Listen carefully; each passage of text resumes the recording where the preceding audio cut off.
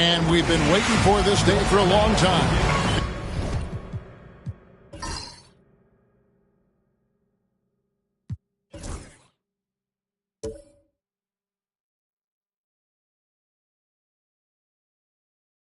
Here they are.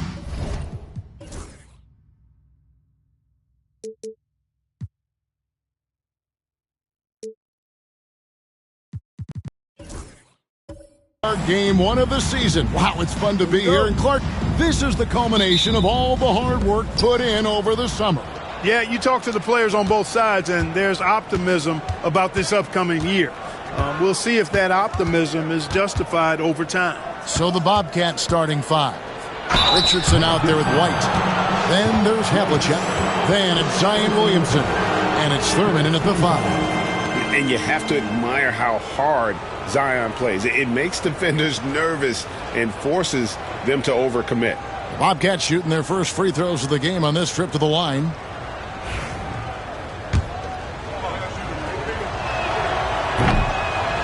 That free throw good from Williamson. Greg, one of the best assets of Zion Williamson is his versatility.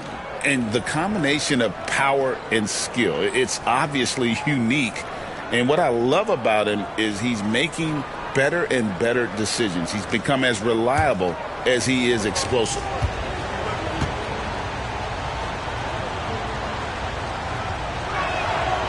And good on the second, so he makes them both. And you know what makes Zion so much fun is that I don't think there's a comp for him. The combination of power and skill, you throw in that he's a lefty, and we've never seen someone like him in the league. Drains the three-pointer. Excellent feed from Steph Curry. White against Curry. Williamson is screen on Curry. Williamson outside. Pass to Havlicek. 6 to shoot. And it's Cowens with the rebound. Curry way outside. Offensive rebound. Shays the pass to Westfall. And that one good. Wherever Westfall gets the rock, he's more than capable of putting it in the basket. Here's the Bobcats with the ball. It's a three-point game. White looking around. Here's Havlicek. Connects from three-point range. And they don't want to get in a habit of giving him open looks from three. First quarter still, but not who you want to leave open. It's time now to hear from our Hall of Fame reporter, David Aldridge. What's the latest, David? I caught up with Coach Jamal Mosley. The first player that Coach mentioned was Zion Williamson. He said, we don't see anyone like Zion all year. His power is unmatched, but Zion also has the touch and burst. You have to create a wall around the basket. Now, we've seen Zion play, and I think he's going to break through that wall more than once. Guys? Thank you, David. Just about 2 minutes into the game, first quarter of basketball. Westfall passes to Shades. Curry with it. Launches it. He's now 1 for 2 with that bucket. It doesn't matter if it's off the bounce or off the catch. Curry never loses rhythm on his jump shot. So Charlotte calls timeout. Their first. This, of course, their first opportunity to play Orlando.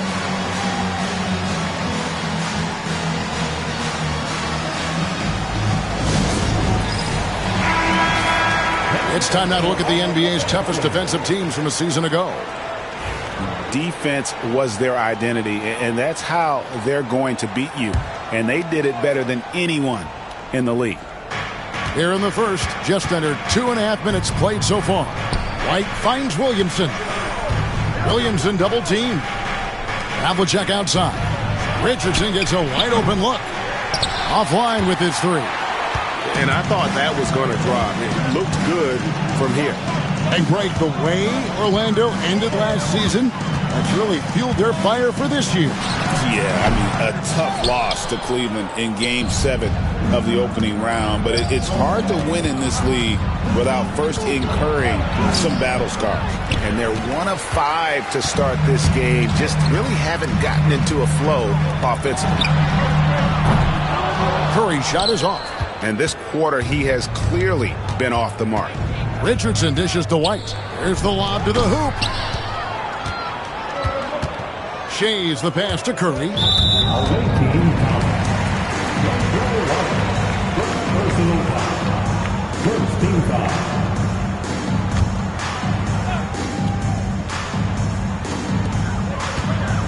Outside Curry. Pass to Cowens. Here's Rice, covered by Havlicek. Fires the three. The rebound by Thurman. Thurman's got 4 rebounds in this game. Richardson kicks to Williamson. And the dunk by Williamson. Just a terror in transition. Zion's understanding for how to exploit these situations is one of his greatest strengths. Outside Curry.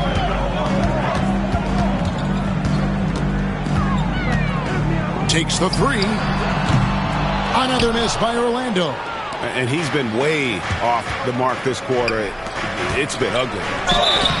And the bucket is good. 3-point play chance here for him. And his presence as a scorer, it just has a calming effect for the rest of the team. He's a fallback option whenever they need one. The Bobcats have gone 2 for 2 in the game at the line.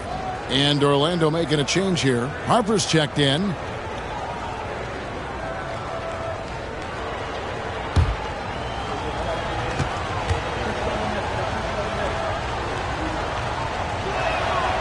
Well, you got to love the game of Richardson. I mean, he's a ridiculous athlete who also scores at a very efficient clip and has really refined his skill set to go with that tremendous athleticism. Now here's Curry. Jacks up a three. Hits it from three-point range. Shays has got a couple of threes now in the first with the Magic. Could have been much better defense. I mean, you can't give this guy any room to operate. White the pass to Williamson. Williamson double team. Here's Richardson. And contact on the shot, so he'll be shooting free throws here. I really like the composure Richardson shows under pressure. Doesn't allow contact on the shot to bother him. And a moment now to look at the scoring approach in terms of where the points are coming from here for the Magic. We've got a bunch of this game yet to be played, but they're shooting it well from the three-point line. That's got to be a welcome sight. One other thing they've done really well, moving the ball around. They've done a nice job not settling for that initial option and making that extra pass. And the first one at the line is good. Cummings, he's checked in for Orlando.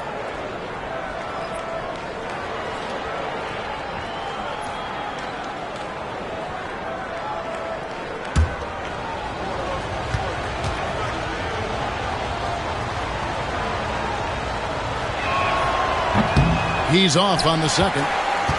And you can see that even though he ties the game up, disappointed he couldn't give him the lead. Harper the pass to Cummings. Pass to Curry. Over White. Right side Curry. Here's Rice. Still yet to score. Here's Cowens. Got a piece of it. You know, I'm not sure another player combines defense and offense as well as Thurman. The only reason he doesn't get more blocks is because so many guys are afraid to bring the ball anywhere near him. The Magic shooting their first free throw of the night. Both teams will make substitutions.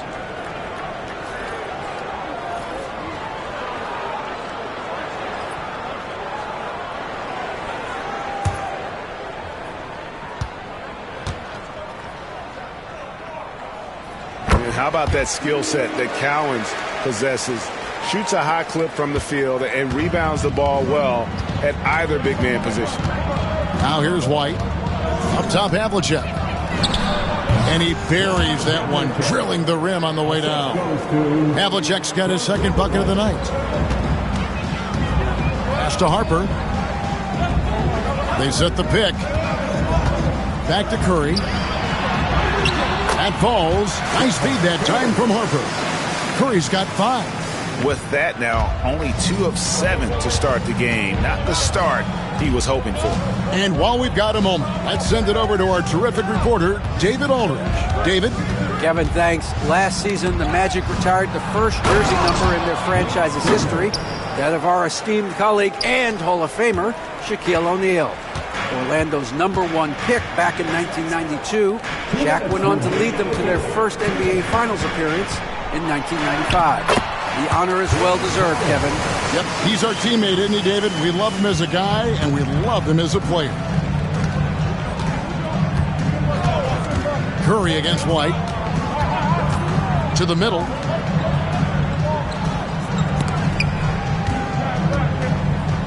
Grant the pass to Thurman. Shot clock at 5. Outside White. From the arc. Sinks the three-pointer. And it's a tie ball game. Not sure what the defense was thinking. I mean, you can't leave this guy open from deep. To the paint. Here's Marin. Uses the glass to finish the layup. And those are the kind of nice inside looks they've gotten here in the first half.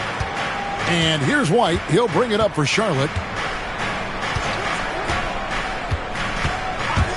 1:04 left in the first quarter. And the officials will call the illegal screen right there. Beyond the leaning, you could see his feet weren't set on that screen. Easy call. Yeah, I agree. You know, sometimes that can be a tough call for the refs to make, but not that time. It was easy there. Harper the pass to Oden. That's tipped. Oh, and there's the alley-oop. Pass to Rice. Fires from deep. The offensive rebound and another shot. And that'll be 2 free throws coming up. Officials on the call with the foul. And tough to match up against Oden inside. Defense did their best, but ended up getting the whistle. Orlando shooting their second and third shots at the line right here.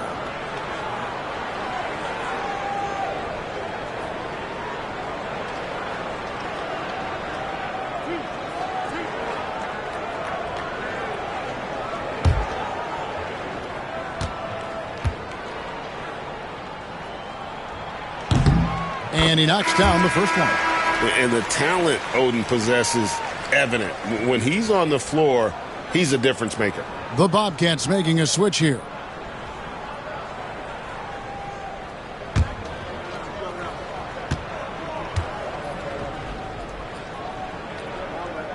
Oden hits them both. And it's the Bobcats with the ball. Trailing by 4. Pass to Bridgman. Back to Smith. Grant with a screen on Harper. Smith against Harper. Lock at 6. Grant with a screen on Harper. Floats one. And it's Smith missing. And right from the start, Kevin, they've been pounding the glass. Most of those 50-50 balls also going their way. Well, I don't think there's any question about it. They came focused and ready to play. I mean, they're doing everything they can to put things in their favor.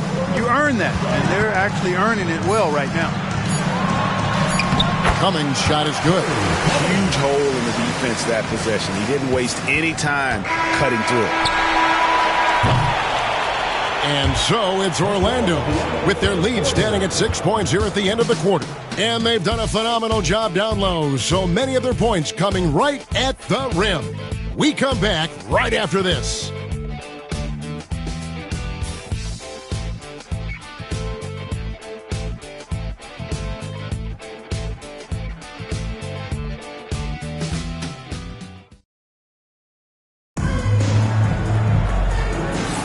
And if you're just joining us, we've played through 1 quarter in this one.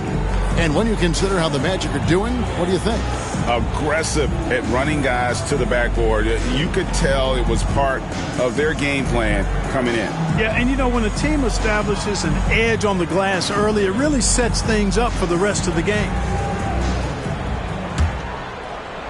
And it's the Magic with the ball. They lead by 6, their biggest margin. So on the floor for Charlotte to start this second quarter. They've got Grant, Williamson out there with Smith. And it's Sharman in at the 2. Every year, Greg, we get a new batch of rookies into the NBA, and sometimes we're all guilty of judging them too early.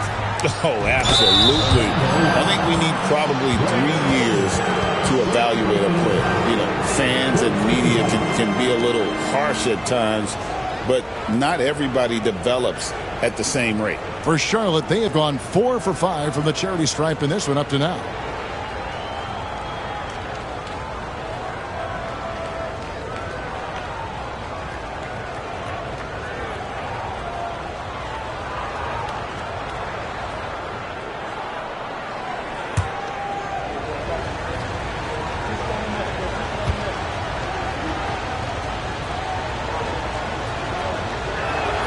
And the first one drops.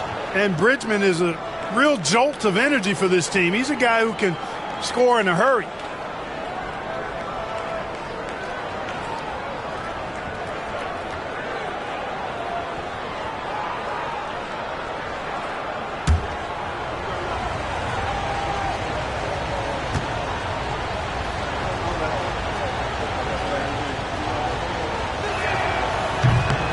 And he makes the first, but misses the second. And they're controlling the boards, Kevin. That's +5 in that category. And, guys, you know that rebounding is a huge part, a huge component of winning games. It's not a glamour stat, but it's necessary if you're going to be a winning team.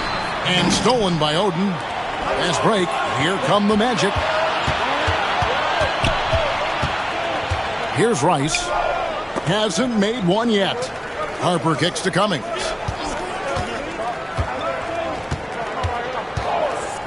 Pass to Rice. Down to 5 on the shot clock. A chance to extend the lead to double digits, but it's no good. Quarter number 2 with just over a minute gone. Smith the pass to Sharman. Grant with the screen on Johnson. Sharman. No good on the triple. And they had some botched coverage that turned into no coverage. Cummings kicks to Harper. To the left side wing. Here's Oden. And it's Oden finishing it off. A thunderous jam from Oden. The guy has a lot of power. Charlotte calls timeout.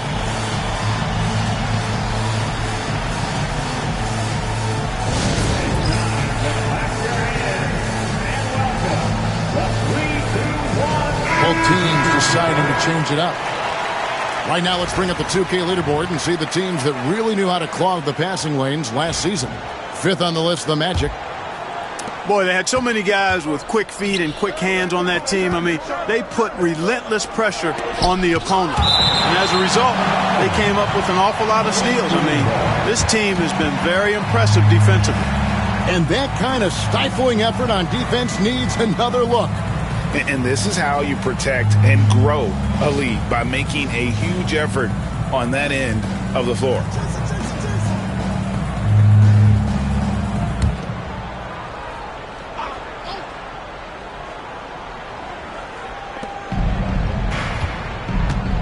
Smith against Harper.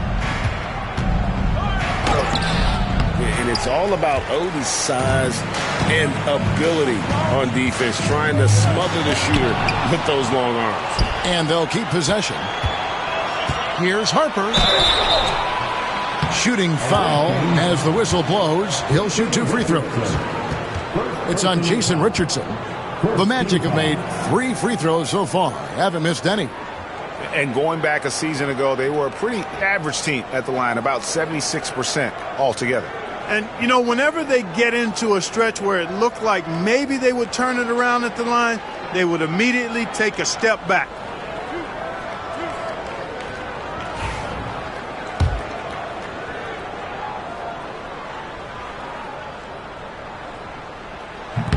That free throw missing. Boy, Derek Harper is such a solid guard, fundamentally sound in every area, and he's got really good size. He's physical and with good quickness and understands his teammates. Look to him to set the tone. Now here is Smith, still without a basket. Pass to Sharman.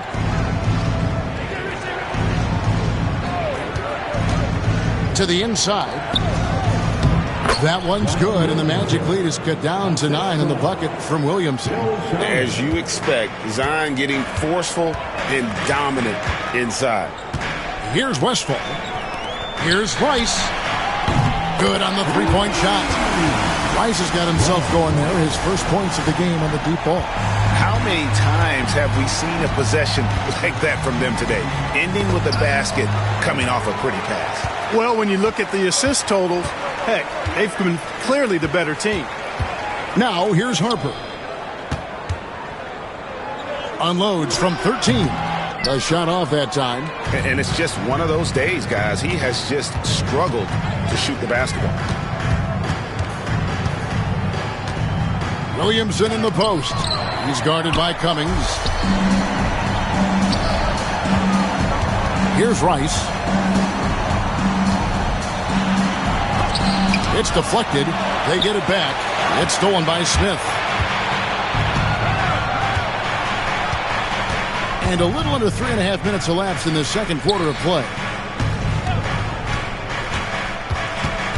Here's Sharman. Left side, Grant. And a lot of contact on that one, so he'll shoot 2 here. Here's a look at the schedule for the Magic. On Monday, they'll begin a road trip starting in Indiana, going up against the Pacers. Then on Monday, they're off to Charlotte to face off with the Hornets. And Kevin, I think you have to look at this as an opportunity to take a step forward. Sometimes tough road trips can bring the best out of a team and bring you closer together. Havlicek, he's checked in for Charlotte. White comes in for Smith. Charlotte calls timeout. Second in points off turnover. 5th in steals, and they were in the top 10 in terms of opponents' points per game, up there with some of the very best in our league. And Greg, you talked about their points off turnovers. Not many teams were better at making the most of their opponent's mistakes. Now here's White. Pass to Richardson. Williamson in the post. Williamson double team. 4 on the shot clock. Here's Richardson. Nice shot from 10 feet out. Richardson's got 6. Magic leading by 12. And here is Curry. He has 5. Pass to Cummings. Basket is good. He'll get a chance for one more at the line. That grown man ammonia strength of Cummings, that allows him to score against hard, tough, aggressive defense inside. The Bobcats making a switch here. Duran's checked in. Charlotte trails by 15. A moment now to hear from our sideline reporter, Hall of Famer David Aldridge. David. Kevin, Jalen Duren, a physical specimen, is improving the finer points of his game, including his vision. He said, I feel like I've always been a good passer. I've developed more of that as my young career has gone on, understanding the league better and how to win. Kevin? Yeah, DA, it takes time, but nice to see his development. They have been board dominant in this game. That's definitely been a factor in cracking this huge lead. And it's been a well-rounded performance. I mean, strong rebounding has certainly been at the center of it, but it's been good on a number of levels. Here's White following the three-pointer by Orlando. And he gets the whistle. 2 free throws coming up. Yeah, nice, strong finish there. Nearly a three-point opportunity. Full throttle, pedal to the metal, attacking basketball. I like that. Greg Oden, he's checked in for Cummings. And both free throws good for White. He's as solid as it gets from the line. I mean, give him the opportunity. He's cashing in on those. Pass to Marin. Here's Westphal. Oden, a screen on Richardson. Here's Westphal. And it's out of bounds. The Bobcats will take it the other way. Kyle Kuzma's checked in for the Bobcats. Charlotte trails by 16. Outside, White. Now Havlicek. Pass to Richardson.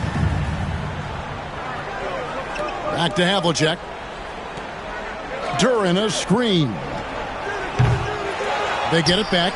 And here's Kuzma. Stolen. Down low. Oh, and that one, no question, powered it down. That's a double whammy, guys. That's right. A great defensive play, then the emphatic stuff.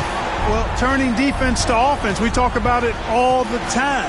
Try to hit your opponent at the other end before they can set up the defense.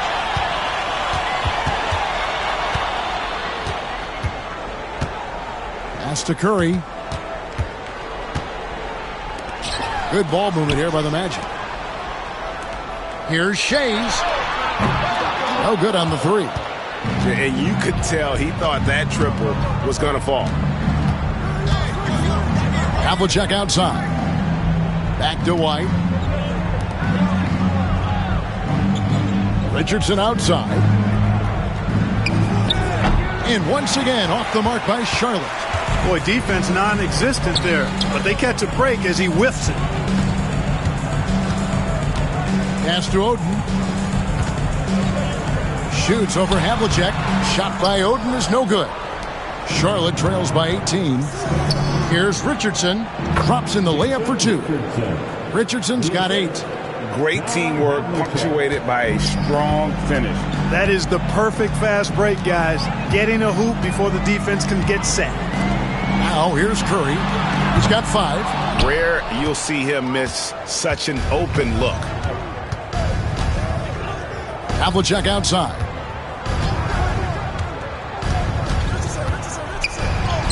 Takes it off the glass. Havlicek's got his 3rd basket of the night right there. Just a relentless machine. Never seems to fatigue. Havlicek, once he gets loose inside, it's tough to keep him from hurting. Here's Marin. 3-second difference between shot clock and game clock. Pass to Shays. Wide open. Orlando gets it back. Now here's Curry. Here's Marin. And the last shot at the buzzer doesn't go in for him. And so it's Orlando with a 14-point lead as we bring the quarter to a close. They have been sharp from beyond the arc, putting on a terrific three-point shooting display. And we've got more on 2K Sports coming your way after this break.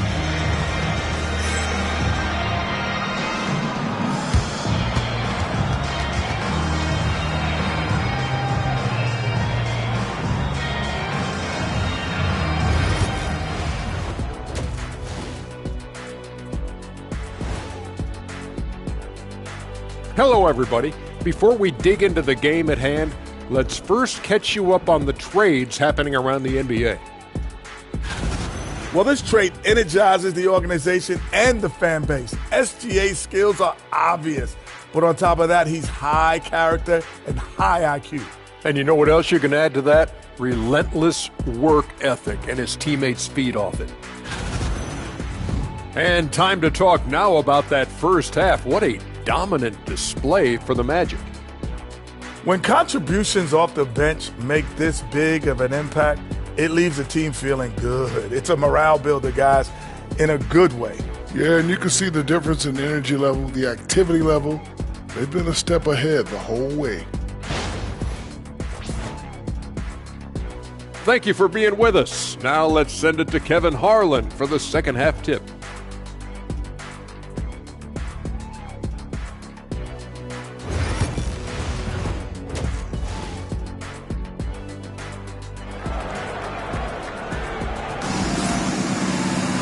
And as we dive into the second half, we'll find out if the next two quarters are any different from the first two.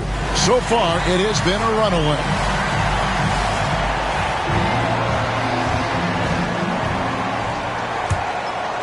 Here's Curry. We've got Stephen Curry, and it's Westphal in at the shooting guard position. This is out there for Orlando. Here's the screen. Shays can't hit. And here's White. He'll bring it up for the Bobcats. It's a 14-point game. The three-pointer is right on target. White's got the first points of the second half up on the board for Charlotte. Nothing better than a hustle play like that. It gets the whole team amped up, sets the example for everyone. Here's Curry. Here he goes. Virtually unstoppable. Curry gets through. Stronger than he looks. Curry able to take the hit there and finish. Outside, White.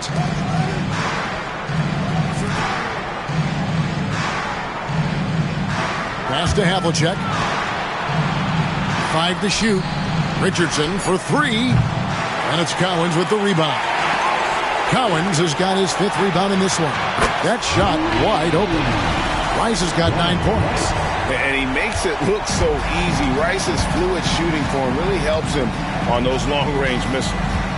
Now, here is Havlicek. 7 points in the game. They set the pick. And oh boy, a lot of contact there, but he gets the call and will shoot 2. Yeah, and among the many things to like about Hondo, he is strictly about the team. Willing to take on any role. He just wants to win. It's his first trip to the line. That's good from Havlicek.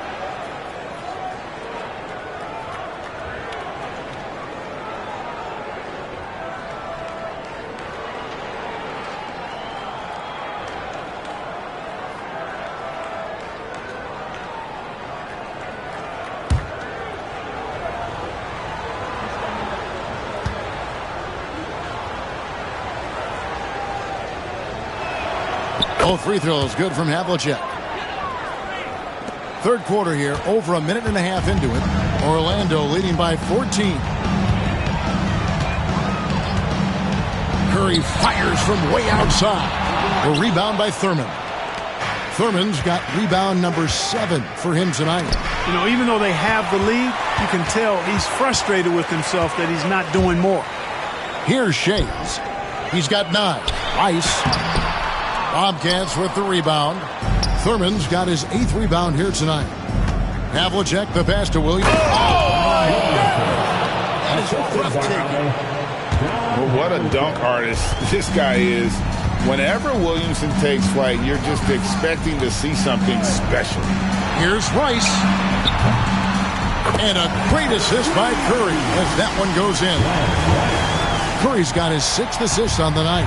Charlotte trails by 15, and the Bobcats call time here. And Kevin, they've been committing a lot of turnovers here. Taking care of the basketball is the #1 priority right now in that huddle. They've got to tighten it up. All right, Magic fans, here we are. The teaser makes some noise.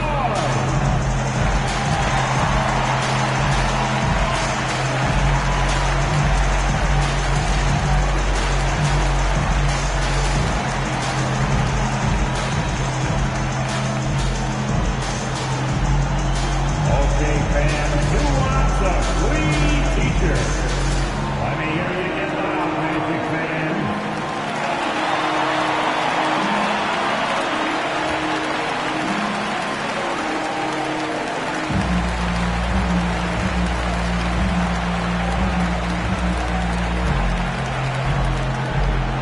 It's time for t-shirt.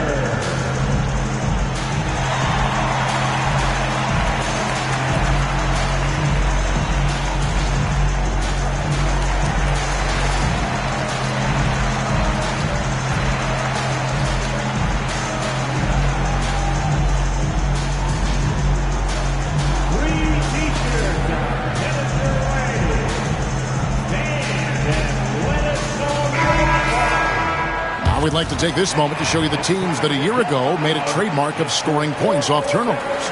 The Magic in second. And they turned all those mistakes into points at the other end. That aggressive style really yielding big dividends.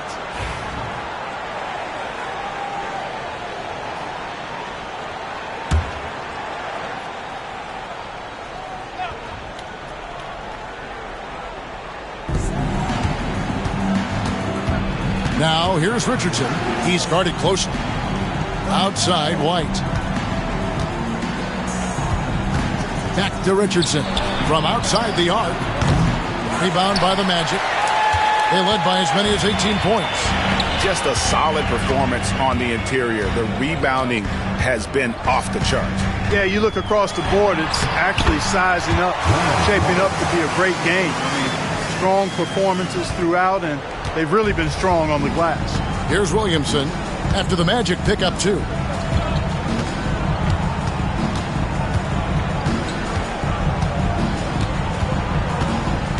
It's White on the wing. 6 on the shot clock. There's a screen. Sinks the triple. White's got 11 points. And they've got to talk to each other on D there. Miscommunication, and now he's able to make them pay. Curry way outside. Tried to come right back with the 3 of his own, but it's no good.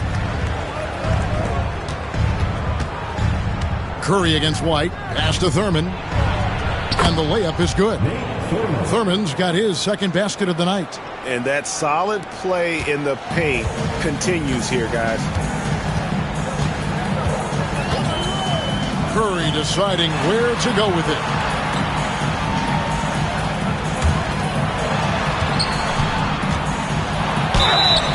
Two free throws coming up, and they call the shooting foul. And how about that little subtle head fake by Curry? Defense too aggressive that time. And a chance to catch up on some numbers here. The scoring breakdown for the Magic. Well, you know, for me, the passing has been fantastic all night. Everybody loves watching this style of basketball where the ball moves and players move. Coaches, fans, and even us broadcasters can appreciate that kind of action. And we're also seeing a lot from them at the arc in this one. Tonight, it's been all about that 3-ball for these guys. Boy, how consistently good Steph's been over the course of his career. Really remarkable. What a teammate, what a leader, what a player. The Magic making a switch here. Harper's checked in.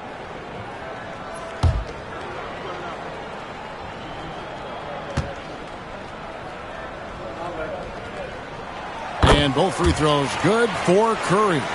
When you talk about shot mechanics, Curry is as close as you can get to perfect. I mean, you can tell he puts a lot of work into that part of his game, and it pays off. And it's Havlicek missing. Magic leading by 14.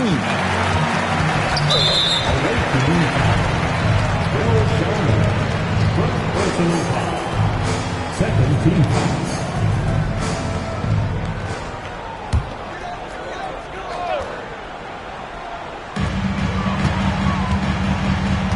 Now here's Curry. He's got 9. Here's Rice. From outside, off the mark. And even without that 3-ball dropping for him, the defense should have done more on that last play. Pass to Havlicek. Harper against White. Shot clock at 6. And a miss there on the triple. And the great shooters know when they've got enough opening to go for the 3. I didn't think it was a bad choice on that possession. Now here's Curry. That falls. Nice feed that time from Harper. Harper's got 3 assists now in this one. First 3 of the half, second of the game. Can he heat up? White against Curry. Williamson with a screen for White.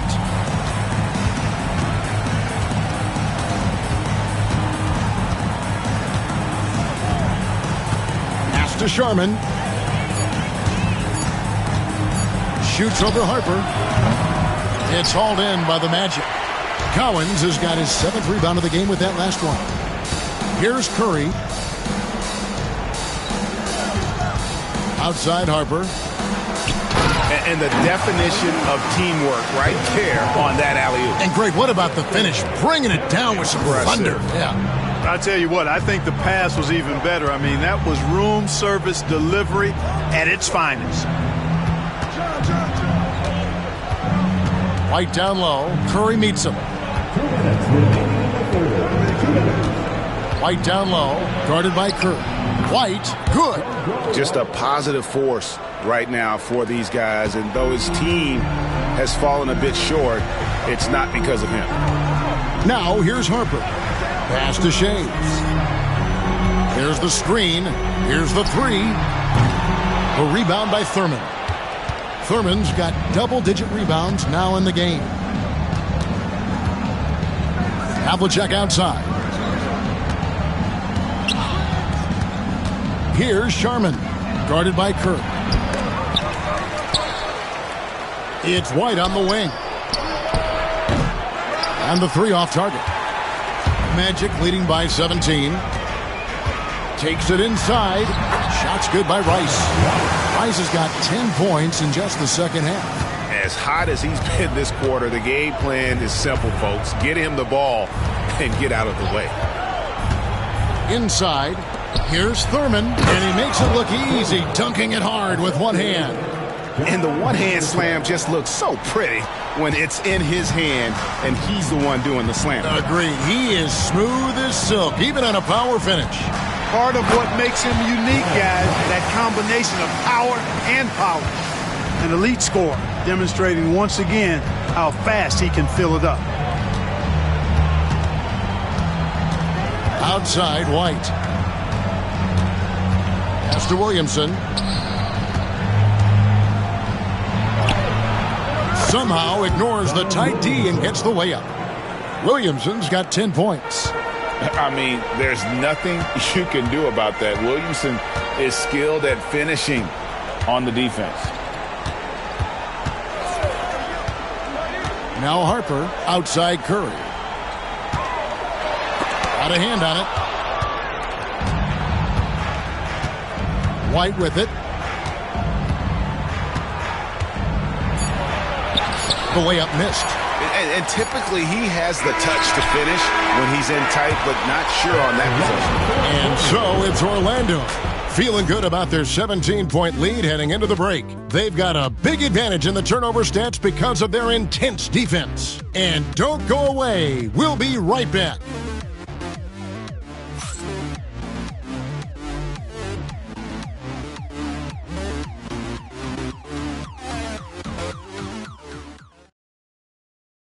And while we can now, let's take a look at today's State Farm assist of the game. And I'm glad this was the pick because I love this pass. Such a great dish. That's what I call court vision. Yeah, and with the accuracy to go along with that vision. I mean, he put the ball in the absolute perfect spot. That's how you orchestrate it. And there have been two very different performances from these teams today as we get going in quarter number 4. And on the court for Charlotte as we start the fourth. Duran out there with Grant. Then there's Richardson. Then there's Havlicek. And it's Smith in at the point. The Jet that time quick to find the open teammate there. Pass to Shays. Now here's Cummings. Defended by Duran. Here's Shays. Kick by Cummings. Lets it go. Havlicek with the rebound.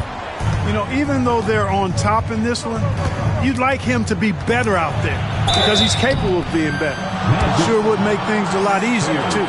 And I like the fact that the defense is looking to protect the rim at all costs. Definitely saved a layup with that foul, and he'll make him earn them from the line, and that's what you want to see.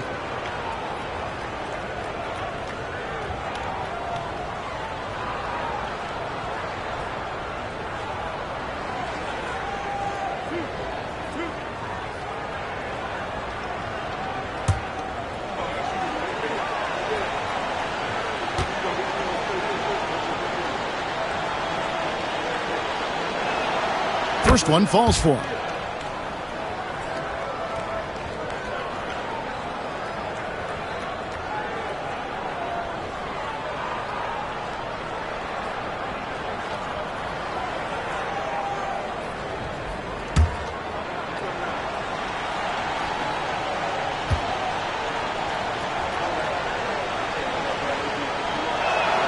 Both free throws good from Havlicek. And even though they're down, they are putting on a show at the free throw line. Yeah, they're making the most of their opportunities at the stripe, and they'll need to keep it up to take the lead. Here's Marin. Back to Harper. Pass to Westfall. Some nice ball movement by the Magic. Shays can't hit. Can't seem to find the range here in the second. He did a great job in the first, hitting 3 from outside. Smith against Harper. Smith the pass to Duran. It's rebounded by Marin. You know, I think the effort on defense there has everything to do with why he missed that shot. Well done. It's stolen by Duran. Ring shot on the way, and he gets it to go, hitting off the back of the rim. It's so accurate as a shooter from that mid-range. Richardson, someone you've got to try to take that away from. Here's Marin, covered by Havlicek. Cummings with a screen on Grant. And the basket by Shays. And the Magic lead by 14. And it looks to me like he still has some of the shooting touch that he displayed in the first. Back to Smith.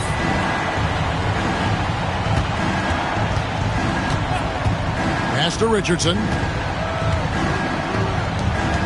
Here's Grant. And, there's a whistle. He was going up for a layup, and while it looked like there was some contact, I wasn't sure they were going to call it a foul shot or not, but sure enough they have. So he'll head to the free throw line.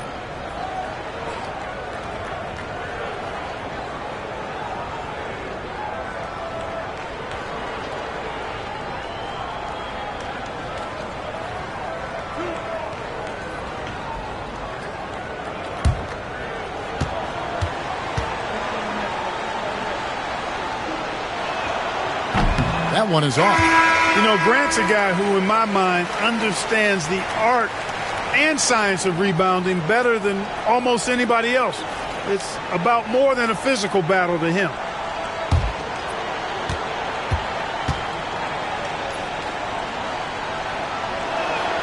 And he sinks the second. Orlando leading by 13. Out to the wing. Here's Shays into the lane. And foul on the shot, so he'll get a chance at the line. Third personal. It goes on Horace Grant. Shays is a guy who excels not just at scoring, but rebounding too, both at a high rate. This guy is a double-double machine.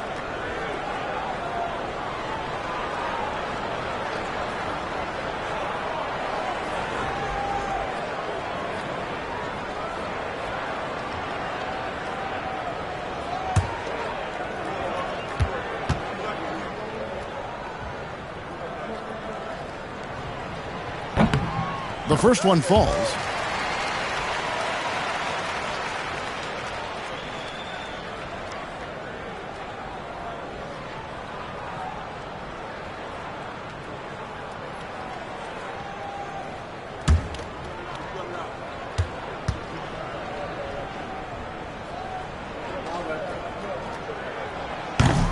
No good on the second free throw. Charlotte trails by 14. Havlicek outside. Hands it from downtown. Yeah, tremendous effort from Havlicek here tonight, scoring the ball. Orlando's gone 1 of 2 from three-point range here in the fourth. Pass to Marin. Right side, Harper. Here's Westphal. Marin, the pass to Westphal. The Magic need to get a shot off here. The shot's good from Shays. Such a good passer. I love Westphal making decisions for this team. The Bobcats have gone 3 of 5 here in the fourth quarter. Pretty good numbers coming out of the break.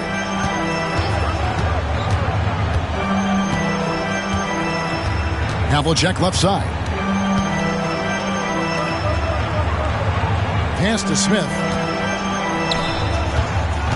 And he's going up for the alley-oop.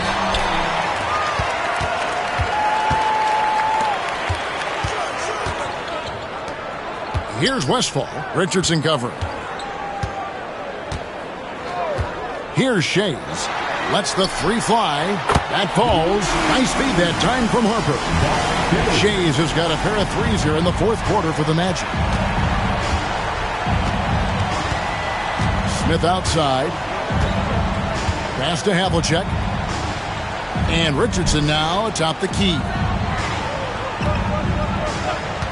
Smith for three.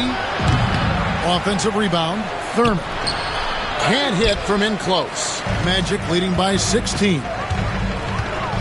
Westphal passes to Harper. Here's Marin. Here's Shays. Tries again.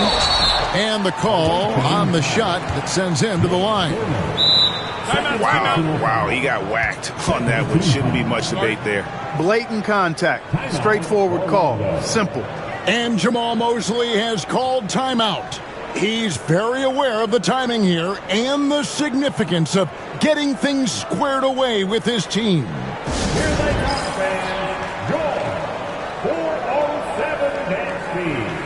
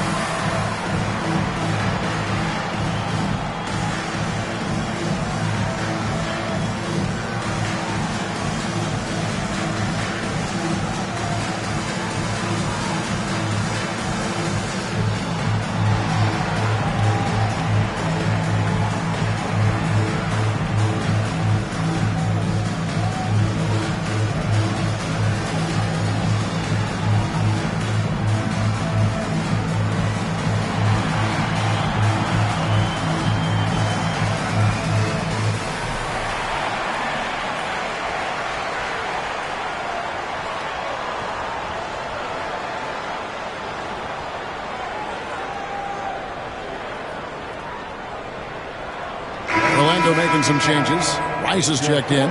Stephen Curry is subbed in for Derek Harper. Then for the Bobcats, Zion Williamson comes in for Horace Grant. And it's White in for Smith.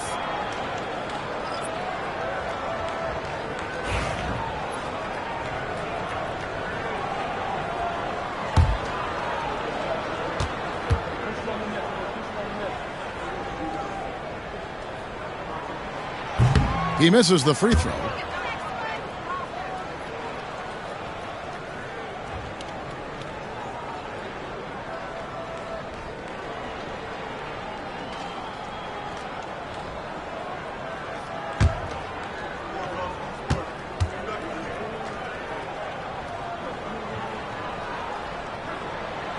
So he comes up empty at the line.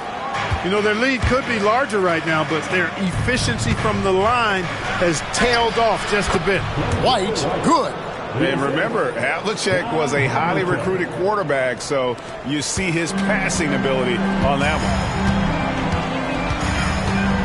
Pass to Shays. And it is flushed down with a nice jam. And not the prototype power forward, but he has tremendous athletic ability. Charlotte trails by 16.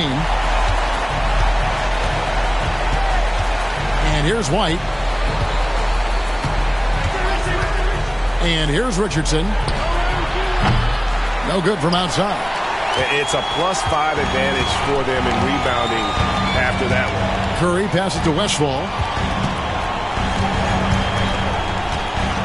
Pass to Rice. Here's Shays.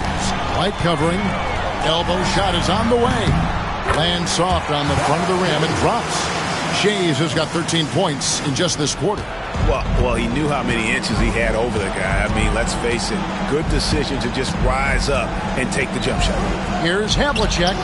Knocks down the three ball. Yeah, we've talked about this often. Hondo does a lot of things that help you win. They're from deep range. That'll help spread the floor, too. Now here's Curry. Pass to Shays. Shoots the three. And the rebound goes to the Bobcats. It's tipped. Here's White. And such a nice move to make the basket work. White's got 12 points in just the second half. No doubt about it. He has done a ton to help his team, but he's going to have to do even more if they want to have a chance to get back in this one. Now here's Curry. Curry getting it done inside.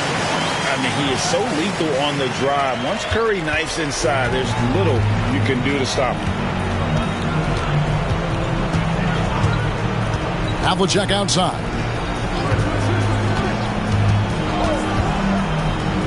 1:25 left in the fourth quarter. 5 on the clock. To the middle. Here's Thurman. Uses both hands to slam it down. Clearly, he's one of the best there is in the business when it comes to making that lead pass. Magic leading by 13. Pass to Curry. Fires away from outside. Sinks it. What range from outside. Wow. And this is going to end in a lopsided victory. I love the tenacity and aggressiveness as well as the ability to close. You really got to give it up here for the Magic.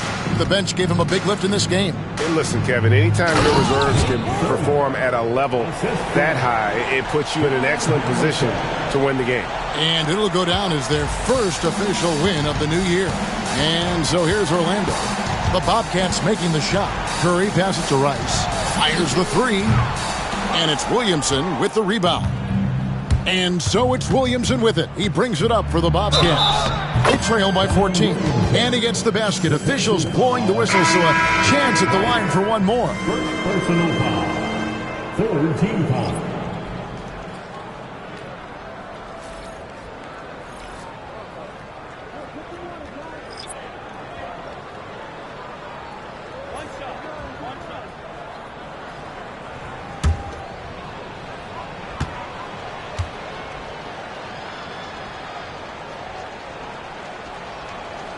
Well, with his attacking style, Williamson spends a lot of time at the foul line.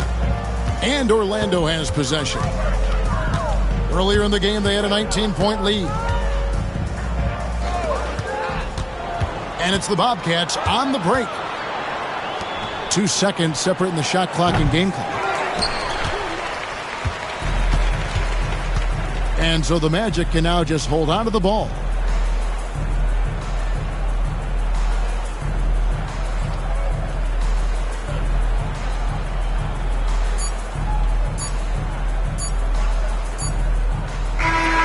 And so it's Orlando taking this one by a big margin.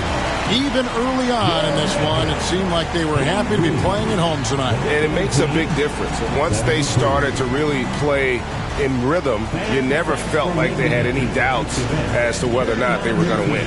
And that about does it for the first game of the new NBA season. For David Aldridge, Greg Anthony, and Clark Kellogg, this is Kevin Harlan saying thanks for being with us as we present our player of the game.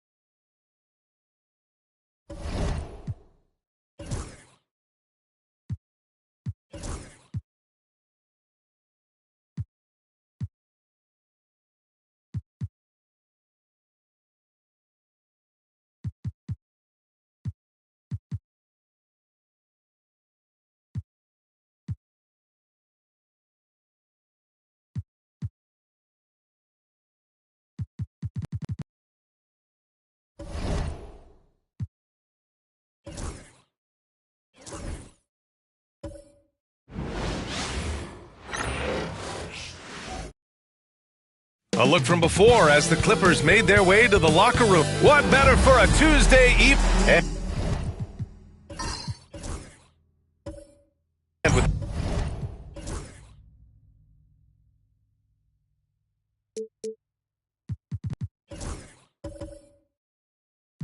Things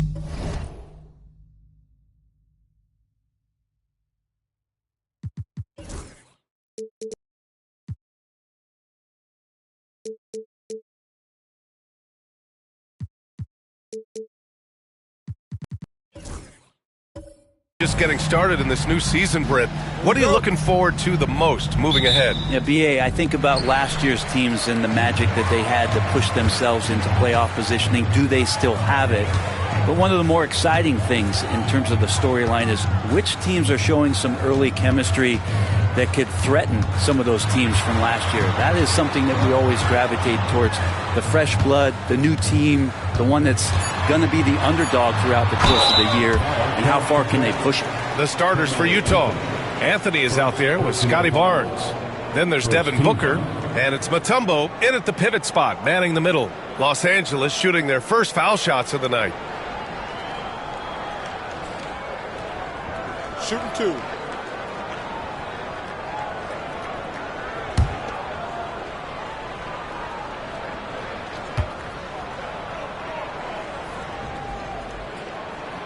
And the first one at the line is good.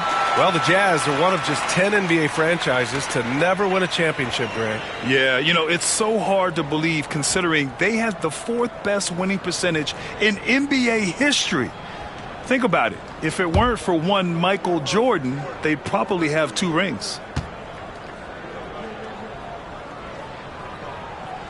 And he makes both free throws. Well, when he gets into a groove at the free throw line, it doesn't just last for tonight. This might be 2 weeks, 2 months, something like that. Pass to Booker. Here's Mutombo. And they're running. Here's Baylor. Gets an open look and hits it. Baylor's got 5 now. Opportunistic basketball. Gets a great look at the 3 in transition. And keeping us updated from the sideline, Allie LaForce. Moments ago, Tyronn Lue and I were able to chat, and he let me in on their strategy for Devin Booker. He said no easy shots for Booker tonight. We only want him taking off-balance, tough looks. At least that's our hope. Sounds like they'll be throwing everything they can at Booker defensively, B.A. Great work, Allie. Thanks. And Booker's got the ball here for Utah. It's a 5-point game. They come into this one having outplayed the Mavericks last time out. And guys, those road games are never easy. But they had a solid strategy going in and stuck to what they do best. Yeah, watching that game quarter to quarter, they sped up, they slowed down, but they executed in every facet. He didn't need to fade back. No one in his face, but he buried it anyway. Anthony outside. Will it go? It's tipped. And here's Bryant. Pass to Frazier. Back to Bryant. Millsap, a screen on Barnes. Bryant from deep three-point land. A chance to push it to double digits, but it's off the mark. Barnes finds Booker.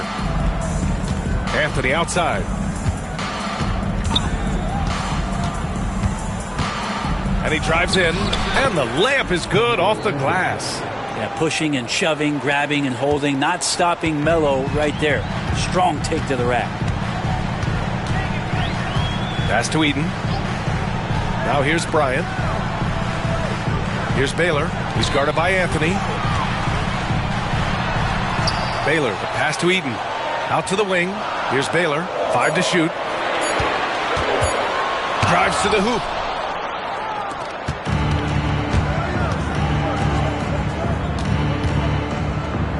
Here's Starks, coming off a solid outing against Dallas. Booker surveying the floor. Pass to Barnes. Here's Starks. That one's good. And it's Barnes with the assist.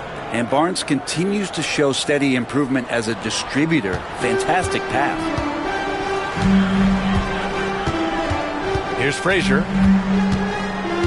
Here's Baylor. He's guarded by Anthony. Gets it to go. That makes him 2 for 3 in this game. I love this approach. Getting him involved early, and it's already paying off. Well, he's going to just keep going now. That's early confidence for him. Now here's Booker. A 20-point game for him in the win against Dallas. Off target with the open look. Here's Frazier. Booker defending. Pass to Baylor.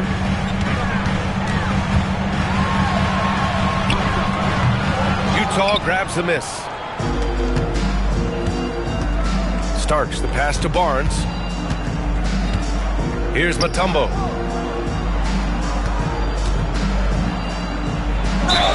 And the foul is called. He missed it, so he's got a couple of free throws coming his way.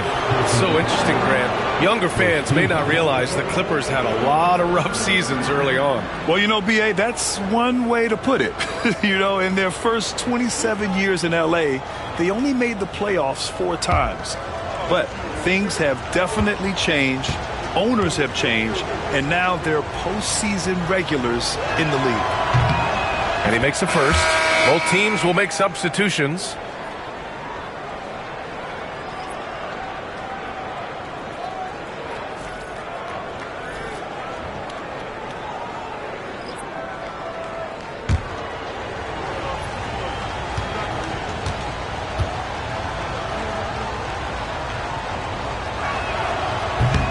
He's perfect from the line this time. The Clippers in the lead. Here's Frazier. Hasn't gotten one to fall yet. Pass to Baylor. Utah with the rebound. Mutombo has got 4 rebounds in the game. On the wing, Anthony. The 3. And Bryant pulls it down. Los Angeles has gone 1 of 2 from three-point land so far.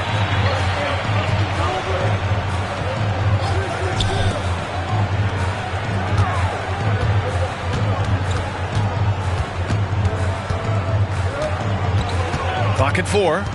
There's the drive. And then Bryant with the dunk. Filthy. I mean, just the arena is stunned. He's got a deep bag of tricks to dig into. Now here's Booker. Anthony outside.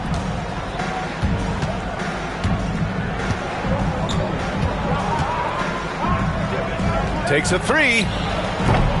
It's rebounded by Los Angeles. He's looking pretty unsettled at the moment. Doesn't seem like he has a great feel for his shot. There's the steal. Here Starks. Yes, and it's Booker with the setup. Starks has got 5 now. Just another part of Devin Booker's amazing offensive game. He finds wide open guys. There's a screen. Frazier, the pass to Bryant. Here's Eaton. Another shot. Doesn't go, and he's 0 for 1 from the floor. Grab that one. However, so far they're getting a little out-hustled on the boards. Booker, the pass to Anthony. From the left block. The bank shot, no good. Time for some consideration in the passing category, maybe, Kevin. The shot is just not on. Get somebody else going. Utah trailing here. Outside Booker. Pass to Weber. And they're unable to get the tying bucket there. The Clippers shooting 33% in the first quarter. Frazier, the pass to Bryant. 1:10 left in the first quarter. Sinks it from distance. Don't want to let him get into a rhythm from out there. And we've got a timeout called by Will Hardy. He wants a few moments to regroup with his players.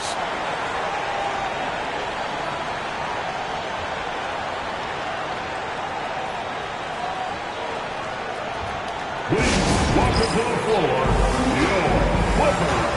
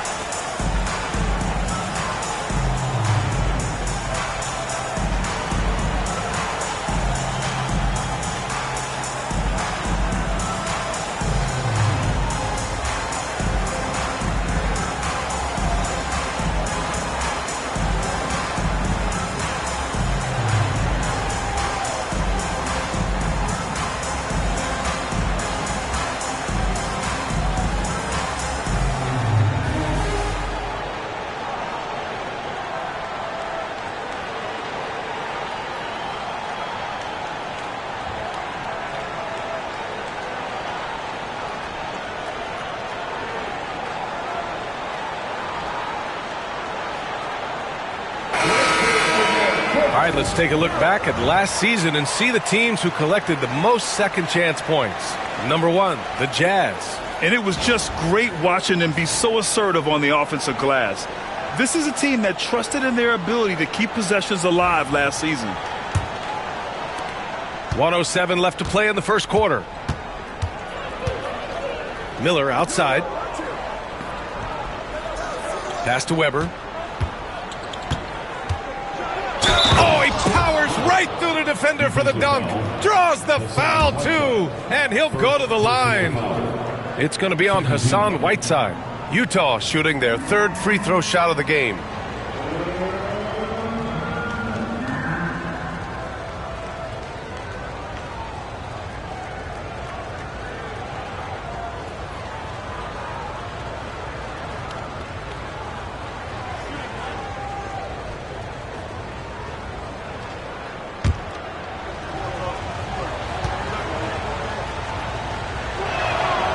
Grant, the Clippers have strung together 13 straight winning seasons, but at the same time, it feels like they've left a lot on the table. Yeah, with all their star power over that time, they've made it past the second round of the playoffs only once, and that fan base is restless. Here's Floyd. Misses the three. You really suffocated him there, guys. Just excellent work. Here's Weber. 26 seconds left in the first. Miller against Whiteside. Miller can't get it to go. Los Angeles has gone just 2 for 6 from the arc here in the first. Whiteside down low. Shoots over Miller. Misses the baby hook.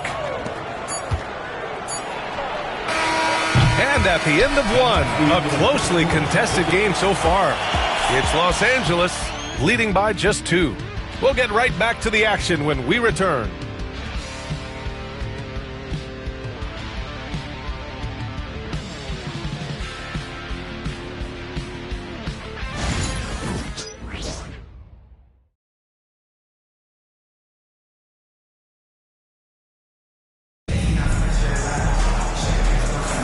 And getting it going again here in the second quarter. Fairly close game so far. And let's quickly break down the game we've seen from the Clippers guys. Oh, what I love was that first quarter was all about leaking out and capitalizing in transition. It felt like they knew that there were openings in transition and just wanted to keep trying to feed that, get out quick. And for Utah, they're shooting a rough 29% from the field here. They've got Hassan Whiteside, and it's Floyd in at the 2-guard spot. That's the group for the Clippers starting the second. Out of bounds, it'll be the Clippers ball.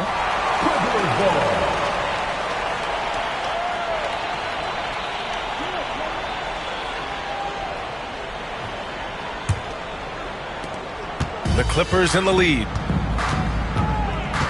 Pass to Frazier.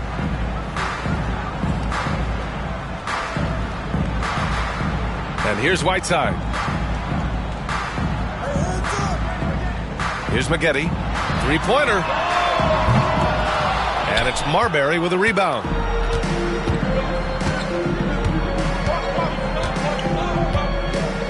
And there's a pick. And he hits it to tie the game. Want to score in the NBA? Picks can really force the D to make tough choices. A chance here to catch up with Allie from the sideline. Well, guys, a lot of new developments for the Clippers this season, and obviously they have the new arena, new designs for their logo, jerseys, and court. Not only that, their G League team moving into a brand new arena in Oceanside, renewing the San Diego Clippers moniker. Brian, a lot to be excited about for this Clips team. No question. Good stuff, Allie. Thank you. Here's Miller. The Clippers getting their last shot to go. And the three is good, and the foul. This could turn into a 4-point play. As a screener, you know you're going to get hit. You're going to absorb some contact, but it's worth it. It opens up things for your teammates. Utah shooting their 4th attempt at the line tonight. Millsap, he's checked in for the Clippers. Barnes, he's checked in for Utah.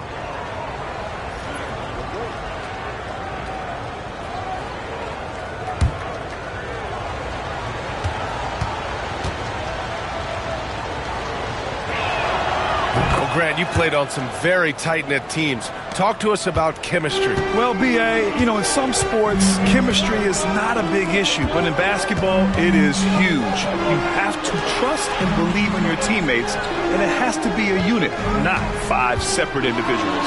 Deflected!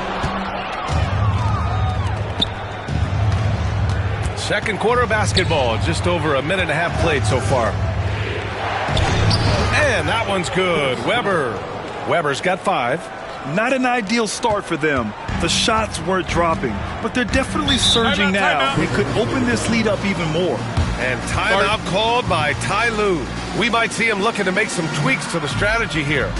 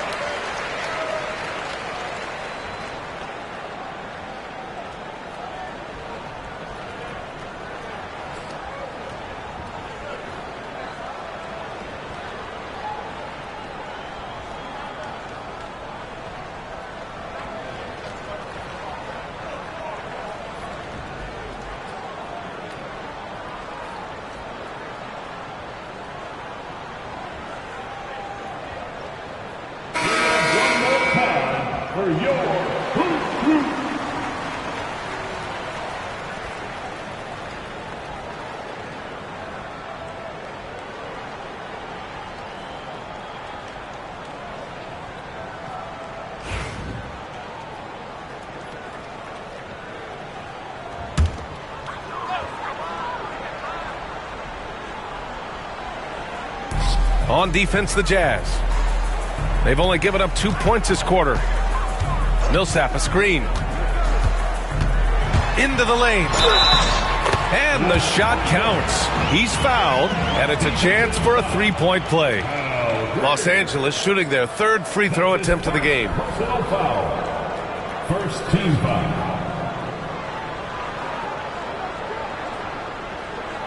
Mind the lanes. Mind the lanes. One shot.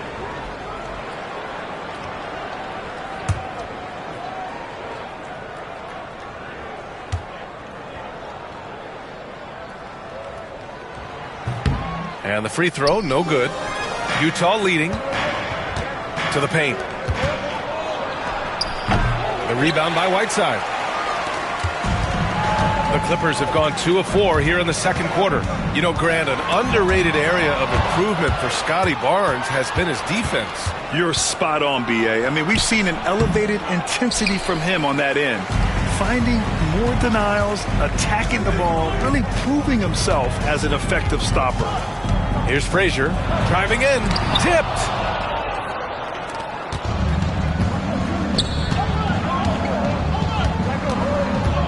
Now here's Barnes, guarded closely. Yep, that one's good. With his strength and his skill, Scotty Barnes can finish inside very quick. Pass to Floyd. Here's Frazier. Ooh, and he took a hard foul on the shot. So he'll head to the line to shoot a pair. Los Angeles shooting their 4th and 5th attempts at the free throw line tonight.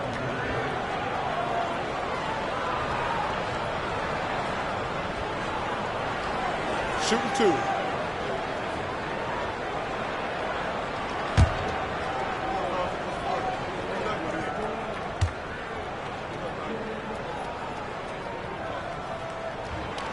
No good on the free throw. Utah making a switch here. Booker's checked in.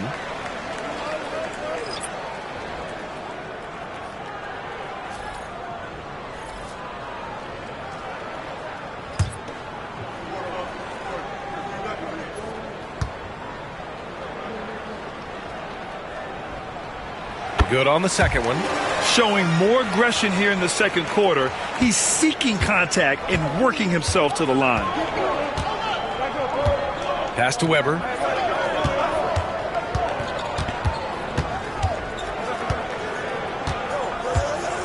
To the middle. Outside Barnes. From downtown. It's rebounded by Los Angeles. And he probably thought he was going to bury that one. Here's Frazier. Booker defending. Here's Baylor. Misses off the left iron. Well, that's a shot they want just about on every possession if they can get it. He doesn't make them all, but still very much a high percentage look. Here's Weber. He's got 5. And it's blocked by Whiteside. Whiteside, one of the best shot blockers in the NBA. That one's swatted. Pass to Baylor. He shoots it. And again, it's the Clippers missing. With him struggling tonight, they need to find some other options out there to keep themselves in the game. Barnes, it's good. Barnes has got 4 points in the quarter. And their offensive game plan is clear. Get it inside and go to work. They need something good to happen here. Yeah, they've gone way too long without a score. And Ty Lue has called a timeout. He's going to gather the troops and talk it over. All right, fans, it's nextgen time. Get ready to dance. You know, like everyone's watching.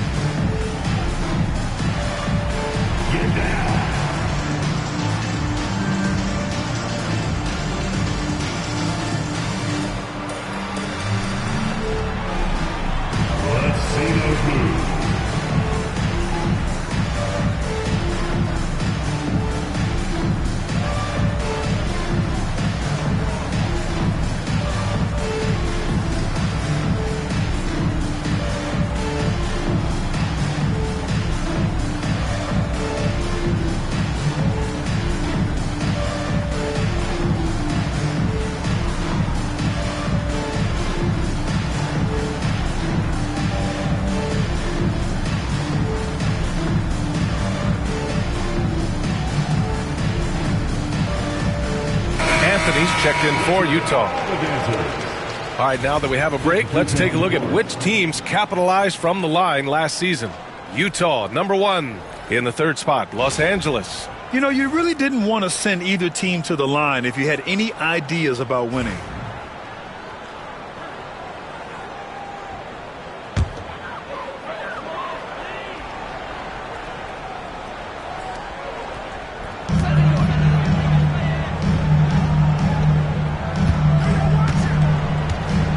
Here's Floyd. Booker defending. Bryant in the high post. 5 points in the game. 3-pointer. Oh, he drilled it. He's shooting 3 for 8 from the floor. He just brings a great feel for the game at the offensive end. Now Booker. He's scoreless. For 3, Anthony knocks down the triple. And the Jazz lead by 5. Oh, you gotta love the back and forth, showing real confidence at the arc. Yeah, both teams finding ways to the three-point line and trying to take advantage from distance. It's good on the putback. Yeah, there's not a rebound that Whiteside cannot get to when he's floating around the charge circle, reaches up, snatches that one down. Outside Booker. Jacks up a 3. It's not going to go for him. The Clippers have gone 4 of 10 from the field in the second. To the inside. Oh, deflected. Here's Weber. He's got 5. Pass to Greer.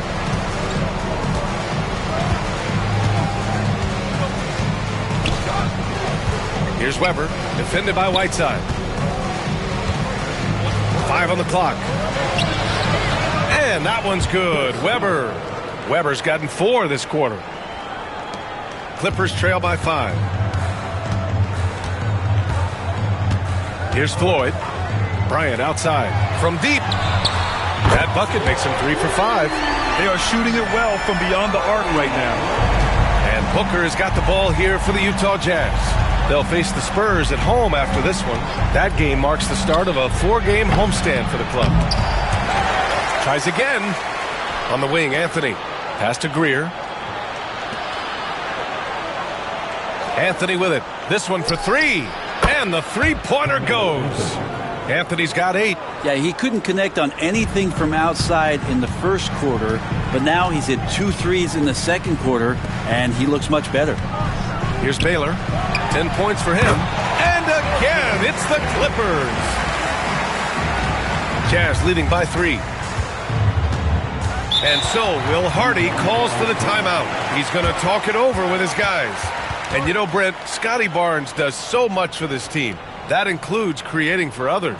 Yeah, I think that's probably the #1 attribute. He's got the length and size to be a defender that can guard 2 through 4, BA, but Scotty's a problem because he can create opportunities and advantage on the offensive end.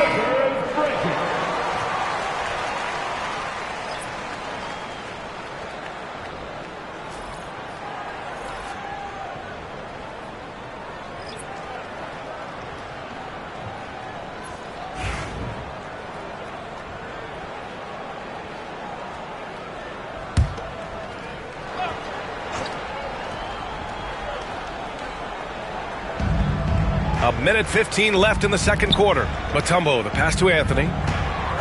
Here's Starks. Anthony feeling it out a bit. Three-pointer off the mark. Even if you're not shooting it, you like to see the effort level, and his tonight has been high. Frazier, the pass to Baylor. From down in the low post, it goes. And now just a 1-point Utah lead. Scoring well this quarter, picking up steam as he goes. Pass to Anthony. Over Bryant. The Jazz again can't hit. Now 8 seconds separating the two clocks. They've been taking care of business. Especially at the offensive end, where they've been totally in sync. Credit their discipline. They've been working for high percentage shots. Now here's Booker. Still no points.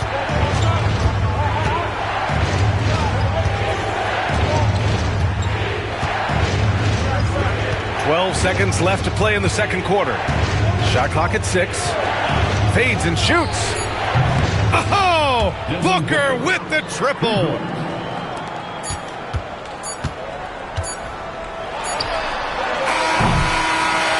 And so a close game as we wrap up the first half of play. Jazz out in front, leading by just 2. Stay with us, folks. We'll be back just after halftime to get the third quarter started.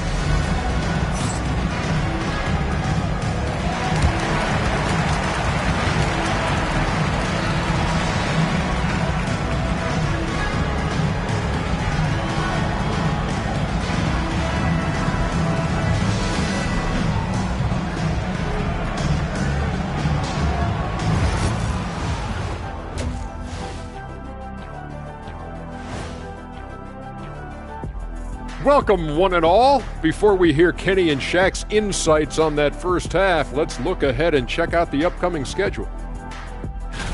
Checking out Los Angeles. You really get to see what they're made of after your hard work in the offseason. Yeah, you have big changes, and then you have subtle changes. Everything in preparation for this moment. Let's shift focus back to the Utah Jazz, who find little separation after one half of play. Without the points they've gotten off the bench, this game wouldn't be as close as it is. Can you count on that in the second half? It's debatable, man. Yeah, it's going to be interesting to see who's in the game for them down the stretch. And that'll do it for us. Thanks for stopping by. We'll head back down to Brian Anderson and crew for the start of the third quarter.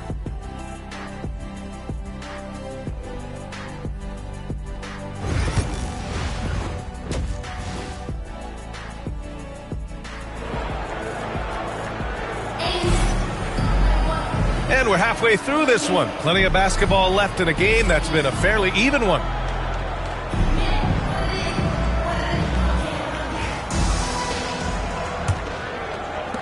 Utah leading. Kicking off the second half. Here's Will Hardy's 5. We've got Barnes. He's out there with Anthony. And it's Mutombo in at the 5, roaming the paint. Here's Anthony. Can't hit that one. Excellent D there from Bryant. And for Los Angeles, they're shooting the ball at 43% from the field. Pass to Baylor. Over Anthony. And again, it's the Clippers. You got to get up tighter than that. Some players you can give that much room to, but not him. Outside Barnes. Down low. Here's Booker. And it's the Clippers with the rebound. Eden's got his 7th rebound here tonight. Here's Frazier. Second half rolling along. About a minute played here. Over to the wing. Bryant outside. Fires the 3. And he missed there. 4 for 8 shooting now so far. And so Anthony will bring it up for the Jazz. Outside Barnes. Pass to Starks. Beyond the arc. Rebounded by Frazier. You talk about things at halftime, and then you come out and you go 0 for 3. I'm sure that wasn't up on the board. He gets it in there. Hey, they're just getting pushed around inside. Just over 1.5 minutes have passed in the third quarter. Anthony with it. Give him 8 points now. Outside Booker. Look at Booker elevate. Some of the greatest shooters in the game always talk about being on balance. Booker does a great job there. He keeps his eyes on the prize. Well, Grant, if you talk about consistent top-level scores, Devin Booker is near the top of that list. Yeah, and going back to the 17-18 season, Devin has averaged at least 25 points every year. Book can create his own shot and finish. It's hard finding guys who can do both. That free throw good from Booker. You know, it's always interesting. Free throw shooting, consistency at a high level. That's an attribute that Devin Booker shows off every season. Eden passes to Bryant. Hits a three-pointer. Bryant's got 13 now. And not wasting any time here, kicking their offense right back into gear. That's 3 of 4 from the field. Outside Booker. And Booker with the jam. You know, watching these guys take off, it's awesome, and Booker putting on a show. The Clippers have gotten 3 of 4 shots to fall so far in the third. And Ty Lue has called a timeout. Coach wants to speak to his guys, maybe alter some of the game plan.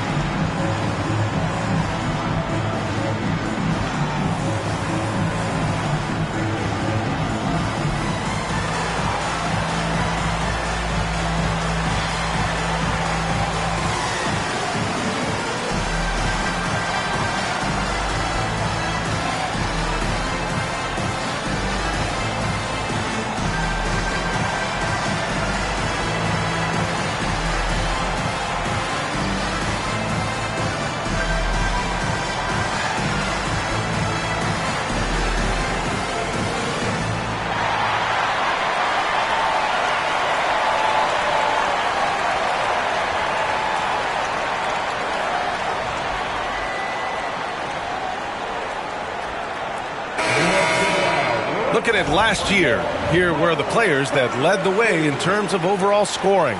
In the third spot, Devin Booker. This is a guy who never took a night off. You look at his numbers and you know that he put in a tremendous effort every single game.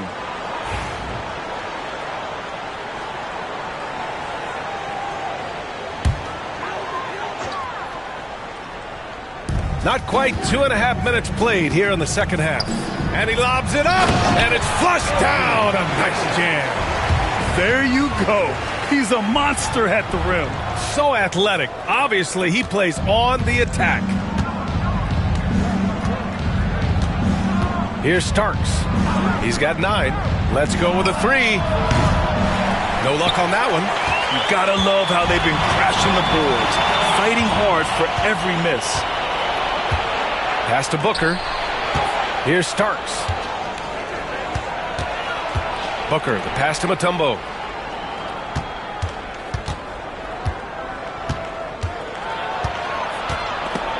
Robbed.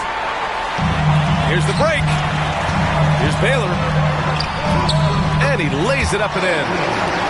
And it's a 4-point Los Angeles lead. Doing a lot of nice work now from the field. He's helped get them this lead, and now he's helped them keep it. Time now to hear from our reporter, Allie LaForce. Guys, Scotty Barnes said, my game starts on the defensive end, guarding anybody and taking pride in it. That leads to great offensive transition and just leads me to stay on lockdown throughout the game. Brian? And Allie, for all his offensive gifts, that focus on defense is what makes him special. Here's Baylor. Give him 20. Down to 5 on the shot clock. The Clippers got to hurry. Late clock here. Here's Frazier. Tried to come right back with a 3 of his own, but it's no good. Here's Starks. Barnes passes to Booker. Shoots over Bryant. And there's Booker. That one's good. On the assist by Barnes. Are we sure that's the same player, guys? He looks completely different. What confidence he's playing with, and look how engaged he is on both ends. Here's Frazier. He's got 7. Inside. Intercepted.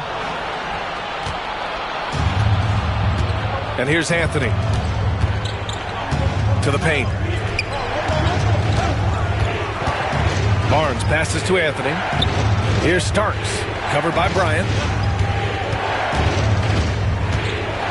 Booker against Millsap. And Booker with the jam. And Booker just keeps taking him. He's a scoring machine.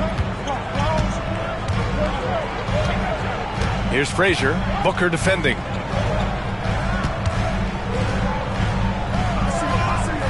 Baylor, the pass to Frazier. To halt the run. Oh, a clear foul there on the missed shot. So he'll get a pair at the line. That one on Anthony. No debate there. He got hammered. And guys, let's get your take on the hustle stats for the Jazz. You have to be a fan of the energy they've played with on the defensive end. Active hands and feet, and it's come up big a few times for them. And not to mention, they're playing with great activity. A lot of block shots, good hands, active hands, nothing easy for the opposition.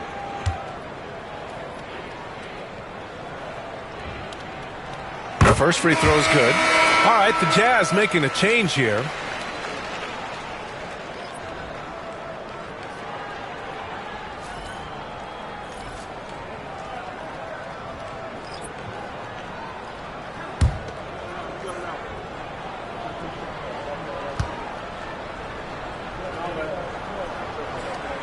Both shots good from the stripe. Here's Starks. He's got 9.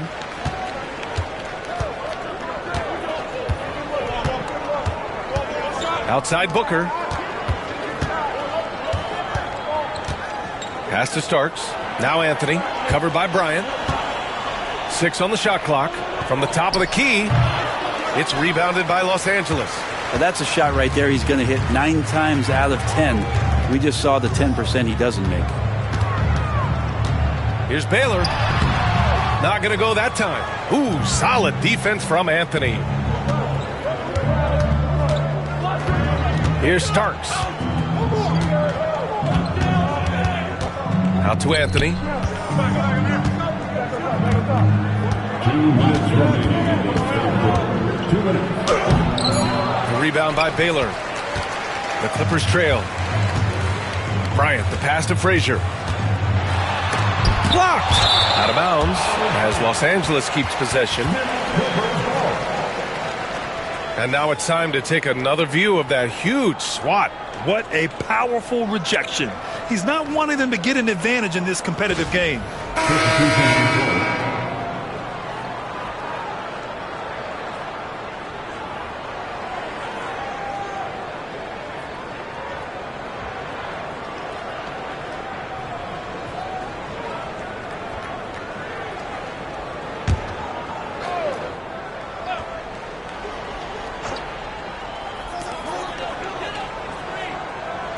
Bryant, left side, pulls it. And once again, off the mark by Los Angeles. Utah is gone, only 1 of 3 from deep here in the third. Out of bounds, it'll go to the Clippers. All right, a moment now to bring up last season's top rebounding teams. In the third spot, Utah. And you have to be impressed if you look at the rebounding numbers from last season. They ran a number of guys to the glass, which led to plenty of second chance opportunities. For Los Angeles, they've gotten 5 of 10 shots to go. There's a minute 26 left in the third quarter. Pass to Maggette. For the lead. Miller pulls it in. Miller's got his 4th rebound in this one. Starks the pass to Weber. And it's going to be a 3-second call. Well, after committing a turnover like that, you're just praying the game doesn't come down to the last possession. You'll remember that one. Both teams deciding to change it up. It's a close game here in L.A. Pass to Floyd. 55 seconds left in the third quarter. With the teardrop. And it's good on the lay-in. Floyd's gotten his first basket of the night. Incredible game. This lead has been exchanged 8 times. Tremendous show of will and resilience on both sides. Here's Greer. No points so far. To win the cold spell. And that one's good. Starks. And the Jazz lead by 1. Easy look when the defender isn't fighting over the screen. And the coach over there just asking for one simple thing, and that's some effort. Got burned on that one. Get up there, young fella. Sometimes as a point guard, you got to take it yourself. Well, it's okay to be selfish when you can flush it like that. Well, if he's calling his own number, there's a reason for it. They respect the decision-making from him out there. And Los Angeles making a change here. Millsap's checked in. And Utah with a change here, too. Barnes is checked in.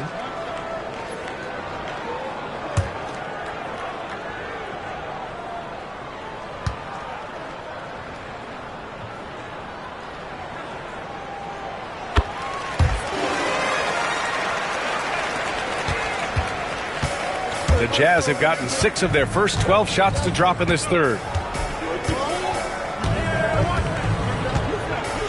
17 seconds left in the third quarter. Pass to Starks. Now here's Barnes. Just 5 to shoot. And he's going to the line for 2. The official saw contact while he was going up. It goes on Paul Millsap. I like that. I mean, some physical play inside. He's not about to give up any easy baskets.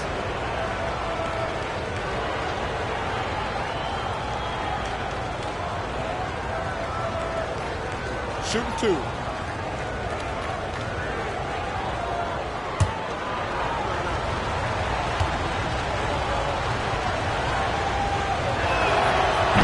That free throw no good.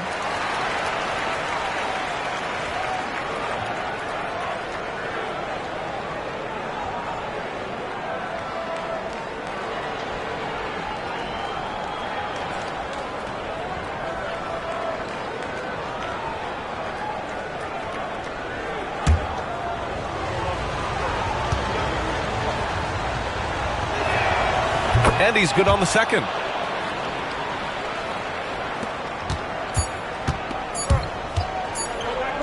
Fires from way outside. Oh, he got it up in time, but it wouldn't fall for him. 3/4 of play and a close one here. It's Los Angeles. They lead by 1. All right, we're going to step aside for just a second, but join us right back here for the start of quarter number 4 next.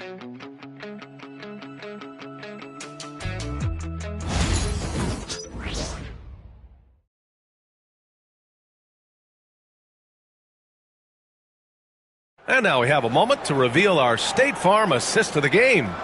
And I'll tell you what, this was a no-brainer tonight. Take a look at the precision on this feed. Couldn't place it any better. Well, there's a way to break down the defense with the handle, but you can do it with the pass. Prime example of that right there. Man, I know I speak for all of us when I say I can't wait to see what kind of finish awaits us here in the 4th quarter. Hassan Whiteside is out there with Paul Millsap. And it's Baylor in at the 3, the small forward. That's who's out there for the Clippers. A lot of defenders choose to just back up off of him when he's in that tight, try to avoid the and one, and this time they're not backing off. Now here's Booker. Oh, and he got fouled on his way up. He'll head to the line to shoot 2. You got to be pretty selective about how you guard Booker because he's very good at drawing contact. And a chance for a moment to check out the scoring breakdown for Los Angeles. I've been impressed with how assertive they've been offensively, getting the ball into the low post and powering through the defense. Well, if we add another thing to it, it's about the urgency they've played with. I mean, you look at the eyes of these guys. They're focused, wanting to get up tempo, and that's helped them score on the fast break.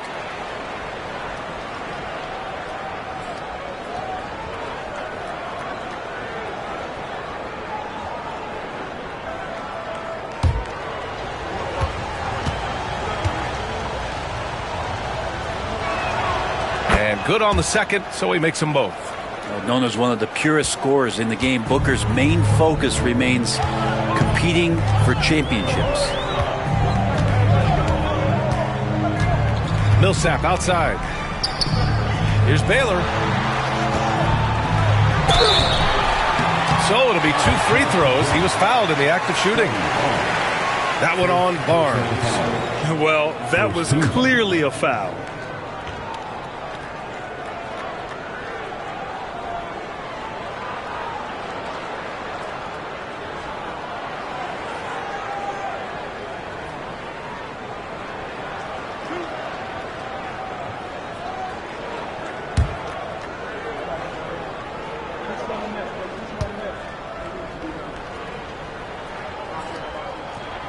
First one falls.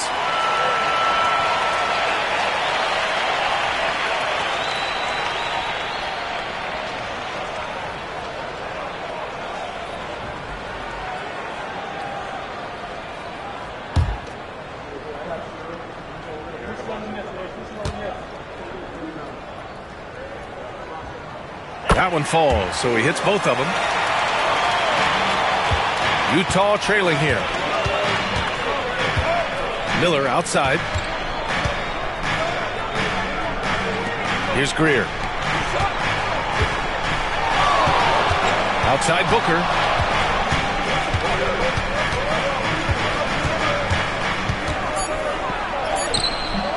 A few possessions into the 4th. Just over a minute played. Can't connect from short range. Here's McGetty.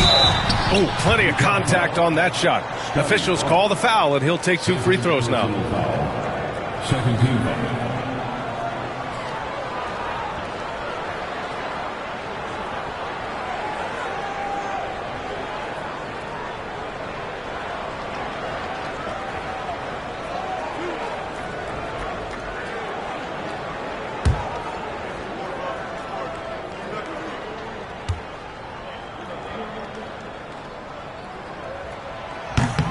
That free throw, no good.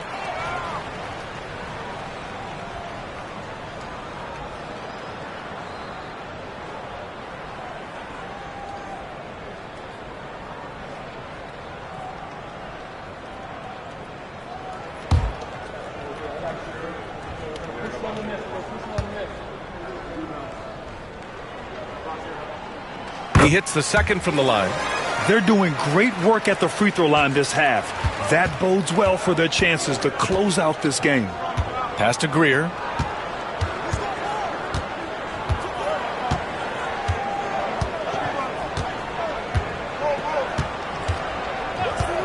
Back to Booker.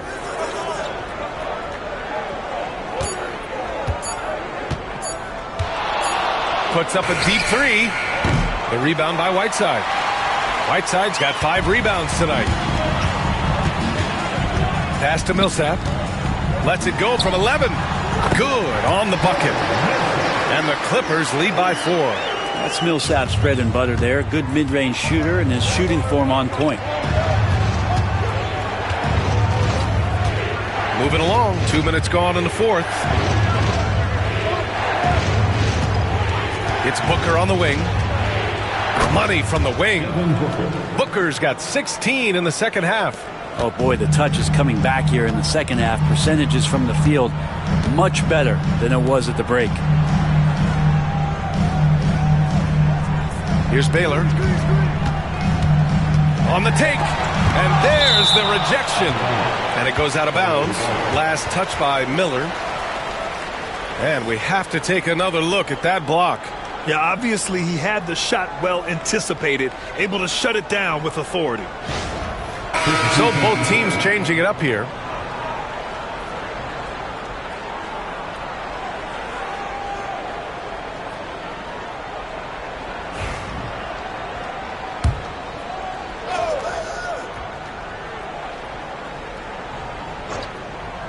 Fourth quarter play. We're about 2.5 minutes through it now. 6 to shoot. Here's Baylor. The rebound by the Jazz. Mutombo has got 6 rebounds in the game. Barnes passes to Greer. That one's good. And it's Barnes with the assist. Barnes has got 4 assists now tonight. Barnes making sure that his teammates stay involved. And timeout called by Ty Lue. He was quite emphatic, demanding the timeout, clearly wanting to address strategy with his team.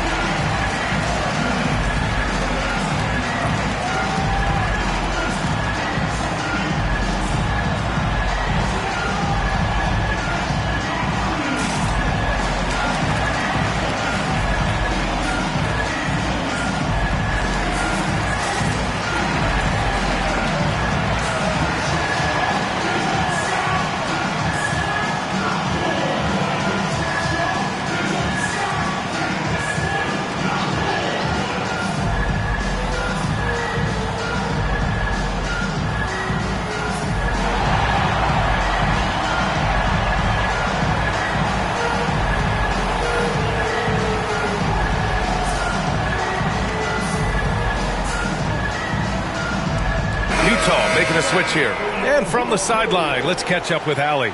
Guys, over the last break, I listened to Tyronn Lue address the team. Coach was urging his team to play strong defense, reminding them no easy hoops, give effort and help when needed. They do say defense wins championships, guys. And Allie, thanks.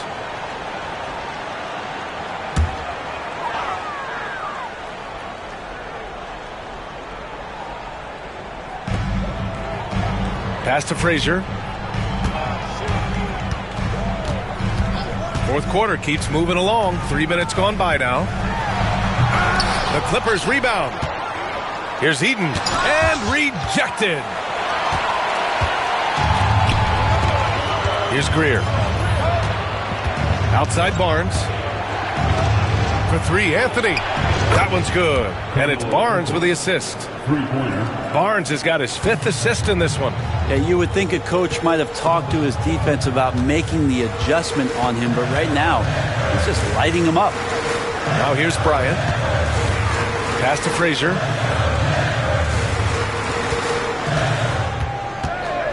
Can they get it?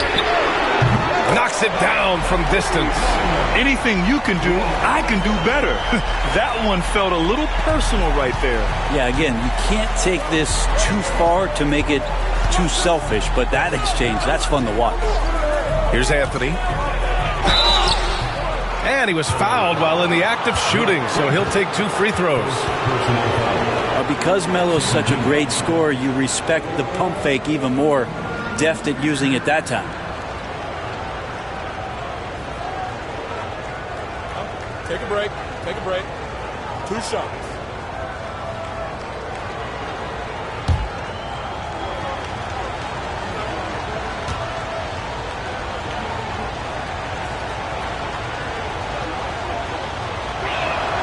First one falls for him.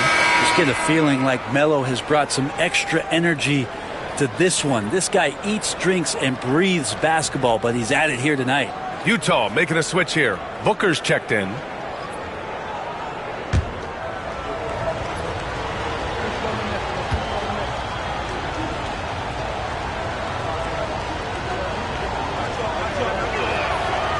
And so he's able to get 1 of 2.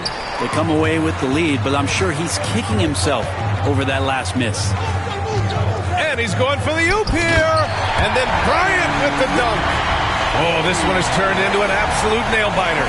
Yeah, at this point, you almost expect it to come down to the last possession. Here's Starks. For 3. It's hauled in by Eaton. Eaton's got 11 rebounds in the game. Here's Baylor. Pass to Millsap. Back to Bryant. From the arc. Here's Eaton. And he jams it home with authority. And that really has to lift his teammates' spirits right now. I'll tell you, Grant, these second chance buckets could be what this game comes down to. Well, especially in a close game, every possession matters. And it's Utah with the ball. The Clippers getting their last shot to go. Gigantic basket by Barnes. This guy's not afraid. Los Angeles has gone 1 of 2 from deep in this quarter. Frazier, the pass to Bryant. Launches it. Utah with the rebound. And you never want to give a shooter like him a clean look. Pass to Starks. Millsap against Barnes. Here's Starks. The 3. It's hauled in by Eaton. Here's Frazier. Booker defending.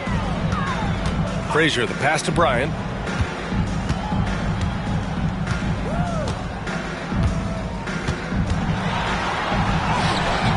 Uneasy 2 on the layup. And the Clippers lead by 3. It's winning time, and that's a winning play. Here's Starks. Booker fires from way outside. Wow, way back there. Devin Booker connects. He wants the ball, has a flair for the dramatic, unfazed in big situations. And timeout called by Ty Lue.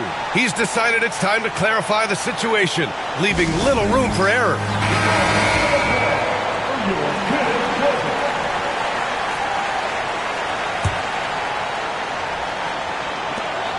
.156 left in the 4th.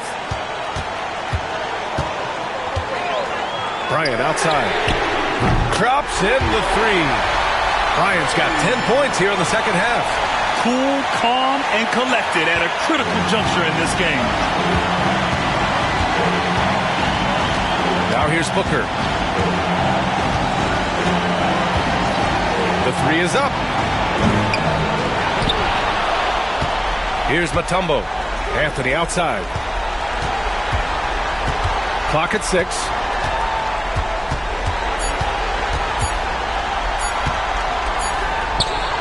And there's another one for the Jazz. That is why Melo wants the ball. No fear whatsoever letting that one fly. Los Angeles has gone 2 of 4 from the perimeter here in the 4th quarter. Bryant in the high post. Pass to Baylor.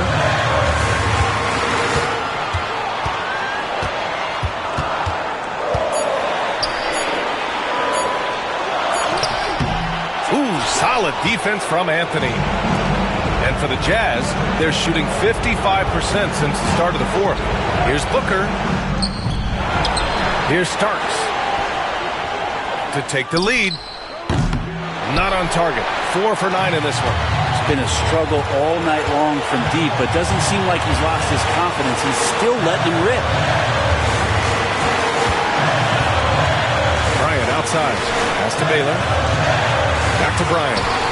Shot clock and game clock. 1 second differential. In transition. Wow. That takes steady nerves right there. Not backing down from this moment here. When the game is close, he kicks it up a notch. And Ty Lue has called a timeout. And Coach didn't want to take any chances in this situation, which is why he called the TO. All right, what are the considerations at this late juncture? It's always interesting to see what play a coach has saved for a situation like this. And sometimes not just what a coach draws up, but who he has execute in these moments. Here's Bryant. Oh, no good! And they foul intentionally. Now they're going to have to do that again. They're not in the penalty just yet. And a smart choice right there. I mean, you can't allow them to just drain the clock. And what a phenomenal replay of that impressive rejection. You know, you can't ask for any better defense than that. He responded so fast to the shooter, and it stifled him. We've got 13 seconds left in the final quarter, and they go to the intentional foul.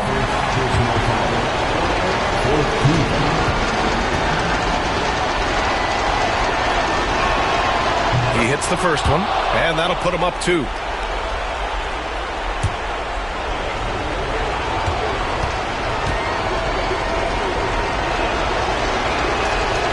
And a tough break as his second attempt is no good at the line. Pass to Frazier. It's in! And he's tied it up! What a shot! There's some easy offense there. Keep finding looks in that area, and their shooting percentages tonight are going to be off the charts. And we've got a timeout called by Will Hardy. There is a lot on the line, and he is determined to make sure everyone's on the same page.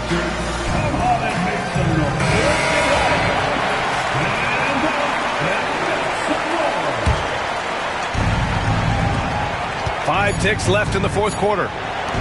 Here's Anthony. Count it!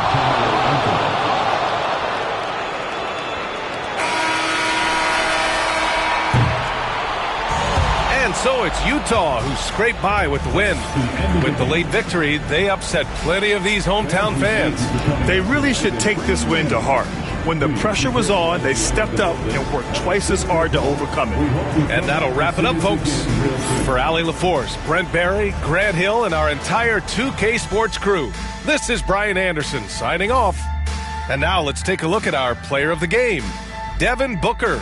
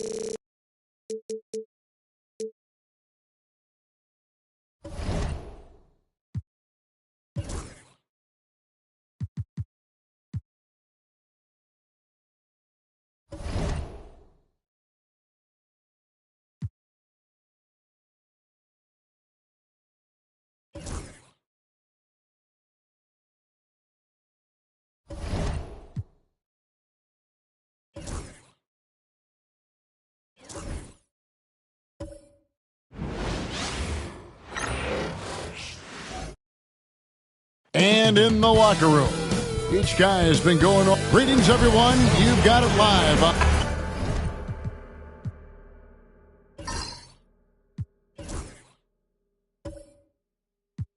And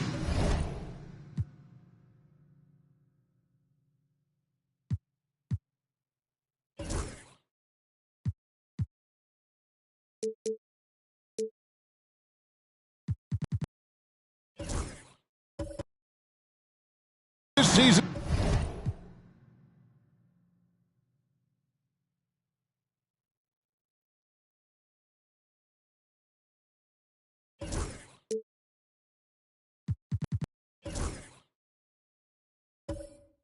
Still very young, Greg. What are you looking forward to this year? Well, Kevin, I'm always interested in the rookies, seeing which guys step up. The leap to the NBA can be a huge one, so you never know what will happen with some of these young players. So with Johnson on the bench, here's the five for Doc Rivers right now. We've got Damian Lillard. Bird is out there with McGinnis. Then there's Maravich. And it's Sigma in at the 5, roaming the paint. Shot clock at 3. Here's Lucas. Kept alive. Yao.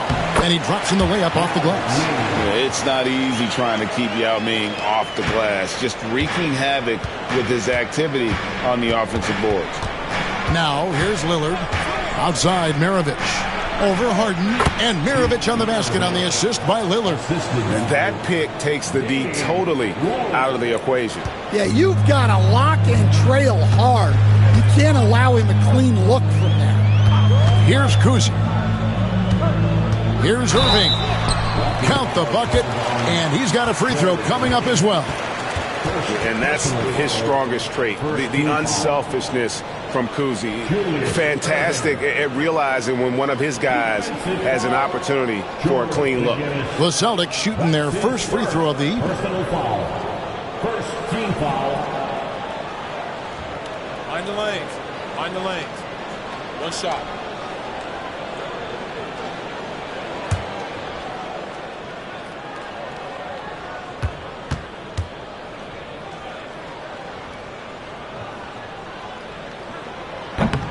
Free throw, good, Irving.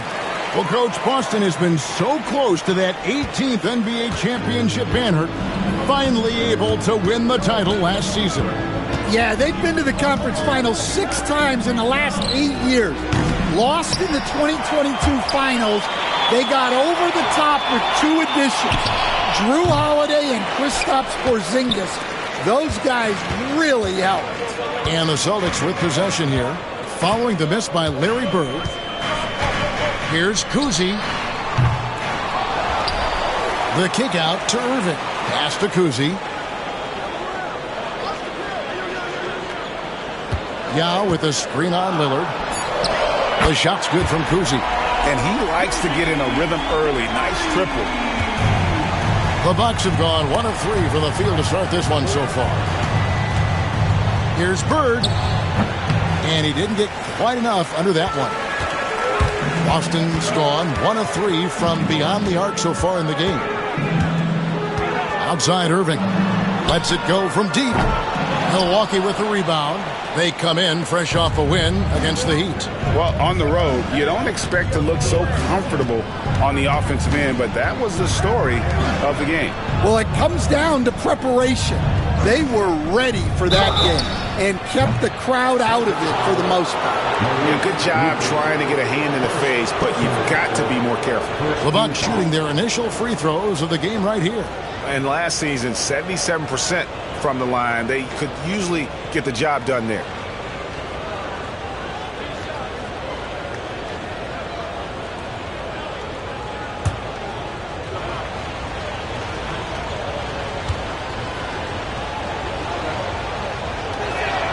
And he makes the first. Well, Greg, it took 40 years, but the Bucks finally won their second NBA title back in 2021. Yeah, and Kareem leading that 71 squad.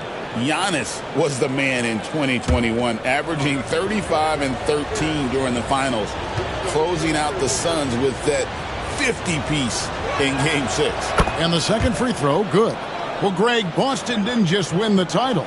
They won their 18th NBA championship in style. No series went more than 5, going 16 and 3 in the postseason, Kevin. Half of those wins were by 15 or more. The Celtics really weren't even challenged during that title run. And he makes all 3. And Greg, 2 seasons ago, the Bucks ranked first in defensive rating. Last season, they dropped down to number 19. Yeah, shifting defensive schemes, coaching changes, also swapping Drew Holiday for Damian Lillard. But they can and should be better than 19. Now, here's Irving. Over Mirovic. Here's Yao. And a good offensive board. And he gets the bucket. Well, this is why they get Yao the ball inside. He's basically unguardable this close to the rim. And we've got a timeout called by Doc Rivers. He wants to make some adjustments to the game plan, clearly.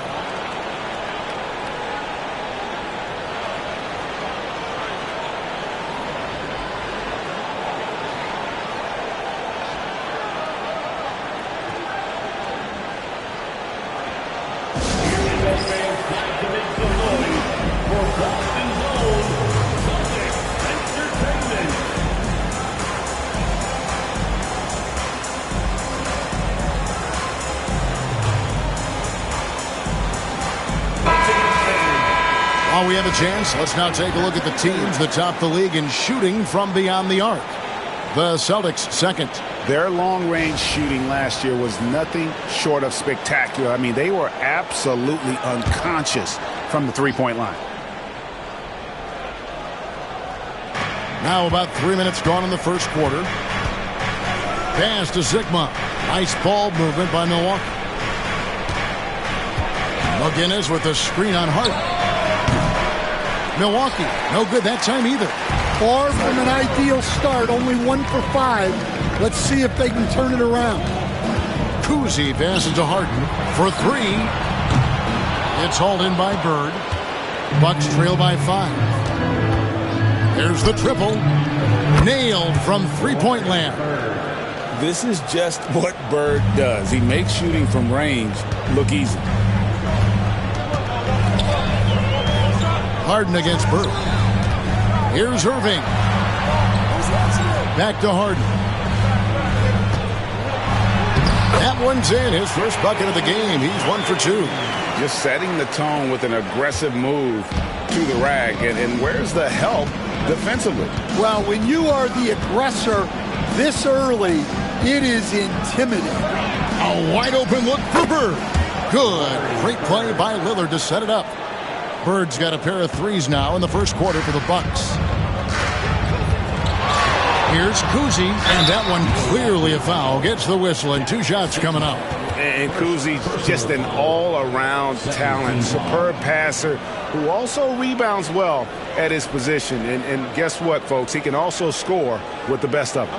Take a break. Take a break. 2 shots.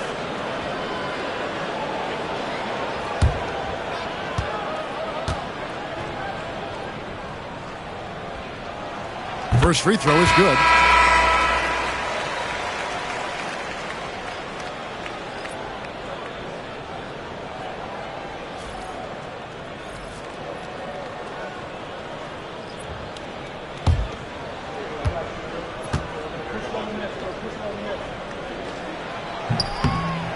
Good on both. Well, he's been very good at the line, and we all know free throws can make or break you in the end. Now Lillard coming off a solid outing against Miami. Three-pointer, Bird, and again Milwaukee with the triple. Just such great consistency on that jump shot. Even though he's not always squared up, Bird terrific in the catch-and-shoot game. Here's Kuzi. He has 5. Again, the miss by the Celtics. And that is the exact type of opportunity this offense is looking to create. Yeah, quality offense will serve you well in the long run. You can't settle for bad shots. Now here's Lillard. Harden missing his last shot. And it's out of bounds. The Celtics will take it the other way. Celtics making a switch here. Harper's checked in. The Bucks also with the sub. Johnson, he's checked in for Lillard. Celtics have gone just a shade under 50% from the field. 5 of 11. Pass to Harper. Trying to find Irving. He's got it now. And Irving throws it down. And you love the quick ups, but then how about that explosiveness on the finish? Irving, man, he just has incredible gifts. Now here's Bird. He's got 9. Back to Johnson. That one falls. Well, the defense can't lose track of him. He's just too talented offensively. Harper against Johnson. Harper the pass to Irving.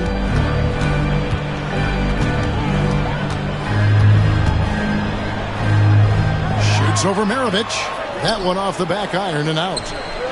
Milwaukee's gone 3 of 5 from three-point land so far in the ballgame. Pass to Manning. And no good. Had a chance to take the lead there. Well, that wasn't a bad shot. Defense playing a little loose there. Sometimes it just doesn't go in. The kick out to Irving. Harden scanning the floor for the 3. Drains it from beyond the arc. Harden's got 5 points so far. And Harden is a nightmare in the pick and roll. Just a clever combo guard who is completely unpredictable. Pass to Bird. Fires for three. Rebound by Yao. Yao's got 7 rebounds in the game. There's the lob to Harden. It's stolen. On the wing, Johnson.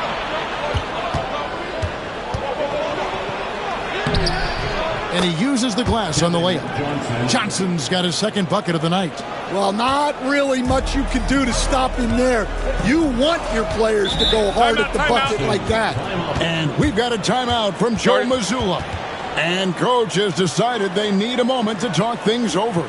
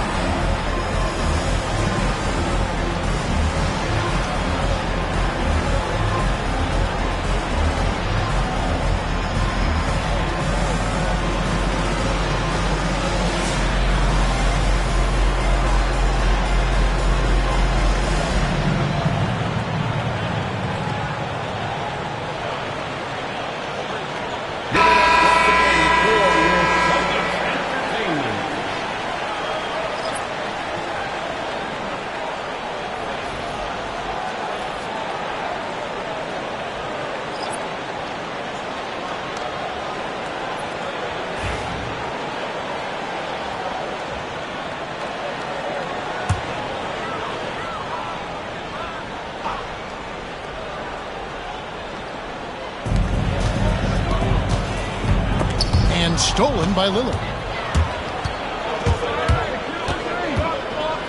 There's 47 seconds left to play in the first. Manning the pass to Lillard. A miss that time. Would have put him up. Just doing the job on the backboard. Here's Kuzi. Gets the three-pointer to fall. Kuzi's got 8 points. And for the defense, that is a heart-sinking moment when you see him that wide open from beyond the arc.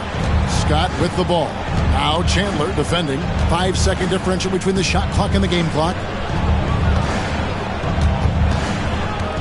Lillard outside. Just 5 to shoot. Kicks it out to Johnson. Shoots over Harper. That's good from Johnson on the assist by Lillard. Lillard's got 4 assists in the game. From deep three-point territory. And he was able to put it up in time, but doesn't fall. And so, both teams trading buckets as we end the first quarter. Celtics lead by 2. Let's take a quick break now, and then it's on to the second quarter after this.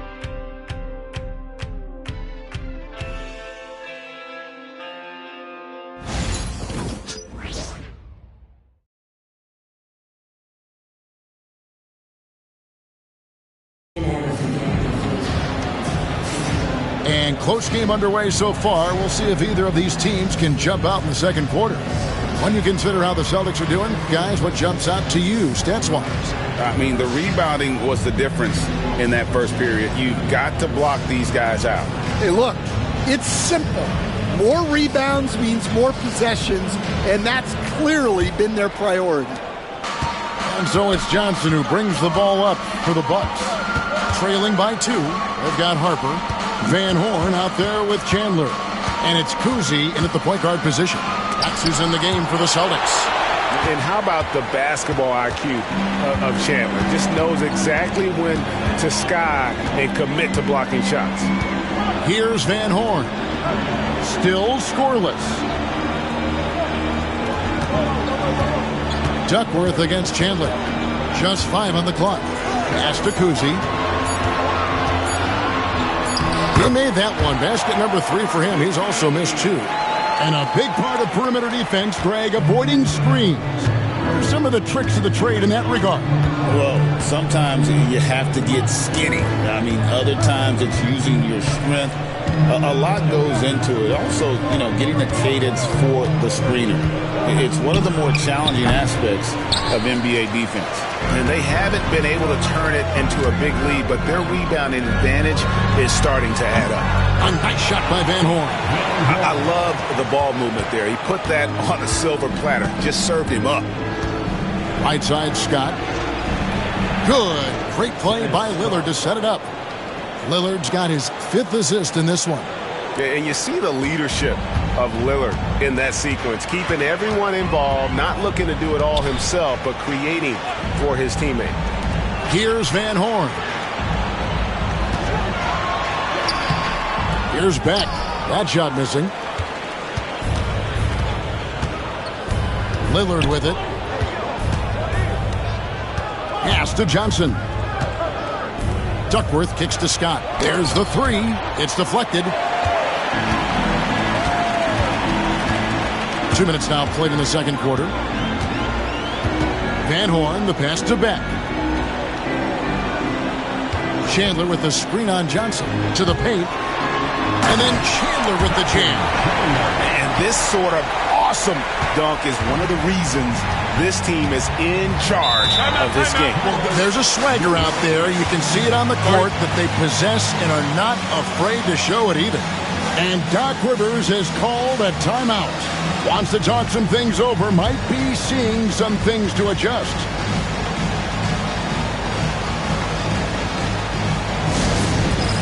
It's time for Dance Day. If you see yourself on the screen, then you know what to do. Show us your moves.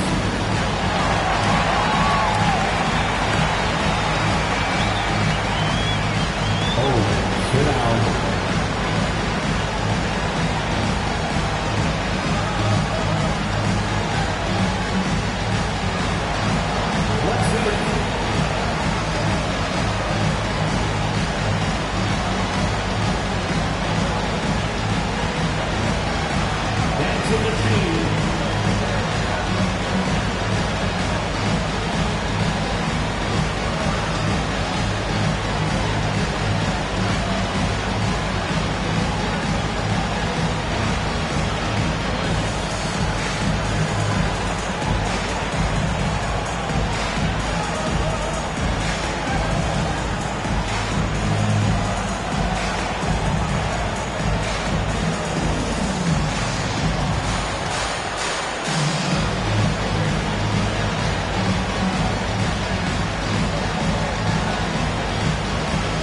Lucas is checked in for Boston.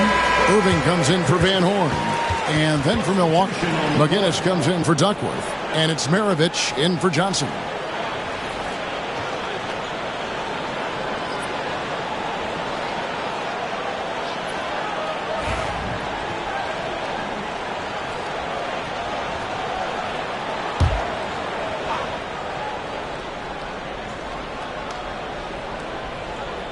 Here's McGinnis. He has yet to score. Maravich. It's on target from the high post. Unselfish basketball. That's what coaches love to see. Harper against Maravich. To the wing on the left. Three-pointer. Kuzi can't hit. Well, so far, he hasn't had the same luck from deep in this quarter. Here is Lillard. Pass to Manning. Over Irving. And Lillard kicks to Scott. 6 to shoot. The three-pointer, no good. Definitely a situation you want to make sure you don't give him too good of a look. Chandler with the screen on Lillard.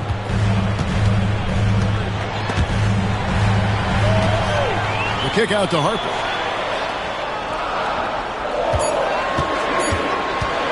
over Maravich. Harper, no good. Bucks trail by 4. GA, these Boston Celtics are unquestionably a top-tier offensive unit. Stupendous shooting, excellent instincts with the ball. Yeah, they are a model offense in many ways, making it tough for many teams to keep up with them. And here is Harper following Pete Maravich's 3. Pass to Lucas. Chandler scanning the floor. Here's Kuzic beyond the arc. That miss is his 4th this game. He's shooting 3 for 7 from the field. Here's Lillard with the drive. No luck that time on the shot that would have put them on top. Harper the pass to Kuzic. Pass to Irving. Shoots over Scott. And another miss by Boston. Bucks have gone 3 of 8 from the field since the beginning of the second quarter. 2 fouls for him now in the first half. He's going to have to be really smart going forward. Timeout. And we've got a timeout called by Doc Rivers. He wants to talk to his guys.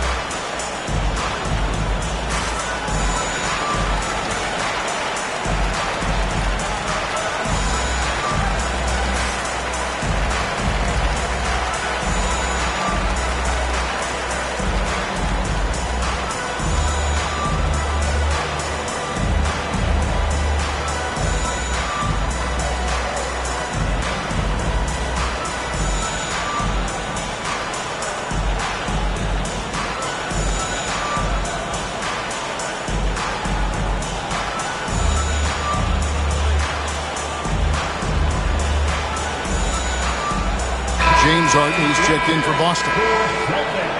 With this chance, let's show you the league's most intimidating shot-blocking defenses from last season. Number 1, the Celtics. And that defensive reputation has value in and of itself. I mean, by the end of the season, teams were afraid to take the ball inside.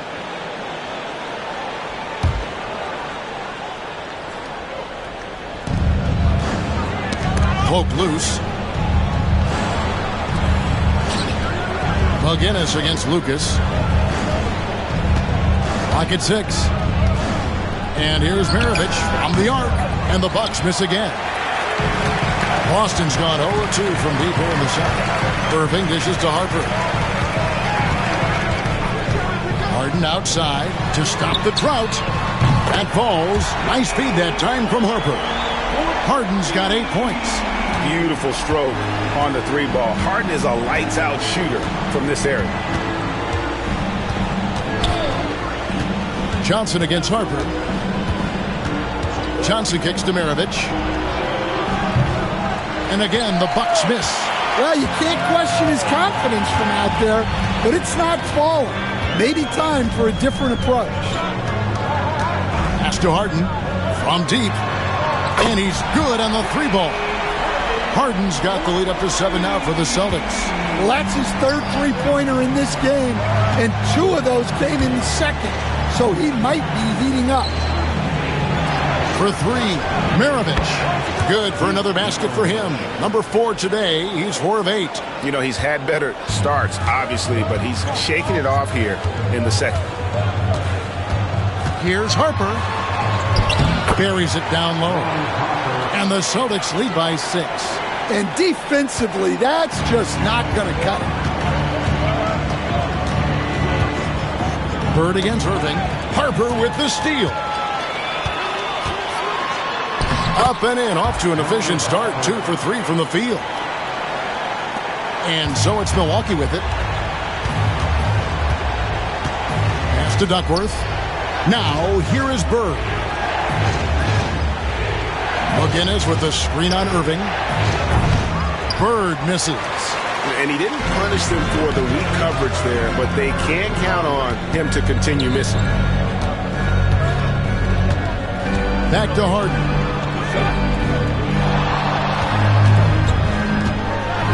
Lets a floater go, and it's good on the way in. And now it's a 10-point Celtic lead. Yeah, that's the third bucket in a row from the paint. This defense needs to clog those lanes in the middle. Harper against Johnson. Outside, Maravich. That's in, coming off the assist from Johnson. Maravich has got 15. Well, if they can come back and take the lead, this will be because he's carrying it. This quarter's been all about him and his offense. Bangs home the trifecta. The ball movement on this run has been fantastic and is a big part of why they've been able to get these good looks. Bird outside. There's 31 seconds left now here in the second. 6 on the shot clock. Out to Maravich. Stolen by Harden. And up the court come the Celtics on the break. Irving finds Harden. And foul on the shot. He'll shoot 2 at the free throw line. It goes on Pete Maravich. And what's remarkable is how complete Harden's game is. Making shots or making passes. He can create points in a number of ways. Shooting 2.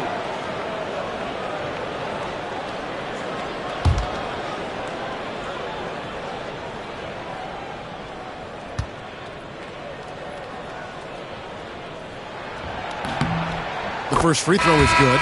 And let's face it, James Harden, one of the most dangerous offensive weapons this league has ever seen, still has got the skills.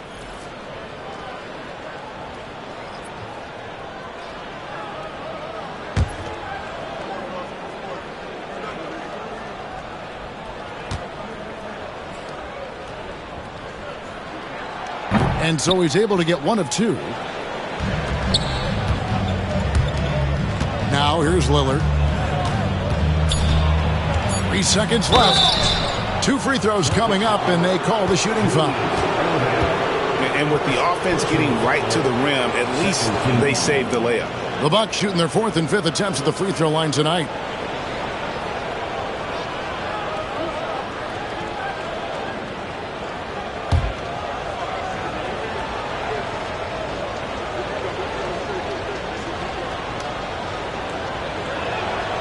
Throw good, Damian Lillard.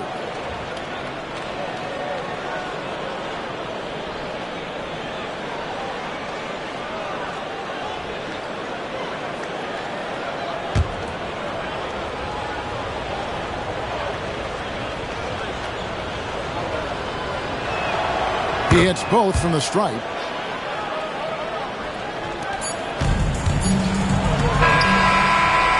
We've reached the end of the first half of play. It's the Celtics. They finish off the second quarter with a massive 16-7 run. It's time now to go courtside as we send you over to David Aldridge from the sideline. David, take it away. Thanks very much, Doc. I heard you imploring your team to stick to the game plan and know your personnel. What's that mean? Yeah, we keep messing up coverages. You know, I get messing up on some guys, but that can't happen, but it did. So we just got to move it forward. We'll see if the communication picks up. Thanks, Doc. Back to you guys. Thank you, David, and we'll be right back after halftime to start the third quarter. See you in just a bit.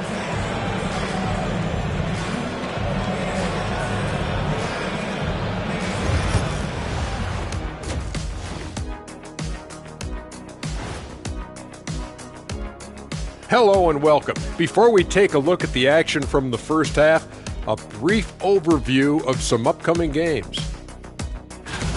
When I look at the Bucks, they started the season on a high note. Now they look to improve to 2-0. Yeah, they look strong in that first matchup. Played with a lot of energy. We'll see if it carries over into this one. And let's talk now about that first half. What a commanding start for the Boston Celtics. I love their game plan. Work the rock inside until someone stops it.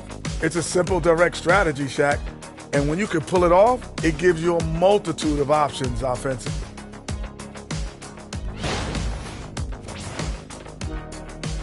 Thanks for spending halftime with us. Time to get it back out to Kevin Harlan for the start of the third quarter.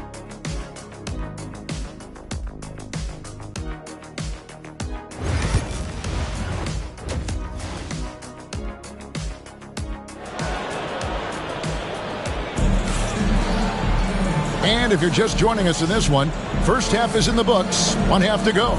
A fantastic game from Harden in this one.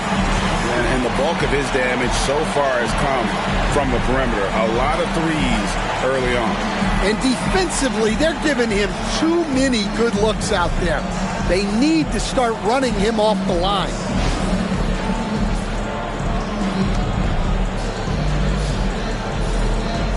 Stan, you've been on the bench in the NBA for many decades. What were some of your biggest pet peeves as a coach? Oh my gosh, Kevin, that would be a long list. But the two biggest would be this. I think, number one, anytime there was a lack of effort, not running back on defense, things like that, that I had a hard time tolerating. And then mental breakdowns, things we had prepared for over and over and over again, and then guys just zone out and forget what they're supposed to do. Those were things that were hard to tolerate. Especially when you would take such care in preparing them in every way. It's got to be just excruciating. Frustrating as heck. So with Johnson on the bench, here's the five for Doc Rivers right now. Damian Lillard out there with Maravich. And it's McGinnis. Then there's Bird. And it's Sigma in at the 5 down low. And hard work on the glass. Once again, guys, they put a lot of effort and focus on the backboard. Here's Harden. Slides through for his 7th basket in 11 tries. His strong shooting has really helped them secure this lead. Now Lillard. Outside, Maravich. Stolen by Harden. Kuzi passes to Harden. Down low, here's Yao. And Yao slams it in. Guys, it's just so difficult to stop Yao. His size and strength let him go right through that contact. And this is his first trip to the line tonight.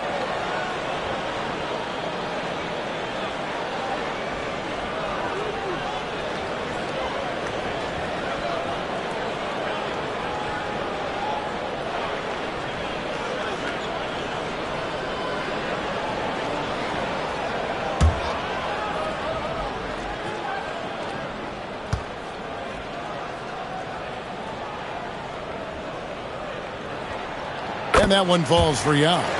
And, you know, he's such a huge figure from a cultural standpoint. Yao is also someone teammates love playing with because of that easygoing personality. Now, here is Maravich. 18 points for him. And when you can't get anything to fall, it definitely gets in your head. Yeah, they might want to draw something up here to get him something at the rim or get him to the free throw line. Sometimes that's all it takes to snap a cold streak. And we've got a timeout called by Doc Rivers. This will give him a chance to discuss some potential alterations.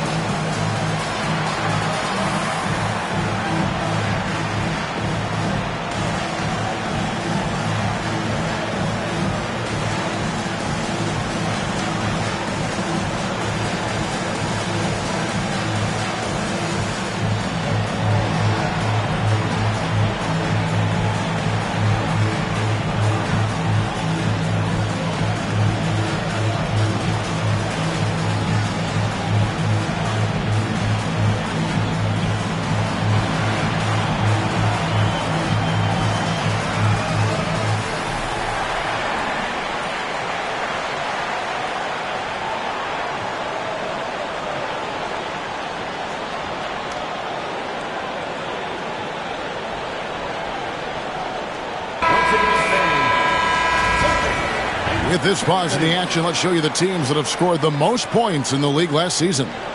The Celtics second. In fourth, the Bucks. You love when you get these two teams together. Just an absolute shootout because both of them can put up a ton of points. Bucks trail by 14. Lillard looking around. Bird outside. Good. Great play by Lillard to set it up. Lillard's got his 7th assist here tonight. And a great look. Lillard always looking for teammates. Doesn't have tunnel vision. Time now to turn to our sideline reporter, David Aldridge. David. Well, guys, last season, a full 14 teams finished with between 46 and 51 wins, with plenty of teams in the picture. Adam Silver is thrilled with the level of competition. He says, I think what fans ultimately want is to see great competition across the league. Kevin, it's certainly fun to watch. It is, David. Bring it on, I say. The more, the better. Defensively, they just look out of sync, not closing out on the threes in time. On the wing, Harden takes a three. Here's Yao, and finished off by Yao. Now check out Yao doing big man things. I mean, this guy's size makes those openings easy picking. Now here's Lillard. Outside, Maravich. Back to Lillard. And up the court come the Celtics on the break. Draws contact on the shot, and now a three-point play chance as he'll head to the line. And that's a sense of the IQ of Kuzi right there. He just knows where to be in transition. One of the more intelligent players we have.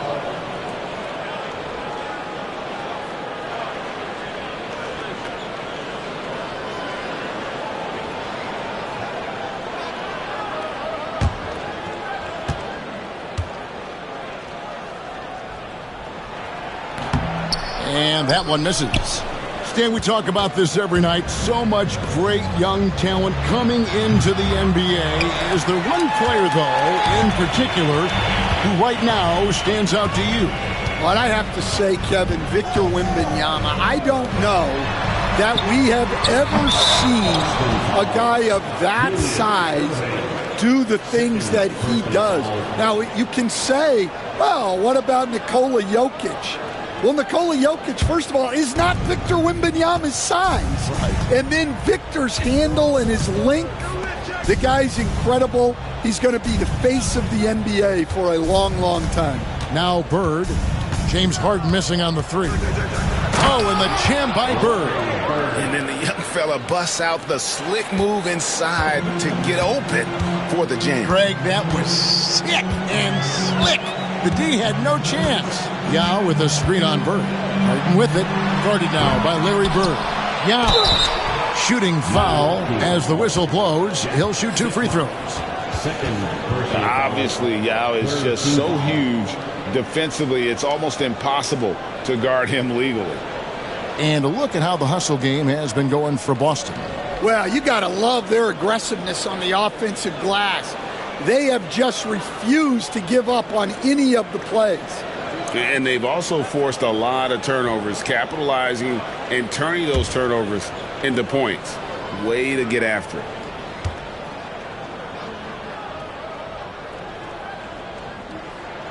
And that one falls for Yao. Milwaukee making a switch here.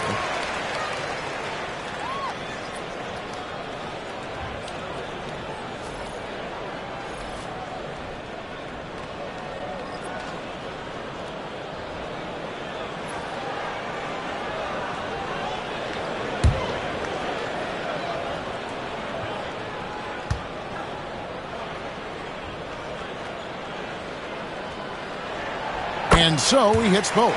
Boy, he's got a great stroke from the line. That's not something we can say about all the league's big guys. Bird with it. He's picked up by Irving. The tray. Bird can't get that one to fall. And physically, there's no doubt they've been the stronger team. A +10 rebound advantage tells you all you need to know. Takes the alley-oop pass and dunks it down. Oh, such a beautiful pass to set that one up. Yeah, the pass might have been pretty, but the finish was angry. Now, here's Bird. 14 points for him. Over Irving. Beck with the rebound. Well, this hasn't been his quarter so far. He's really struggling to get going. Low block shot, and it's Yao getting it to go down. Yao's got 9 points in the quarter.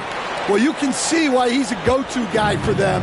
They trust in his ability to shoulder the offensive load. Lillard bounce pass, three-pointer, Bird, and it's good. Assisting on the play was Lillard. Lillard's got 9 assists now tonight. Celtics leading by 15. Here's Kuzi. 12 points for him. From deep Harden. No good on the shot. And he has been ice cold from beyond the arc here since halftime, and he continues yet to fire away. He has got to tone it down if he wants to help his team. Another one for Maravich. The lights-out jump shot, the ability to finish with either hand. No one's been able to touch it tonight. Here's Kuzi. Harden outside. It's tipped. Lillard with it. Pass to Sigma. And here's Bird. He's covered by Irving. Fades away. That's it, and the Celtic lead is cut to just 11 on the basket from Bird. Yeah, not sure why he faded away there. Sure looked like he had plenty of space. Kuzi passes to Harden. That's tipped, and they're able to recover. It's good. They've shown some strength in the paint today. Their work on the boards has been impressive. Maravich the pass to Lillard. And Damian Lillard with the jam. Yeah, Lillard has those ups. He can get to the rim when he wants to.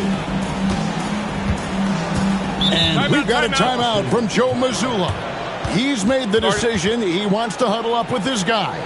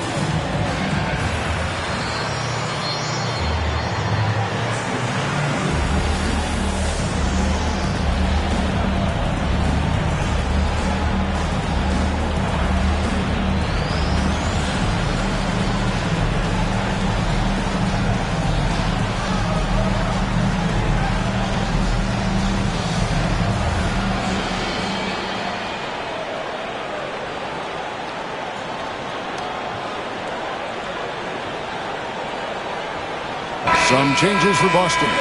Chandler's checked in for Yao. Van Horn comes in for Irving. And it's Harper in for James Harden.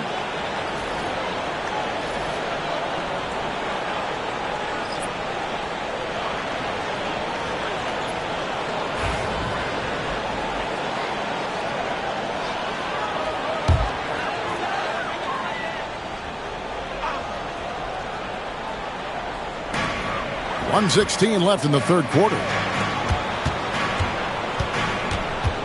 Here's Van Horn, defended by Scott.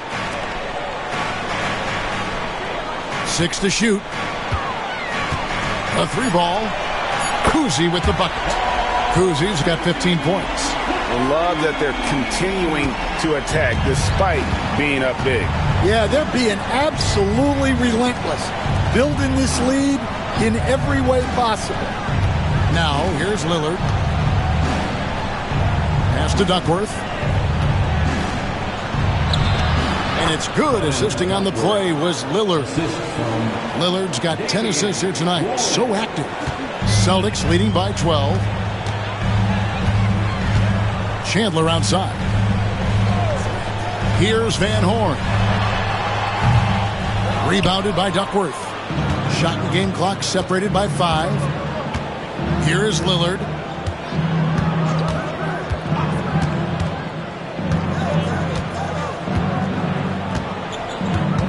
To the inside. Duckworth kicks to Lillard. Duckworth passes to Mann. No good from the wing. And so it's the Boston Celtics up by a dozen here at the end of the quarter. They've got their field goal percentage to thank for that. They've been hot from all over the floor tonight. We've got more in store for you right after this.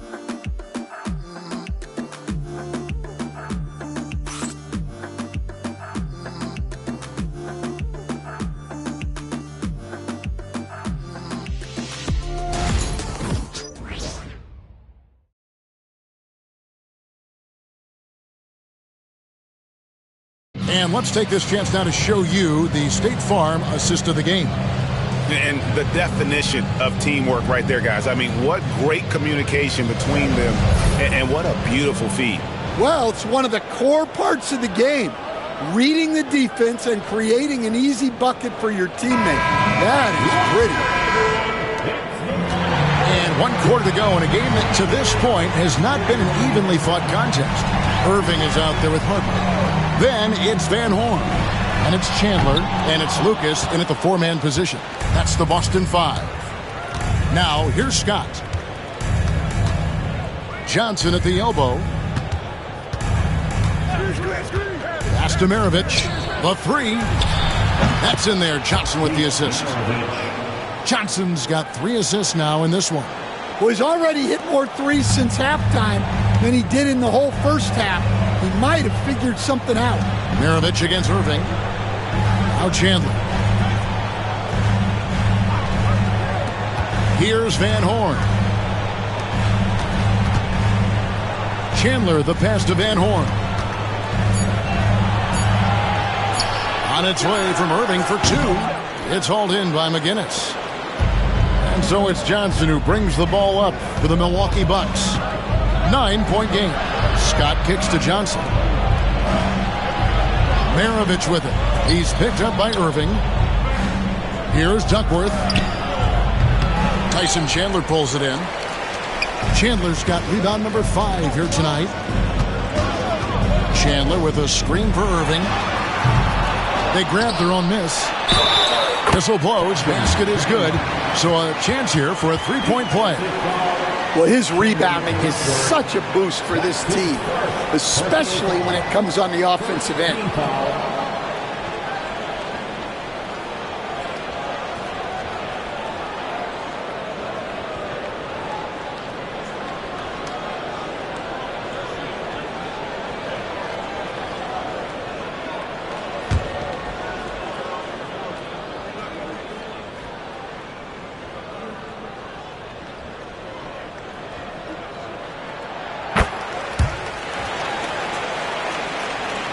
First minute and a half of basketball played here in the 4th quarter.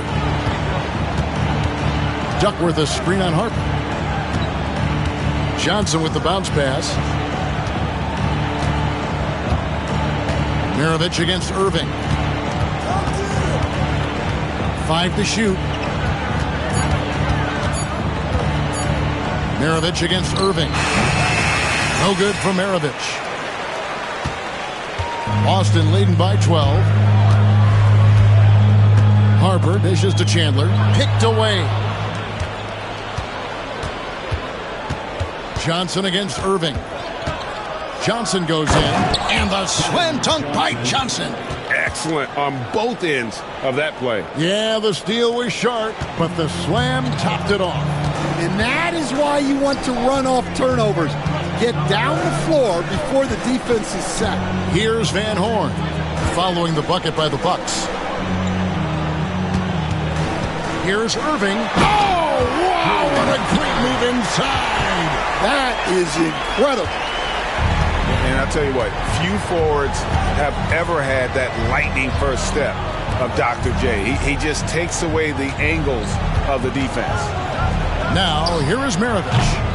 His 15th try is a miss. Now 9 for 15 from the floor. Down low. Scott against Irving. Right wing. Shot clock at 6. Lucas kicks to Irving. Over Duckworth. And he hits it just before the shot clock expires. Controlling the defensive glass has been a problem here tonight. Pass to Duckworth. For 3. Maravich. And Boston with the rebound. Yeah, but the defenders draped all over him. He just could not shake loose. And here's Harper from the arc. Scott pulls it in. Well, with his team leading, he might just want to put that one in his pocket next time. Johnson surveying the floor. Here's McGinnis. And it's off the back rim. No good. Celtics leading by 14. Here's Irving. And contact on the shot, so he'll be shooting free throws here. That's on Kevin Johnson. A great athlete and an even better human being. It's easy to love Julius Irving. What he brings to this team and also what he brings to the community.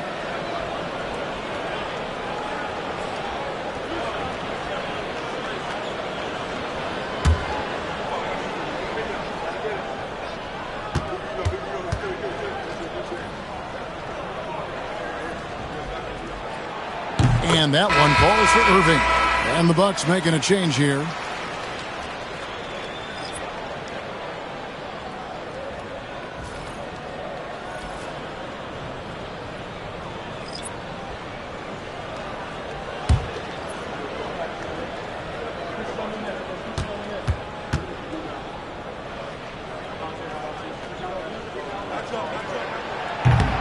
Both free throws good for Irving.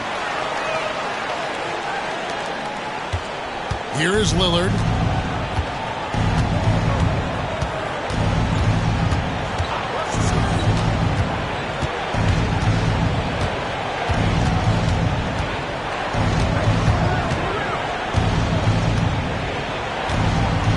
And there's the drive. And Damian Lillard throws it down hard. Oh! Is Dame trying to get in the dunk contest?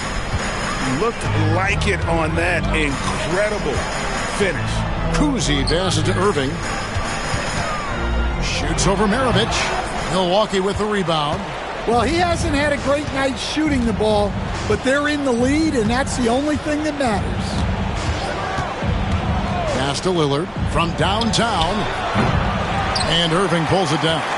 Well, you win and lose as a team, so the fact that they're trailing isn't all on him. But with that said, he's had a rough shooting.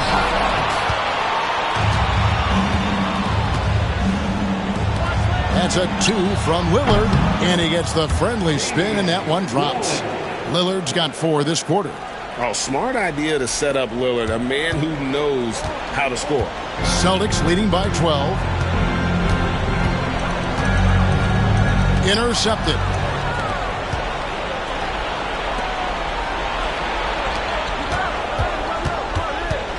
Bird looking it over. A costly foul there. He'll shoot 3 free throws.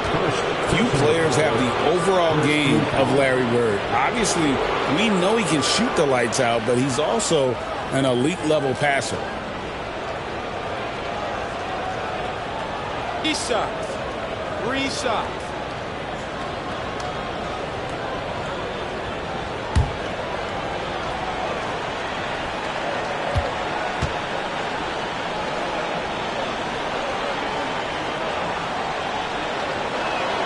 And he's good on the first of 3.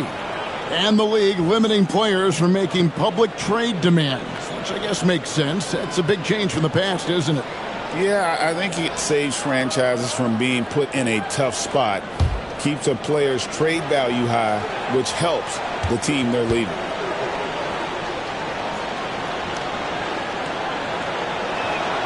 Good on the second free throw.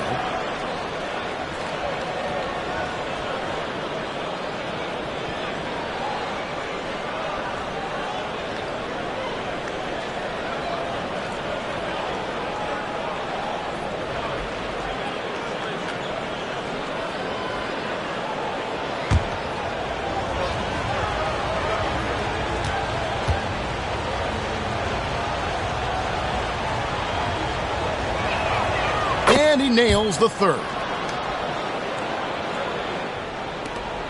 Now here's Harden. Guy, has a good chance for them to slow it down. Yeah, they definitely should use some clock here.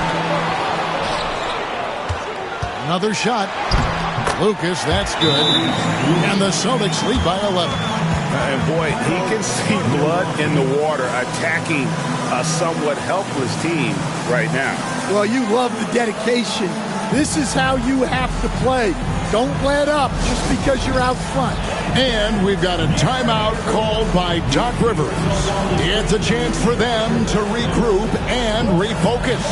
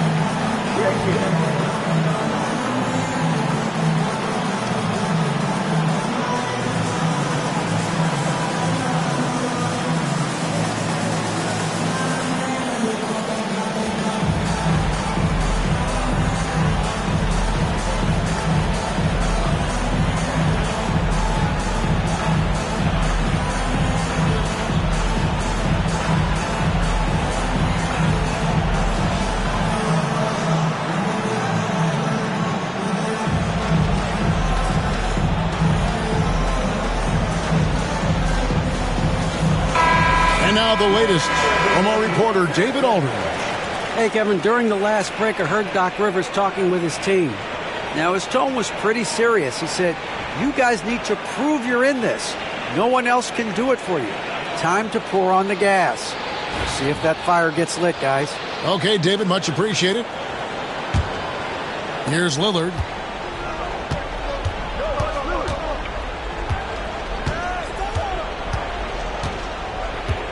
To the paint. It's Bird, top of the key. Over Irving. Milwaukee, no good that time either. Celtics leading by 11. The three from Harden. It's hauled in by McGinnis. McGinnis has got his fourth rebound in this one. Maravich with it. And it's Harden picking him up. Driving to the basket. No good from Maravich. Boston shooting 48% for the field. Not bad at all. Irving passes to Kuzi. Now here's Harden. Maravich defending. Down to 5 on the shot clock. And James Harden hits from deep.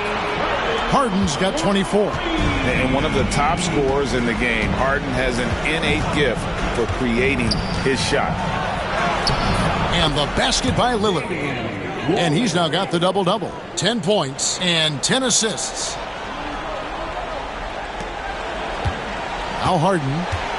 And so only one team answered the bell tonight, guys. Not a monster blowout by any means, but still a double-digit victory for the Celtics. Two great rebounding teams. And these guys worked just a little bit harder tonight, and that was the edge they needed. And it'll go down as their first official win of the new year. And we watched them all night long. No one could really stop them. Just another excellent game it was for James Harden. Every inch of the floor was his tonight as he came out and injected an energy into every play. Deflects the pass. Harden the pass to Kuzi.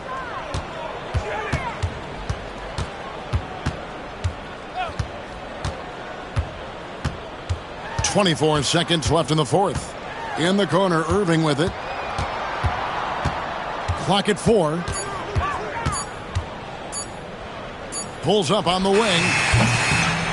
And no good that time.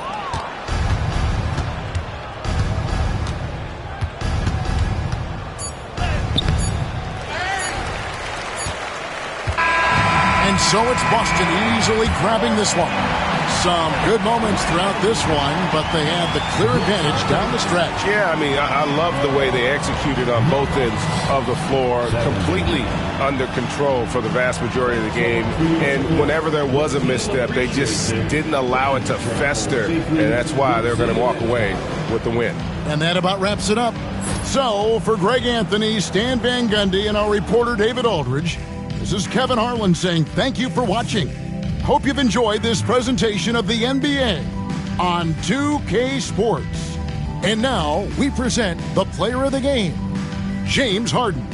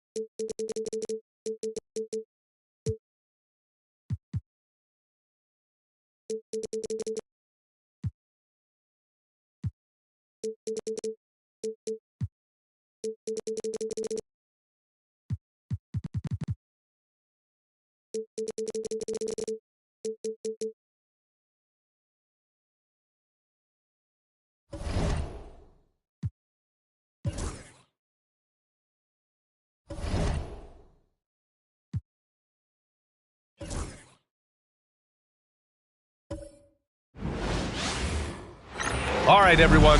Greetings from 2K Sports. You know, on paper,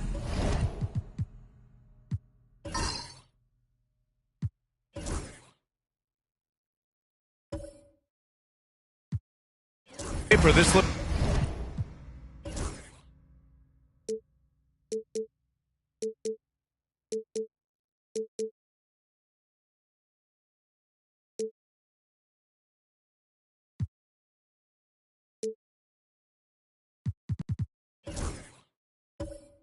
like a lopsided matchup, but anything can happen in the NBA, Grant. That is the truth. I mean, that's why they play the games. One guy gets hot, a team gets cold. That's all it takes to swing the entire outcome of a game. And now the Indiana Pacers starters. They've got Derrick Rose, and it's Battier in at the 3. And Paul gets it to go. How about that slick little move from CP3 to get the score inside? Pass to Wade. Floats one and is blocked. Paul against Rose. Now here's Paul. The D's right on him. Got a hand on it. Out of bounds as Charlotte keeps possession.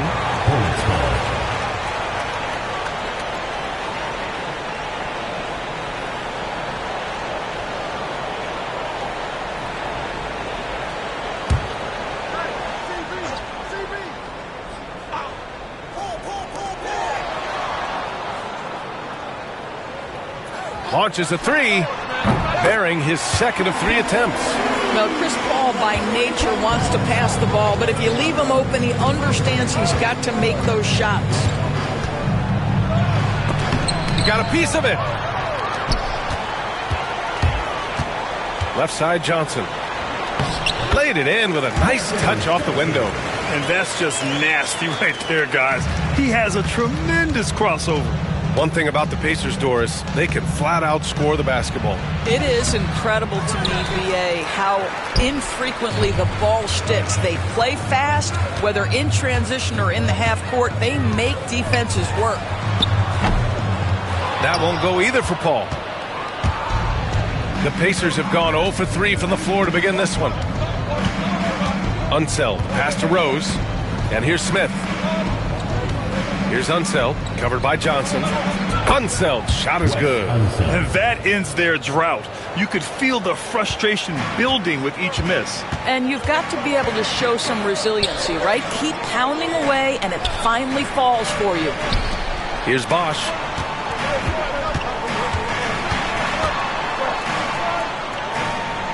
Pass to Paul. Shot clock at 5. Here's Bosch. The baseline, Jay. Here's Chenier. And he was camped in the lane there. He gets a 3-second call. All right, now that we have a second, let's take a look at which teams cashed in on the fast break last year. The Pacers 4th. You know, it really made for some exciting games the way this team ran the floor, always maintaining impressive energy in transition. Here in the first, just under 2.5 minutes played so far. Wade, the shot is good, and the assist by Rose. That's got to be a relief. After 3 straight misses, he finally gets one to go. Pass to Chenier. Now here's Johnson. Uses the glass to finish the layup. Johnson's gotten his second bucket on the night. Now you want to get him going as soon as possible. Great way for him to start this game. He's a guy who, if he gets hot, he can carry your offense for long stretches. And we'll have a timeout here called by Rick Carlisle. And we might see some changes. Coach potentially looking to adjust.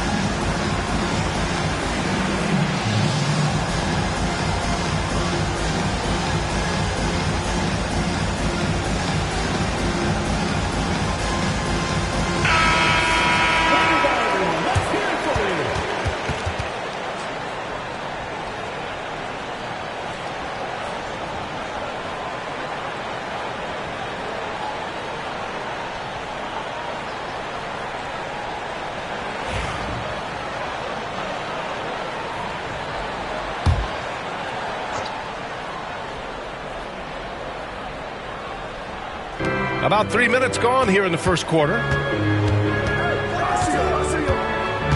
Wade, the pass to Smith. Oh, and he blocks it off the glass. Wow. Pass to Bosch. Down low. Here's Paul. And he floats it in for the easy 2. Credit the sweet setup on that one. The big story thus far, how well they've shot the rock. Here's Wade. Smith outside. There's the triple. And once again, off the mark by Indiana. Charlotte leading by 6. Here's Johnson, and there's a whistle. He'll head to the line to shoot 2. And in recent seasons, Grant, almost no team's been hit by the injury bug as much as the Hornets. Yeah, B.A. I mean, you wonder what they could have done if they'd stayed healthy. They built the team around key players, and those guys have just missed a lot of time. Shooting 2.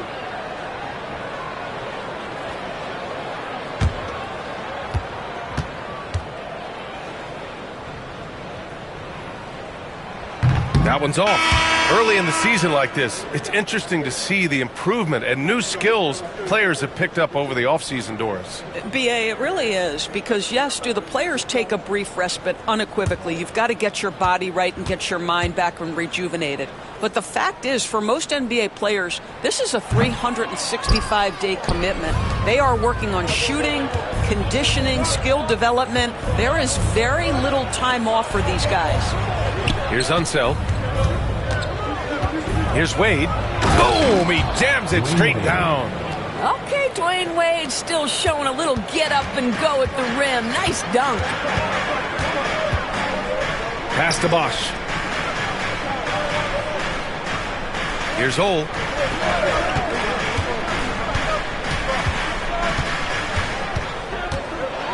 Here's the floater. Indiana with a rebound. Well, they put up a nice win against Chicago last time out. You have to credit the game plan going in, especially at the offensive end, where they were just so relentless. And that's not an easy environment to play in. To score at the rate they did on the road says a lot about their intensity and focus. And just a great job of getting there first and absorbing the contact. And it's time to take another look at that powerful block. I mean, letting them know up front that he's on the hunt tonight and eager to knock away shots. I love it.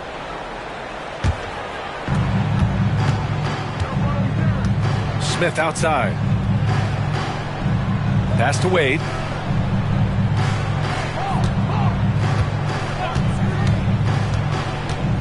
Here he goes. Oh, and he brings it down with a two-handed jam. I'll tell you, you give him a head of steam, this guy can drop the hammer. Dwayne Wade doing work. Rose against Paul. And that's his 4th bucket of the game in 7 attempts. Well, the advantage they have right now is largely based on his play. What an outstanding night. Rose, the pass to Wade. Smith outside. Fires for 3. Russell with the rebound. You will not see this guy miss many of those. He's one of the keys to their floor spacing. Outside Johnson. And he makes no mistake. Slam dunk. Wow, that type of finish is just deflating right now for a team that's trying to make a comeback. Ouch. That's certainly a big-time finish right there. It was one big exclamation point, or maybe even a question mark. One shot.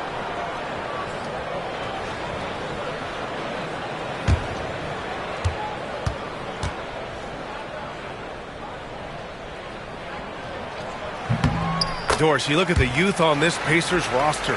Plenty of upside moving forward. LBA, there is no doubt one of the strengths of this team is the chemistry of the young pieces you just referenced. And remember, this group plays a unique style, the fastest pace in the league, one of the most dangerous offenses in the league. A ton of fun to watch this Pacers roster play together. This guy is putting his fingerprints all over the game in this quarter. He has flat out dominated the offensive end. Picked it out of midair. Here's Rose, and the finish on the break with the slam. Isn't this what we've come to expect from Dwayne Wade? The active hands, the quick thinking. What a great defender. Paul against Rose. From deep three-point land. Kept alive by Charlotte. Outside Russell. Pass to Bosch. Lets it go from deep. That shot's good. Russell making the play. Already 6 of their points coming off second chances. Pretty impressive. Collins outside. Wade, the pass to Collins. To the middle. Here's Rose. And it falls. 2 for 3 from the field so far. That's 10 straight points they've given up in the painted area. And so it's Paul who brings up the ball for the Hornets. They lead by 4. Pass to Bosch.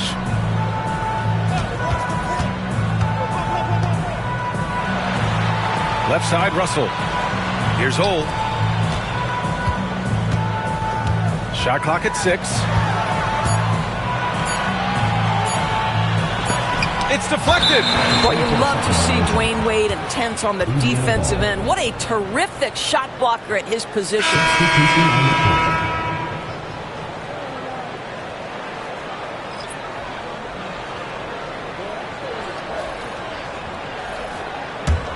Pacers trail by 4.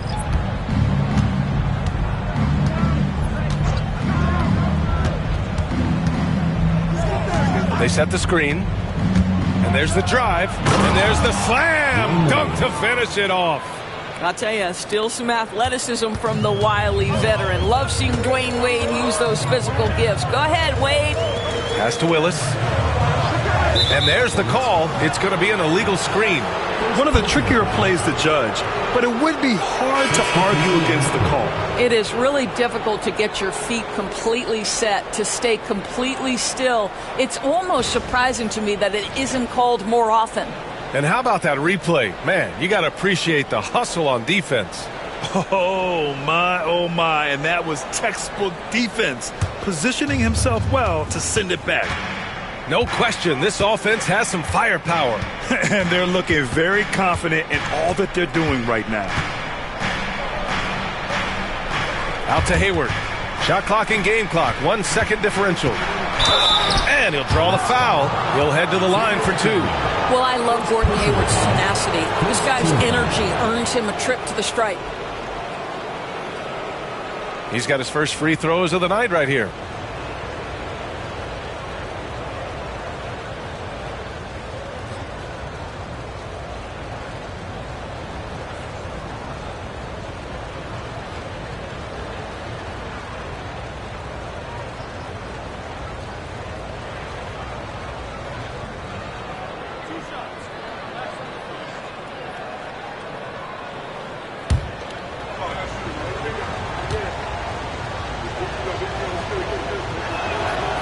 Free throw good from Hayward. I think it's easy to admire everything Gordon Hayward brings to the table. This guy can score at all 3 levels, and he can also defend. He's crucial to this team.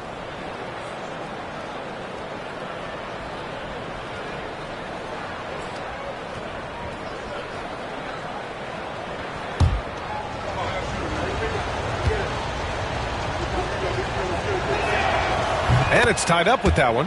The way he's shooting free throws tonight, you simply don't want to put him there. Here's Holt. Oh, what a performance by Chris Paul. He's been the story for Charlotte, hunting for opportunities, leading to 9 points in the quarter. We'll be right back after this word.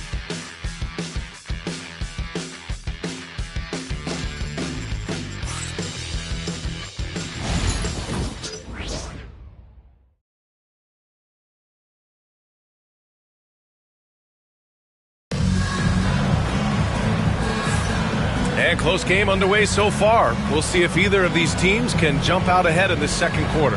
And from what we've seen from the Hornets, what's your take so far? Well, it's pretty obvious. I mean, cashing in on extra opportunities. That's how they built this early lead. Yeah, the defense hasn't been there. They are getting hammered on second chance opportunities. The Pacers shooting a solid 53% from the floor. They've got Johnson, and it's Divac in at the 5. So that's the group out there for Charlotte. Takes it inside, and he gets it to go. McDaniel's got his first 2 points. This guy is a pick-your-poison kind of player. Very hard defensively to cover all your bases with him. Parker finds Hayward.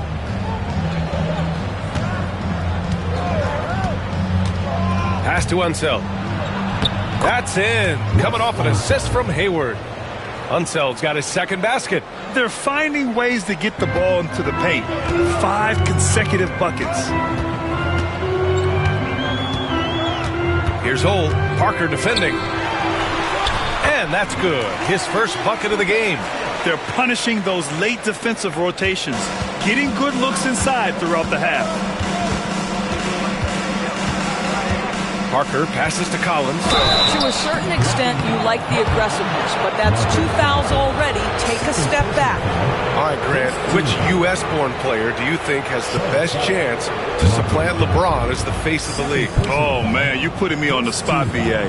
Well, the conversation has to be between Jason Tatum, Ja Morant, and Anthony Edwards. They're the best young talent that the U.S. has to offer, and they're only getting better.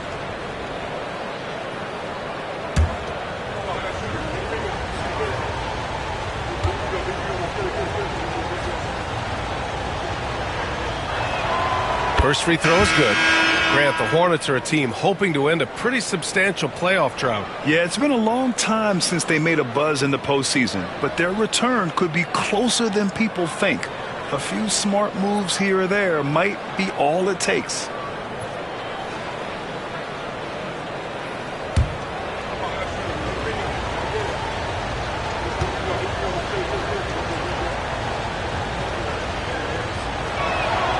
And both free throws good for Collins. Second quarter, and we're just over a minute in. Well, the Hornets shooting 59% in this one, a good average. Chenier passes to Devons. And the rebound goes to the Pacers. Boy, surprised he missed that. The defense just good enough to prevent that bucket. Kicks it out to Collins.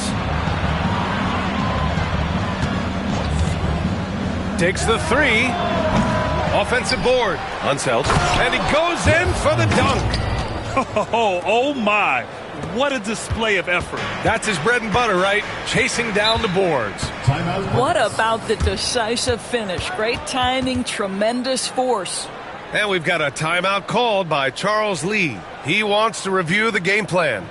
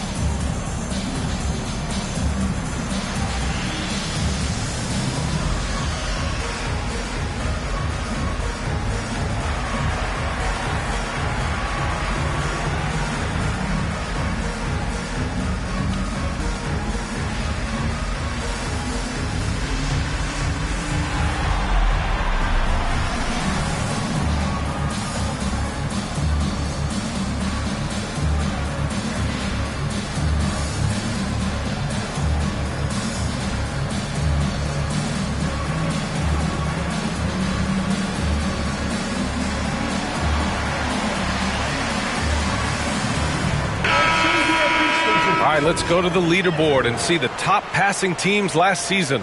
Number 1, the Pacers. It was a joy to watch these guys play. Constant ball movement and player movement. Defenses were worn out by the end of games.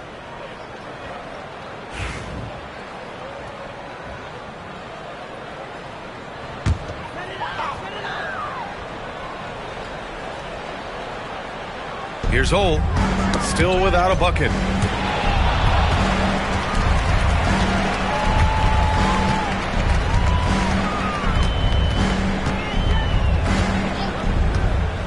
Six to shoot. And the layup is good. Ole's got his first 2 points of the night. This is what we call highly efficient play. Working off the screen, getting to the cup. Pass to Collins. The teardrop, and he lays it in. And the Pacers lead by 2. Boy, that's beautiful touch on the floater. And let's remember, not everyone has that shot in their arsenal. There's the 3. Got a piece of it.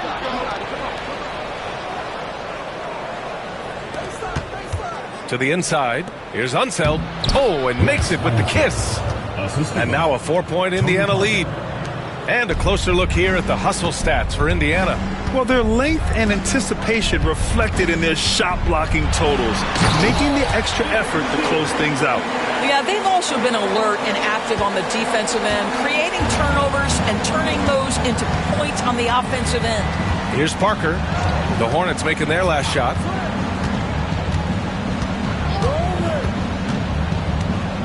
Going inside, tipped, and they're able to recover. There's a screen. Indiana needs to get a shot off. Puts up a 3. Battier, no good. The Hornets have gone 4 for 6 here in the second. Here's Hull. Parker defending. And he dunks it home after the pick freed him up. Just great offense. The screen freeing him up for the slam. Hey, without that screen, he doesn't get a clean look at the rim. Boy, that's a play you just practice time and time again, and that's the result of the work put in. Wade, he's checked in for Indiana. Rose comes in for Parker. Mind the lanes. One shot.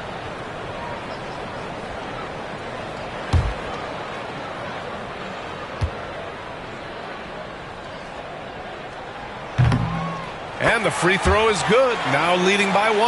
The Hornets are in the midst of a playoff drought. Their last appearance was 2015, Doris.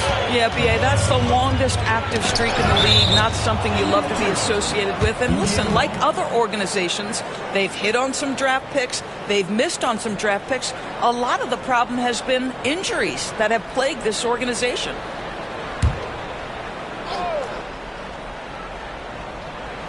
Closing in on 4 minutes played here in the second quarter. Here's Howe. Yet to see a basket. And the bucket counts. And he is on his way to the line. He'll try to make it a 3-point play. Indiana shooting their 5th free throw of the game here. And the Hornets making a change here.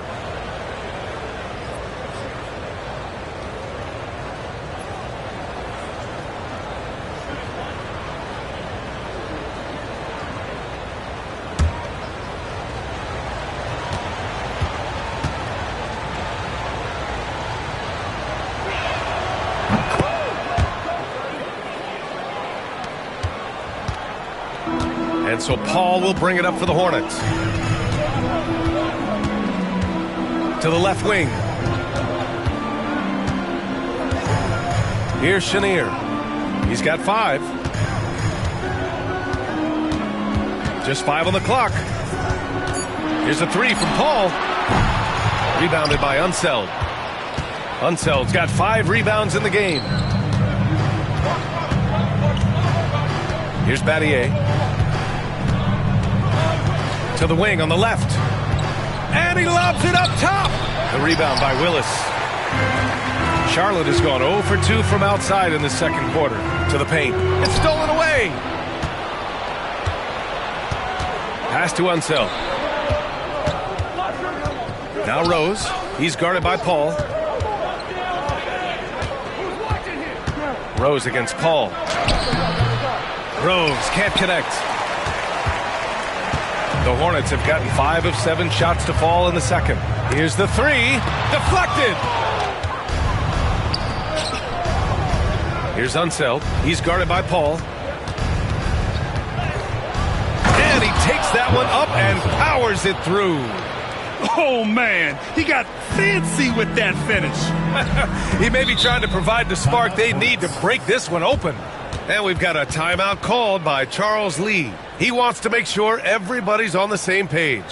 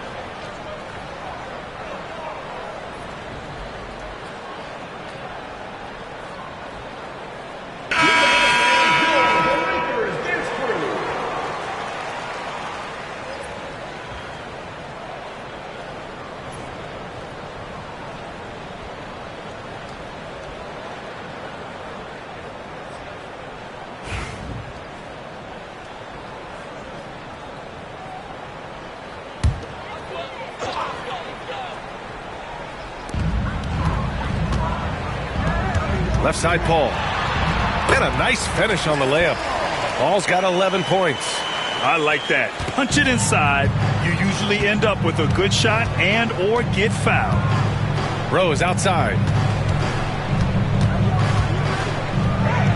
That's his third basket in 5 shots. Solid work. Well, you love the attitude of Derrick Rose. You want to play great defense? No problem. I can still finish. Pass to Willis. Paul against Rose. Now Russell shoots from the baseline. The kick out to Paul. That's tipped. Here's Battier. No made baskets yet. And out of bounds. Charlotte will have it. Listen, turnovers happen. You've got to move on to the next play.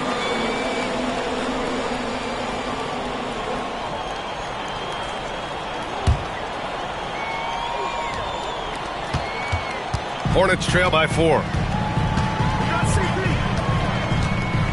Paul taking his time here from behind the arc. And it's Battier with a rebound. I think he's got to settle down because right now it feels like he's rushing, like he's forcing some shots. This quarter he has been completely bothered. Here's Howe.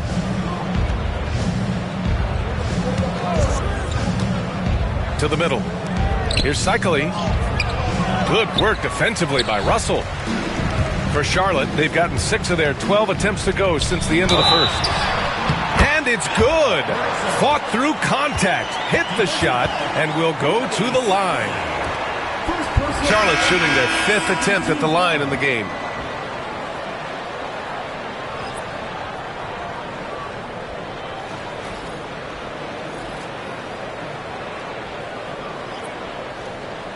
Mind the lanes. Mind the lanes. One shot.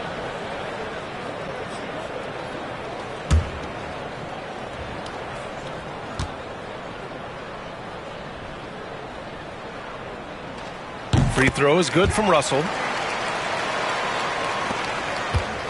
Indiana leading. Rose, the pass to Smith. A minute 15 left to play in the second quarter. B.A., I'm not sure he should be flaunting around the rim like that with this game so close. Oh, it's risky, but it sure did look good. Now here's Paul. He's got 11. Pass to Chenier. Here's Bosch, covered by Smith. Josh Smith. First personal foul. Charlotte shooting their 6th and 7th free throw attempts tonight.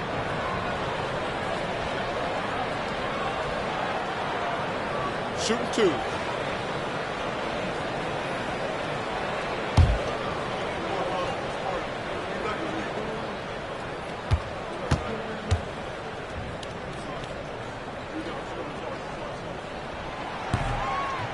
And he drops the first.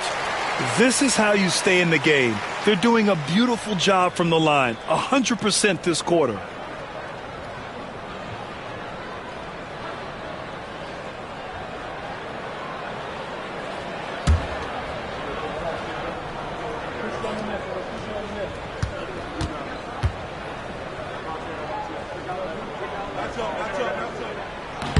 Both good from the line that time. To have a big who's great at the line, such a plus. The Pacers have gotten 8 of 14 shots to drop so far in the second. Wade drives in. Got a hand on it. And the ball goes out of bounds. Last touch by Russell.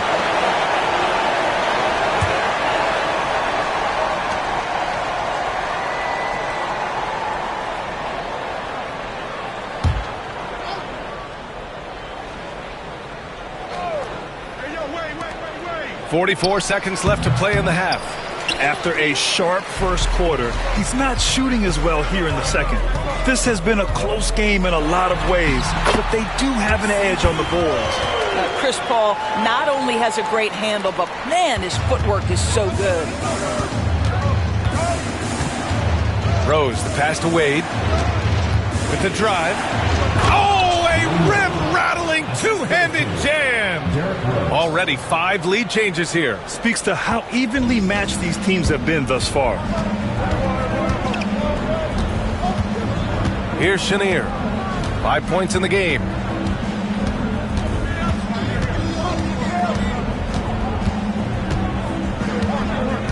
Six on the shot clock. Fires the three. Nails it from beyond the arc. Chenier's got 8. And we're through the first half of play here in what's been a good one. Hornets out in front, leading by just 2. And join us right back here after the break for the start of the second half.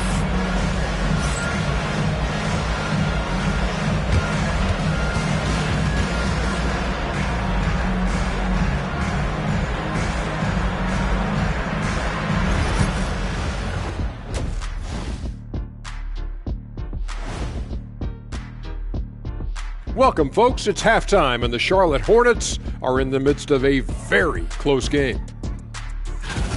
Their work on the glass has been superb tonight, chasing down every miss there, Ernie.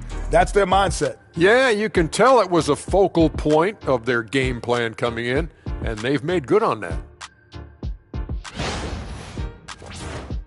All right, and now one of the more highly anticipated topics. Some news about trades to discuss.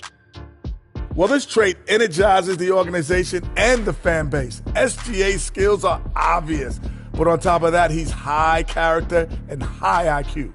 And you know what else you can add to that? Relentless work ethic, and his teammates feed off it. Thanks for joining us. Time to head back over to the third quarter with Brian Anderson.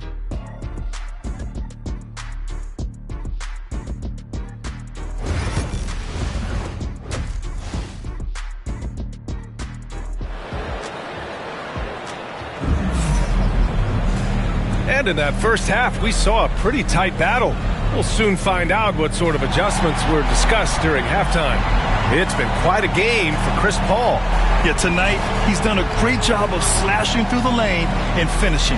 And part of that has to do with his mindset. He has been looking to push the action at every opportunity, and he has been in attack mode all night.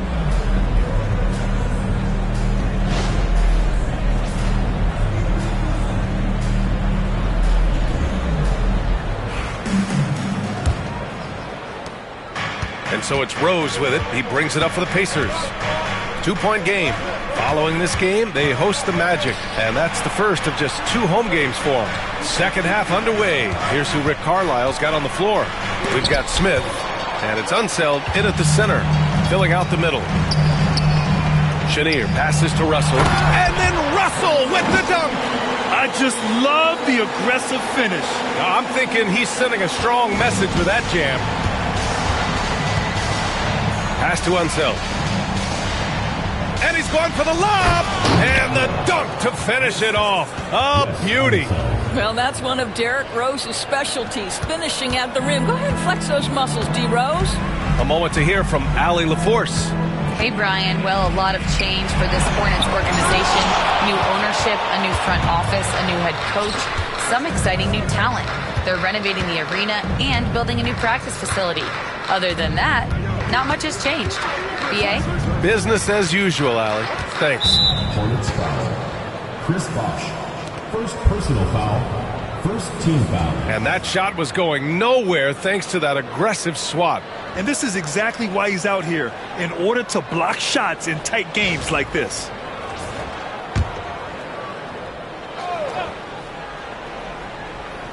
And with a little over a minute gone by, the second half is underway. Smith with a screen on Paul. Here's Rose. Pass to Smith. Here's Battier. Just 3 to shoot.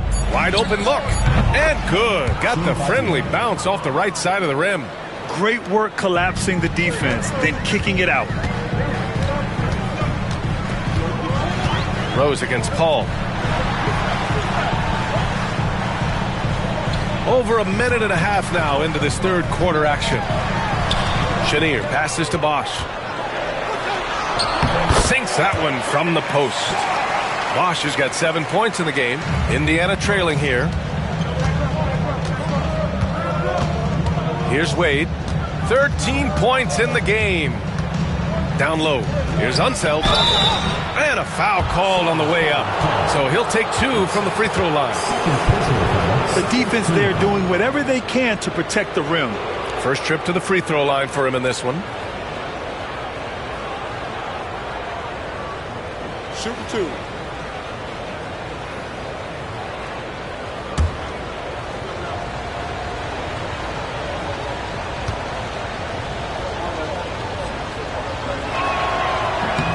He's off on the first.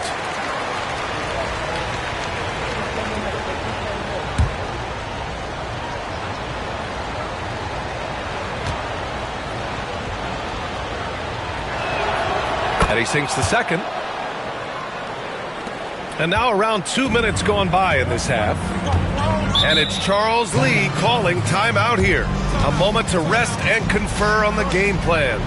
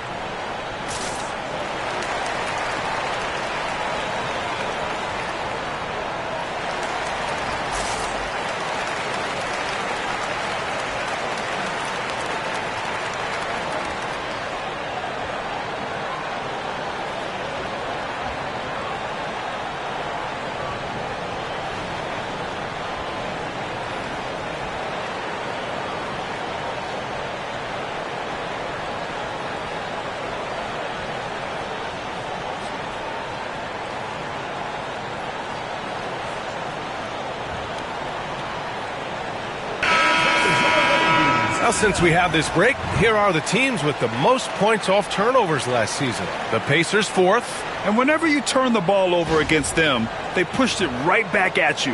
Last year, they were just merciless at exploiting teams whenever they made mistakes against them.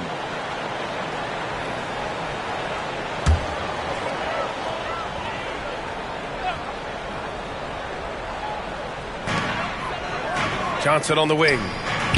Knocked away. Out of bounds as Charlotte keeps possession.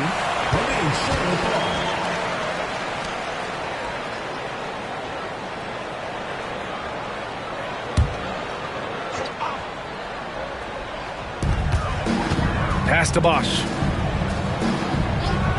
Here's a 3 from Paul. Indiana with a rebound. Unseld's got his 7th rebound here tonight. Throws it up high. Paul with it. Guarded by Smith.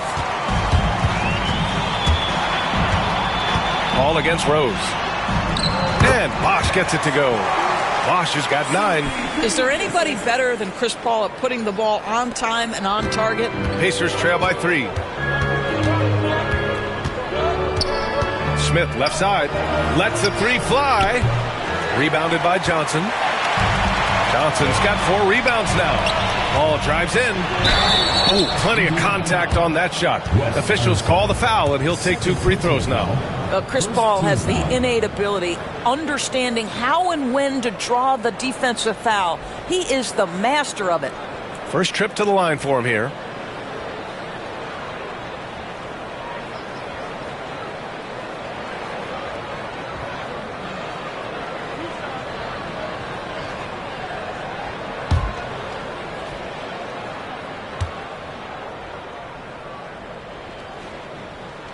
That's good from Paul. Chris Paul will go down as one of the great floor generals to ever play the game. He is the maestro at orchestrating offense.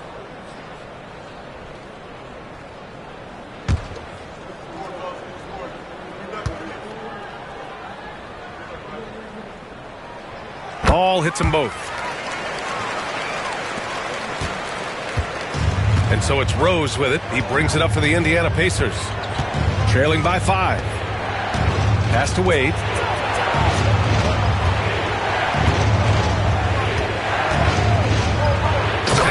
Down it goes.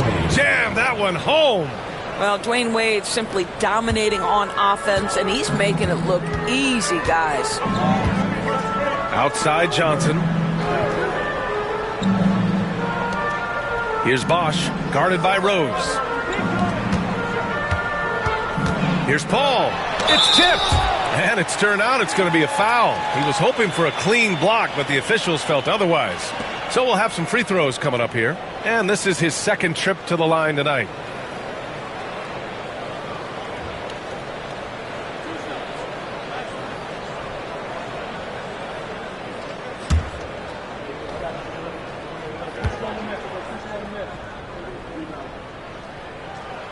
And he knocks down the first one. If you're a head coach, you love having a guy like Chris Paul around. He's a coach on the floor for you and helps keep everyone accountable.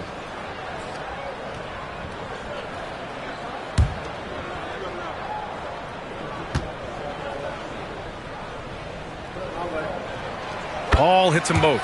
And man, looking good from the line so far this half. Pacers trail by 5. Rose, the pass to Smith. Picked by Smith. Here's Wade. Good.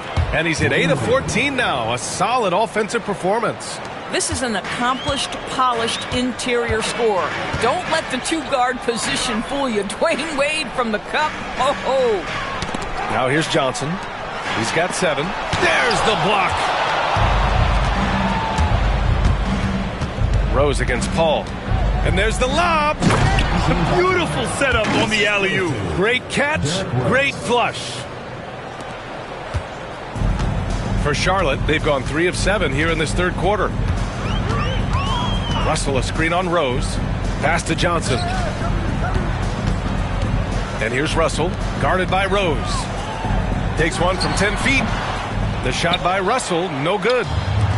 For Indiana, they've gotten 5 of 7 attempts in the third quarter. Here's Wade. He's got 17. Rose with it. Inside. Ooh, they pick off the pass. Fast break. Here come the Hornets. And so he draws the foul, headed to the line to shoot a pair. It was a strong move. The shot's just a little off. And breaking down some numbers here, the hustle stats for Charlotte. Well, they did a tremendous job keeping guys fresh. Their aggressiveness took over, showcased by their points off the fast break. Something else that they've had working for them is attacking the offensive glass. Boy, taking advantage and creating second chance points. Impressive.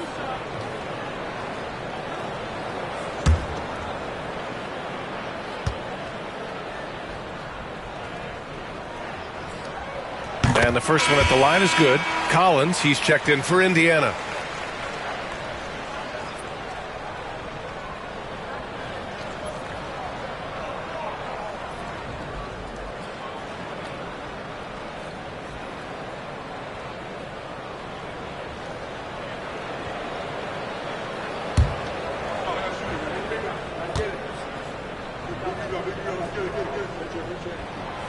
Good on both.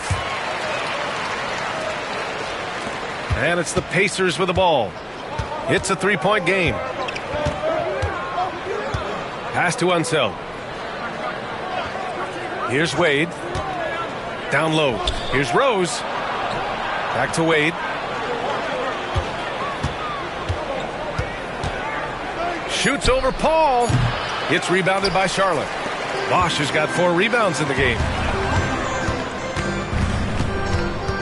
Johnson on the wing.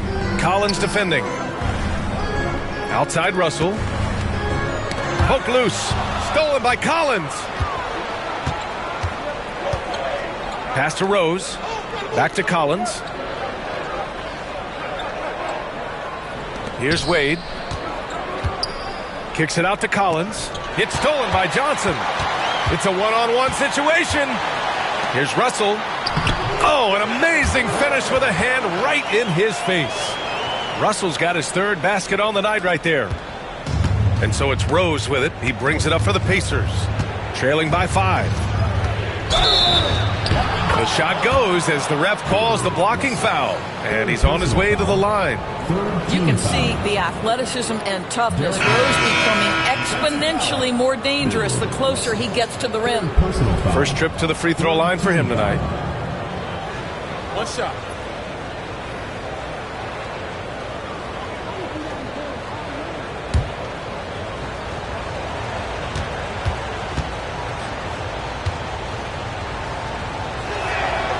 And that one falls for Rose. Well, an interesting thing about Derrick Rose, right? Over his career, he's been an up-and-down jump shooter, but he's been remarkably consistent from the free throw line. And we've got a timeout called by Charles Lee. I think right now he must be looking at some adjustments.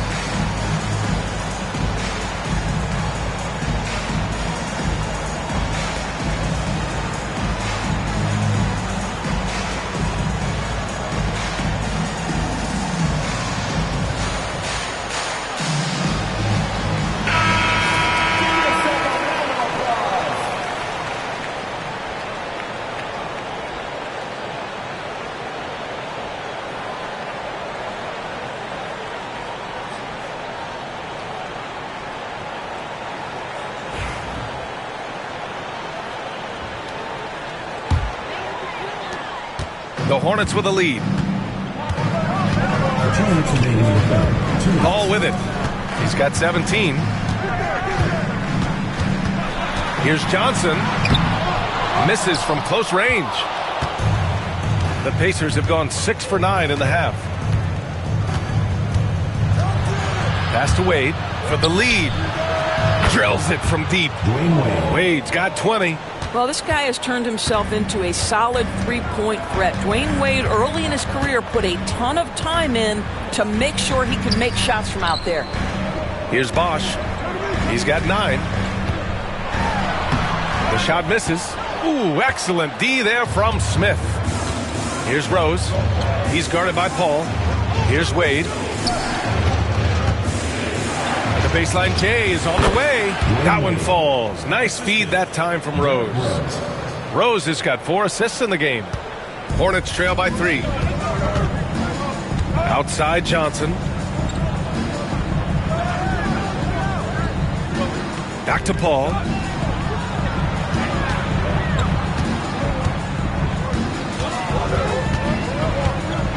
They need this. And he takes it up and lays it in. Paul's got 6 points in the quarter. Yeah, since he stepped between the lines of an NBA game, this guy has been consistently productive. Chris Paul doing the work. Now here's Rose. 11 points in the game. Wade, the pass to Unseld. Oh, a clear foul there on the missed shot. So he'll get a pair at the line. First personal foul, 4th team foul.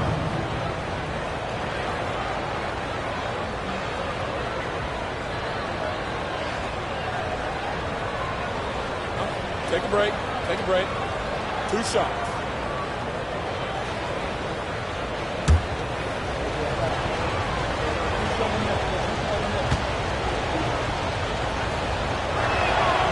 The first free throw is good. So both teams making some changes here.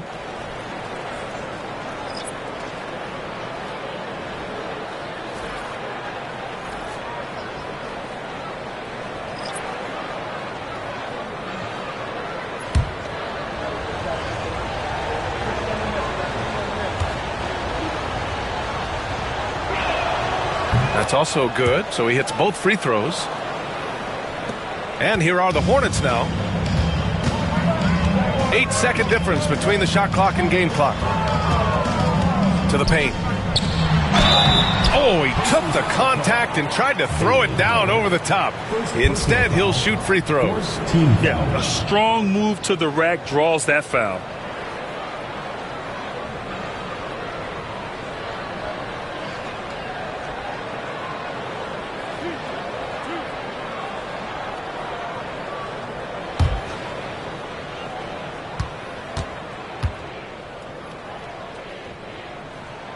And he drops the first. They're doing some good work at the line this half.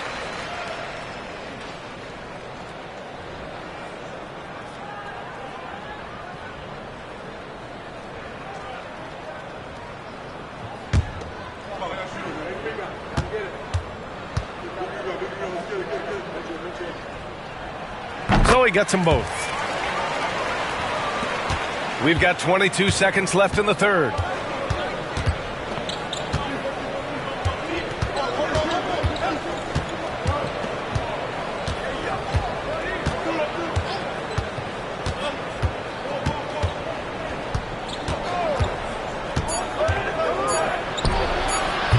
And the shot falls short that time. We're at the end of the third quarter, and we've still got a close one. Indiana ahead. They're up by 1. Don't go anywhere. The final quarter is coming up next on 2K Sports.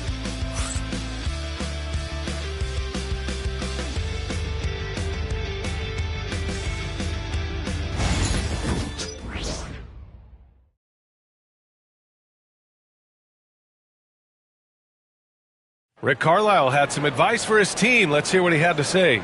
Keep working the game, possession by possession. Keep doing everything hard. Down there, let's get some stops. Coach Carlisle imploring his guys to lock in defensively. Defensive intensity is important. The offense will come, but you need the defense to bring effort. We've reached the fourth quarter in what has been a very competitive game. Should be an exciting finish. Here's Chenier. Shot clock at 5. Charlotte needs to get one up in a hurry. And a look at the 5 for the Pacers to start the fourth quarter. Here's Battier. Oh, it's stolen away.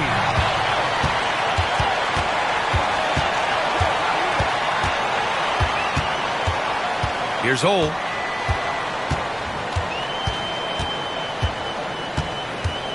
He takes it in, and so it looks like the Hornets will retain possession here. The ball goes to Charlotte. It's time to take a glance again at that superb block. Yeah, what a play. I mean, that'll have the offense thinking twice about taking shots in his presence.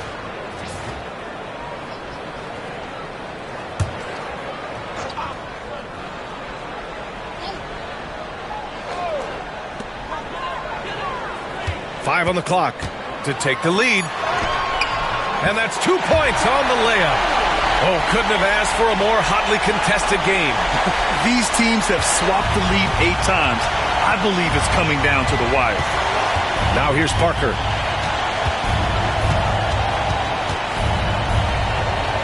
Pass to Wade. To the inside. Stolen by Russell. Here's Chenier. Here's Hole. Parker defending. Can't get it to fall. I'll tell you, he's trying to help them extend this lead, but it's been a tough night for him individually. Cycling passes to Wade. Now here's Parker. To the middle. Pass to Battier. And here's Parker. No good on the shot. Good work defensively by Russell. Here's Hole. Parker defending. Oh, the pass to Chenier. And a strong finish with 2 hands. And plays like that one can make the difference in a close game. And it definitely got the bench on their feet, too. Well, credit him for going for it, not settling, saying, I'm going to attack. It's Parker on the attack. Can't hit from in close. Charlotte leading by 3. Over 2.5 minutes in the books here in the fourth. Willis, the pass to Chenier. And there's the screen. Pass to Russell. Inside. Deflected. Parker outside. Here's Wade. Soft touch off the glass. Wade's got 11 points here in the second half. That's all you can do. Dwayne Wade is too experienced and too comfortable shooting over defenders. Here's Ole. Parker defending. Here's the teardrop. Out of bounds as Charlotte keeps possession. Just a superb read on defense to come up with the block. What a powerful rejection. He's not wanting them to get an advantage in this competitive game.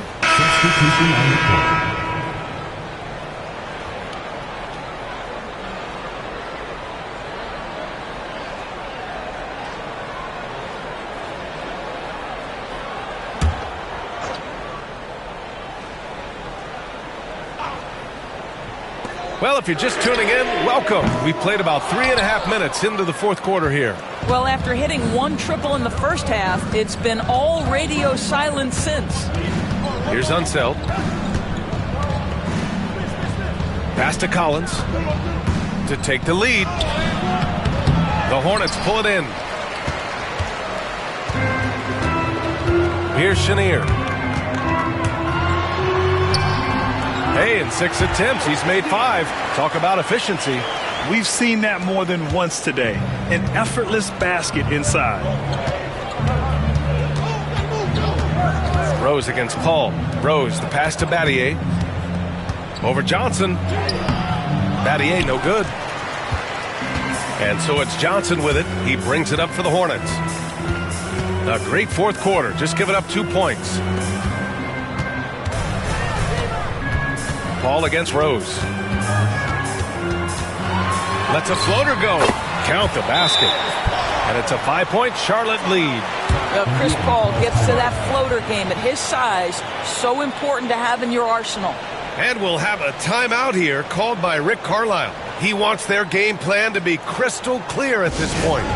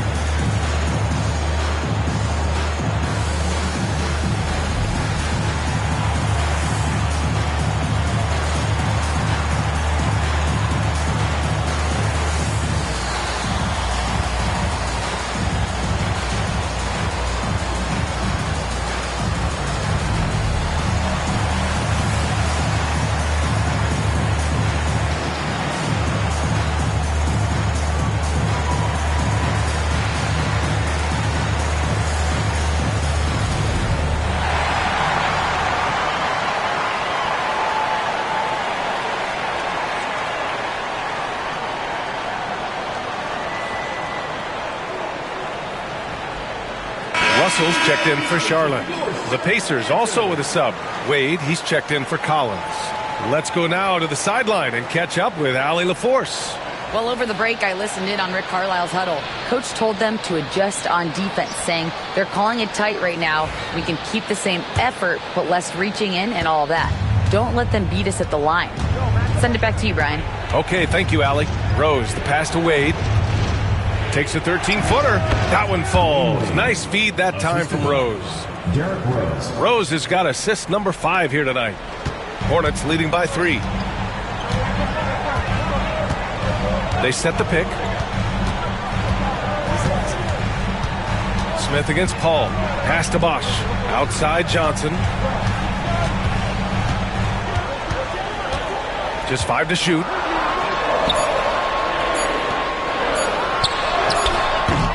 And it's Battier with a rebound. Pacers trail by 3. Now Smith. Here's Wade. To tie it up. On target from range. Wade's got 7 points for the quarter. That's his 3rd triple of the night, his 2nd since halftime. Paul against Rose. Paul drives in. And that one's good. Paul's got 10 points here in the second half. Chris Paul is no stranger to delivering in the big moments. Go ahead, CP3. Rose against Paul. Here's the pick. Lets it fly. Here's Battier. Rose outside. A chance there to take the lead, but a miss. For Charlotte, they've gone 5 of 11 so far in the fourth. Paul. Rebounded by Unseld. Unseld's got double-digit rebounds now in the game. Pass to Wade. Rebounded by Johnson. Johnson's got his 6th rebound on the night. Here's Bosch. Here's Chenier. It's deflected. A minute 22 left in the fourth.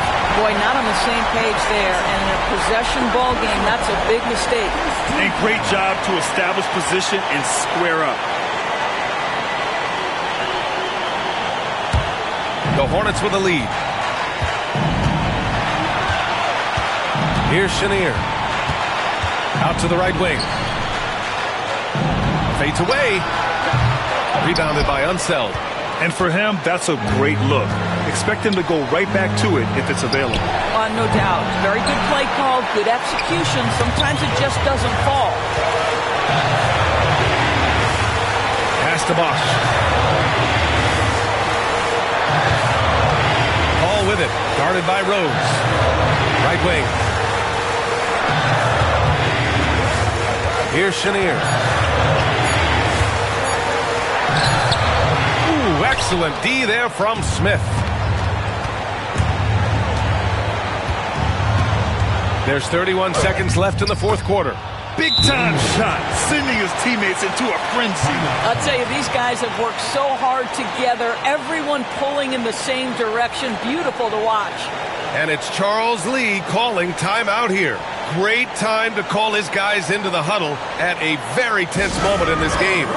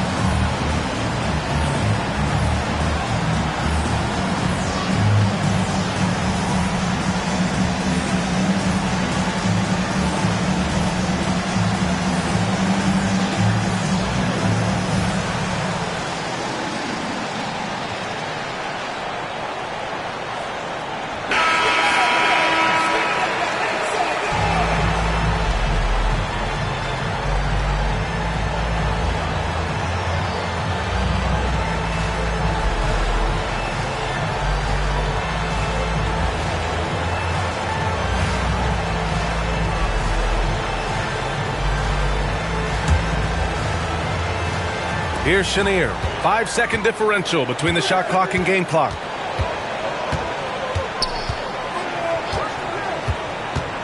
Driving to the basket. Count it. Late here in the quarter, they still have a foul to give. And we'll have a timeout here called by Rick Carlisle. Critical moment here. He's not taking any chances. All right, thoughts on what coach is going to do here? More than enough time to get a bucket. Well, they've got to be aggressive, guys, because the defense doesn't want to foul here.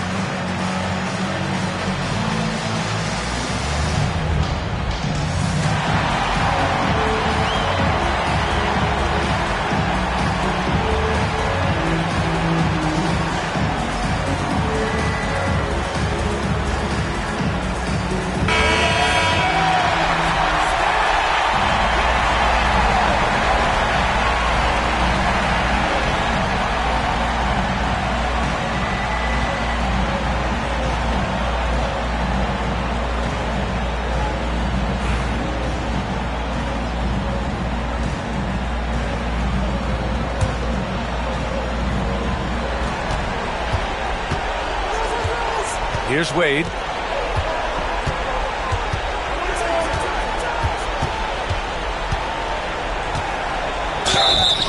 And that one goes in as he's fouled.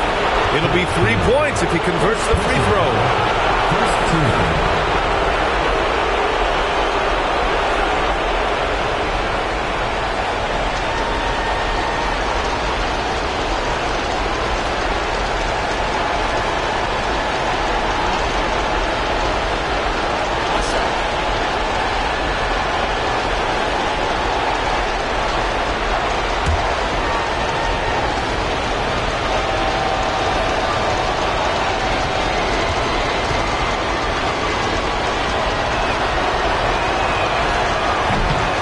Misses.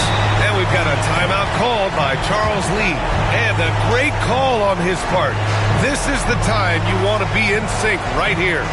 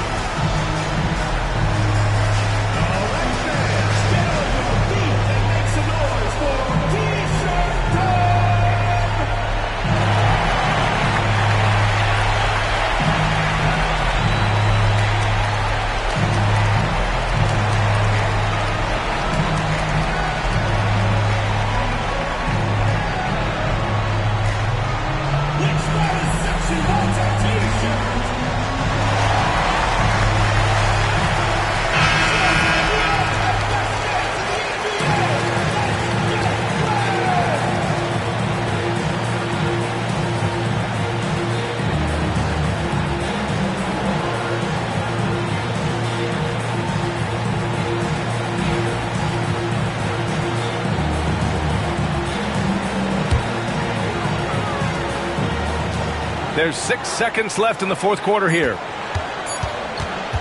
The three is up. Oh, bangs home the three. And we'll have a timeout Timeout here, called by Rick Carlisle. The pressure is on, and he's got a plan to share with his guys. From a coaching perspective, what are the keys to focus on here? An insane scenario. Not enough time for a catch-and-shoot three, so it has to be an alley-oop that draws the and one foul.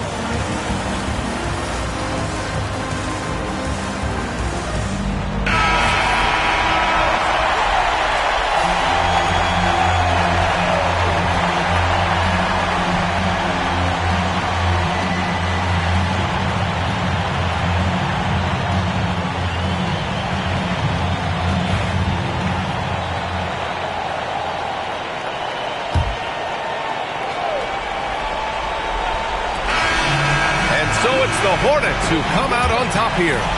That was an incredible night of hoops. A tremendous finish. They waited until the very last moment to seal it. And so many times we see these close games won by the home team. And that about wraps it up. For Allie LaForce, Grant Hill, and Dorisburg, this is Brian Anderson. Thank you for watching tonight's game. And as we leave you, here's a look at our player of the game, Chris Paul.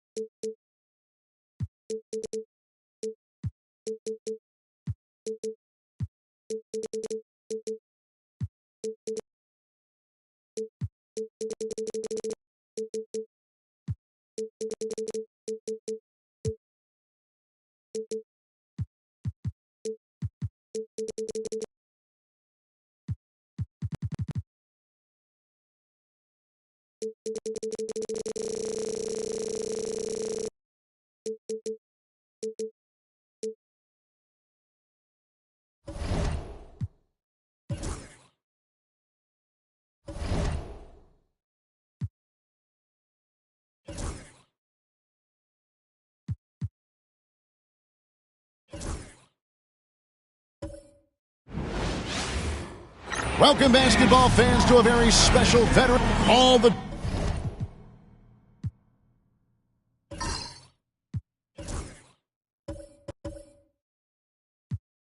talk, Greg.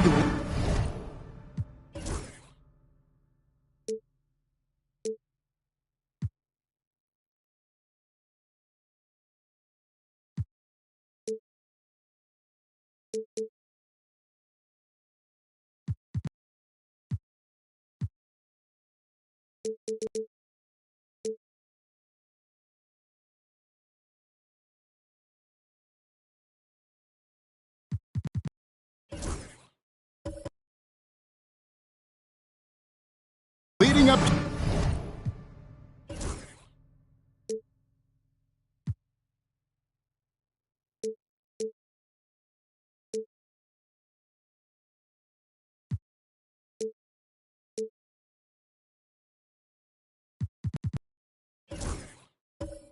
to this one has been about the impact of the backcourt. And that's where it all starts. When you have a confident and competent backcourt, it just opens up a lot of things for you offensively. Here are the 5 for the Clippers. They've got Kobe, Spaghetti out there with Paul Millsap. Then there's Frazier, and it's Whiteside in at the 5, roaming the paint. Now, here is Spaghetti after the miss from Shai Gilgeous-Alexander. Frazier dishes to Kobe. Puts up a 3. Gilgeous-Alexander pulls it in. Dumars against Frazier. Griffin passes to Dantley.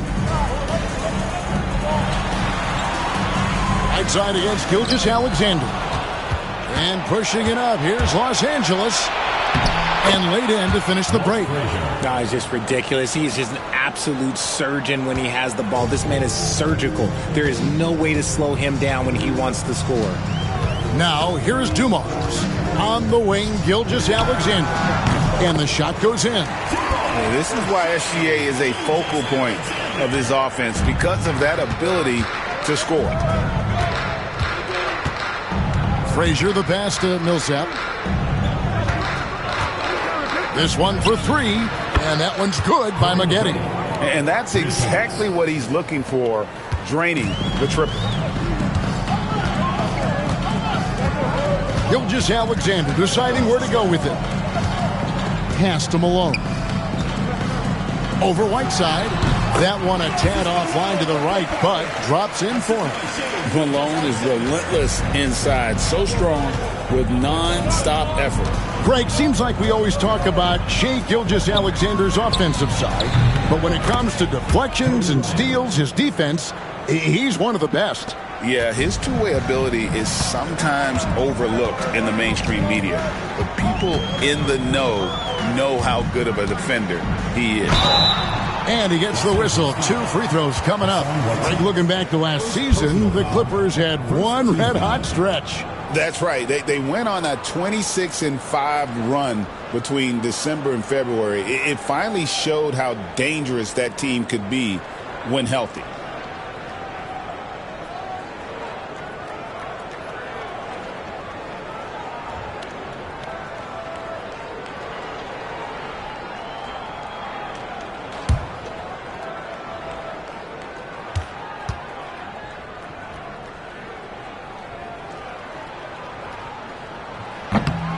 First one falls for him. Yeah, and Malone excels at putting himself in a great position, really on both ends. Just a dynamite rebounder and interior scorer.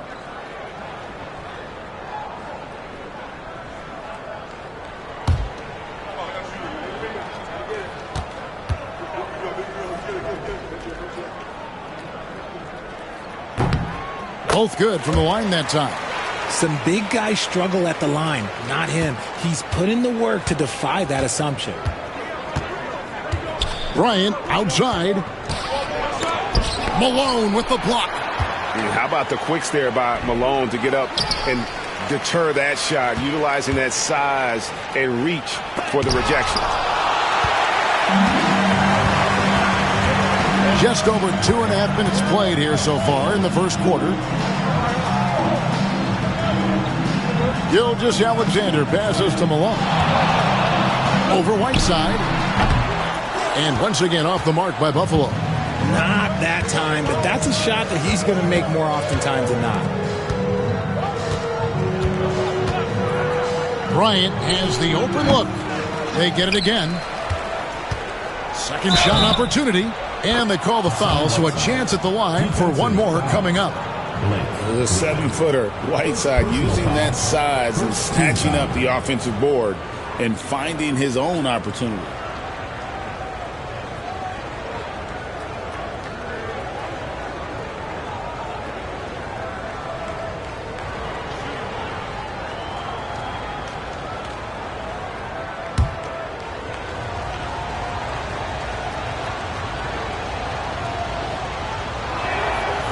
Free throw, good, Whiteside. Here's Dumars.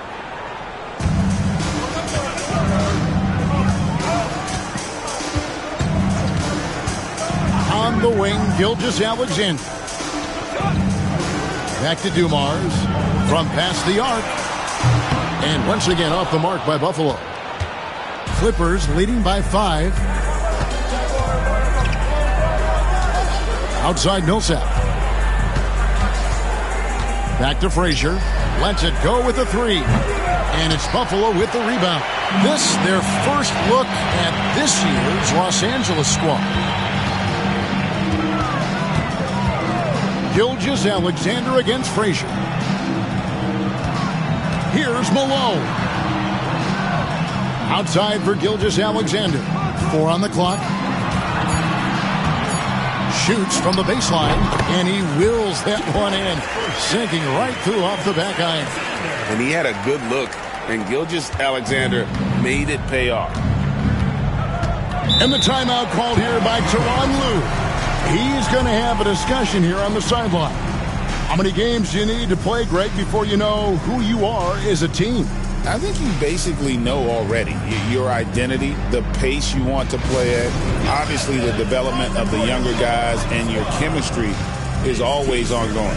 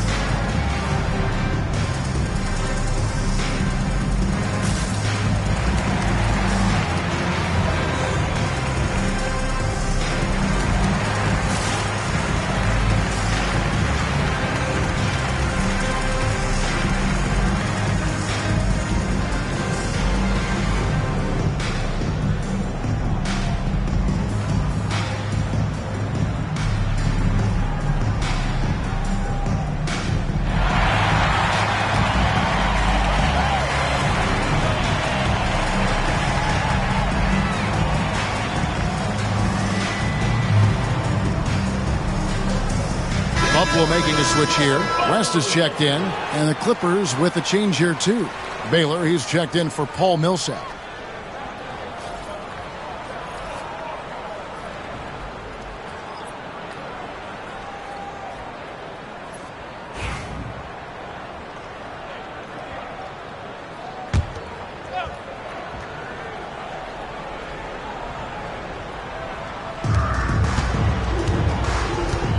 Outside Baylor.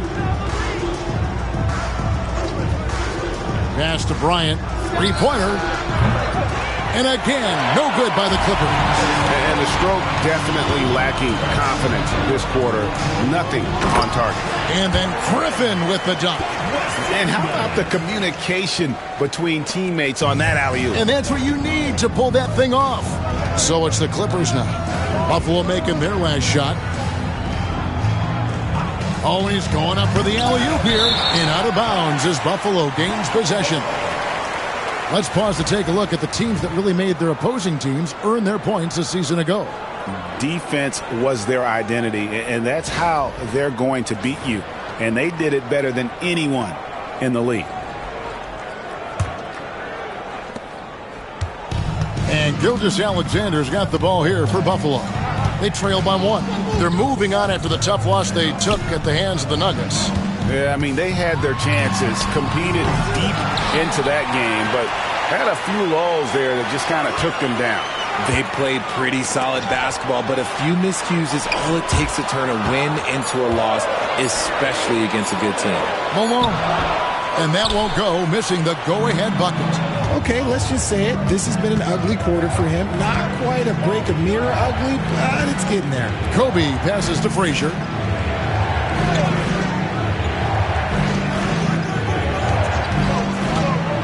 Pocket 6. The Clippers need to get off a shot. Launches a 3. Oh, and he almost had a 4-point play right there. He'll go to the line with a chance for 3. And, you know, beyond all the things Baylor gives you, he's an entertainer out on the floor. The acrobatics we see, something spectacular from this guy almost every game.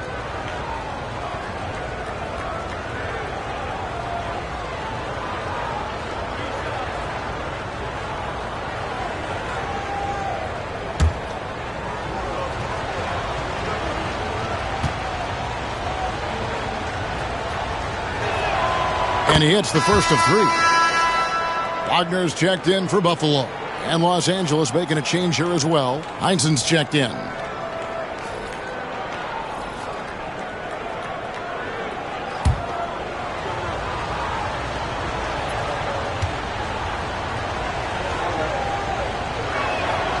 And he's good on the second.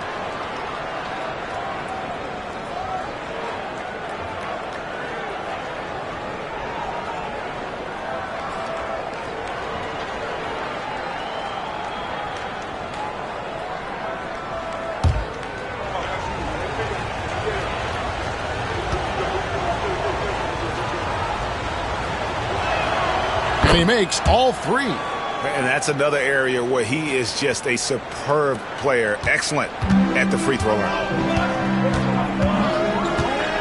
Pass to Griffin. So here is West. Wants to get it to Malone and does.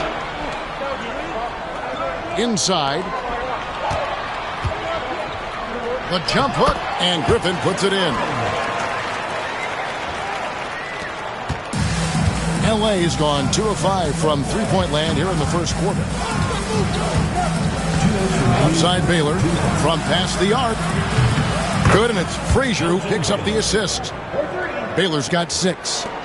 You know, maybe he's not one of the elite sharpshooters, but even still, that's not a shot that D can afford to give him. West passes to Malone. And it's Whiteside with the rebound. Whiteside's got rebound number 7 for him tonight. Bryant with it. West picks him up, and good that time. 8 points for him. Great teamwork, punctuated by a strong finish. Yeah, that's nice execution, running with purpose and creating an easy scoring opportunity off the break. Let's check in with our reporter, David Aldridge. Kevin, the Clippers are inaugurating their new arena this season, and they're set to host the All-Star Game next season. It will mark the 7th time that the LA area has hosted the All-Star facilities. Kevin, there will be no shortage of stars in attendance. That's always the way it is in LA. You're so right, David. It ought to be quite a spectacle. Now here's Frazier. 14 points from him the last game against Utah. And already they've staked out a noticeable advantage in terms of aggression and controlling the backboard. West against Bryant. To the middle. Puts it up from 7. Kicks it out to Wagner. Pass to Griffin. The rebound by Heinsohn.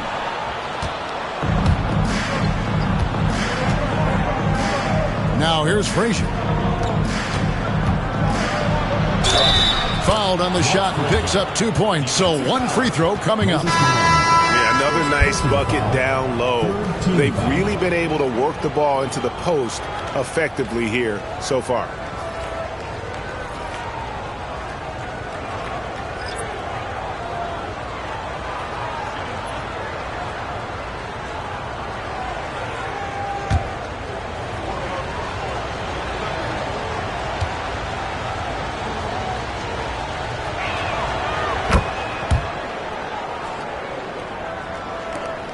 6 seconds left to play in the first quarter. To halt the run, and that one released in time, but no good. And so it's the Los Angeles Clippers going into the break with a 10-point lead. They're pounding the ball inside, and that's where they've gotten their best production tonight. We'll get right back to the action when we return.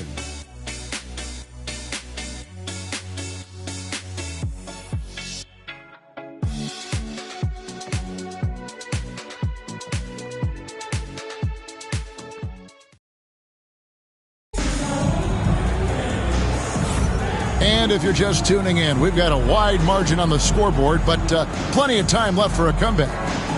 And a look now at how the offensive approach has been going here so far for Los Angeles. They've really been dialed in from deep. This is a team that has a ton of confidence in their outside shooting ability. And something else that I liked is how they attack the paint, finding ways to get inside and capitalize time and time again. They've got Adams. West is out there with Free, and it's Dantley in at the small forward. It's good. He makes his first shot of the game. And really, it's been a major aspect of their offense in the early stages here. Their success working the ball inside and getting points from close range. So with Millsap sitting on the bench, here's who Tyronn Lue's going with. They've got Heinsohn. Boyd out there with Maggette. Then it's Baylor, and it's Eaton in at the center position.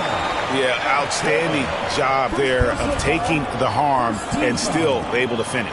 For Buffalo, they've gone 2 for 2 in the game at the line.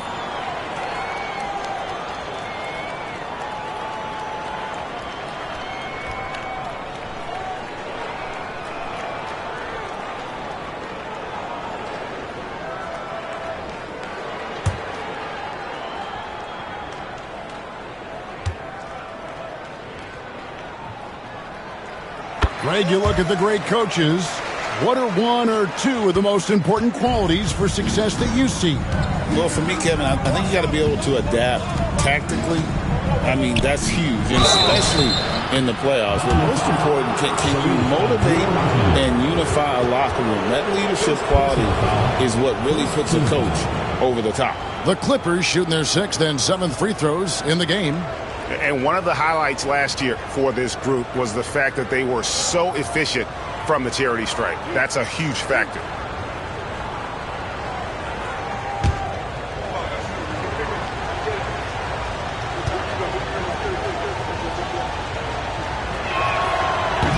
And that one misses. I'll tell you what, Heinsohn is a competitor. But for me, where he really gets you is with his body control and then that superb shooting touch.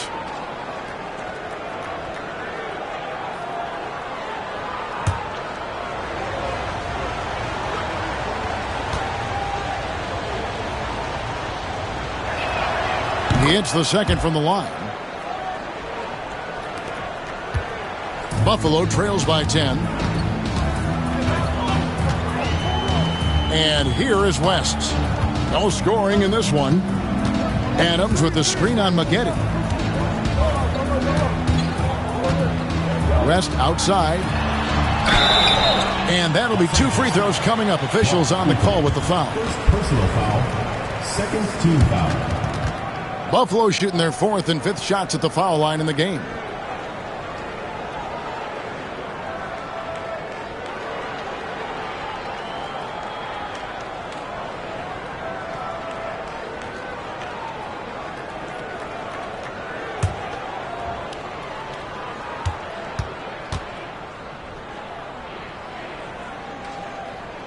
First free throw is good.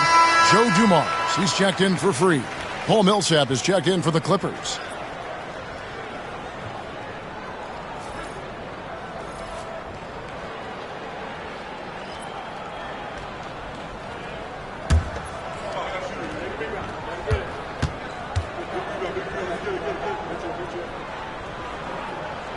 And both free throws good for West. And we're about a minute into the second quarter of play. Pass to Eaton. And there it is for him. Eaton's got 4 points this quarter. And there's a pattern starting to take shape here. They're working it inside and getting good shots from close range. Here's Dumars. And Maggette pulls it down. Los Angeles leading by 10. Here's Floyd, covered by Dumas. Millsap misses. Yeah, and that was lining up to be a huge alley-oop, but they just couldn't quite connect. Just go to show how tight your timing needs to be on this kind of play. Nice ball movement there. That's how you break down the defense. Floyd passes to Eaton. Maggette outside. Pass to Floyd. Just 5 to shoot. Lays it up and banks it in. Floyd's got his first points of the game. And of the last 6 baskets, 5 have come on the interior. This is just smash-mouth physical basketball, guys. Now, here's Dumas. Scoreless thus far. Here's Adams. And they call the foul, so he's got the and one chance here to make it a three-point play. And when defenders are lurking, that bounce pass can be the only way to get it through. Buffalo shooting their 6th attempt at the charity stripe in the game. Shai Gilgeous-Alexander's checked in for Buffalo. And a switch here also for the Clippers. Frazier, he's checked in for Floyd.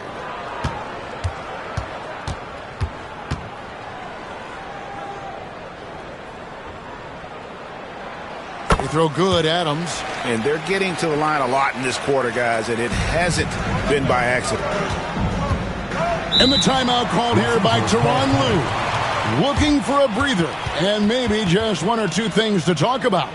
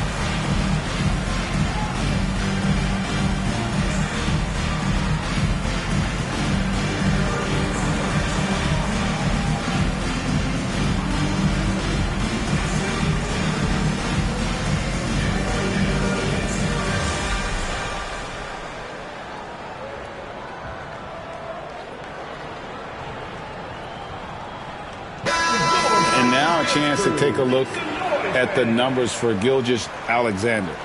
Great showing for him last season. How about 30 points per game, 6 assists, and 5 rebounds? But you look at all that, and really it doesn't give you the entire picture of his impact defensively. Just in general, numbers don't tell the whole story with defense. Guys like him you have to watch to understand his impact. Now, here is Maggette. Back to Frazier.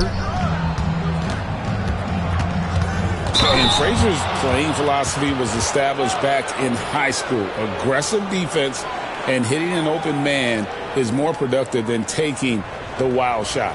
And this will be his 2nd and 3rd shots at the line here.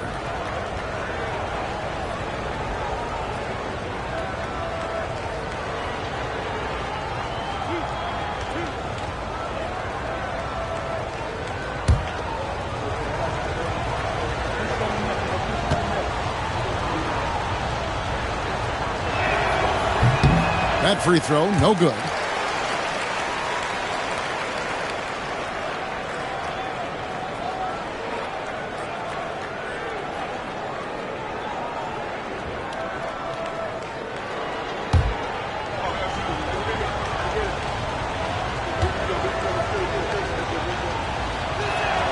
Good on the 2nd free throw.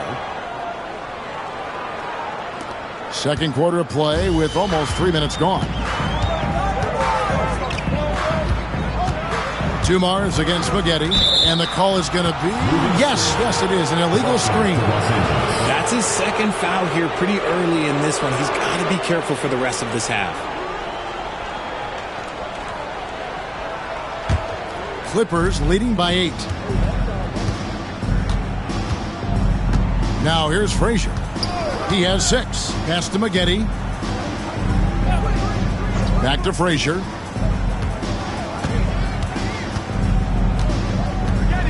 Millsap a screen on Gilgeous-Alexander. A nice shot by Frazier. And with the lead, I like the strategy here. Continue to get the ball to guys who can do something with it. This is when good players really get after it. He can sense that they're reeling, and he's going to put his foot on the pedal. And they call an illegal screen here. And we've just seen them make mistakes on back-to-back trips. Both those turnovers could have been avoided.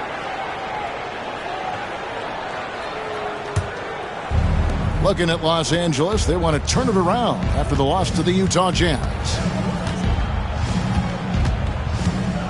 Frazier the pass to Baylor. He takes it in. Good, and it's Frazier who picks up the assist. Frazier's got 3 assists tonight. They've settled into a nice groove offensively here in the second. Now here's Gilgeous-Alexander. Nice move. And Gilgeous-Alexander throws it down. And moving with such speed, the quickness of SGA's drives, something to admire. Outside Baylor. Pass to Spaghetti. 3-pointer.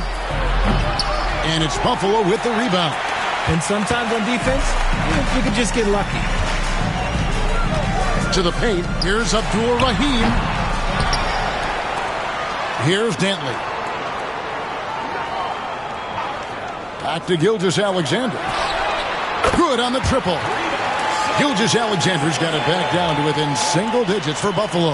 That was big because they dug a big hole in the first quarter, but starting to show signs of life. Frazier outside.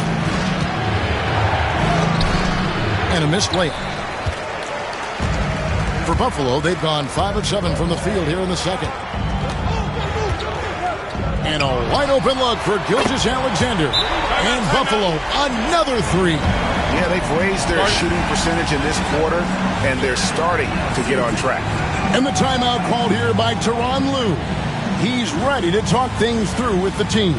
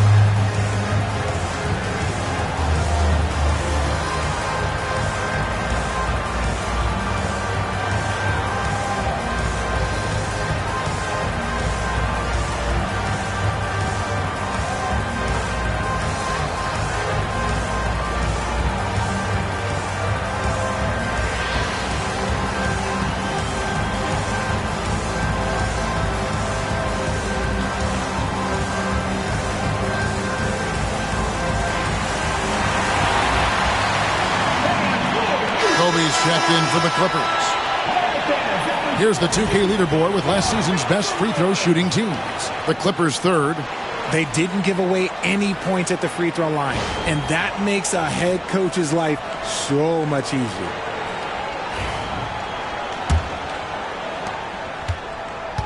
And it's Frazier with the ball for the Los Angeles Clippers. They host the Kings after this game, and that's the first game in a string of 3 straight at home. Pass to Baylor.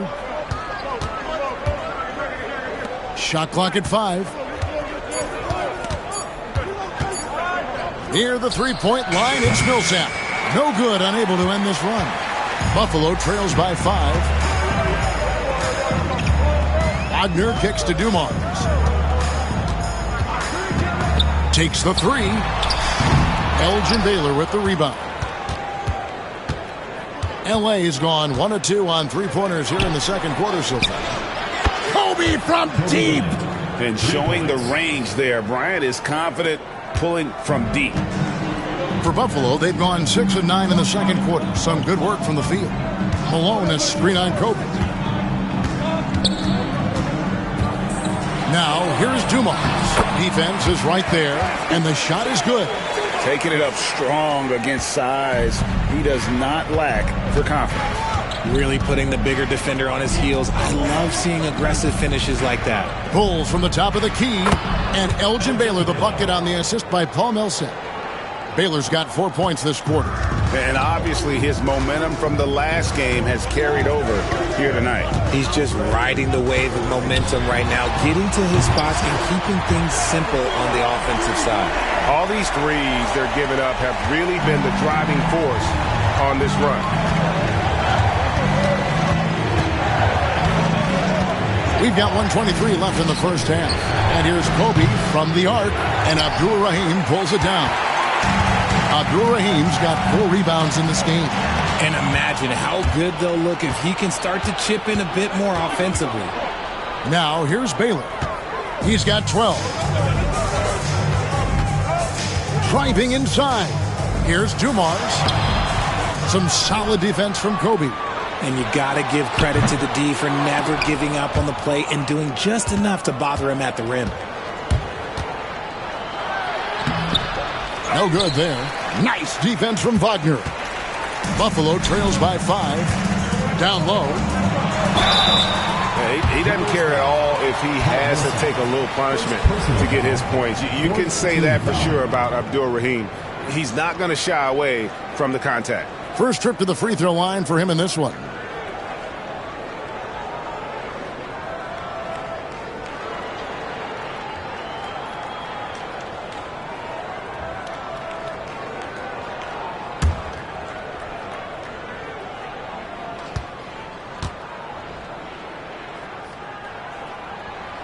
That free throw, no good.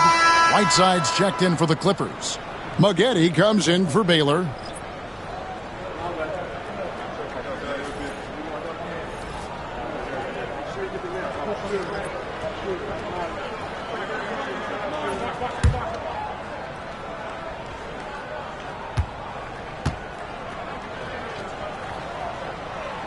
And he sinks the second.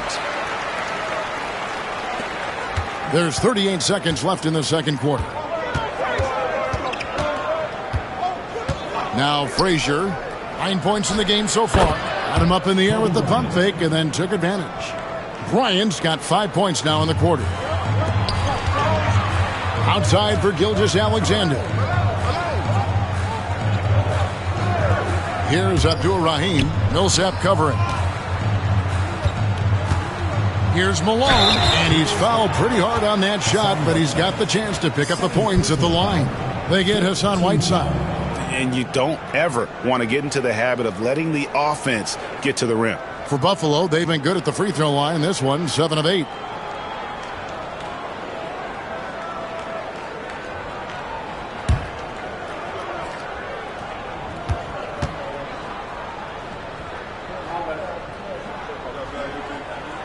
And the first one drops.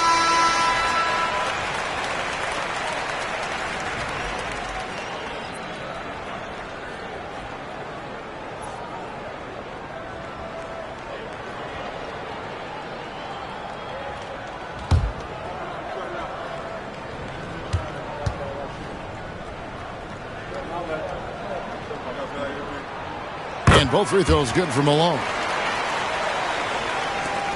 We've got 13 seconds left here in the second. Frazier against Gilgeous-Alexander.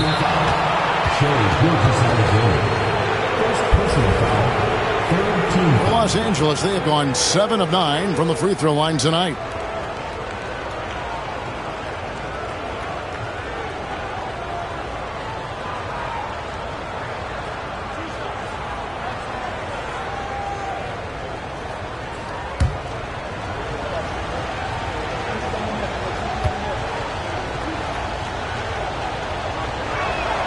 And he knocks down the first one.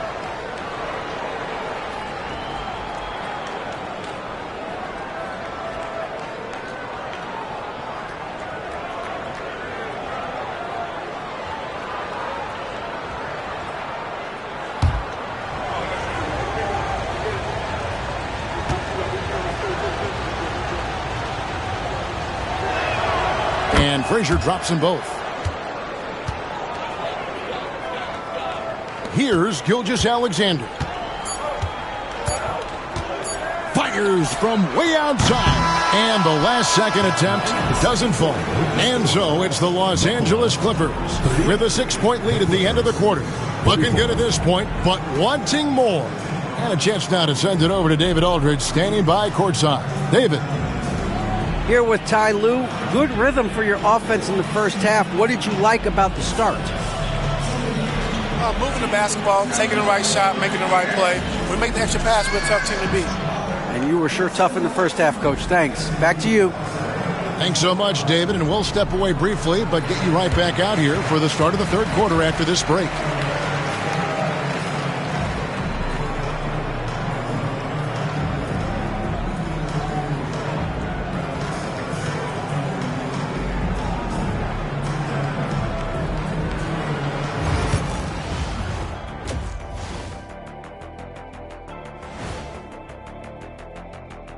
Welcome, everybody. The story tonight has been a solid showing through the first half for the Los Angeles Clippers. Their offense is flowing. Guys are getting into their spot. The ball is finding them. Great execution so far, guys. I'd say our halftime show is going just as smoothly. Okay, so now let's talk about that point guard matchup from the first half. The league is so full of elite point guards. We get to see incredible matchups every night. You can't ignore the skill that both of these guys have shown in the first half. Yeah, they're trying to one-up each other each time up the floor. This is great to watch. And that's a halftime wrap. Let's get back to the second half with the call by Kevin Harlan and the crew.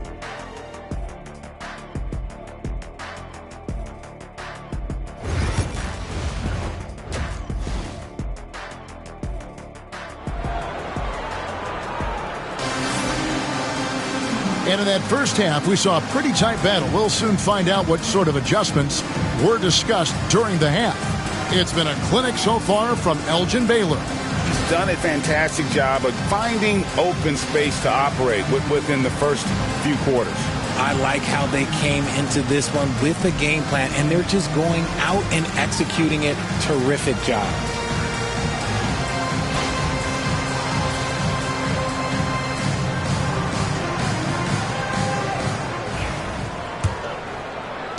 Clippers leading by 6. Moses Malone out there with Griffin. Then there's Shea Gilgeous-Alexander. Then there's Dumars, and it's Dantley in at the 3 spot. Now Griffin, following the 3-point attempt by Kobe Bryant. And for the Clippers, Frazier is out there with Kobe. Then there's Paul Millsap. Then there's Whiteside, and it's Maggette in at the 3, the small forward. And Dumars gets it to go. They're scoring boatloads of buckets. It's raining buckets from inside. And for Buffalo, Dumars is out there with Gilgeous-Alexander. Then there's Moses Malone. And it's Griffin, and it's Dantley in at the 3 spot. Now Dumars, following the 3-point attempt by Kobe Bryant. Dumars kicks to Gilgeous-Alexander. High post shot. Dumars misses. Los Angeles has gone 0 of 2 from deep to start things here in the second half. Right side Millsap. Gilgeous-Alexander against Frazier. Traps in the tray. Frazier's got 14 points. Pick works well there. Not much resistance from the D. Yeah, that just comes down to a lack of effort. The defender has to do a better job fighting through the screen. Now, here's Gilgeous-Alexander. 12 points for him. Griffin a screen on Bryant. Shot clock at 6. Dumars the pass to Dantley. The 3. Paul Millsap with the rebound. And it's Frazier with the ball for the Clippers. Maggette outside. Back to Frazier. Pass to Maggette. The three. And it's Buffalo with the rebound. Malone's got 7 rebounds in the game. Rough start to the second half for them, only getting one of the past 4 shots to fall. Now, here's Gilgeous-Alexander. Up it goes, and the Clipper lead is cut to just 5 on the basket from Malone. Well, we've seen that movie a few times, haven't we? An easy bucket in the paint. And the timeout called here by Tyronn Lue. He wants a minute here to get things straightened out with his team.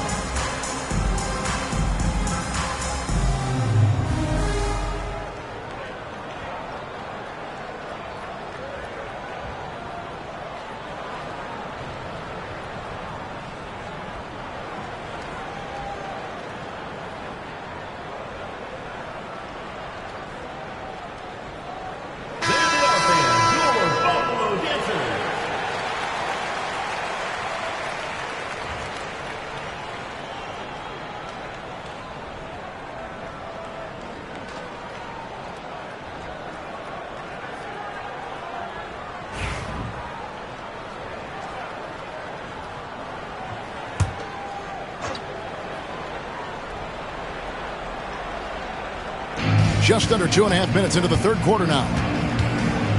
Frazier dishes to Whiteside. Fast break. Here comes Buffalo. Here's Griffin, and he could not get that one to go. A lot of contact, and he'll go to the line for 2. I tell you what, he earned his money on that foul. For Buffalo, they've gone 9 of 10 from the line, so making the most of their chances.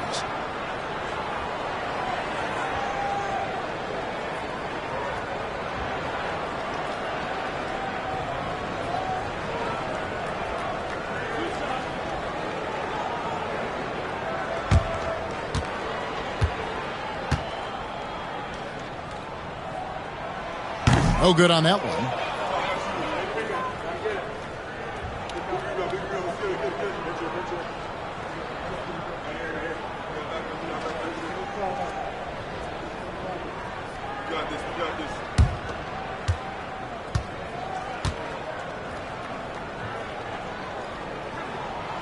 And he's good on the second.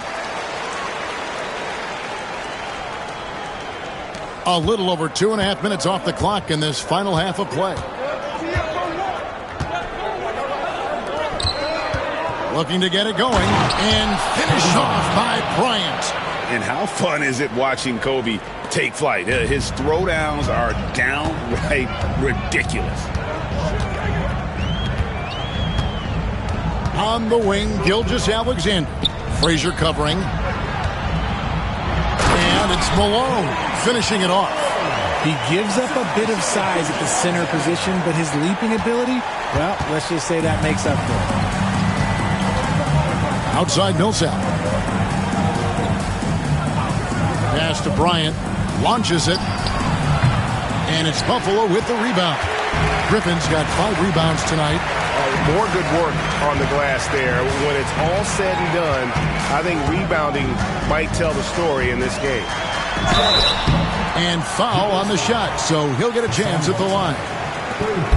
They get Hassan Whiteside. And this guy just does everything. Scores, passes, good rebounder. Just an all-around terrific basketball player.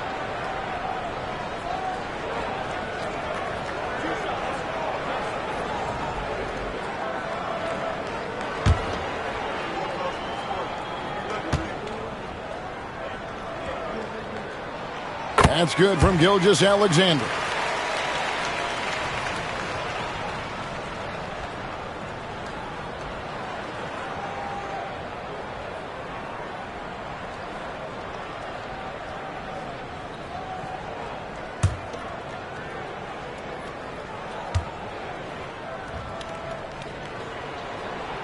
And he can't hit the second. Clippers leading by 3. On the wing, Bryant lets it go with a 3. Good. Great play set up by Frazier. Frazier's got 6 assists now in the game.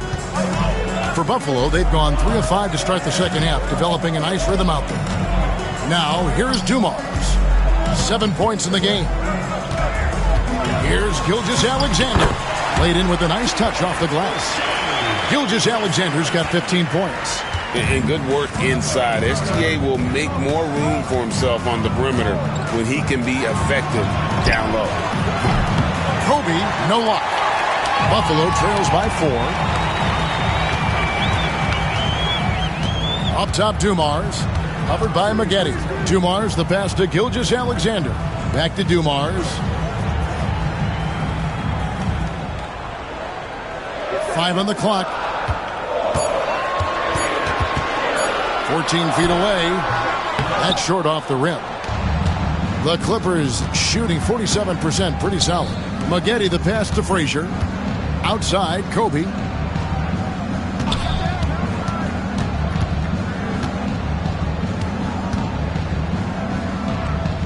Out to Maggette. Back to Bryant. Puts up a deep 3. That doesn't go either for Bryant. For Buffalo, they've gone 4 of 7 to get things started here in the second half. And then Griffin with the dunk. And you could see him give a little nod and then just burst to the rim for the alley-oop slam. A pair of teammates, Greg, with a terrific feel for each other. Now here's Frazier. He's got 14. Pass to Kobe. Jacks up a 3. Again, the miss by Kobe. And he has been ice cold from beyond the arc here since halftime, and he continues yet to fire away. He has got to tone it down if he wants to help his team. Maggette kicks to Kobe.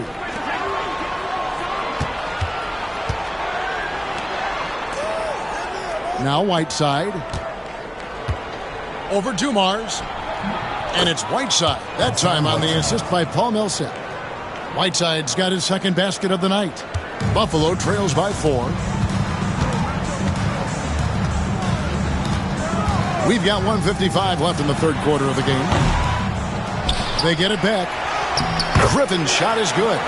Second chance points always hurt. Just not enough effort to block out. Yeah, I'm going to go out on a limb here and say they need to emphasize rebounding going forward. Now here's Bryant. 13 points in the game.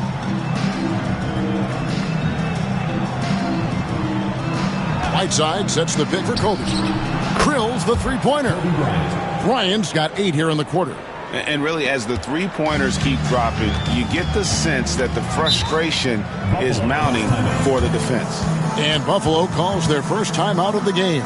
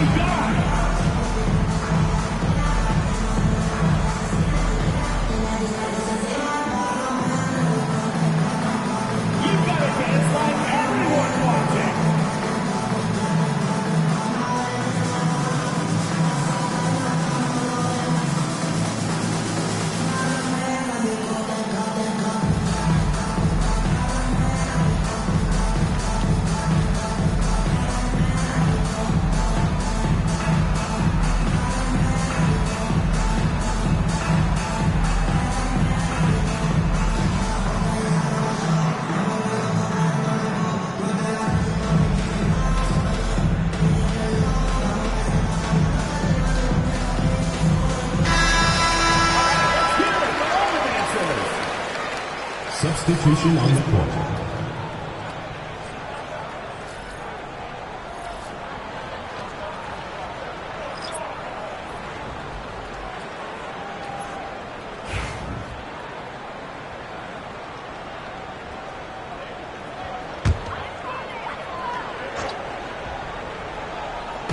And Buffalo has possession. It's a 5-point game. Fouled in the act of shooting. Gets the bucket anyway, so a 3-point play chance for him. They didn't have much of a problem getting the ball into the post that time. And let's take a moment, guys, to get your take on the scoring so far for the Clippers. Their offense has been a well-oiled machine. They're moving the ball around, playing for one another, and just piling up assists. And another thing they've been doing all game long is knocking down the three. Shooting has been a big part of their game plan tonight.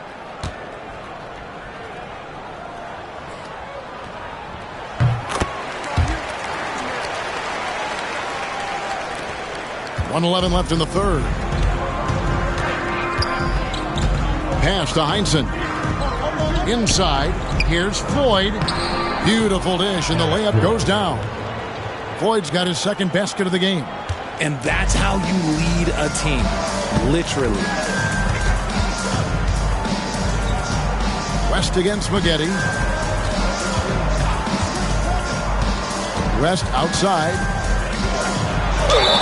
And the call on the shot that sends him to the line. First personal foul. Yeah, the defender all over him.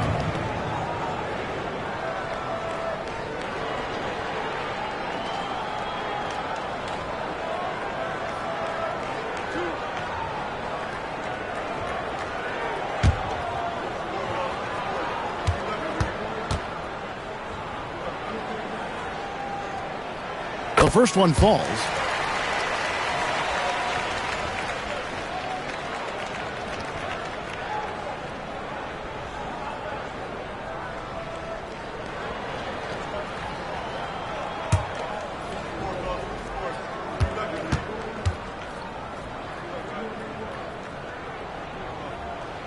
And both free throws good for West. The Clippers in the lead. Maggette outside. It's stolen by West. Here's World B free. 2 free throws coming up, and they call the shooting foul. It's going to be on Corey Maggette. 15 foul.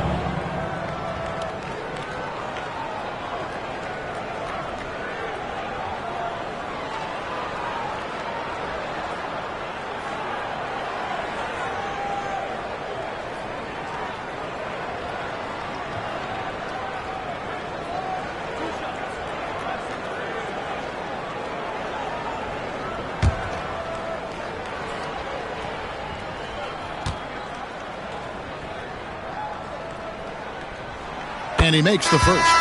Buffalo making a switch here. Dumars is checked in. And the Clippers with a change here, too. Paul Millsap is checked in for Heinsohn.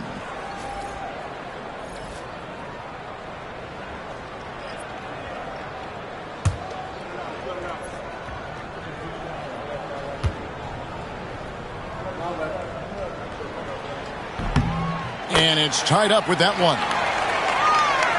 Here's Floyd. We've got a 9-second difference between the shot clock and the game clock. Maggette outside. Pass to Floyd. Here's Baylor. And 2 free throws coming up. Unable to get that one to go with all the contact. First team foul. The Clippers have shot 9 of 11 at the free throw line.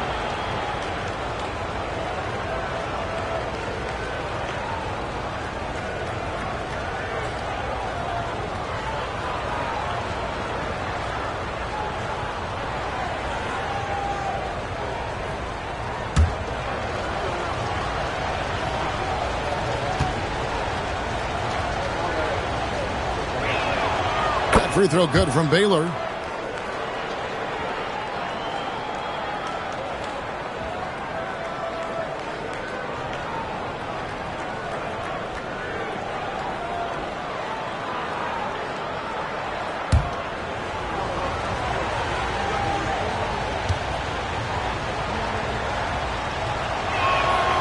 And so Baylor nails both of them. There's 18 seconds left in the third quarter. And no need to rush this. Let the clock run down. Yeah. Nice finish. So impressive. The fortitude, the will to battle back, but it did take a lot of energy to get here. And as tired as they might be after fighting to tie it up, they have all the momentum now to finish this comeback. It's a tie game in Buffalo. And do not go away, as we'll be back in just a few moments with the start of our fourth quarter coming up next.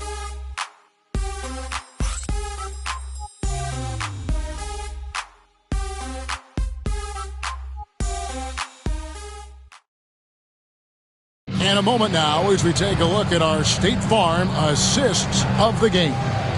And I'm glad this was the pick because I love this pass. Such a great dish. That's what I call court vision. That wasn't a better pass in the game, almost like he had a sixth sense. And I know I speak for all of us when I say I can't wait to see what kind of finish awaits us here in the fourth quarter. So with Kobe sitting on the bench, here's who Teron Lou's going with. We've got Baylor. Frazier is out there with Floyd. Then there's Paul Millsap. And it's Eaton in at the pivot, panning the middle. 6 to shoot. Adams down low. Baylor defending.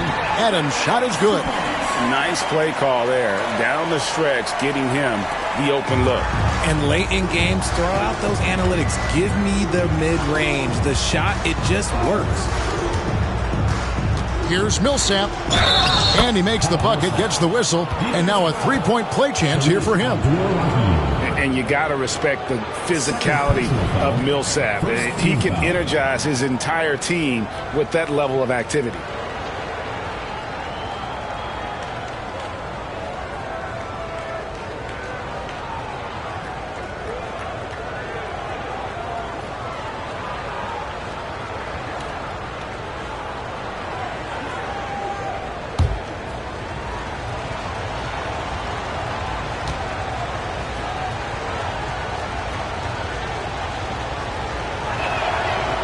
That one misses for Millsap. Teams really benefit from reliable guys like Paul Millsap. He's a determined player and a hard worker who will grind it out and do whatever he can to make an impact. Wagner passes to Dumas. Here's Abdul Rahim. Baylor defending. Shoots it up. Abdul Rahim can't hit. And Los Angeles guys shooting it pretty well, close to 50% more. And he dunks it down. Just the kind of play they need in a game this close. You know, that's the kind of aggression they want from their floor leader. No doubt. That's the kind of play that can energize the whole team, and they will take it in a close game like this. From deep, Gilgeous-Alexander. The Clippers grab the miss. 13 points was their biggest lead in the game. Pass to Baylor. Here's Eaton.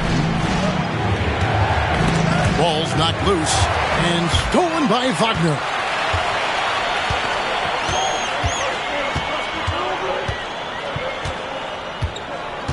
And we're about 2 minutes into the fourth quarter now. And that one goes long. Frazier against Dumars. Now here's Frazier. Guarded closer. And stolen by Wagner. Fast break. Here comes Buffalo. Pushing it up. And Adams with the slam. A glance around the floor pays off, and Wagner spots the open man. Adams has gone a perfect 3 for 3 so far. Outside Millsap. Pass to Baylor. It's up a 3. The Clippers keep it alive. Nothing soft about the putback there. And why chance it, right? Take the dunk if you've got it. And that's his MO. Be physical, get in position for the putback, and throw it down. The defense got to know that's what he's looking to do. Time called here. Buffalo decides to talk it over.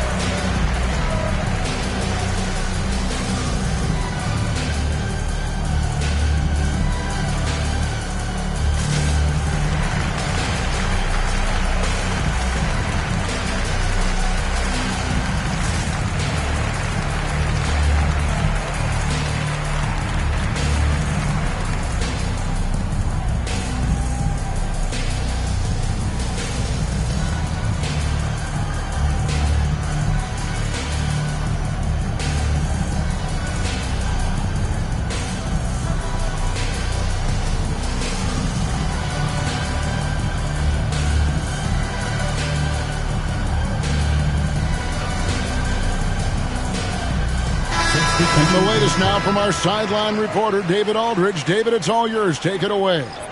Hey, Kevin, during that last timeout, Buffalo's coach talked to his team. Now, with the game in the balance, he had some encouraging words for his team. He said, this is what we wanted. We thought if we kept it close, we could pull it out. Now let's go out there and do just that. Back to you guys. Thank you, David.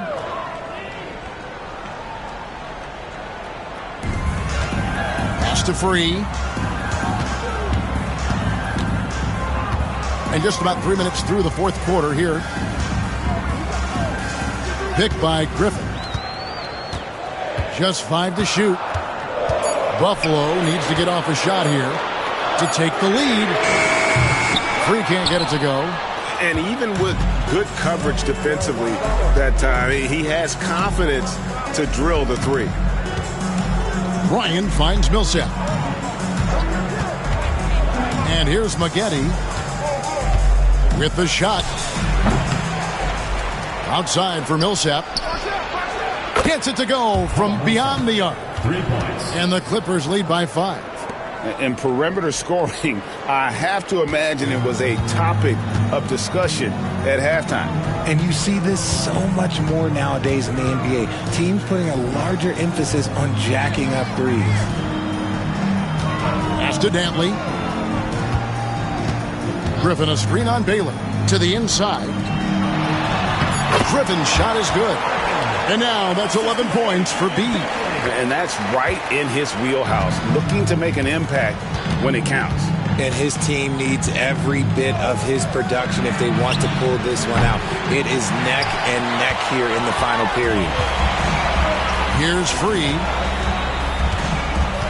Griffin a screen on Baylor. Here's Free. And it's blocked by Whiteside. Out of bounds, the Clippers take possession. And this is what the schedule looks like for the Clippers. On Monday, they'll tip off a homestand starting with the Sacramento Kings. And then on Monday, they'll face off against Donovan Mitchell and the Dallas Mavericks. And for their matchup with New Orleans, that's one to mark on the schedule. It's their 5th game of the year, and we should start to see their lineups get sorted out. Buffalo making a switch here. West is checked in. And then for Los Angeles, Heinsohn comes in for Paul Millsap. And Floyd subbed in for Baylor. Whiteside dishes to Kobe. Pass to Heinsohn. Here's Floyd. Free defending. Floyd, good. They're getting a lot of their points outside the paint. 3 of their last 5 baskets are from three-point range. Buffalo trails by 6. Here's Free. Picked by Griffin. Inside. Banked in off the glass. Griffin's got 4 points now in the quarter. Yeah, 3 consecutive field goals have come right at the rim. The D had better start buckling down. And Tyronn Lue calls timeout. He knows every possession is critical now. Let's see who's the last.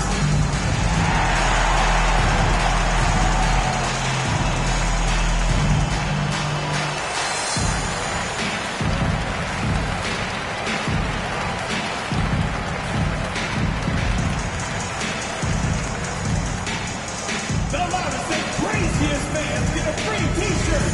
Let's hear it, fans.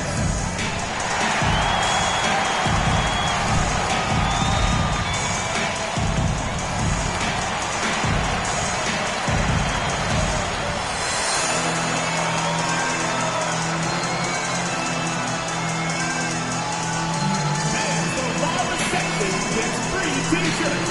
Let's see who's the loudest.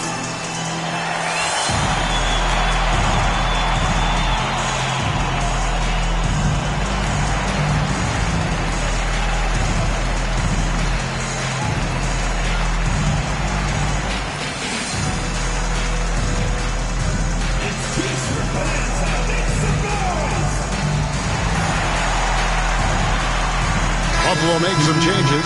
Dumars comes in for West, and Gilgeous-Alexander is subbed in for Free. Paul Millsap is checked in for Los Angeles. Frazier comes in for Floyd.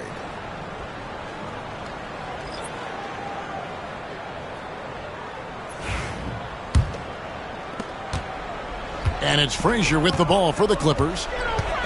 They've given up just 8 points in the fourth quarter. Outside, Kobe. Back to Frazier. That's in, coming off an assist from Bryant. And the Clippers lead by 6. Well, Kobe has terrific vision and knows when to get it to his teammates. Gilgeous-Alexander kicks to Griffin. Back to Gilgeous-Alexander. To the middle. Here's Malone. Goes back up. Good work defensively by Whiteside.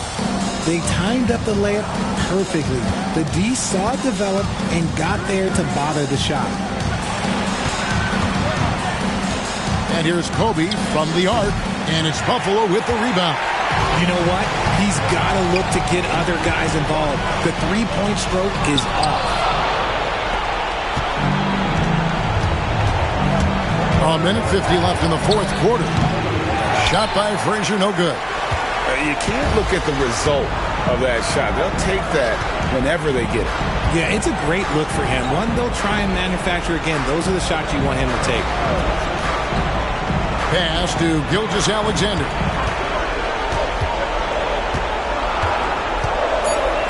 Shoots over Kobe. And once again off the mark by Buffalo. And here are the Clippers. They're on a 14-6 run. Whiteside with it. Covered by Dumars. Out to McGinn. Fires from deep. Rebound, Malone. Buffalo trails by 6. And not sure they've got enough time to save themselves. And if I were them, I'd start thinking about where I'm going to get food after the game because this one looks a bit out of reach. And what a shot from Gilgeous-Alexander. This guy isn't afraid of the moment. Wow. Whiteside, a screen on Gilgeous-Alexander. And so they foul intentionally. Gilgeous-Alexander. Second personal foul. Second team foul.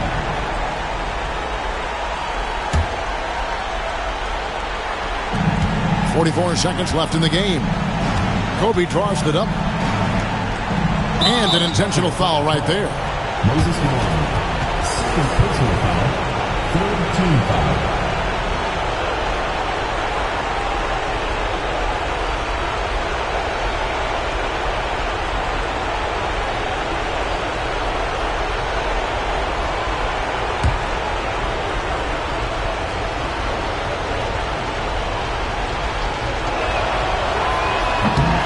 Good on the first, and that puts them up by 5.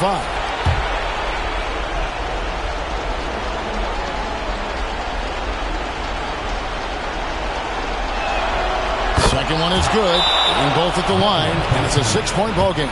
Taking full advantage of his opportunities at the line to extend their lead. Time called here. Buffalo decides to talk it over. And what's their best move at this point? Trying to stay alive. They've got to work quickly. Yeah, no time to waste. They basically have to execute things perfectly from here on out.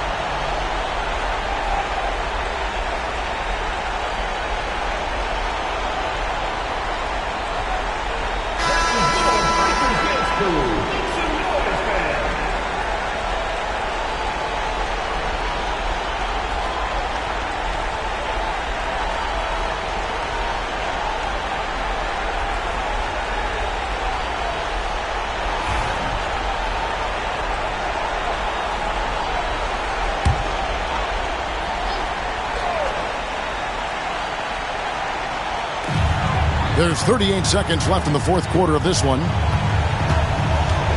Griffin, a screen on Maggette to the paint. Griffin down low, covered by Maggette. It's Dumars on the wing. 6 on the shot clock. Here's Gilgeous Alexander. Pass to Dantley. Fires the 3. It's hauled in by Los Angeles. 13 points was their biggest lead in the game. And now we've got the intentional foul. Team foul.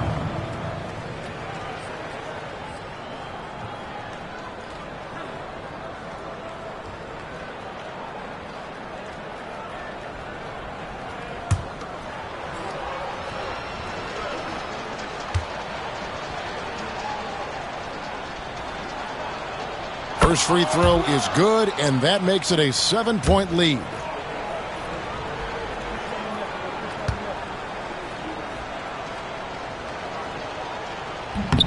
And he is unable to get the second one. And they go to the intentional foul.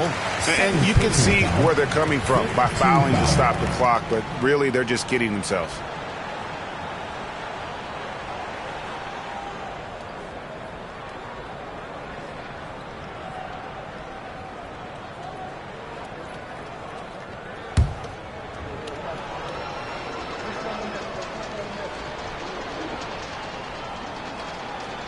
He doesn't hit the first, and that was the one they really wanted. He's got one more, though.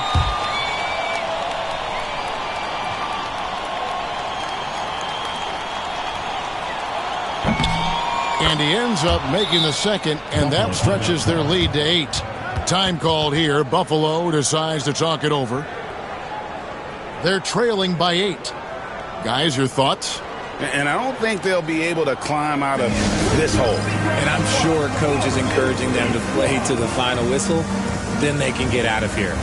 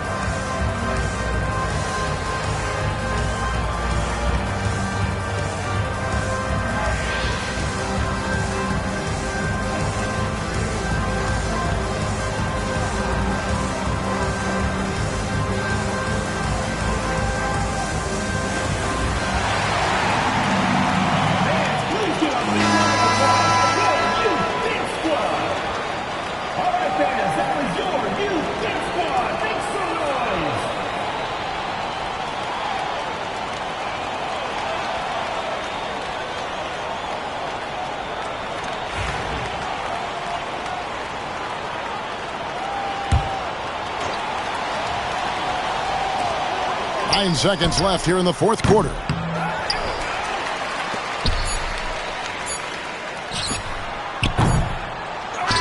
And so Los Angeles takes the win. A solid win on the road for them. This building was dead silent by the time, GA, this one wound down. And that's what you want to do. Take the crowd out of it by crunch time. Don't give them any chance to lift their team up at the finish.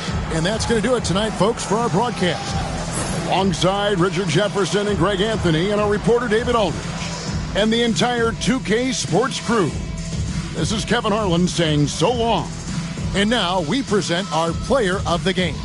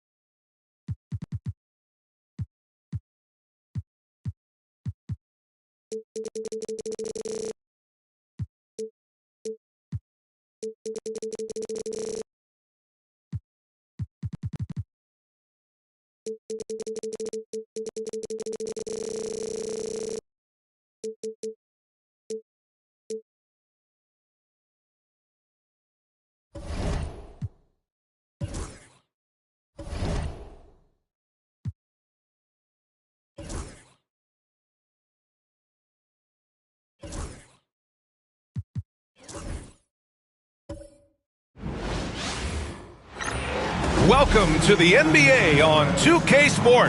Well, the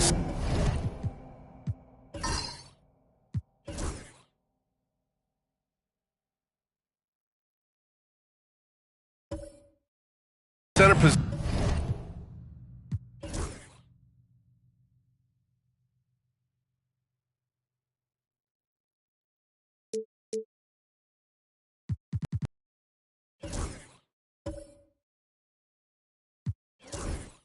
Is obviously a point of strength for both of these teams, Brent. Do you believe, BA, that these guys are coming in and not thinking about that very same thing? These guys want to test each other tonight, and you wonder, whoever gets the best of the other guy, will that elevate the next couple weeks of play for them in terms of their confidence? So a big man battle. Let's keep a close eye on it. Now let's check out the starters for Brooklyn. Joel Embiid is out there with Jason Tatum. Then there's Johnson, and it's Billups in at the 1. You know, Grant, with the Nets, there was so much optimism just a few years back. And it was just too bad to see things go south. It's a reminder that nothing is as easy as it seems in the NBA. Even with a superstar roster, things don't always work out. Take a break. Take a break. 2 shots.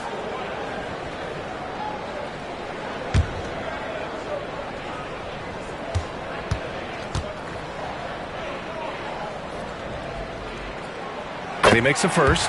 Last season was tough for the Pistons, Brent, setting an NBA record by losing 28 games in a row. BA, I'm a glass half full guy. I'm going to go on the bright side. Look at their core. It's led by Cade Cunningham. This guy is ultra talented. He's still in his early 20s. They have a lot of young talent on the roster. They're going to be better, and they play way better in the second half of the year. So how's that for some positivity? All right, Grant, when you look at the Nets rebuild, what are you seeing at this point? Well, they gave up a lot of young players and draft picks to assemble a big three. And, of course, that didn't quite work out. So now they're in that middle ground, which sometimes can be a little tough. Add to the fact that they're in New York, the fans and media are anything but patient and forgiving. West misses. Brooklyn has gone 1 of 2 from three-point land so far. Now here's Embiid. Takes one from 10 feet. Is rebounded by Olajuwon. And here's Detroit. This, of course, their first opportunity to play Brooklyn this season. Yeah, they beat this team in the season series last year. But what's that really saying? Yeah, here's a list of things I don't want to do, and right at the top is guard that guy. Here's Billups following the score by Detroit. Outside Tatum. Nifty move. And the layup is good. Tatum's got his second bucket of the night. And sometimes you forget how long Tatum is, and he's terrific at using this to his advantage inside. Pass to West from outside the arc. After missing his first attempt, now 1 for 2. Easy look when the defender isn't fighting over the screen. The coach over there just asking for one simple thing, and that's some effort. Got burned on that one. Here's Billups. In his last outing, 16 points for him. Embiid off with the layup. Well, a lot of players in the league are going to make that shot, and for him, it's pretty much automatic. It's a good defensive effort to prevent the layup. Gives us a chance to catch up with Allie LaForce. Well, JB Bickerstaff had a few moments to share with me. We talked about some of the challenges that they'll face tonight, not the least of which is defending Jason Tatum. He said the guy plays with so much confidence. He's a great scorer from all three levels. He can go for 40, 50, 60 in a night. We just have to try and make someone else beat us. Good job there, Allie. Thanks. I know it's just 2, but man, that's a nice 2. Westbrook with the insane creativity. And Jordi Fernandez calls timeout. He'll take the opportunity to regroup.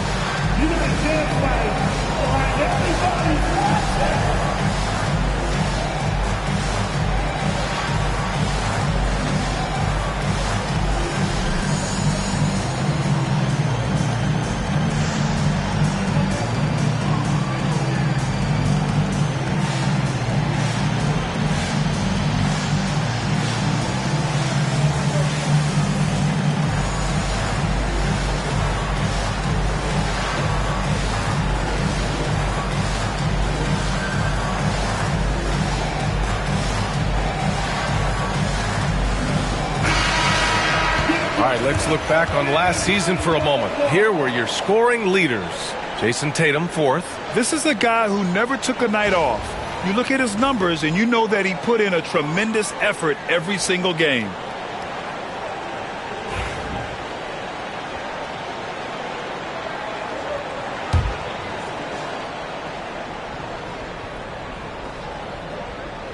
Here's Billups. First quarter of basketball, just over 2.5 minutes played so far. Embiid can't hit. The Pistons leading. Here's Arizon.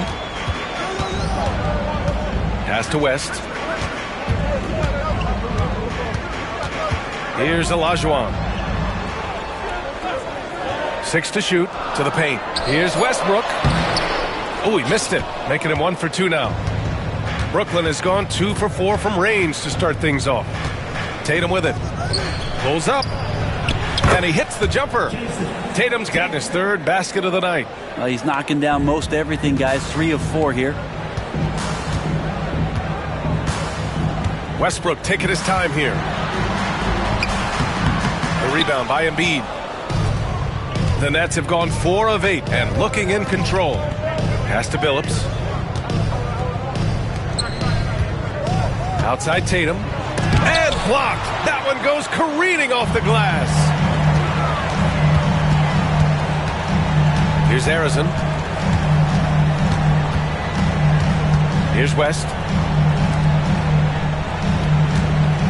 Here's Richmond.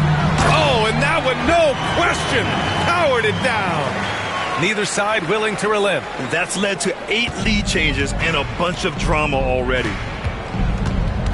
On the wing, Tatum fires from deep. The rebound by Detroit. They're coming off that loss against Philadelphia. I actually thought their execution at times was excellent, but they failed to come through in those important moments. Well, they had the home fans worried for a little bit. I know that. He's giving his all, but you can't force yourself back on track. Here's Billups, pounded by Westbrook. Left side, Tatum.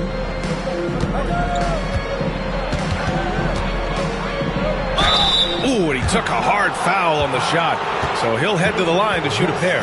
You know, Grant, in interviews, Jason Tatum often seems understated and soft-spoken, but that's just him, isn't it? That's true, B.A.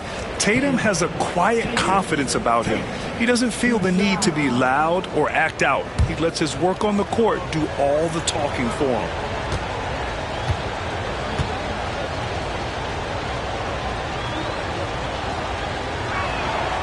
First one falls, and these teams just getting out of the starting blocks on the season. Funny, B.A., because teams whose results last year finished off in places they thought they could have pushed themselves a little further tend to come out with a little bit more focus. And the sooner you can get to being sharp in the early part of the season, the more wins that you pile up. And that kind of confidence can really, really carry you a long way. And he can't hit the second. All right, Grant, I have to ask you, has there ever been a more intimidating team than the old bad boy Pistons? Well, they weren't fancy, but they played hard and they played physical basketball. Every team that faced those Detroit teams knew they were in for a battle. Really nothing distracting Russell Westbrook right now. He's got that shooting window wide open. And Jordi Fernandez calls timeout. He wants to give him a breather and talk things over.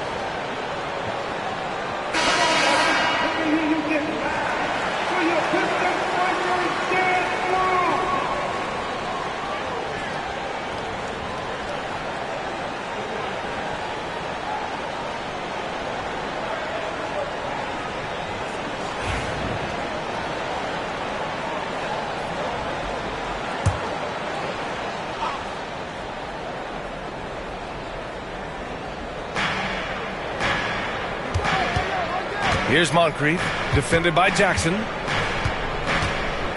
Brandon passes to Tatum. The three ball. And that's his fourth bucket of the game in 7 attempts. You know, that basket must be widening out right now, and he's making almost every shot he's putting up this quarter. They set the pick. Pass to Westbrook. Fader on the way. And that one off the back of the rim and in. Westbrook's got 9. They keep capturing the lead, then giving it back. We'll see if they can hold on to it this time. Well, you can tell they really want to increase this lead. They can't keep letting them take it from them. All right, let's get a report from Allie.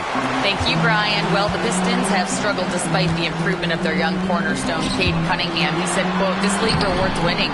People are going to say everything I'm doing is empty and meaningless until I win games. That's what I plan on doing, and once I do that, all the other stuff will come with it." Guys? That's a great perspective to keep right there, Allie. Thank you. 2 on the clock. Jackson can't get it to go. I love how they've attacked the boards here in the first quarter. Tatum. Oh, Tatum slams it home. You're calling Tatum a capable scorer would be an understatement. He is an elite offensive talent. Jackson outside. Pass to Westbrook. Launches it from deep. Tatum pulls it in. And it's Tatum with the ball for the Nets. And out of bounds, Detroit will have it. And now a look at last season's most proficient free throw shooters. Fifth best, Joel Embiid. Very steady at the line. He's a guy who isn't rattled easily, and that shows in his free throw shooting numbers.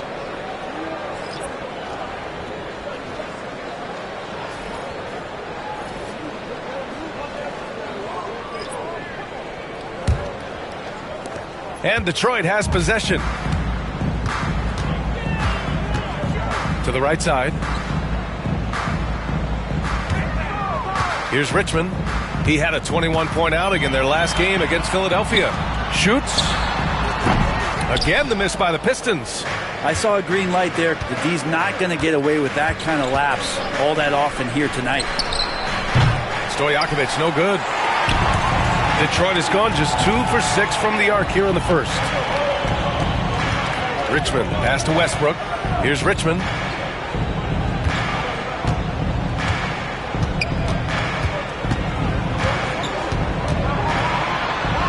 Oh, and there's the whistle on the shot. So 2 free throws for him coming up. And though they've had a lot of high draft picks, Grant, the Pistons are still fitting everything together. Yeah, and we've seen plenty of rebuilding teams go through struggles, and then suddenly everything clicks. But you have to have experience mixed in with the youth. Take a break. Take a break. 2 shots.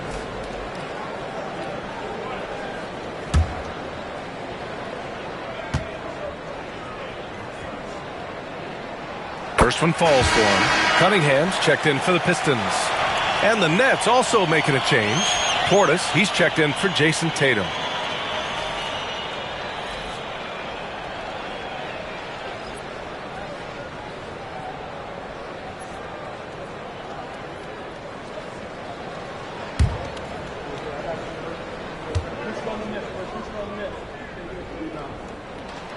And that one goes in. 2 from the line that time.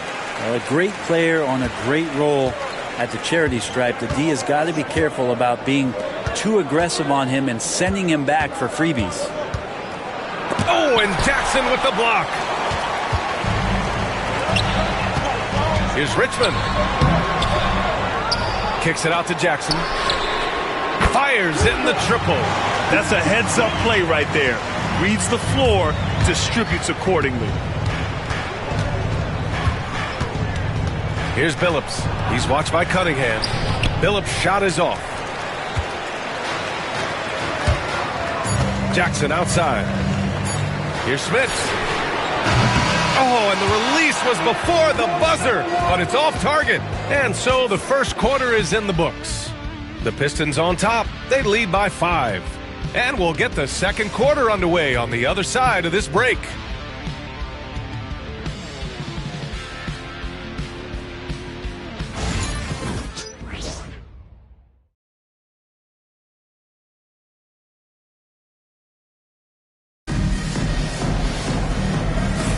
Hope you've enjoyed the broadcast so far. Halfway through the first half in this one. And looking at what we've seen from Detroit, what do you guys think? Yeah, showing grit on the glass is a good way to gain an advantage. They controlled the boards in the first. Well, if you get physical out there, you can control the glass, and that helps you to control the pace of the game. The Pistons lead by 5. Now Cunningham. Pass to Aldridge.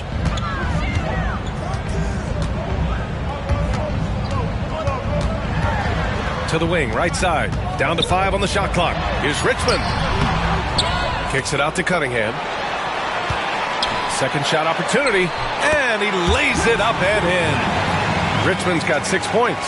And he gives up some size inside, but makes a great adjustment on the finish. Yeah, the big man not going to slow him down from getting that deuce. On the floor for Brooklyn, they've got Bobby Portis, and it's Moncrief in at the 2.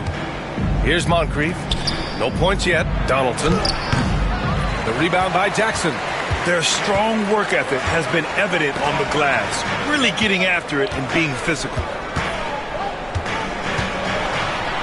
And it's Cade with the finish inside. You got to have poise and you got to have body control, and Cunningham displayed both on that play. Offensively, it's been a struggle for him. Yeah, they need to string together some shots to have any kind of chance. And Jordy Fernandez calls timeout. Coach wants to speak to his guys, maybe alter some of the game plan. Here we go, fans. Time to get out. Everybody, it's the Pistons House Squad. Attention, fans. Now on the court, it's your House Squad. Everybody get down. Down near you. It's time to fire off the T-shirts, everybody.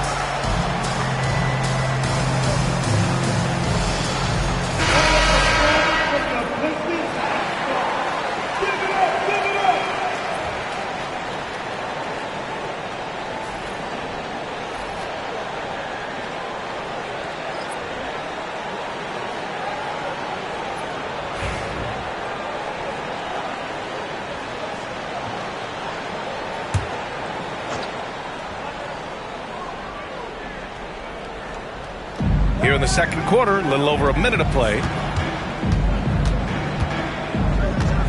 Here's Van Arsdale. He's coming off a 10-point game against New York. Sends it home from three-point land. That's one of the best three-point shooters. You got to try to scramble the Jets right here and get that guy off the sweet spot. Cunningham outside. Cuts off the pass. From deep three-point land. The offensive rebound. Portis gets the bucket. Love the pop in Portis' game right now. Superb job hitting the offensive glass. Detroit leading by 4.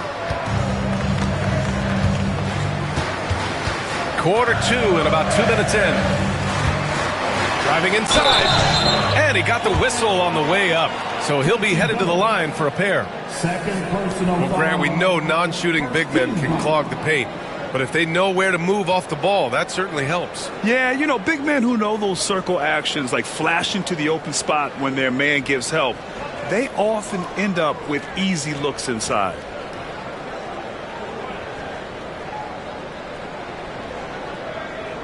Shooting 2.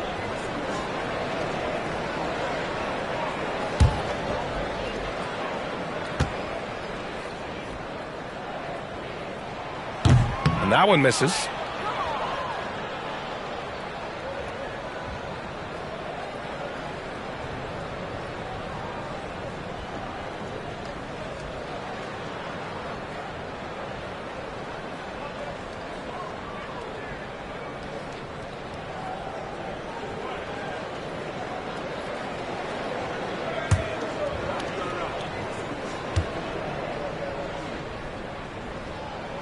And the second free throw is good.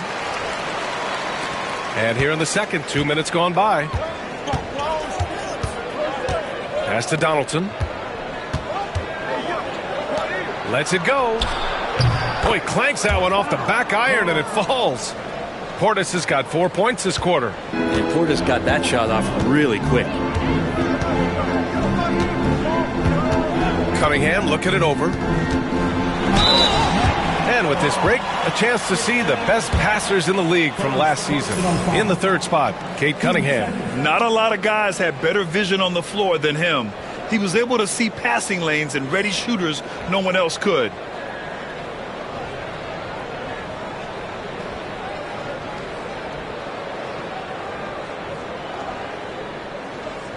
Shooting 2.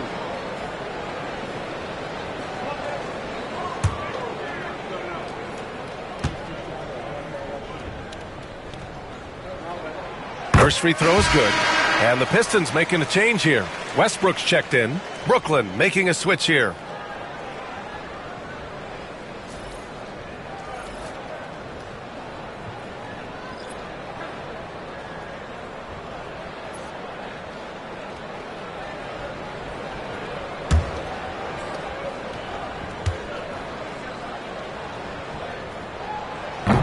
So hits one and misses one at the line. Nets trail by 4.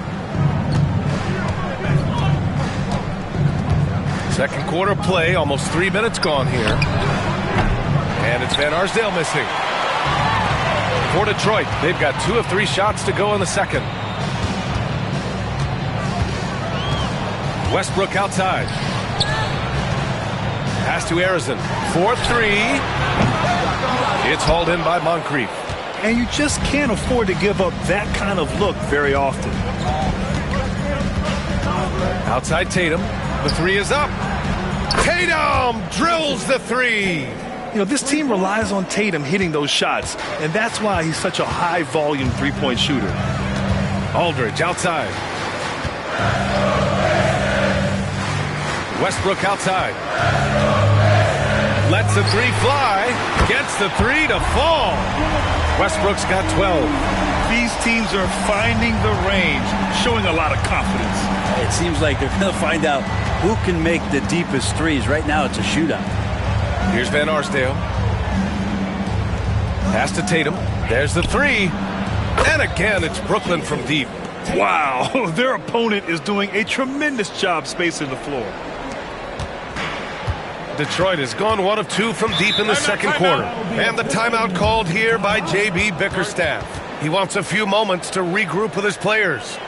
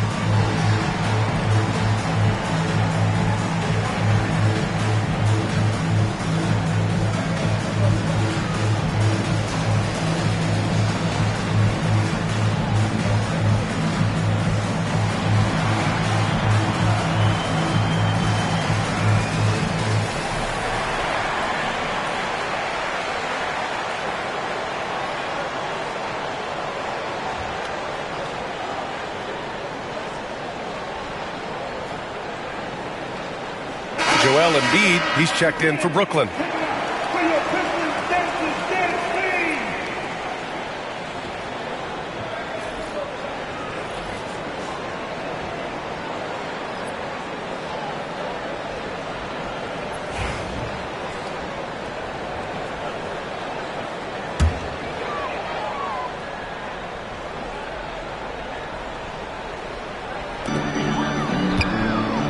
Arizon, pass to Aldridge.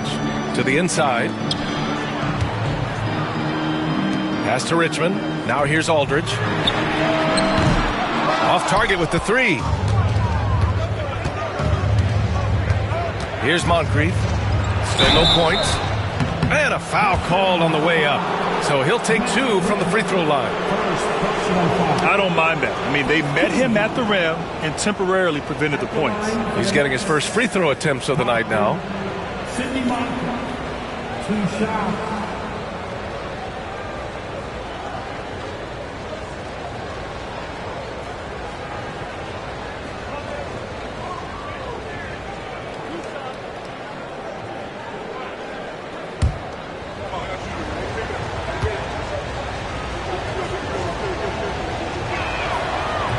That free throw misses. Jackson, he's checked in for Detroit.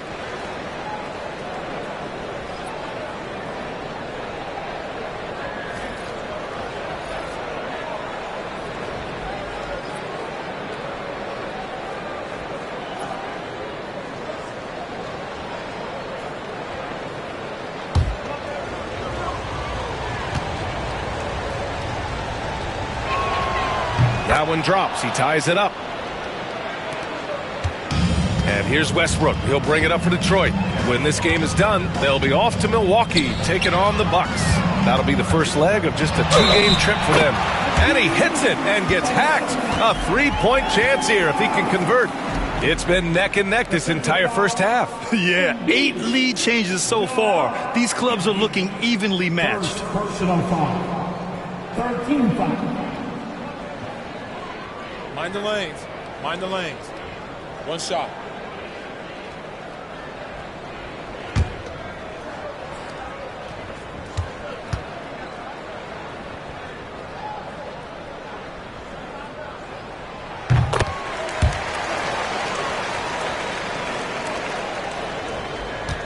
Here's Brandon. No points so far. Pass to Van Arsdale from outside the arc. And it falls. 2 for 3 from the field so far. It took a little bit of time, but now he's taking the pen off the cap and putting his mark on this game. Now Westbrook. And Embiid with the block. Yeah, imposing his will. Embiid sending a message with that rejection. And this will be his 3rd and 4th free throws of the game here. Westbrook, 2 shots. Take a break. Take a break. 2 shots.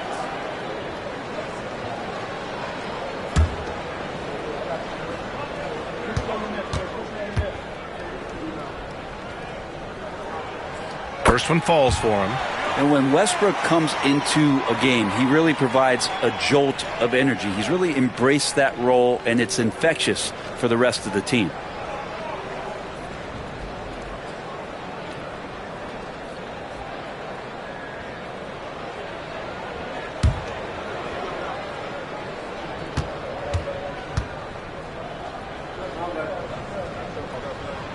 And so Westbrook nails both of them. Russell Westbrook just out there and focused, trying to find ways in which he can help out his team to secure any win. Outside Tatum from behind the arc. It's rebounded by Olajuwon. Gotta love how they've been crashing the boards, fighting hard for every miss. Errors and misses. Brooklyn trailing. Tatum passes to Brandon. Here's Van Arsdale. Fires for 3. Can't get it to go. 2 for 4 thus far. Westbrook outside. Pass to Olajuwon. Here's Arizon. Fires from deep. Another miss. He's 1 for 4 from the field. And Grant, I know you played a part in Embiid's decision to join Team USA. Yeah, B.A., I spent a lot of time talking to Joel Embiid and convincing him to play for us in the U.S. men's national team. For Detroit, they've gone 4 of 10 from the field in the second. And here's Westbrook from the arc. And again, no good by Detroit. It's not his best night from the field, but looking for other ways and finding them so he can chip in. Aldridge against Tatum. Hey, Tatum getting it done inside. 1:42 left to play in the first half. And J.B. Bickerstaff decides to call timeout. He's going to gather the troops and talk it over.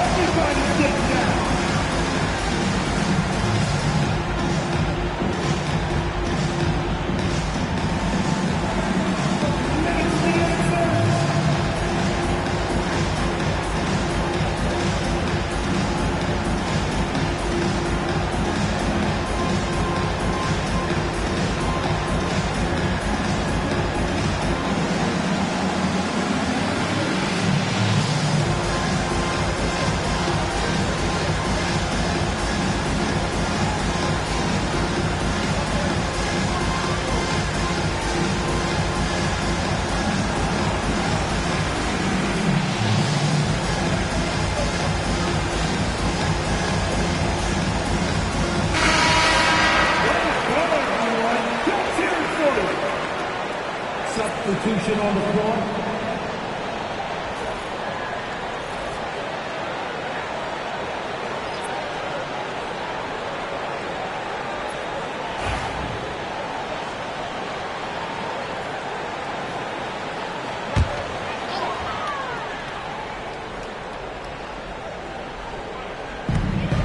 A minute 39 left in the second period. Pass to Harrison. Westbrook with it.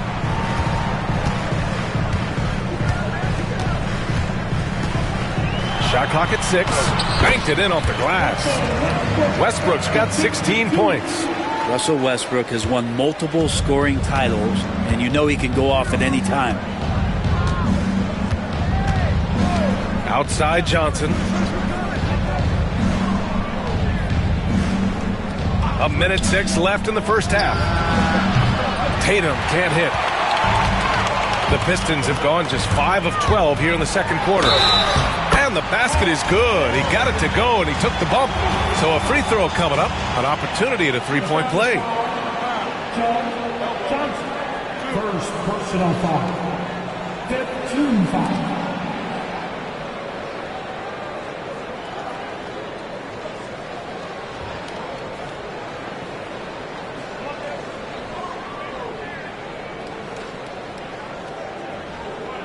One shot.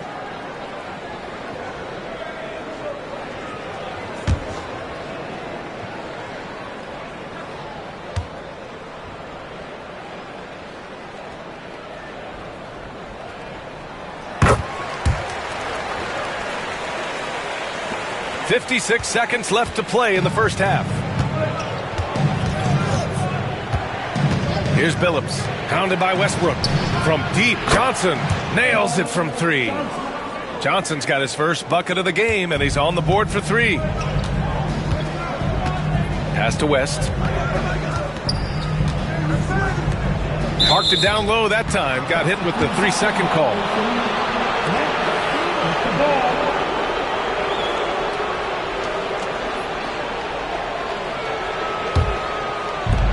The Nets have gone 8 of 15 in the second. Here's Billups. There's Tatum with the 3. The rebound by Detroit. West has got 4 rebounds in the game.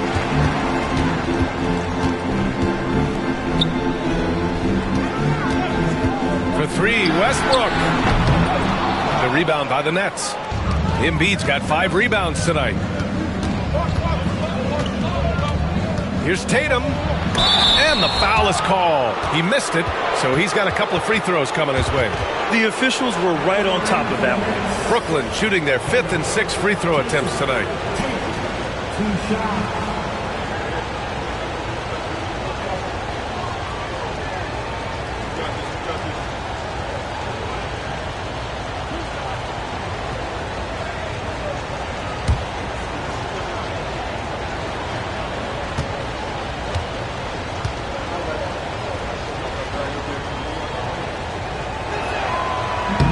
And that one falls for Tatum.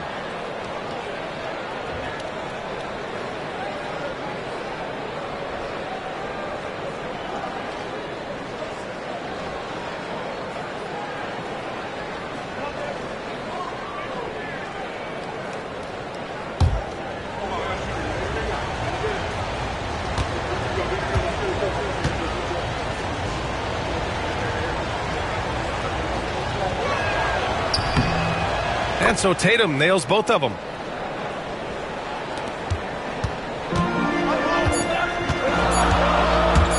Here's Westbrook. A good-looking shot from the wing. Westbrook's got 9 points in the quarter. Russell Westbrook, he's been the guy making things happen for Detroit. Hunting for opportunities, leading to 9 points in the quarter. All right, we'll get back to the action after this break.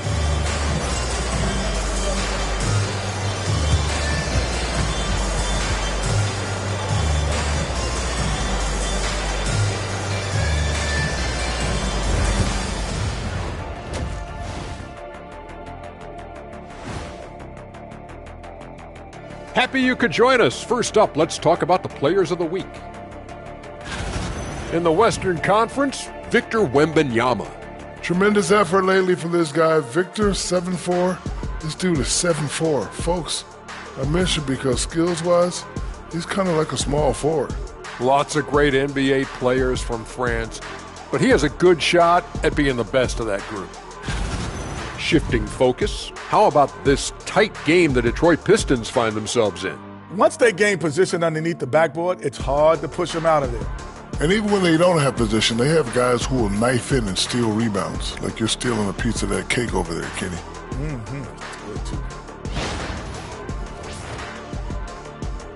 Thanks, as always, for watching. Let's head back to Brian Anderson and crew for the start of the second half.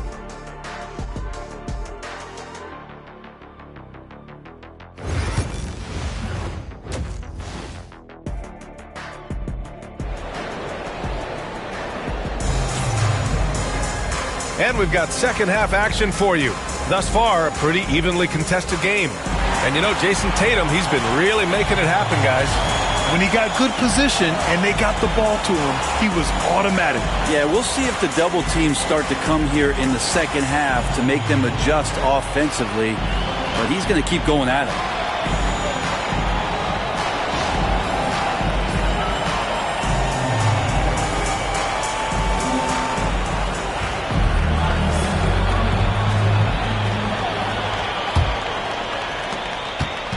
And it's Westbrook with the ball for the Pistons.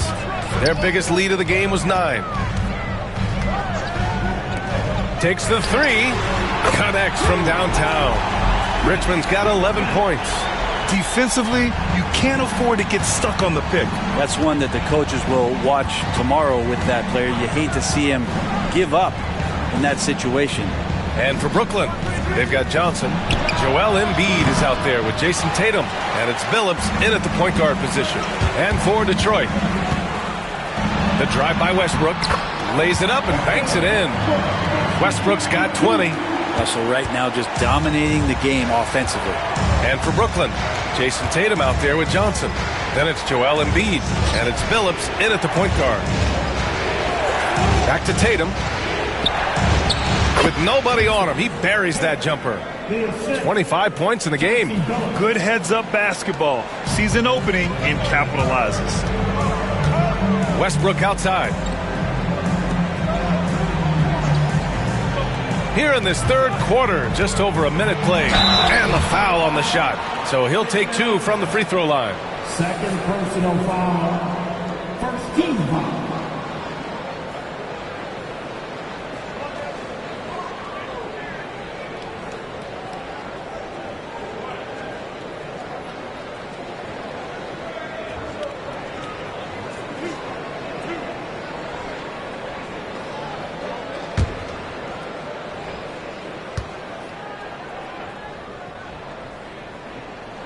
And he knocks down the first one.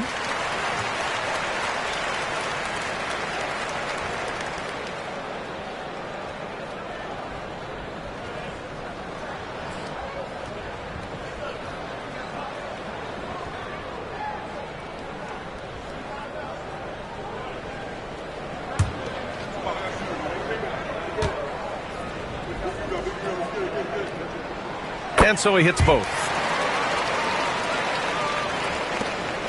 Here's Billups.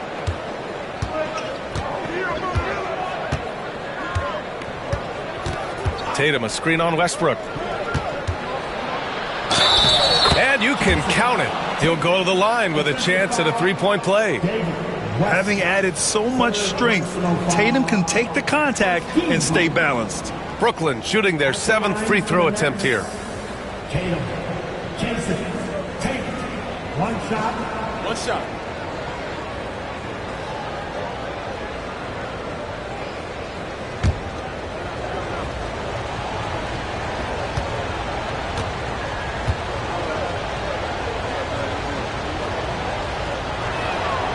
And that one falls for Tatum. Just money from the line. Tatum knows the importance of making free throws. Detroit leading by 4. Pass to West. Out of bounds. It'll be Brooklyn's ball. And here's what the schedule for Brooklyn looks like. On Monday, they're off to Toronto to face off with the Raptors. And then on Monday, They go back home and will be hosting the Boston Celtics. In that game against the Cavaliers, that's going to be their 6th contest on the year. Fans will be curious to see how this team continues to form as the season goes on. Here's Van Arsdale. 6 points for him. Here's Billups. Tatum, a screen on Westbrook. Outside Tatum. Oh, and a great bucket from Tatum. Taking the hit. A nice start to the 3rd. 3 out of 4 and looking good doing it. Westbrook, the pass to Arizin. And so he draws the foul, headed to the line to shoot a pair. Man, he made sure to get his money's worth on that foul.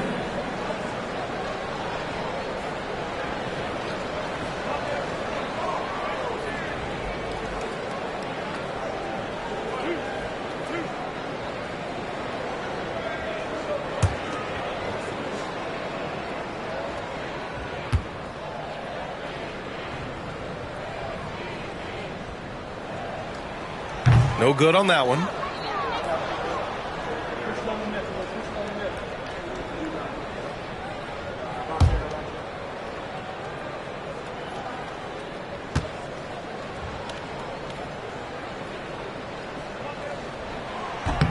Good on the second one.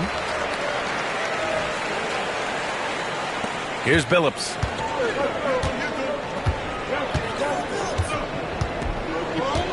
Outside Johnson. Pass to Tatum for the tie. Counted from distance. Tatum's got 33 points. This has been a running theme for him. Hit a number of threes in the first half. Now nails another. And the timeout called here by J.B. Bickerstaff. We might see him looking to make some tweaks to the strategy here.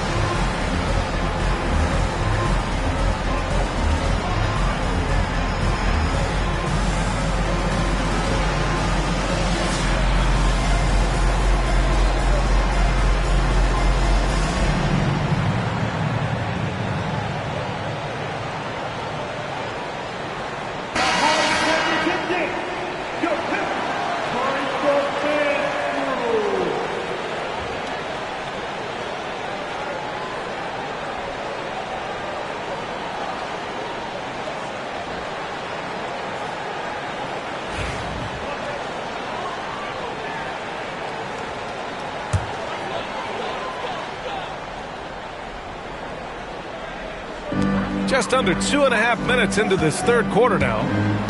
Back to Westbrook. There's the drive. And he was fouled in the act of shooting. Opportunity for a three-point play here. Excellent execution coming out of the break. They've taken 3 shots and made 3 shots. He's had 4 chances at the line. He's made them all. 13 fouls. At the line for your Pistons. Westbrook. Westbrook. 1 shot.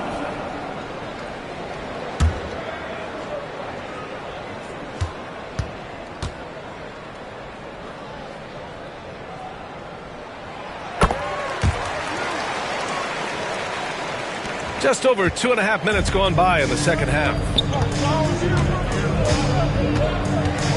Here's Billups, pounded by Westbrook. The shot by Johnson, no good.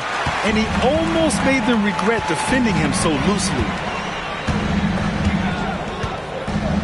Here's Richmond. 13 points in the game. There's a screen. Clock at 6. Launches it. And Joel Embiid pulls it down. Embiid's got his 6th rebound on the night. Pass to Billups.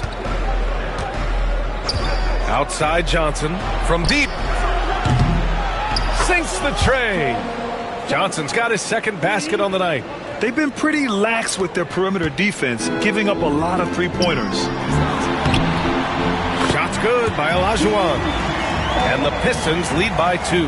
Yeah, 80%. Is that a good number from the field? I think so. 4 of 5 here shooting. Terrific start. And Jordi Fernandez calls timeout. He'll take the opportunity to regroup.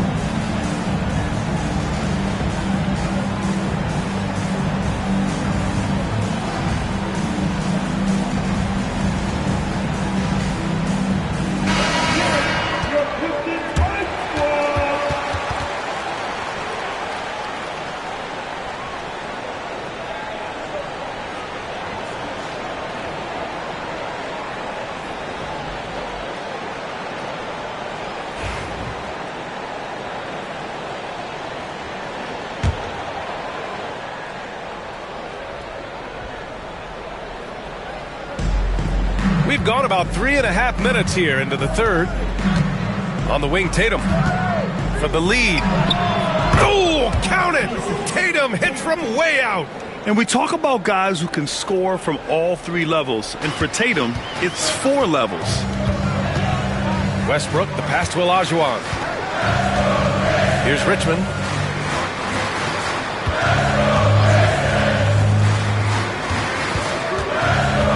Pass to Harrison. Fires the 3.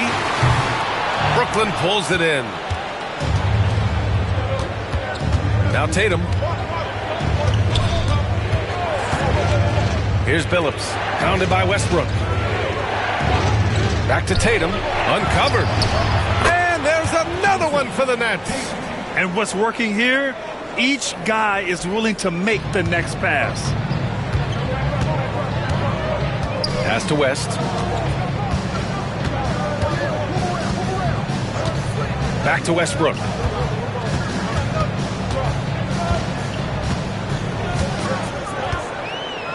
Five to shoot. Second chance effort. And denied. He sends it right off the glass. Richmond with the bucket. And Russell right now playing heads up, looking for guys. Here's Billups.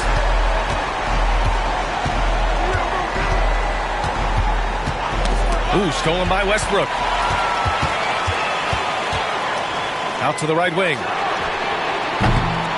And Detroit another 3. Just how awesome is it to watch the best of the best start to dominate in a game. Pass to Van Arsdale. 3-pointer. Westbrook with the rebound. Westbrook's got his 4th rebound in this one.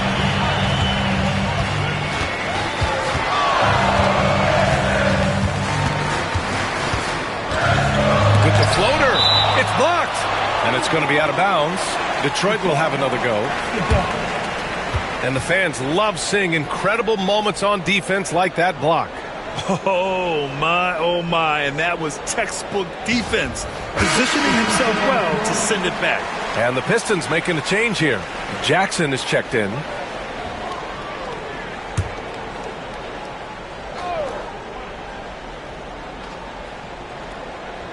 Richmond, the pass to Westbrook.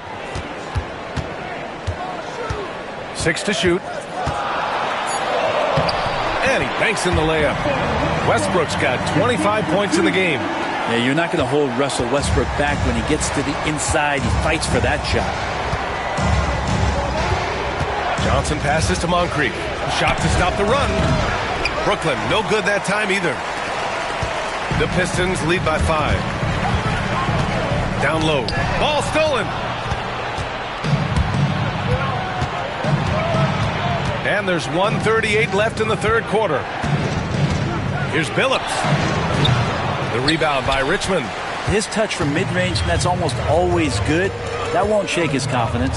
It's stolen by Tatum. And pushing it up the floor. Here comes Brooklyn. Johnson with a bucket. Johnson's got 8. It's interesting. They definitely had more three-point attempts in the first half. Not sure why they went away from it. Westbrook, the pass to Jackson. Here's Richmond. 19 points in the game. They get it back. Olajuwon. And the rebound paying off as they pick up 2 on the second chance bucket right there. They've toned down their three-point attack in the second half, looking to protect the lead with higher percentage shots. Here's Moncrief. Back to Tatum. From downtown. The rebound by Richmond. Richmond's got 4 rebounds now. Pass to Olajuwon. And the ball out of play. The Nets will have it. Aldridge is checked in for Detroit. Cunningham comes in for Russell Westbrook. So the Nets making a switch here. We've got 33 seconds left to play in the third. Outside Tatum.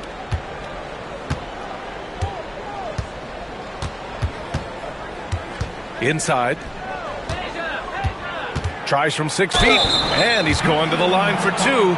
The official saw contact while he was going up. And the moment Embiid gets the ball anywhere near the hoop, it's over. Too strong to stop without fouling. These are his first free throws of the game. He did a lot of damage at the free throw line in their last game. 2 shots. Shooting 2.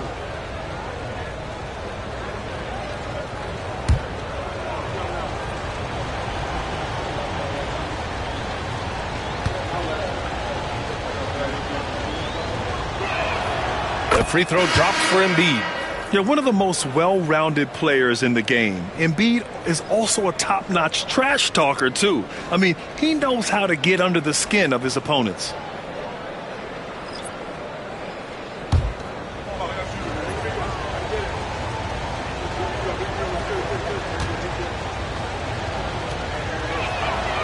Second free throw, no good. The Pistons lead by 4. Here's Harrison. He has 6. Pass to Cunningham. 1 second left. Oh, it would have counted had it fallen, but it is offline. And that does it for the third quarter. Both teams clicking offensively as we approach the fourth. Detroit on top, up 4. And we're coming right back after this break to get the fourth quarter started.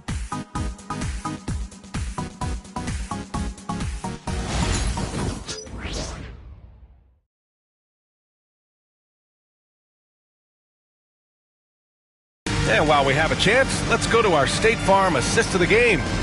Now, I know he's a big man, but he's got some point guard in him if he's making passes like this. Now, the passing for the team becoming contagious, this time involving the big.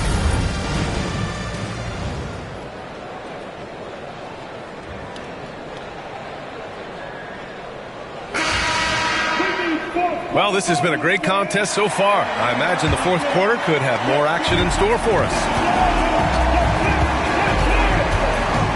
Brandon passes to Moncrief. To the paint. Here's Tatum, and he takes it in for the layup off a very nice feed. Tatum's got 17 now, just in the second half. And it's Westbrook with the ball for the Detroit Pistons. Their biggest lead of the game was 9. And for Brooklyn. Pass to Jackson. Now here's Aldridge. Yes, and a nice assist from Jackson. Aldridge has got his first points of the night. The attacking, aggressive mindset. You get it right there from Aldridge. In that area, he's focused, and he scores. Here's Van Arsdale. And there's a whistle. He'll head to the line to shoot 2. And a moment now to quickly take a look at the offensive approach for the Pistons. The way they've been chasing after their shots in this game is really admirable. Getting them lots of second chance looks at the basket, too. And I feel like another part of tonight's game has been the hustle. The hustle points, getting up and down, getting second chances, getting transition opportunities. They've been fantastic in that area. And he makes a first.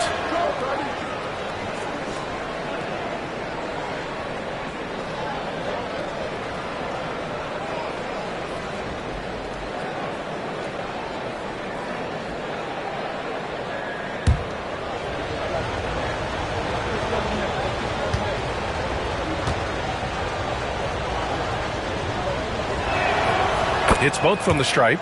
They're finding a rhythm from the line as they try to cut into this deficit. The Pistons leading. Westbrook outside.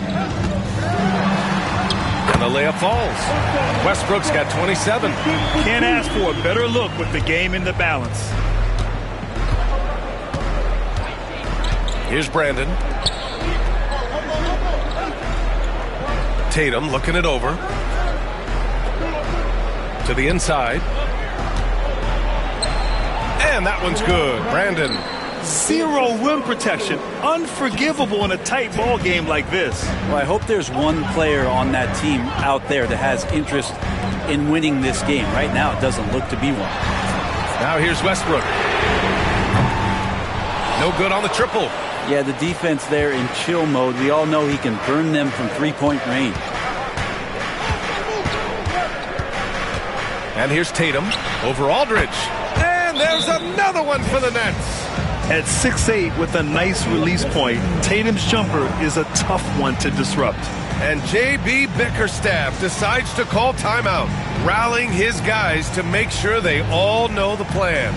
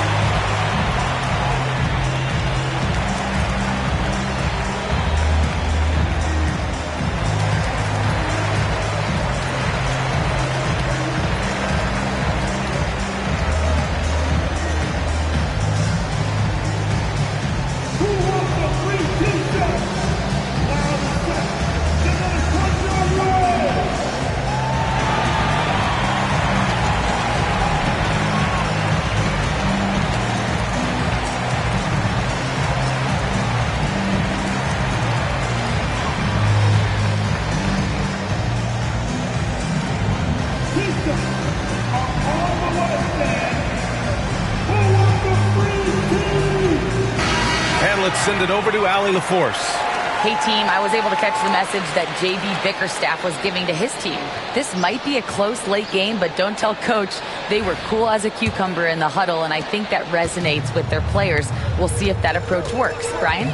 Appreciate the report, Allie. Now here's Westbrook. And again, no good by Detroit.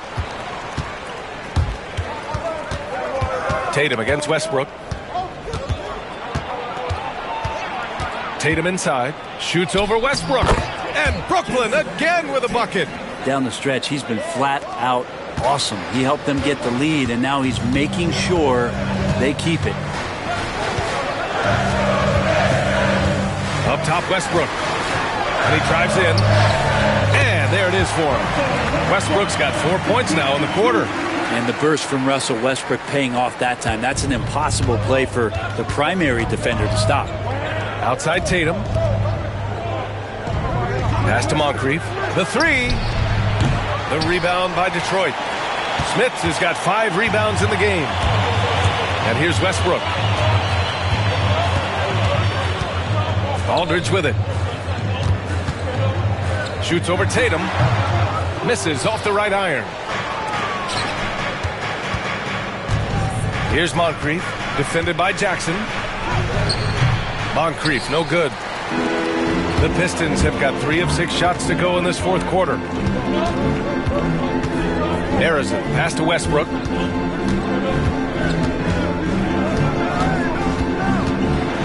Kicks it out to Jackson. Down to 5 on the shot clock. There's the triple. Drains the triple. And the Pistons lead by 3. And that's a clutch shot by a big-time shooter. And where's the D? Pass to Moncrief. Ooh, poked away. Ooh, stolen by Westbrook.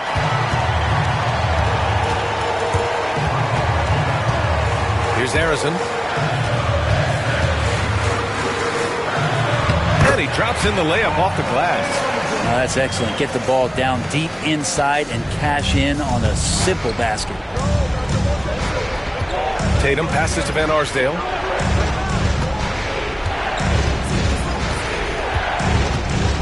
Back to Tatum. To stop the run. The Pistons clear it. Aldridge has got 6 rebounds here tonight. You wonder what the score would be if they weren't controlling the glass. A nice shot by Harrison. Hey, they're just getting pushed around inside. Nets trail by 7. Tatum passes to Van Arsdale. Tatum with a screen. Shot is good by Van Arsdale. And just great intensity down the stretch.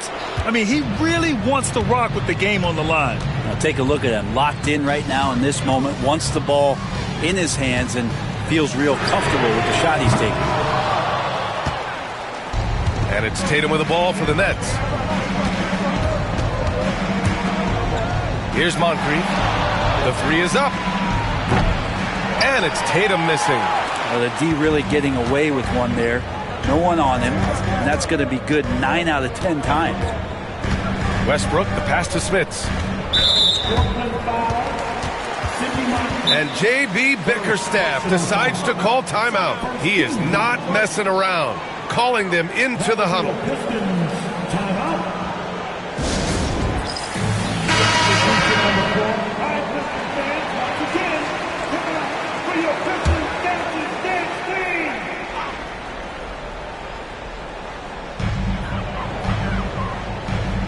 They set a pick. And there's the drive. Oh, and he got fouled on his way up. He'll head to the line to shoot 2. 3rd personal foul. And he drops the first.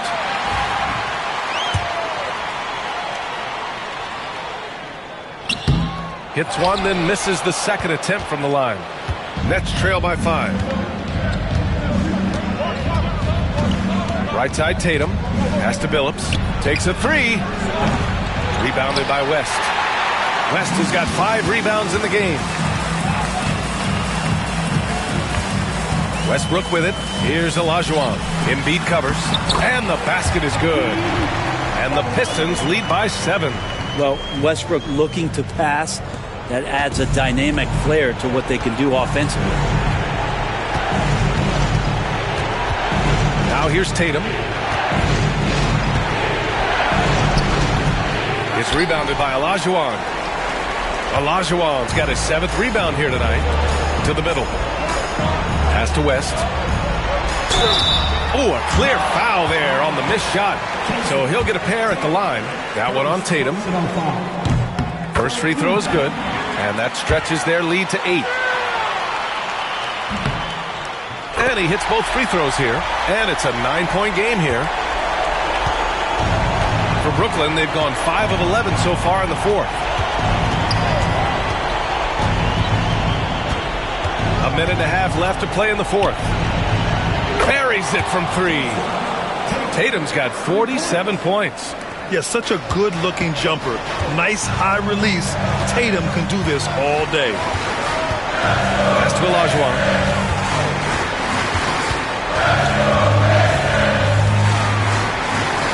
Over Embiid.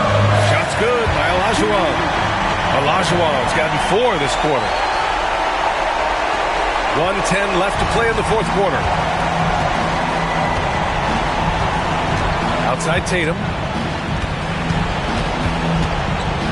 Oh, it's blocked. It deflects off the backboard. Pass to West. Here's Richmond. Now Westbrook. High arcing shot. The shot won't fall. Now here's Tatum. He's covered closely. An ascending superstar. Tatum has really honed in on what he does best on the offensive end. Team second. At the line for the Nets. Take a break. Take a break. 2 shots. Tatum. 2 shots.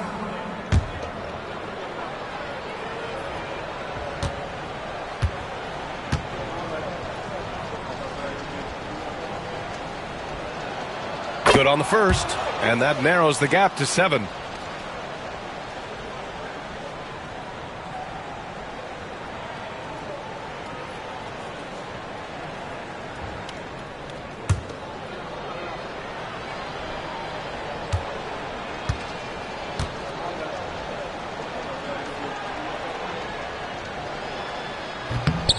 And that's good as he hits both shots.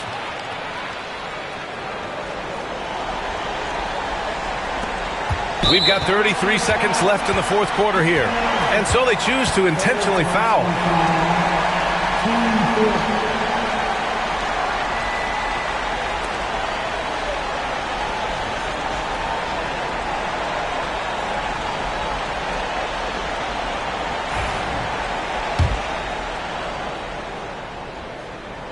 He gets the first, and that makes it a 7-point lead. And so both free throws good, and it's an 8-point ball game. Timeout called. Brooklyn, they're down by 8. Given the situation here, what sort of strategy needs to be top of mind? Not much time left. You think they have a chance to come back?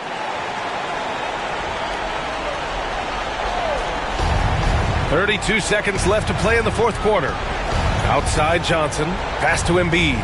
Blocked! Here's Harrison, covered by Johnson. And out of bounds, the Nets will take it. Timeout called. Brooklyn, they're trailing by 8. Guys, your thoughts? Too little, too late. Making a change won't save them now. Well, I'm going to use the cliche here. You can't take your timeouts with you, so they're going to use it. Outside Tatum. Here's Billups. It's picked off. And they're on the run. And it's out of bounds. Last touch by Westbrook.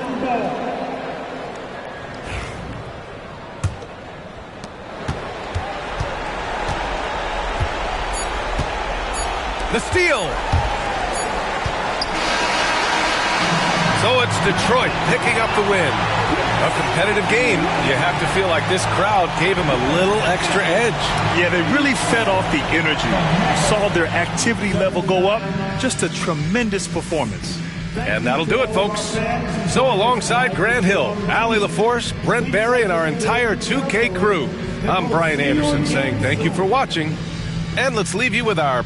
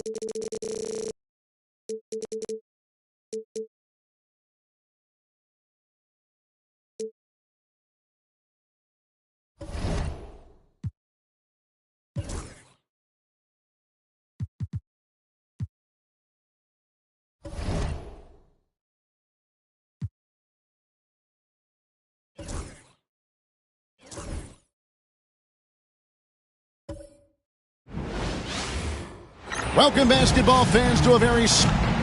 Here's a look at what's coming up for Washington.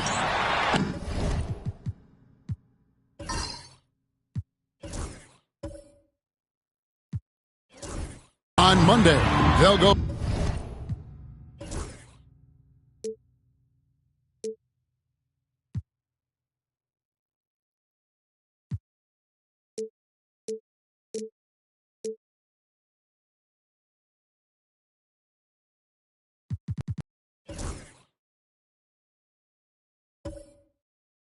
back home, and they'll be hosting the Boston Celtics. Then on Monday, they'll host the Charlotte Hornets. And looking at the Philadelphia matchup, it's one that I'm curious about. It'll be the 6th contest on the season for them, and a game that should have a lot of great matchups. And now Washington's starting group. They've got Jimmy Butler. Thompson is out there with West. Then it's Pau Gasol. And it's Ibaka in the power forward position. Now here's West. Thompson from long range. That one's in, his first shot this game. Coaching staffs, Clark, have certainly grown since your time in the league. Do you think that can lead to too many voices in the locker room? I really don't think that's an issue, Kevin, because no matter how many coaches you have, typically they are all in sync, and the head coach has usually put his staff together, and therefore they're moving in the same direction. Here's Thompson after the made shot from John Havlicek. They get the rebound. The kick outside to Butler. Pass to West. Clock at 6. Butler on the wing. Richardson covering. And it's Butler missing. The shot's there for him, and he's got to take it. I don't care if he doesn't convert. That's a shot he has to continue to take. Now here's White.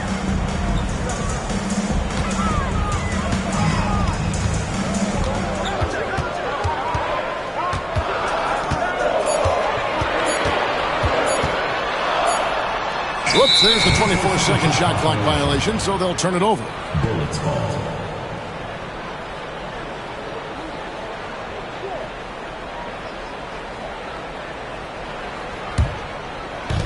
For Washington, they've gone 1 of 3 from the field to start this one so far. Thompson outside, lets the 3 fly. And so it looks like Washington will retain possession here.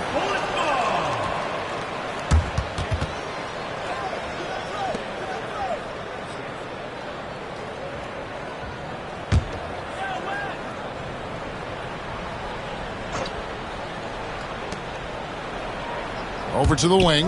West finds Ibaka. Thompson outside. Just 5 on the clock. Shoots over Havlicek. Really just struggling here in the first few minutes. 5 attempts with only 1 falling. Ibaka with a screen on White. Down low. And Ibaka slams it in. And so in control of the game. West keeping the defense off balance with that pass. Grant with a screen on Butler. Here's Havlicek. And it's off from 3-point range. Washington's gone 1 of 3 from beyond the arc so far in the game.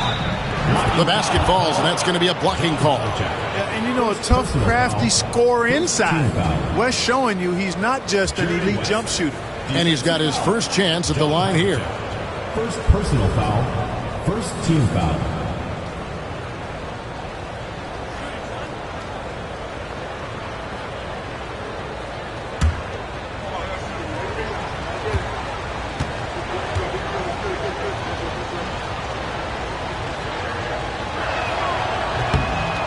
And you look at all the things this man brings to the game. The focus, the resolve, a winner's mindset. I mean, there's a reason why they call him the logo. And now the first timeout called here for the Bobcats.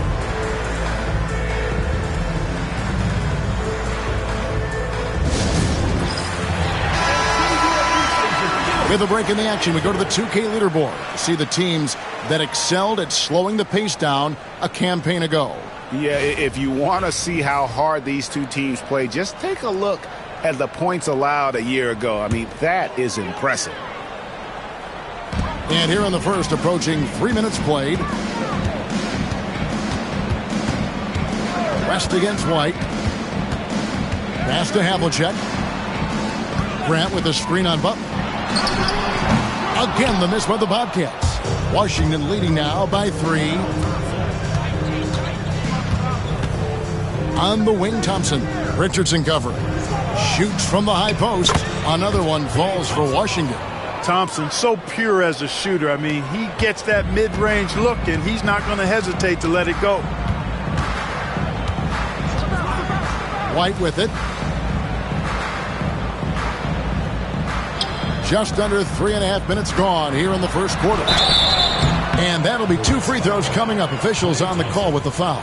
Yeah, and among the many things to like about Hondo, he is strictly about the team. Willing to take on any role.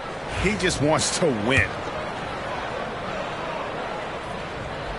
That's good from Havlicek. Zion Williamson's checked in for Grant. And a switcher also for Washington. Chambers checked in.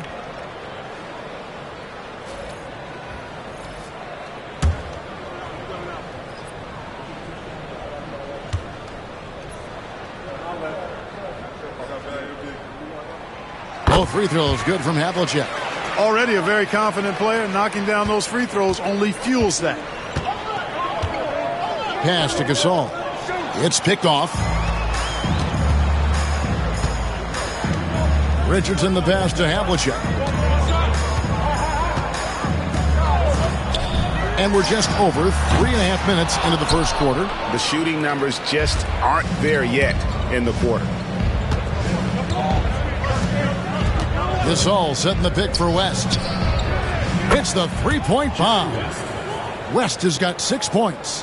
Boy, Jerry West shooting mechanics, flawless. I mean, the way he squares up, elbow tucked in under the ball, the follow-through, a very repeatable, efficient motion. 2 open that time, made it look too easy. The real come at us, and we're coming right back at you. A little back and forth from long range. I love it. That's a terrific answer there. Now here's Thompson. He has 5 for 3. No good from West.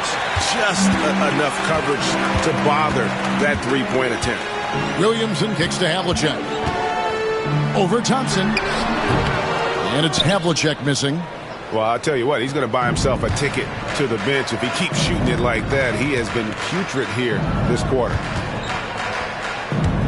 And the officials calling for a 3-second violation. And here's a look at some numbers for Williamson. Last season, he played outstanding. He averaged about 23 points per, 5 assists and 6 rebounds. And every team wants a scorer to give them a lift off the bench, and that's just what he brings. Well, he's instant offense. I mean, the game's momentum can be going one way, then bam, his scoring turns the tide. Abdul Rauf, he's checked in for Thompson. Pass to Sherman. Washington foul. Mahmoud Abdul Rauf. First personal foul. Second team foul.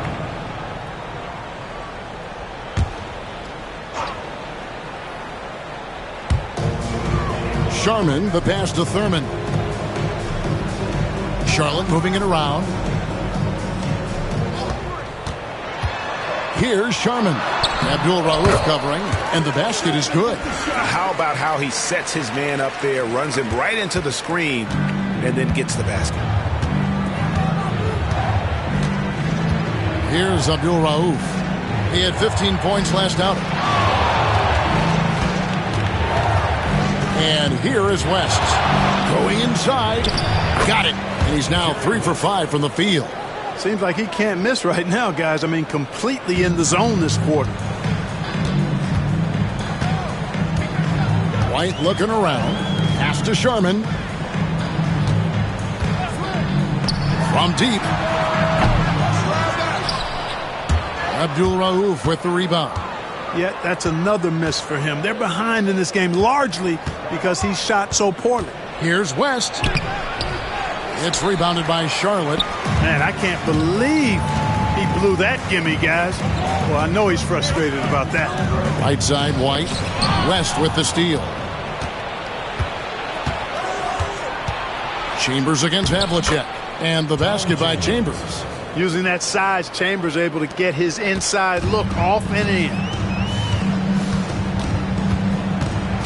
Now White, 17 points in his last outing. Sharman, the pass to Havlicek. Here's Sharman. Pass to Thurman. 5 to shoot. Here's Havlicek. And the 3 ball is good. Havlicek's got 7 points. Yeah, we've talked about this often. Hondo does a lot of things that help you win. They're from deep range. That'll help spread the floor, too. Now here's West. He's got 8. Now here is Ibaka. Covered by Williamson. Here's Abdul Rauf. And he finishes it off with a one-handed jam. Puts the D in a tough spot when you have a point guard who can throw it down. He really does, GA. He really does put pressure on him. And you know, guys, showing how dynamic a weapon he is for this offense, they feed off of that energy and ability to make plays. It gets them going.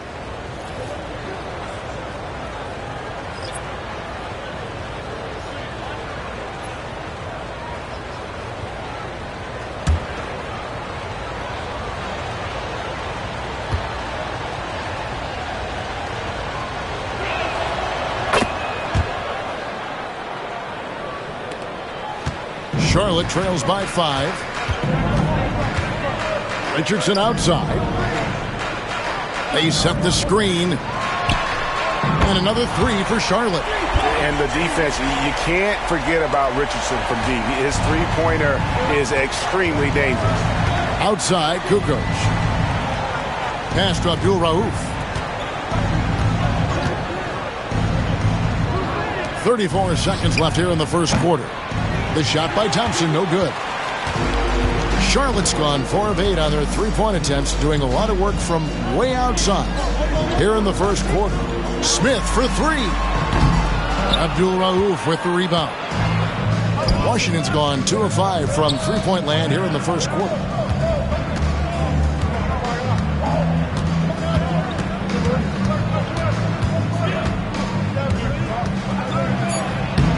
And he banks in the layup. Abdul Rauf's got 5 points so far.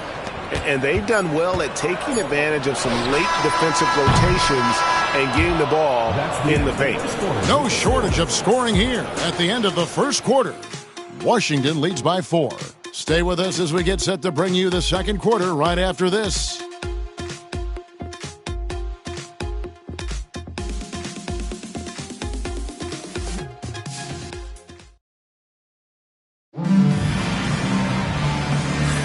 And for those of you just tuning in, the second quarter of action is where we're at right now. Hey guys, what do you think about the offensive approach so far that we've seen for Washington?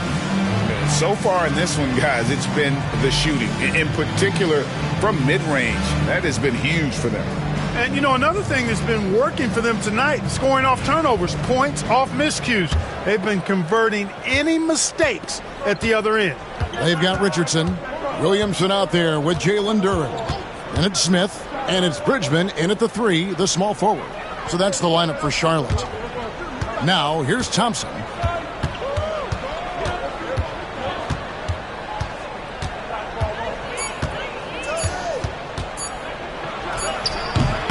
Duren pulls it in. You almost have to assume he's going to knock those down when he is that open. Smith kicks to Williamson. Here's Bridgman. Abdul Rauf covering. And the league giving a bit more leeway, GA, to defenders. As a hard-nosed defender yourself, I'm sure you like that change. Oh, I do. I mean, we all love the intensity of playoff basketball. So why not bring a certain level of physicality to the regular season? Take a break. Take a break. 2 shots.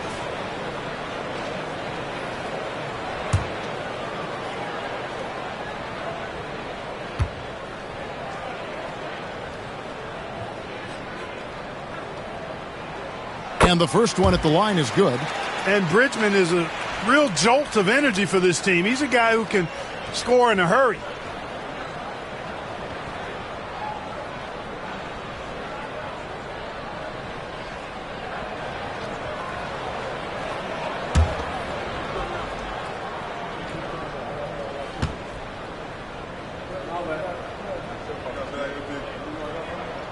He's perfect from the line this time. Washington shooting an outstanding 53% for the game. Pass to Abdul Rauf.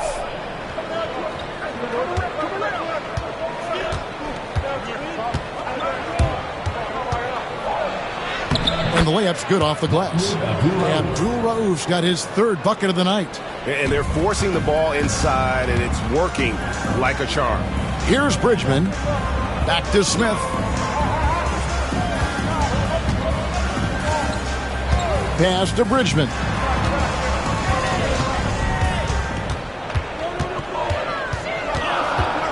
Over Kukoc. And the shot no good, a bit short. Here's Duran. Good for the basket. Starting off 1 for 1 with that shot. The tenacity on the interior, just battling, bringing that effort and will for second chance points. And when you take a look at Jalen Duran, a big man, Greg, who seems to get better each and every season. Well, you know, he averaged a double-double in his second season. I especially like how hard he goes after rebounds. This guy has a bright future in this league. Here's Bridgman. That doesn't go on the chance to tie. Well, they'll be happy with that look, even though it didn't fall. You know what? That's a confidence shaker for him, though. I mean, that's a shot he expects to make every time. And he gets the whistle for the 3-second call. So both teams making some changes here.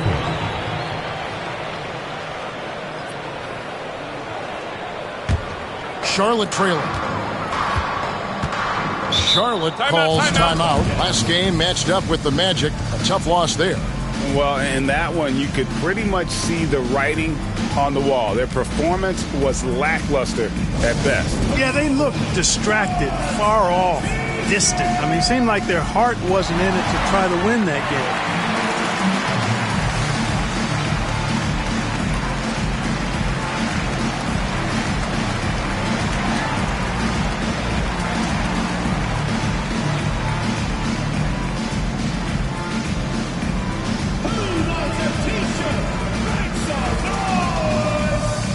Bobcats making a change here. White's checked in.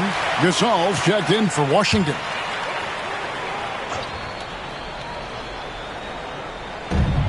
Washington on D. Grant dishes to Williamson.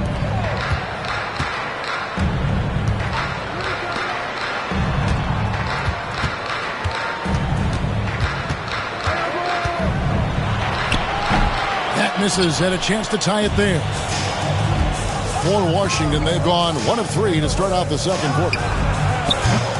Offensive rebound. A second chance effort.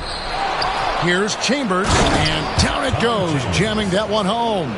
Strong take from Chambers there, leaving no room for error with the throwdown. White the pass to Williamson over Chambers. And a little luck that time, but it drops. Williamson's got 5 now. Well, he could have earned some style points there, but he really doesn't need to use the fadeaway when he's that wide open. Gasol is screen on White. To the middle. Whistle blows. Bucket is good, and he'll have a chance at the line to make it a 3-point play. The wherewithal from Gasol there, nailing the shot despite the tough defense all over. First trip to the free throw line for him tonight.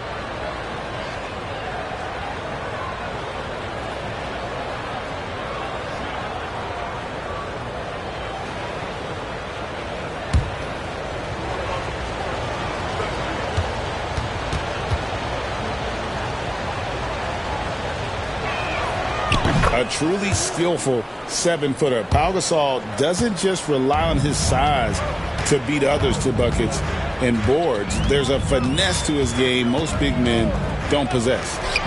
Here's Sharman. Off the mark there with the 3-point shot. Thompson outside. A three ball. Thompson with the three. Arguably the smoothest jumper in the game, Klay Thompson. Outside, White. Pass to Williamson.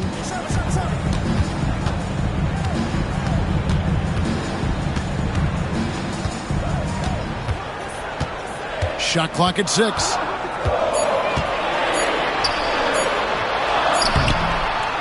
Rebounded by Chambers.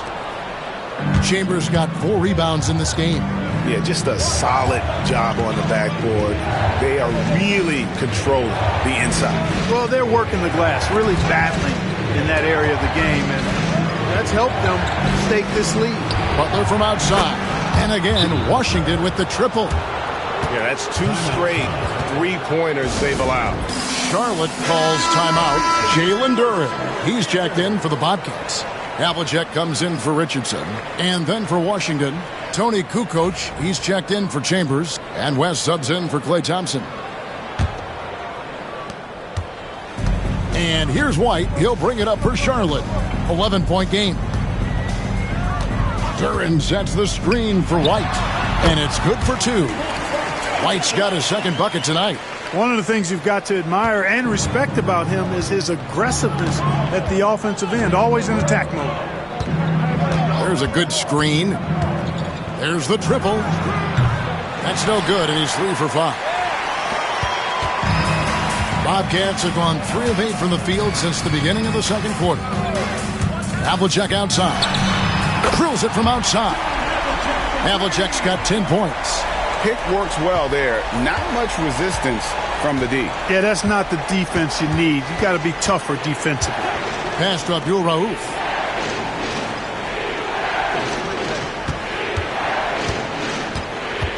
Good-looking screen by Gasol. Tried to answer back, but that 3 is off the mark. To the inside. Grant down low. Defended by Butler. And too much time in the lane. They get called for the 3-second violation. Marley's checked in for Abdul Rauf. Number 9, Dan Marley. Washington leading now by 6. Now here's Marley. Inside. It's deflected. Stolen by Grant. Here's Sharman. He's guarded by Marley. Gotta take care of the ball. They'll punish you if you're that careless. That's right, and that's severe punishment right there. Exactly. I mean, when you're running neck to neck, those kinds of mistakes tip the scale. It's West with the drive. And with the offense getting right to the rim, at least they saved the layup. Old school D right there, just telling them no easy layups. It's as simple as that. And that's what you expect from them. For Washington, they have yet to miss from the free throw line. They're 3 for 3.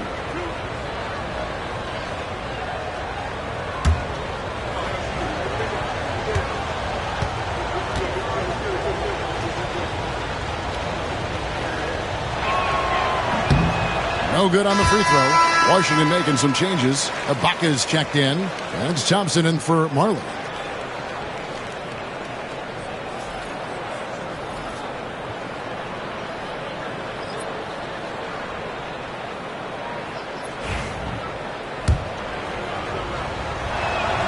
And the second free throw, good. There's 1:59 left in the first half. Thompson against Richardson. Pass to Havlicek. And here's Richardson. It's White on the wing.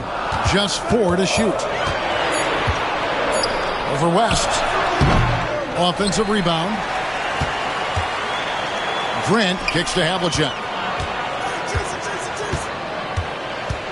White up top, fended by West. White the pass to Richardson. Off target from three-point range. The game has been very close in a lot of areas, but rebounding has been the one differentiator thus far. We've seen it time and time again in games. Effort and determination on the glass.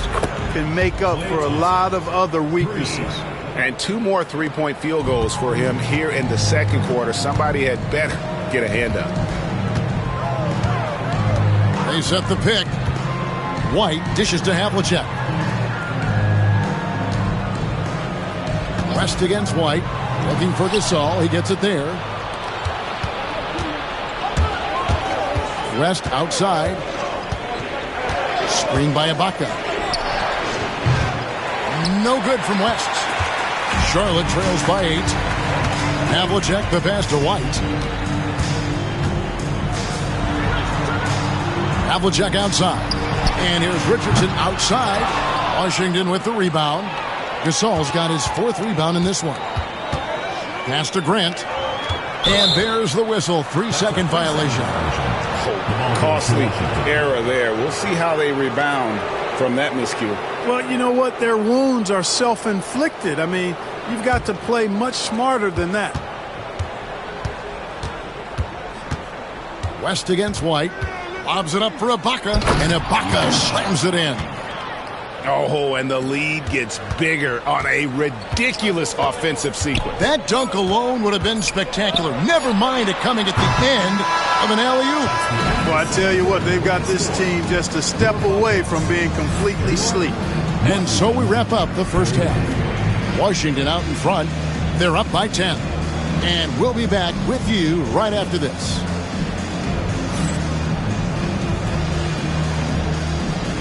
Please direct your attention to center court and get ready for the fan.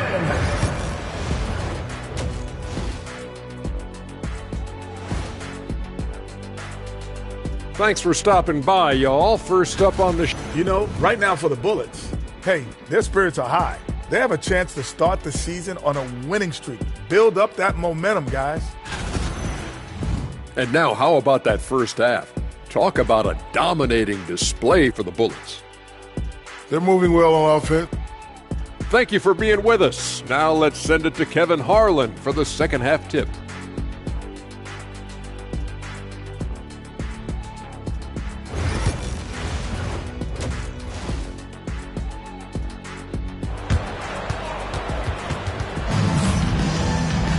And happy you could join us. We've got 2 quarters left to go in regulation. Klay Thompson with a strong contribution so far in this one. And if he can keep shooting from deep like he did in the first half, he's going to be more than a handful. Yeah, you know what? The defense is going to adjust. They'll be ready for him now, so I'm sure they talked a lot about how to slow him down. So on the floor for Washington, West is out there with Thompson. Then there's Gasol. Then it's Butler. And it's Ibaka in at the 4. Second chance shot. That one's good, and the Washington lead is cut down to 8 on the bucket from Thurman. And, you know, Thurman is a dominant rebounder. He hits the glass with a lot of force. Pass to Thompson from outside the arc. The shot's good on the assist by West. West has got 5 assists in the game. And with the lead, I like the strategy here. Continue to get the ball to guys who can do something with it. If it's working, keep working it. That's what I say. Keep the pressure on him. Now Richardson, he's covered by Thompson. The tray, it's good, and the Washington lead is cut down to 8. Again, the points coming from White. And an eye for an eye. Both teams working to stretch the floor. Nothing like answering back. One team gets 3, you fire 3 of your own. Boom. West with a wide open look. And again, Washington with the triple. And they're getting their points now almost exclusively from the triple. 4 of their last 5 makes are from beyond the arc. It's hard for me to watch this. I mean, the defense practically giving them those shots. Yeah, you know, guys, this has been far from his best game. A disappointing outing for both him and the team. Thompson looking for an opening. Ibaka with a screen on Havlicek. Here's Butler. And the basket is good, and he's got a chance here for one more at the line. John Havlicek. Well, I like this execution coming out of the half. Solid. 3 for 4 from the field so far. For Washington, they have gone 4 for 5 from the charity stripe in this one up to now. One shot.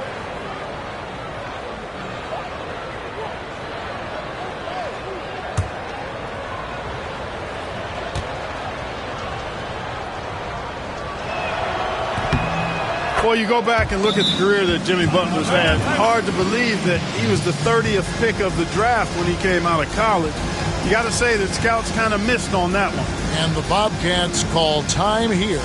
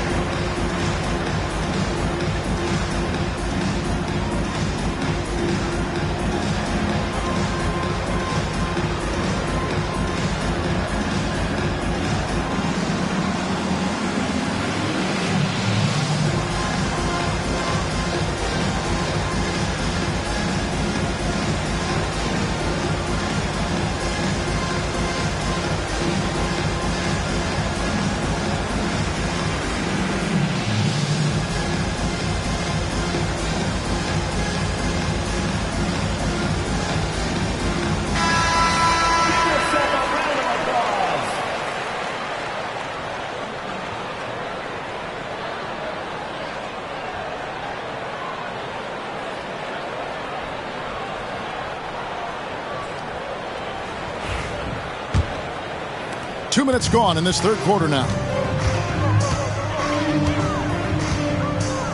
West against White. To the paint. Got a piece of it. And stolen by Gasol. Butler deciding where to go with it. On the wing, Thompson. Covered by Havlicek. From downtown. Grant gets the rebound. And here's White. He'll bring it up for Charlotte. They trail by 14. Richardson, good. Great confidence off the catch. One of the reasons why Richardson is a go-to scorer. Washington's gone into the three-point range 4 times since halftime and buried 2 of them. Klay Thompson with that deep range. He's really picked up where he left off in the first. Charlotte's gone outside a lot tonight. 17 times, in fact. 7 of 17. Clock keeps going. 3 minutes into the second half now. Shot from the wing. Rebound, Washington. Ibaka's got rebound number 5 here tonight. West finds Butler. Thompson with it. 17 points in the game. West misses. And with an update from the sideline, let's check in with David Aldridge. Kevin, thanks. The NBA 65 games requirement for postseason awards has drawn some criticism. But, Adam Silver says, ultimately, this is about the fans and putting the best product forward. Load management was not working for us. This is having the desired effect, that guys are out on the floor. Kevin? Yeah, they want to be on the floor, right? Keep them tuning in. Good stuff, D.A. Thank you. Havlicek kicks to White. Here's the 3. Washington with the rebound. Gasol's got his 5th rebound right now in the game. West dishes to Ibaka. And Ibaka slams it in. That's a textbook example of how to move the ball. Boy, you got to love that action. There's the pick. Here's White. Kept alive. Thurman powered down with both hands. And that's a huge play. I mean, they need more like it because second chance points are going to be key in this game. Probably so. That's usually a crucial element to any comeback. Yeah, and if you look at it, had they been converting those second chances all along instead of waiting until now, who knows? So timeout called here, the first for Washington.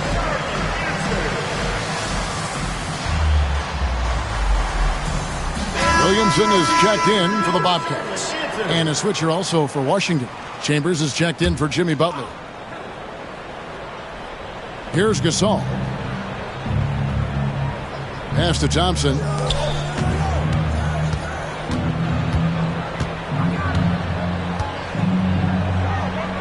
Here's Chambers. Shot clock at 5. Ibaka in the post. Working on Williamson. Ibaka with a screen on Havlicek. Thompson for the triple. Jason Richardson pulls it in. Well defended that time. He's a shooter that the D has to close down on quickly when he's ready to pull the trigger. West with the steal.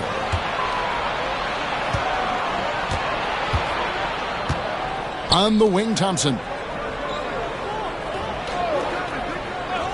Back to West. On the wing, Thompson. Covered by Havlicek. And again, Washington, no good. Just not there from a rhythm standpoint right now. It's really eluding him. This one for 3. Buries the long-range jumper. Havlicek's got it back down to a single-digit deficit for the Bobcats. For Washington, they've gone 5 of 12 from the field since the third quarter got underway. West passes to Thompson. And good, as it just snugs right down through the net. Well, we know Thompson always wired to score, but right now it even seems to be coming easier for him. West against White. Pass to Richardson. Up top, Havlicek. And there's another one for the Bobcats. Yeah, tremendous effort from Havlicek here tonight, scoring the ball.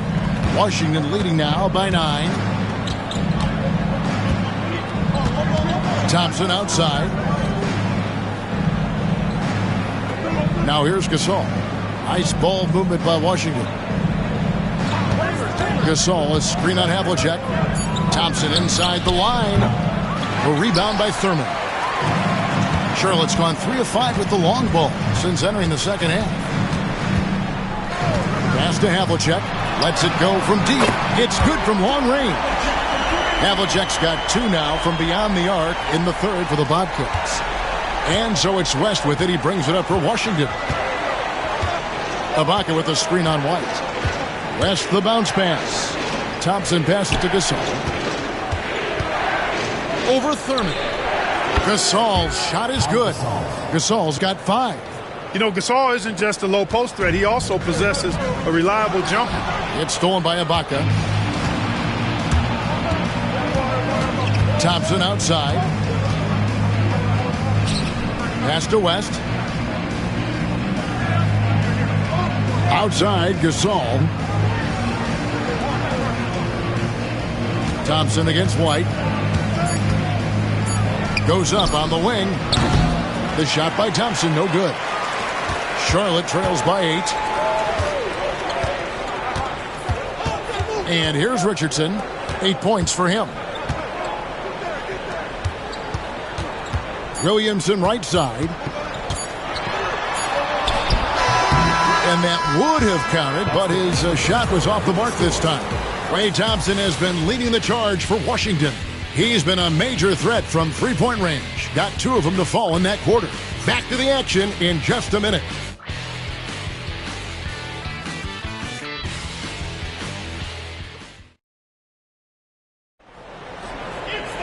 And this is it. Glad to have you along for this 4th and final quarter.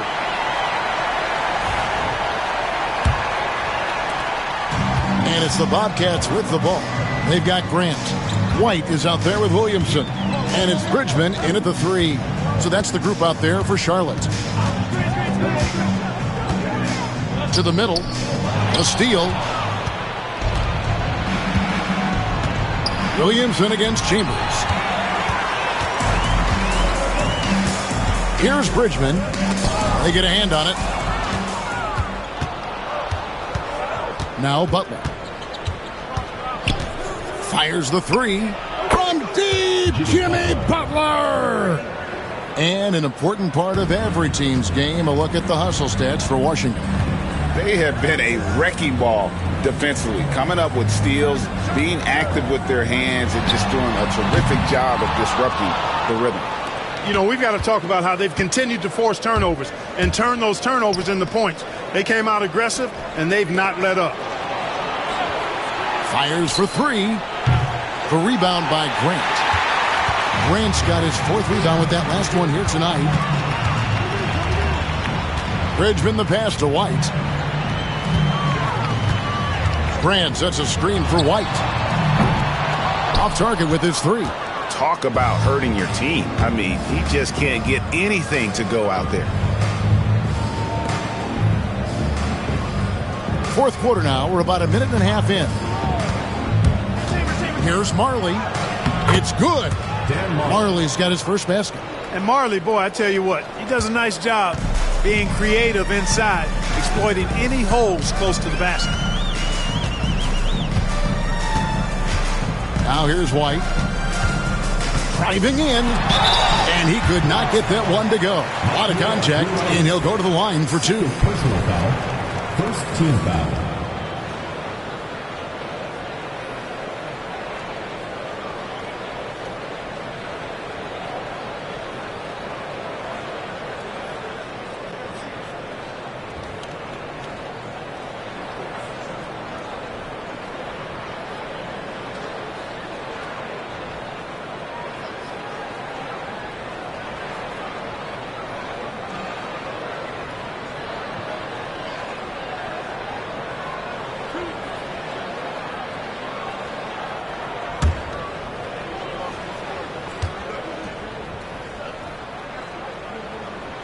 And that one falls for White.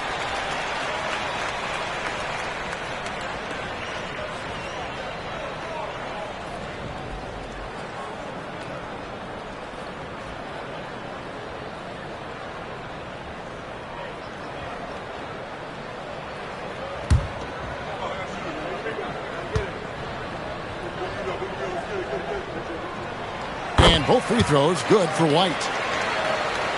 We're about 2 minutes into the 4th quarter in this one. Pass to Marley. Now Gasol. Over Grant. Zion Williamson grabs the miss. Charlotte trails by 11. And here's White. Abdul Rauf covering. Here's Bridgman. Williamson right side. Here's Sharman. Charlotte gets it back. Here's Grant. Shooting foul as the whistle blows. He'll shoot 2 free throws. Personal foul. And defense makes an effort to stop Grant inside, but he gets physical right back and gets the whistle.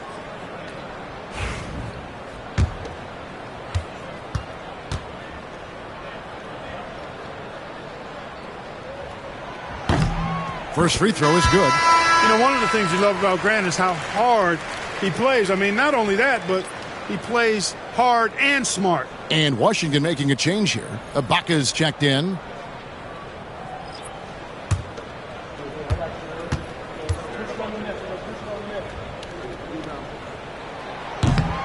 That misses, so he splits the free throws. Washington leading now by 10. Left side, Butler. Pass to Abdul Rauf. Ibaka with a screen on White. The shot by Abdul Rauf is no good. Charlotte's gone 0-3 so far in the 4th quarter from long range. Around 3 minutes gone here in the 4th quarter. Here's Sharman. 6 to shoot. Puts it up. Thurman passes to Grant. And the dunk by Grant. Yeah, you know, that level of physicality that Grant brings inside is awesome to watch. He does a great job with finishing with that power above the rim. Thompson, he's checked in for Washington. West comes in for Abdul Rauf.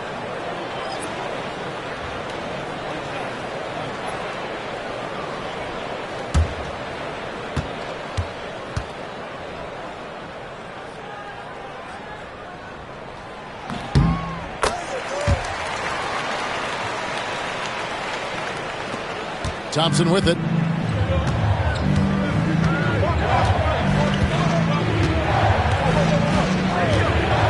bit under 3.5 minutes have passed here in the fourth. And it's West missing. Not quite enough defense that time around. Just lucky he was off. And it's Havlicek missing. Washington leading now by 7. Butler passes to Thompson. Here's Chambers. To the inside. And out of bounds as the Bobcats gain possession. Not sure what he was thinking about with that pass. Just sailed it right out of bounds. White, he's checked in for Smith. And a switcher also for Washington. Gasol's checked in. And so White will bring it up for the Bobcats. They've only given up 5 points here in the fourth quarter. Down low. Richardson against Butler. Stolen by Thompson. It's Clay off the drive. Yeah, Thompson can be fast and nimble on the drive, catching him unprepared. West against White. There's the pick. Pass to Havlicek. And here is Grant. It's Richardson on the wing. He's covered by Thompson. Oh, and the jam by Richardson. And Richardson's showing you why he's a two-time slam dunk champion on that one, finishing with authority. Washington calls timeout.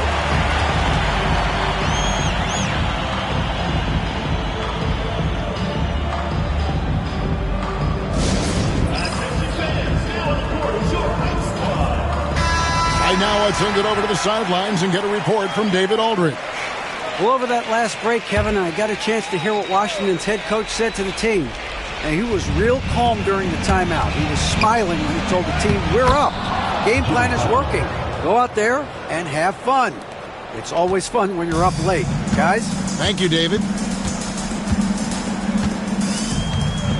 And here's White. Here's Havlicek. Buries it from three-point range. Havlicek's got 11 points here in just the second half. He's showing no signs of letting up here. Gasol is screen on Havlicek. A shot by Thompson, and no one's around. And they come right back with their own three-pointer. He made 3 triples in the first half, 3 more since then. I tell you what, you can't shake your head at that. Havlicek kicks to Richardson. And he can't answer back. The three-pointer offline. Grant with the screen on Ibaka. Here's Havlicek. And the dunk by Havlicek. Yeah, that's the toughness of former Buckeye John Havlicek. He converts through contact, now with the chance for an and one.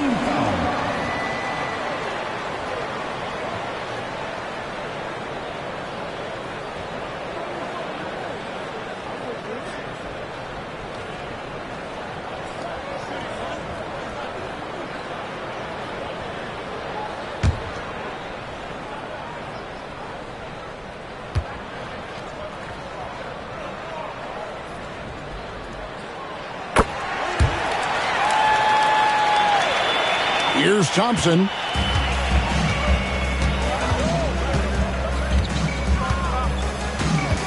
Ibaka sets the pick for Thompson. Grant gets the rebound. And you don't want to give up that kind of look too often. That one's not going to go. Washington leading now by 6. Here's Butler. And foul on the shot. He'll shoot 2 at the free throw line. You know, sometimes the athleticism of Butler just too much for the defense. Sometimes you have to simply resort to giving up the foul on that drive.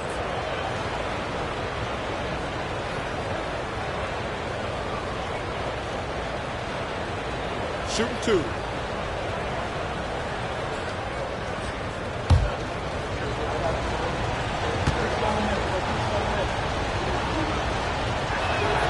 Free throw, good Butler.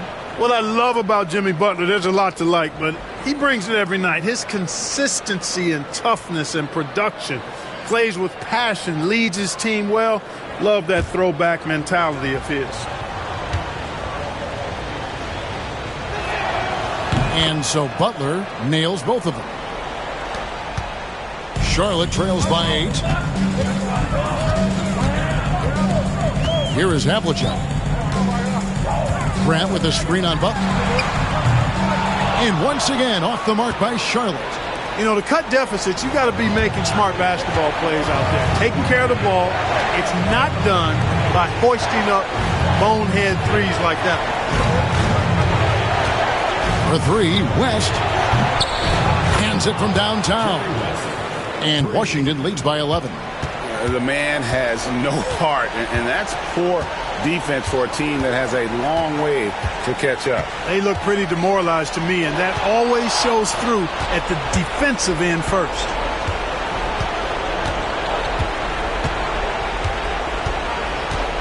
Outside Gasol.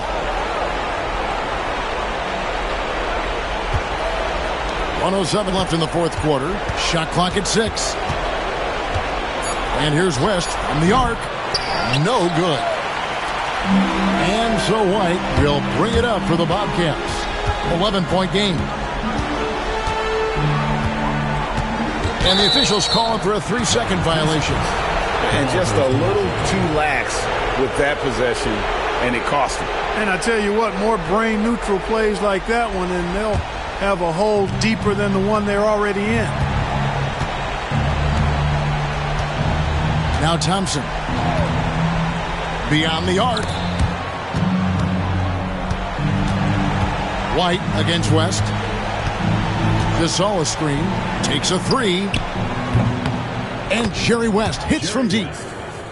West has got the lead up to 14 now for Washington. They just blocked out the noise, kept on grinding, and this is their reward. Boy, a fantastic performance. And I tell you something, I mean, you get roadkill, that's always a challenge in the NBA, no matter what, and they got it done.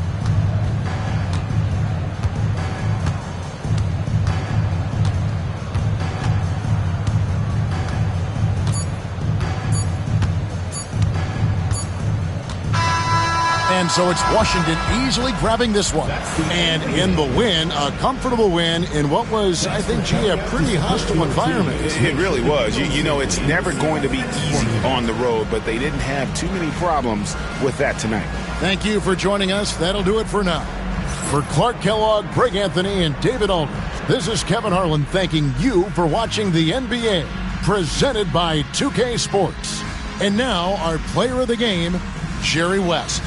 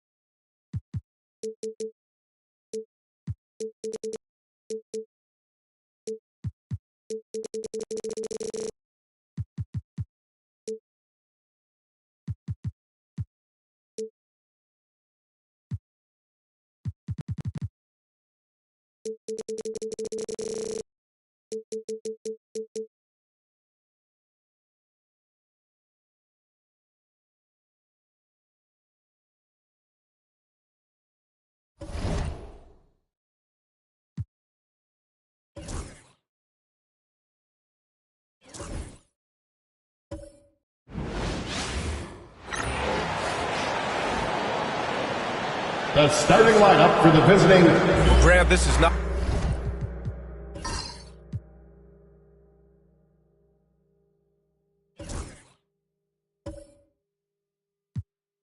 Your average.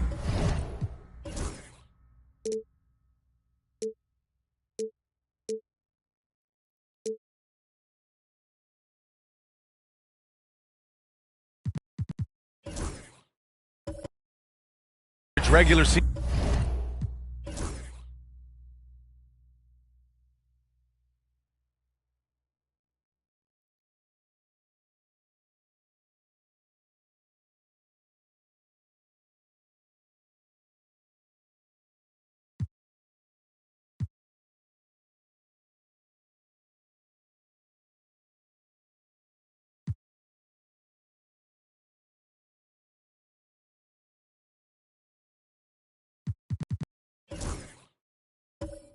Season game. These teams are fierce rivals. Oh, yes, they are, B.A. I love playing in these type of games. I mean, the fans are extra loud. The players are fired up. This will be fun. A look at the opening lineup for the Cleveland Cavaliers. We've got LeBron James, and it's Wallace in at the 4. Here's James. Gasol grabs the board. Here's Milwaukee. Bird passes to Johnson. Inside. Here's McGinnis. That one off the back iron and out. Hardaway against Johnson. Pass to Towns. And here's Hardaway. James with the ball from the arc. They grab their own miss. And he gets that one. Yeah, you love to see Towns mix it up a little bit. Gets his team a bucket on a second chance. About a minute into this first quarter. Johnson against Hardaway. Oh, and Johnson slams it in. And he gives up some size inside, but makes a great adjustment on the finish. Well, he's attacking, he's forcing the issue, and that's simply stated a terrific play. Now here's Wallace. James deciding where to go with it. McGinnis with a rebound. Great contest by the defender, but that's a dunk you've got to put down in his face.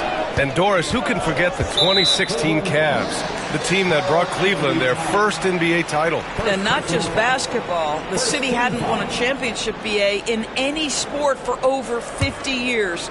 And for LeBron, a homegrown talent, to do that with Kyrie, that is a team that will always have a special place in Northeast Ohio lore. And there's the call on Karl Anthony Towns. That's foul number 2 for him. Well, a bit reckless right there. That's his second foul, and he can't afford to pick up a third. The Cavaliers making a switch here.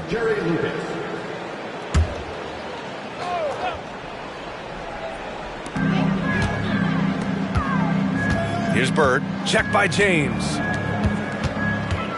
Here's Johnson. Blocked! First quarter, just about 2 minutes in. Here's Red. He shoots. And that's good. His first bucket of the game. This guy reads situations so well, and he knows how to execute. Pass to Bird. Here's Maravich. The 3-ball. And he buries his first look. And that's what they want to do. Get him open looks early. For Cleveland, they've gone 2 for 5 here in the first. And we've got a timeout called by Kenny Atkinson. A moment to rest and confer on the game plan.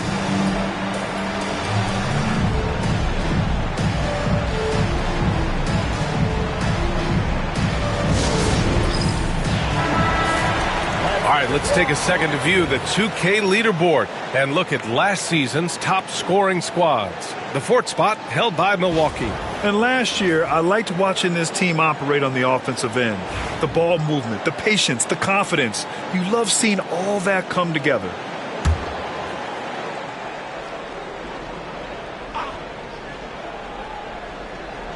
Just over 2.5 minutes played here in the first. Down low. Oh, and a beautiful feed leads to a monster jam. He just rises up and throws it down hard with one hand. That is such a go-to move for him. He holds nothing back on those. Now here's Johnson. Here's Bird. No good on the three. Here's Red. Knocks down the long J. Red's got his second basket of the night. I love this approach. Getting him involved early, and it's already paying off. They know that if this guy goes off, their chances of winning rise exponentially. Here's Maravich. Got a hand on it. And that's out of bounds. Milwaukee will keep it.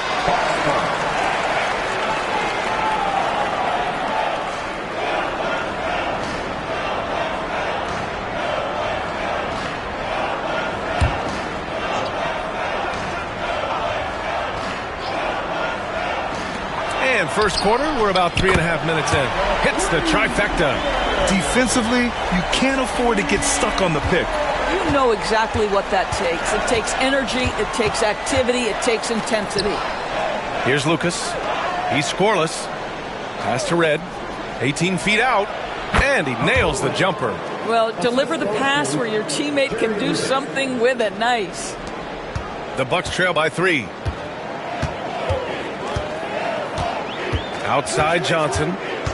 And there's just one foul now away from the penalty. Jordan's checked in for Cleveland. Third team foul. Substitution on the court.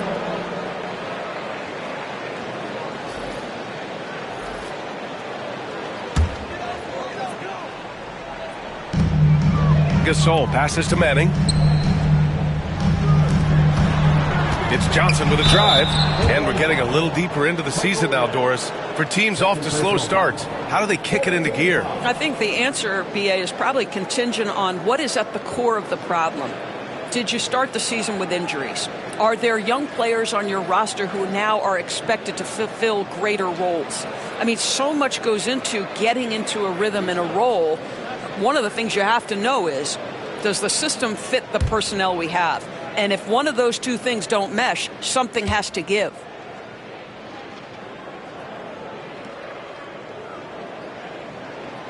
First one falls. Well, Grant, from roster to coaching changes, the Bucks have been trying to become an even more elite team. Yeah, teams are always tinkering now these days, BA. The Bucks know they are a high-level team, but they want to dominate the competition on another level.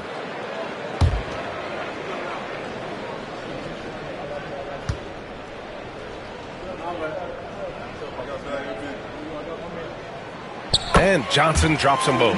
Grant, the Cavs making the playoffs the last 2 years.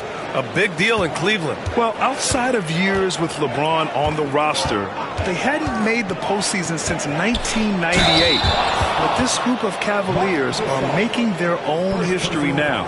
What's remarkable about LeBron is the complete command of the game. Not only his team, but you'll hear opponents joke about how well he knows their plays. Take a break. Take a break. 2 shots.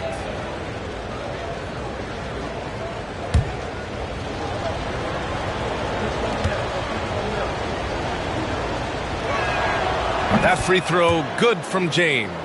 What's striking about LeBron James is how his game has morphed to now it's all about guile and smarts and experience. He continues to dominate, just in a different way.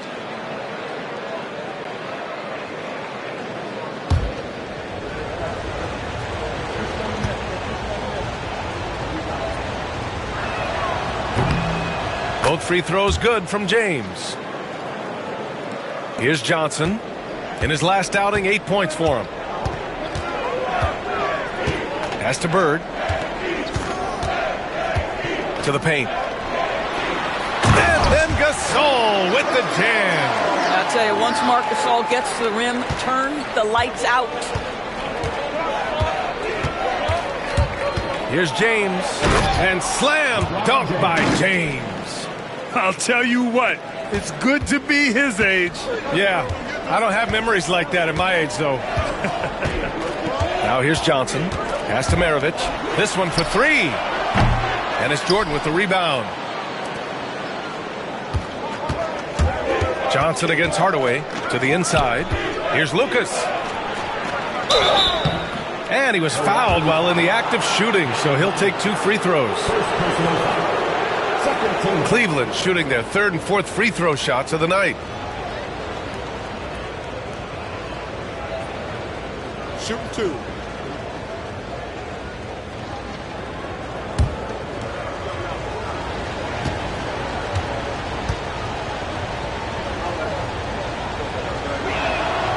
And the first one at the line is good. Brown, he's checked in for Milwaukee. And Cleveland with a change here too. Williams is checked in.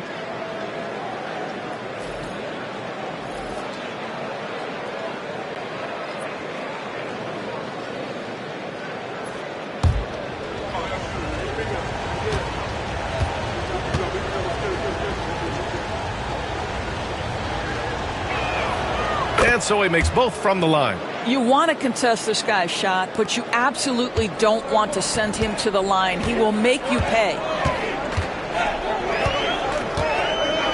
Here's Bird, still without a bucket. Gasol passes to Manning. It's Brown on the wing. Williams defending. And the basket by Brown. Just owning the painted area. If it's working, no need to change. The Cavaliers lead by 3. Pass to Jordan. Oh, they get a hand on it. Oh, and a fast break for the Bucks. And that one's good. Well, how about the defensive activity of Marc Gasol and then the presence of mind to use the push-ahead pass.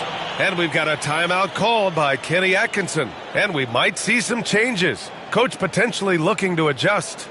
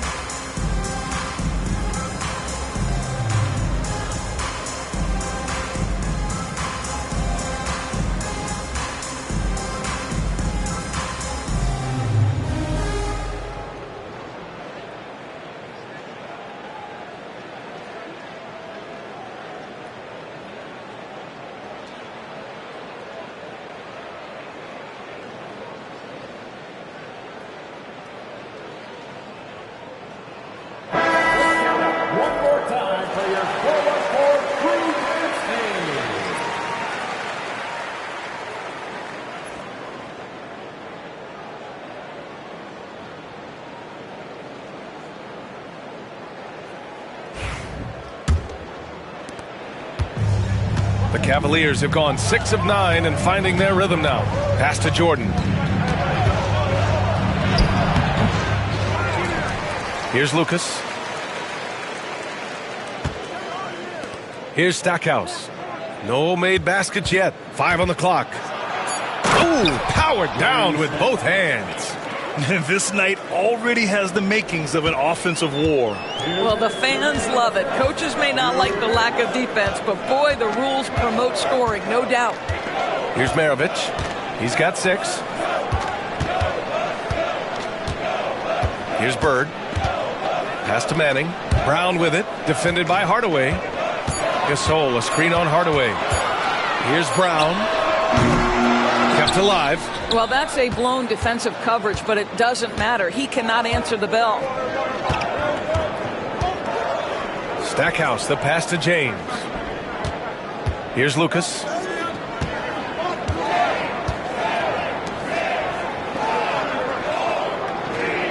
Here's Stackhouse. Tries the spin move. The shot from the low post is good. Stackhouse has gotten his second bucket. I'll tell you, you allow him to get to a spot, and it's over, right? Defense unable to even challenge the shot. And Doc Rivers calls timeout. I think right now he must be looking at some adjustments.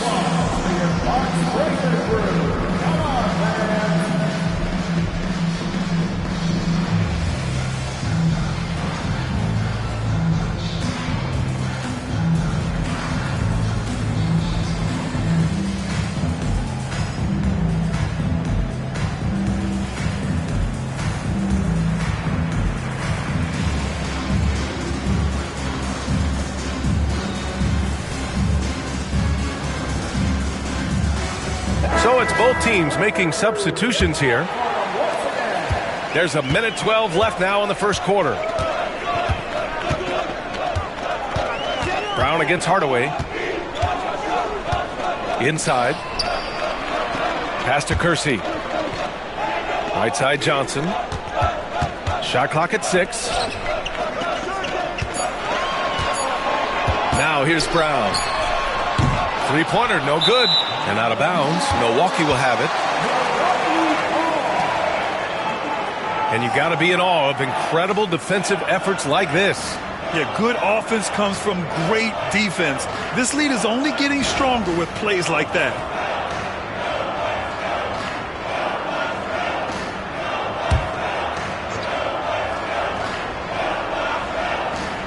Bucks trail by 5. Chops one in from the wing.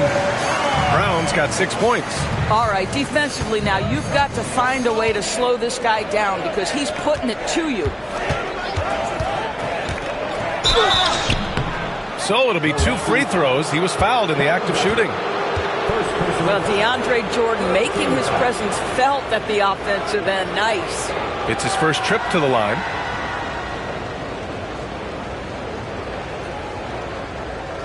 Take a break.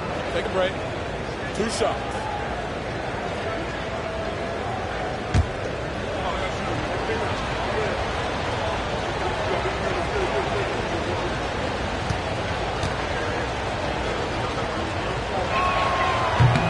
The first free throw is good. Well, you know what DeAndre Jordan is going to bring to the table every night. Great effort, incredible presence on the backboards, a ton of length defensively. Love everything he does for you.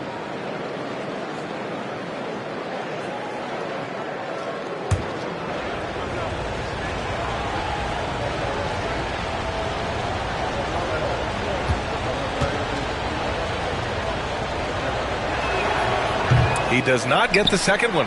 The Bucks trail by 4. Here's Johnson. That shot is off.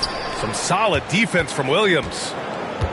Cleveland has gone 1 of 2 from three-point land so far. Pass to Jordan. Here's Stackhouse. Ooh, anticipated the pass. It's a turnover. First personal foul. 15 foul. Milwaukee shooting their 3rd and 4th free throw attempts of the game.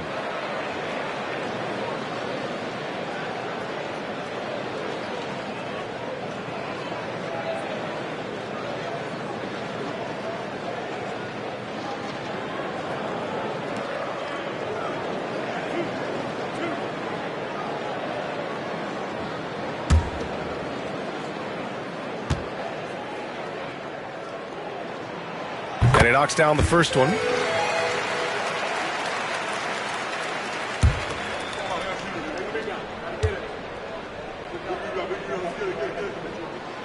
So he gets them both. There's 14 seconds left in the first quarter of the game. Here's Stackhouse.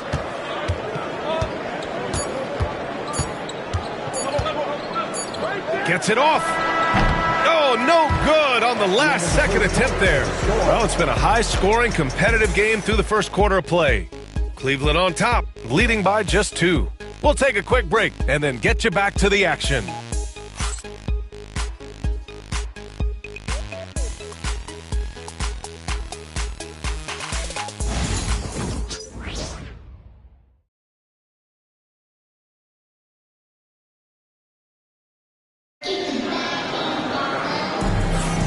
And it's been a pretty even game here after 1 quarter of play. All right, what do you guys think about Cleveland here in this one? Well, their offense is clicking so far, capturing the momentum here early on. Boy, it's been a really pretty thing to watch, executing their game plan to perfection.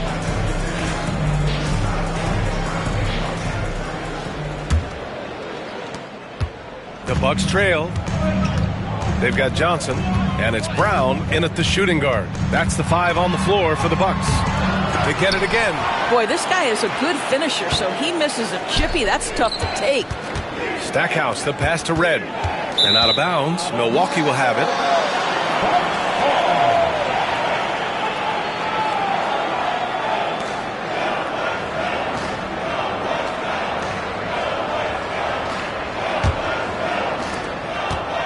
And so it's Johnson with it. He brings it up for Milwaukee. A tough loss coming against Boston in their last game.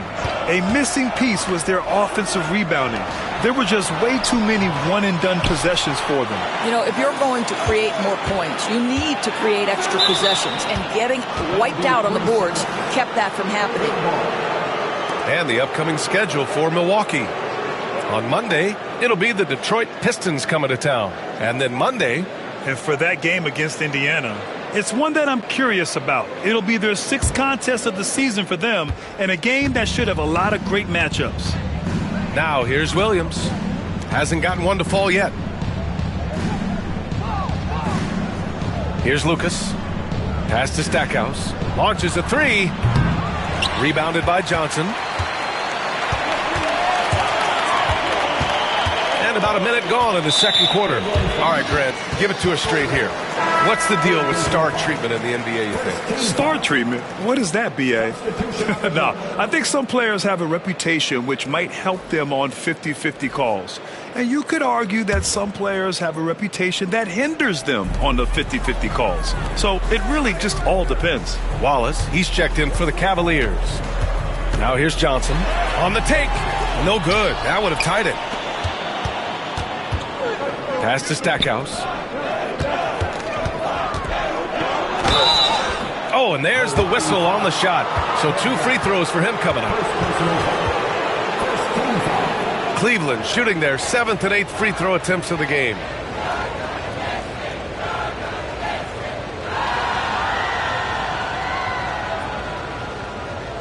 Take a break. Take a break. 2 shots.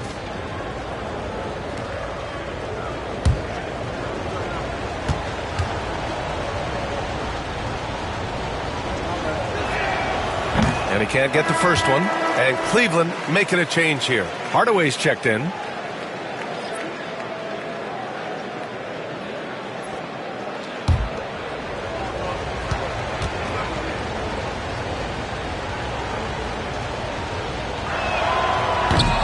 And he sinks the second. Now Brown. He has 6.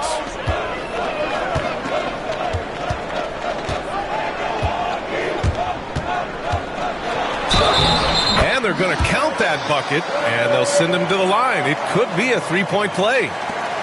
That's what you call playing big. He just stays committed to the attack mode. Well, major height disadvantage. He recognizes that and still able to score it.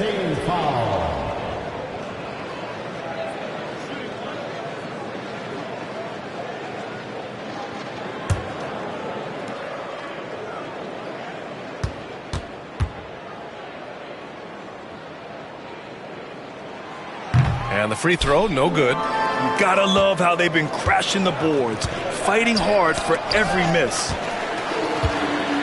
Oh, and a fast break for the Bucks. Here's Manning. And the go-ahead bucket, no good. The Cavaliers leading. Outside, Williams. The 3. Shots blocked. He goes up. Manning's shot is good. And we've got a timeout called by Kenny Atkinson. He wants to make sure everybody's on the same page.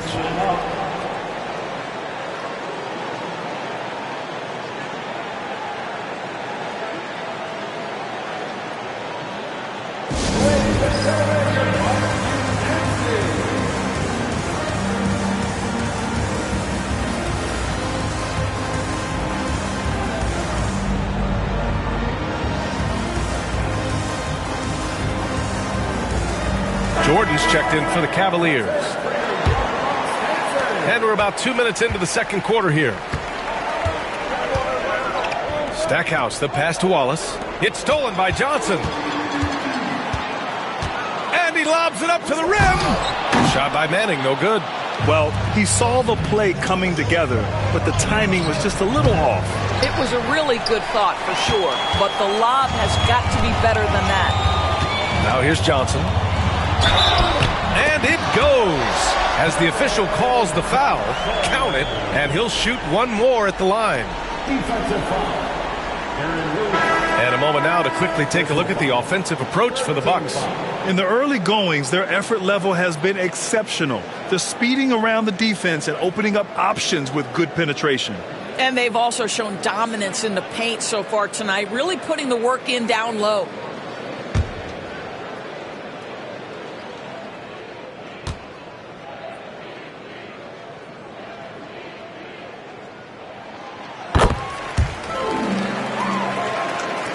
All right, for those just joining us, we're almost 2.5 minutes into the second.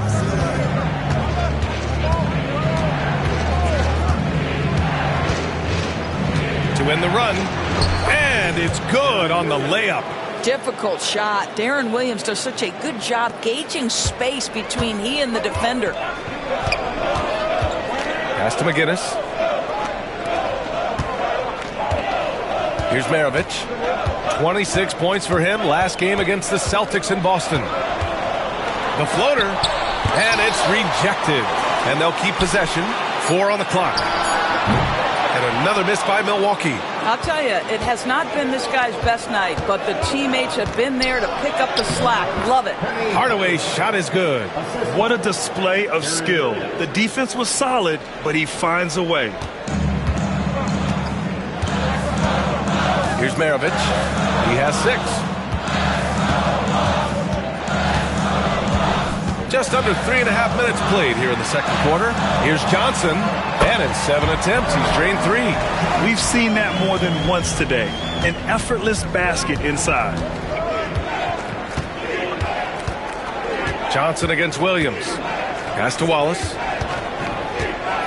And he dunks it down. Fabulous find by Darren Williams. What incredible vision. And so it's Johnson with it. He brings it up for the Milwaukee Bucks.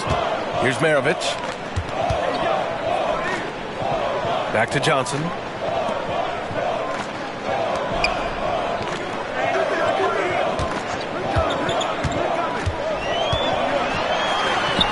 Uses the glass on the layup. Johnson's got 7 points here in the quarter. Well, it looks like he has put that rough first quarter in the rear view. He's starting to cook here in the second. And there's the screen. Here's Williams. The rebound by Manning. And that closeout certainly made a difference. Well, no question. He altered that shot, and most of the time, that's just as good as blocking it. Now here's Brown. Give him 8 points now. It's stolen by Johnson. Brown passes to Manning. Ooh, ripped away. Here we go. Oh, there's the alley. And slam dunk by Jordan. DeAndre Jordan, simply a force around the cup. This guy has rare athleticism. And Doc Rivers calls timeout. He's going to talk it over with his guys.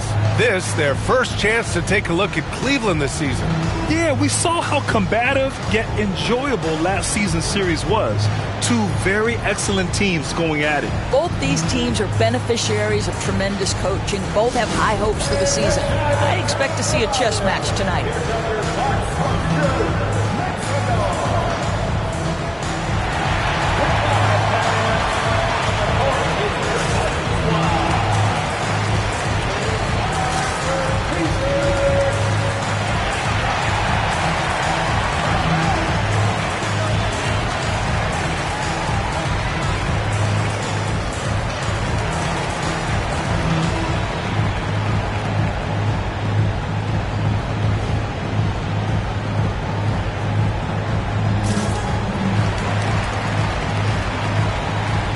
Both teams will make substitutions.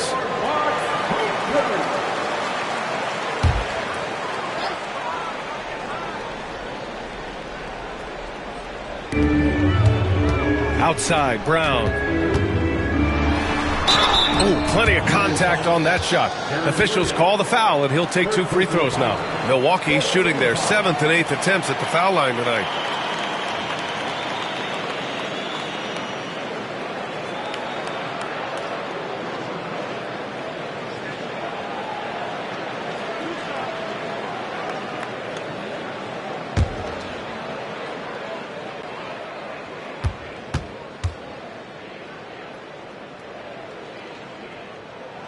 And the first one at the line is good.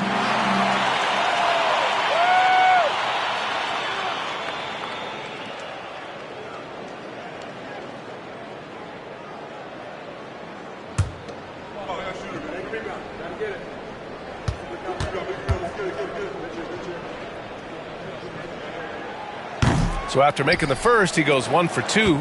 Showing more aggression here in the second quarter. He's seeking contact and working himself to the line. Brown with the steal.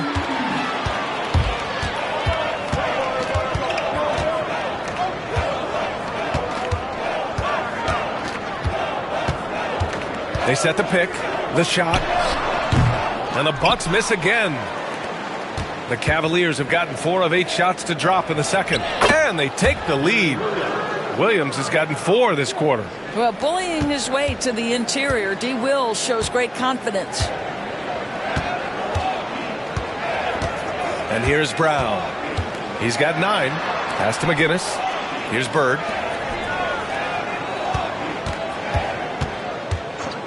Three-pointer. He drops it from range. Bird's gotten himself going here. His first points of the game on the deep ball. Lucas passes to Williams. And he lobs it up. Stolen. Here's Maravich. Defended by Hardaway. Shot on the wing. Nice jump shot. And it's a 4-point Milwaukee lead. For Cleveland, they've gotten over 50% of their shots to go. 5 for 9 in the second. Now here's Hardaway. Tightly guarded. James outside. Shot clock at 5. Rebounded by the Bucks. 1:14 left in the second period. Pass to Brown. Here's Maravich. From deep. Cavaliers with the rebound. Lucas has got 4 rebounds now. Hardaway with it. Back to Williams. For 3. Cleveland again missing. Milwaukee leading by 4. It's Brown on the wing. And stolen by Williams. And here they come. And you can tell they're in sync right now. Expertly turning the steal into fast break points. And so Brown will bring it up for the Milwaukee Bucks. He's off on that one. Some solid defense from Williams. Let's give some credit to the defense for how they're guarding this guy right now, because they're refusing to let him get comfortable. Right side Hardaway. And even from where we're sitting, you could clearly tell it was a foul. First personal foul. Second team foul.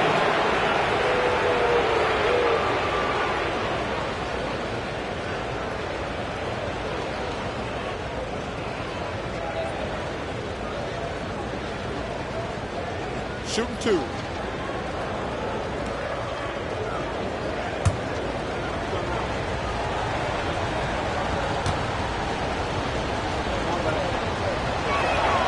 And he drops the first.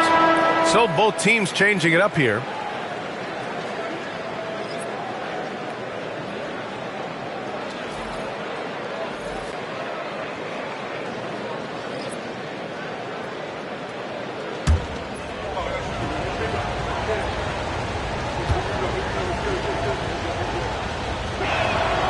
Both good from the line that time.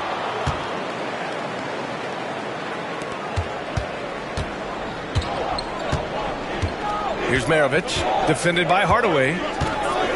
Here's the 3. Unable to get that one.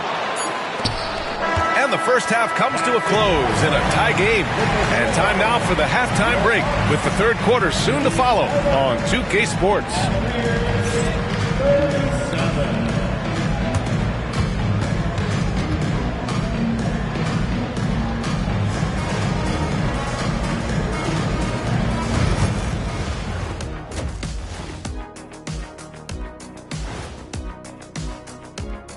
Hello, everyone, and welcome.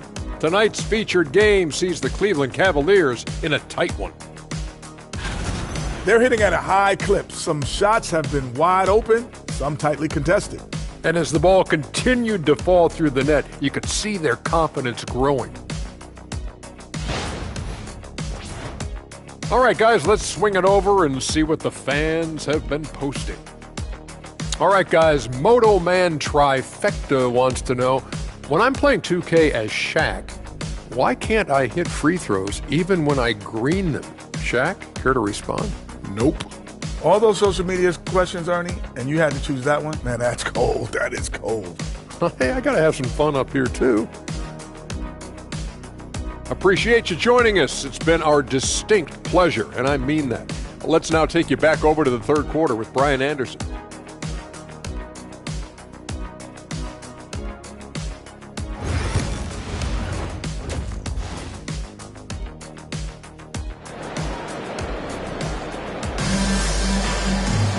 Second half of basketball is upon us, and we may be in for an exciting finish based on how close of a game we've seen so far.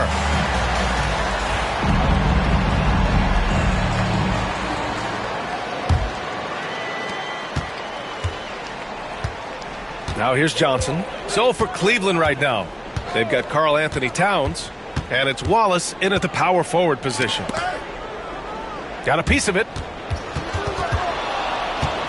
Here's James, and count that. 2 points and a chance for one more at the line. The strength of LeBron is something that is never going to go away, and it will always allow him to finish plays like that. On the night, he's 2 for 2 at the stripe.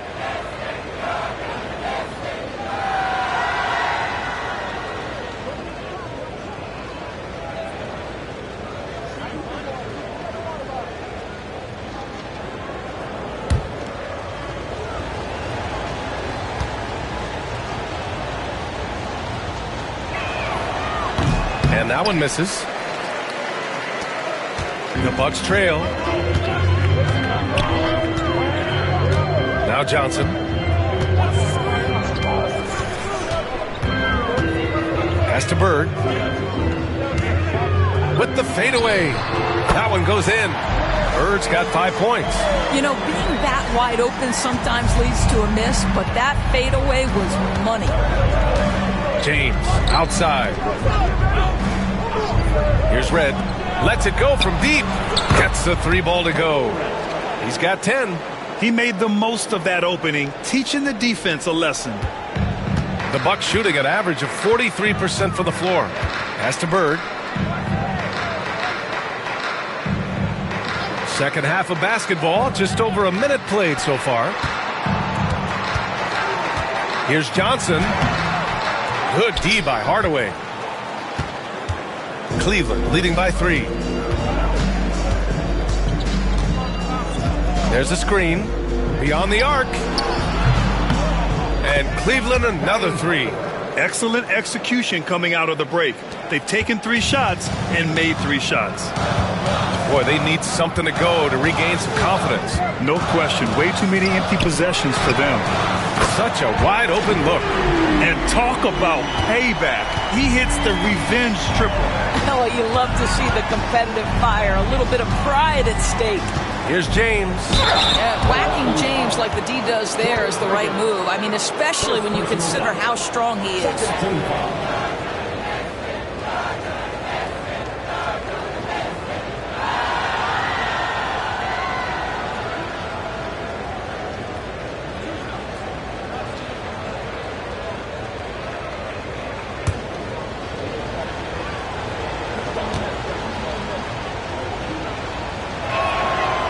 First free throw is good.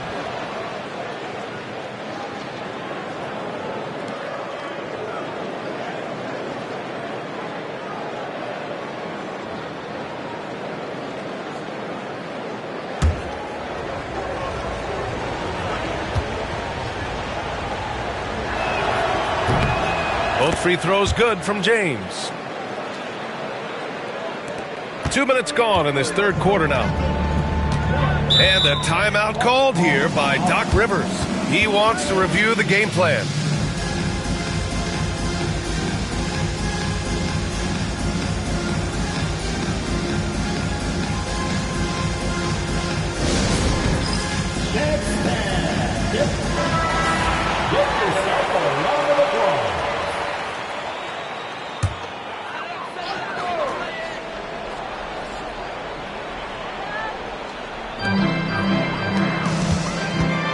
Johnson against Hardaway. So it'll be 2 free throws. He was fouled in the act of shooting. First personal foul. First team foul.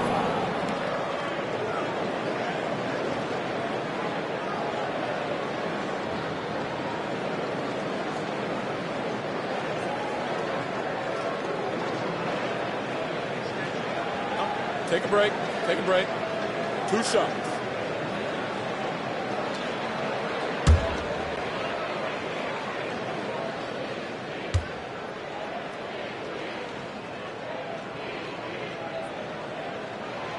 Free throw dropped for Johnson.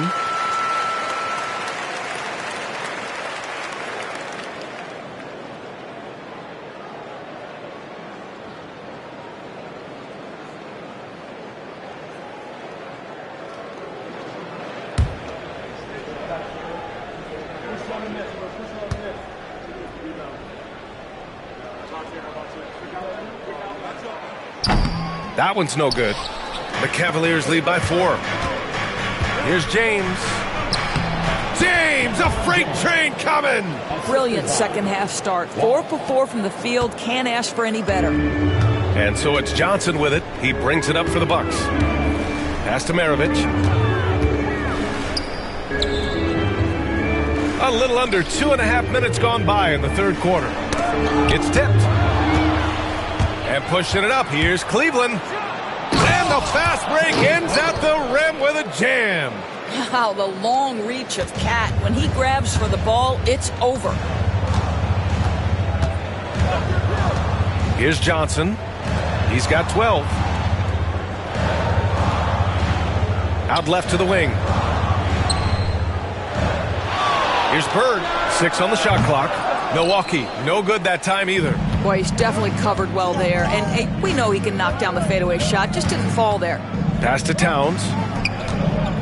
Oh, it's Towns with the finish. Wow, the size and speed of Towns. A natural-born highlight reel. The Bucks trail by 10. To the wing, right side. McGinnis, the pass to Gasol. Good work defensively by Towns. And here comes Cleveland. They're on a 16-6 run. Pass to Red.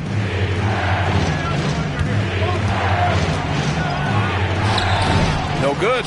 Some solid defense from Gasol. Milwaukee has gone 4 of 9 so far from the perimeter. Johnson passes to McGinnis.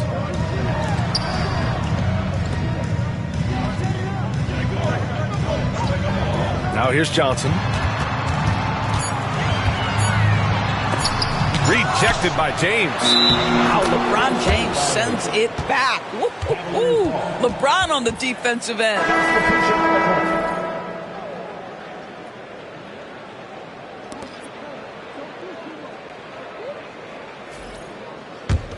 The Cavaliers lead by 10. Towns outside. Hardaway up top. Pass to Red. Puts up a 3. Gasol grabs the board. The Bucks have got just 2 of 6 in the second half. Here's Maravich.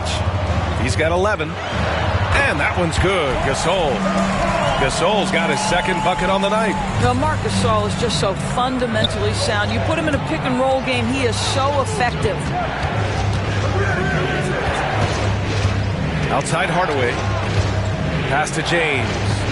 Shoots over Johnson. James can't get it to go. And it didn't fall, but still a great look. You know, it can be frustrating when you make the right play and fail to reap the rewards. You just have to stay with it here. Now here's Johnson. 12 points for him. Here's Maravich. Fires the 3. Give him that one. Now shooting 5 for 11 from the floor. And that bucket from beyond the arc puts them within reach. He's really been putting that shot to work. Yeah, and if he can stay hot from out there, his three-point shot could be the tool they use to win this game. Woo! I just love that alley-oop slam, B.A.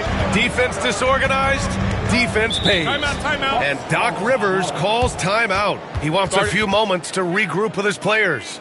There's just a lot of wide open lanes to the rim here. That'll drive your coach nuts. Well, poor rotations, poor communication. There's a lot to figure out right now.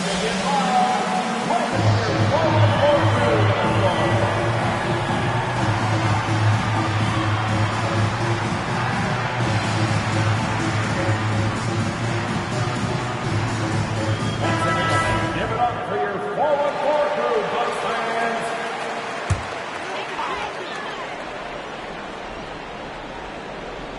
Here's Johnson. Pass to Maravich.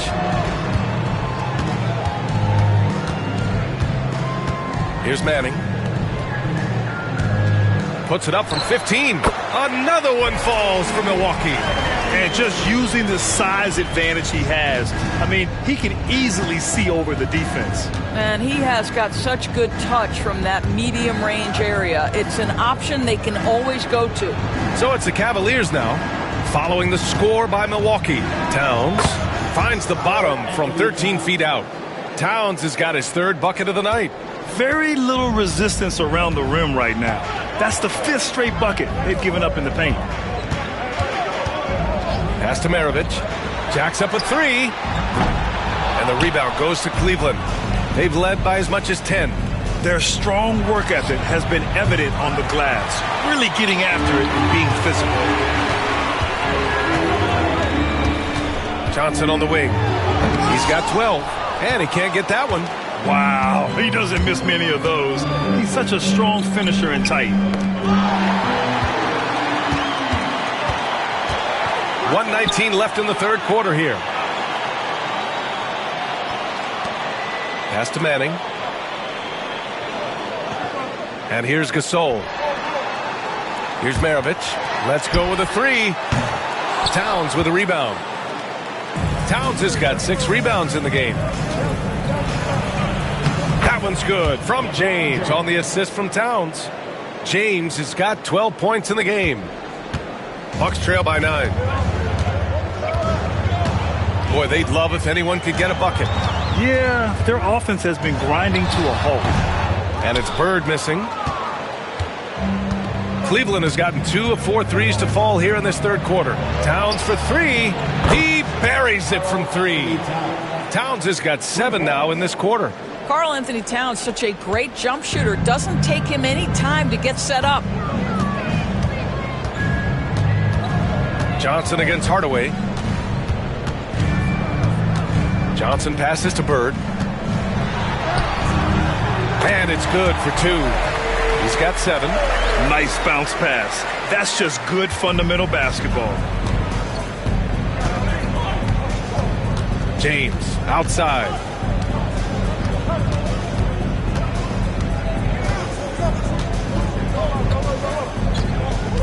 Milwaukee foul. Larry Bird. Third personal foul. Third team foul. Substitution on the court.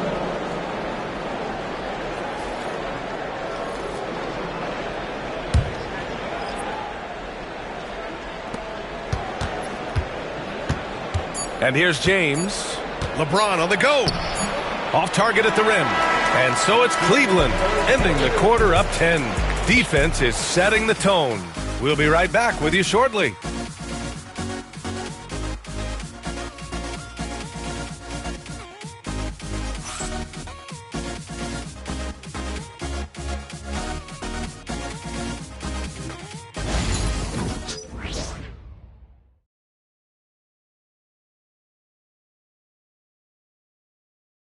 And a moment now as we take a look at our State Farm assist of the game. And I'll tell you what, this was a no-brainer tonight. Take a look at the precision on this feed. Couldn't place it any better. And when you're the beneficiary of a pass that good, you better deliver. And he did just that. Fourth quarter action is upon us. Thanks as always for joining us. And it's Maravich in at the 2. That's the 5 on the floor for the Bucks. And the basket by Stackhouse. And now almost all their points coming from the paint. Here's Kersey.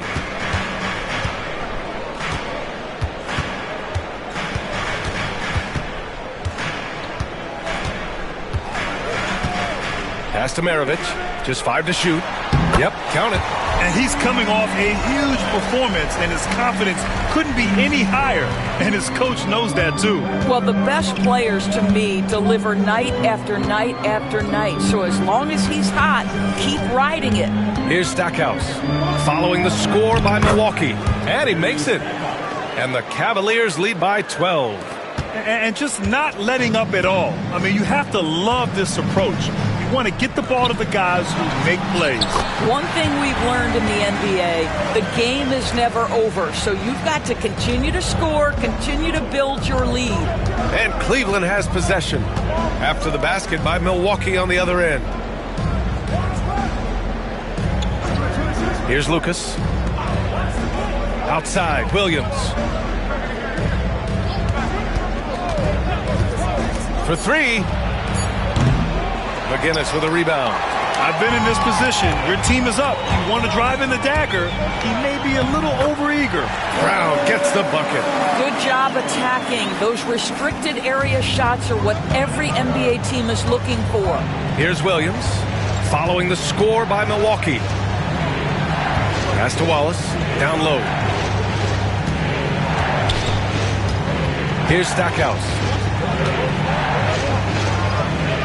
Back to Wallace.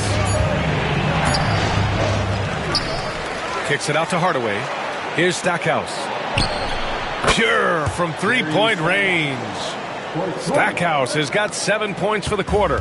They've shown that power inside. Their rebounding effort has been sensational. Pass to Maravich. We're in the fourth quarter here. Just under 2.5 minutes gone by. Drops in the layup for 2. You know, they're really being bullied right now defensively. 8 of the last 10 points have come from inside. Here's Williams. Oh, and makes it with the kiss. And that's Darren Williams working over the defense, making the smart choice to take it himself. Williams against Brown. Pass to Maravich. Three-pointer. Fires in the triple. Maravich has got 23 points. What a performance. Hit 2 from beyond the arc in the first half, and he's added 3 more since. A floater. And a foul called on the way up. So he'll take 2 from the free throw line. Everyone in the building saw the obvious contact. All right, guys, let's get your take on the scoring breakdown for Cleveland. They've been all about high percentage looks in this game, working the ball inside and doing whatever it takes to get it to go. They've also been scoring on the break. With how difficult it is to get buckets in the half court, anytime you can push the ball in transition for easy ones, that's big time. Well, you look at the so-called super teams that have been assembled in recent years. A lot of cautionary tales. Yeah, I mean, teams giving up their draft picks for the better part of a decade to bring in a star. It can get ugly really fast if things don't work out. And so he hits both. And here's Milwaukee now. It's a 10-point game. Johnson with it. Pass to Bird.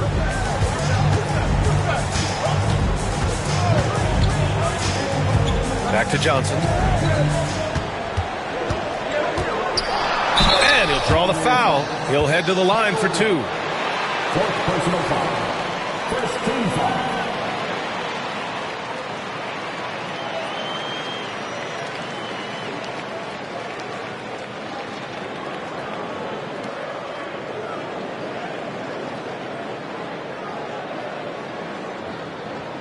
Shooting 2.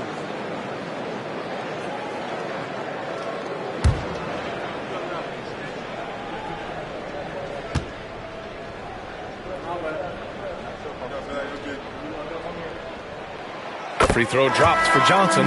Williams is checked in for Wallace.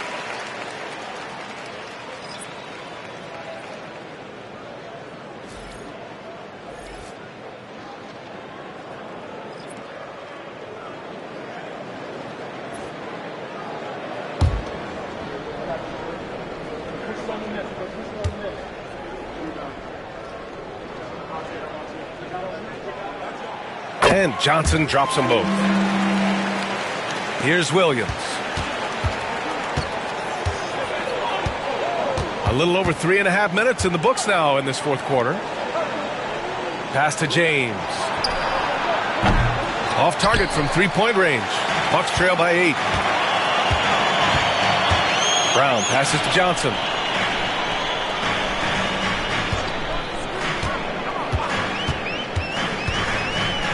To the right side. Here's Bird. It's good. And he drew contact on the shot, so he will go to the line. A three-point play opportunity. Wallace, he's checked in for the Cavs. Hardaway comes in for Williams. Second team foul.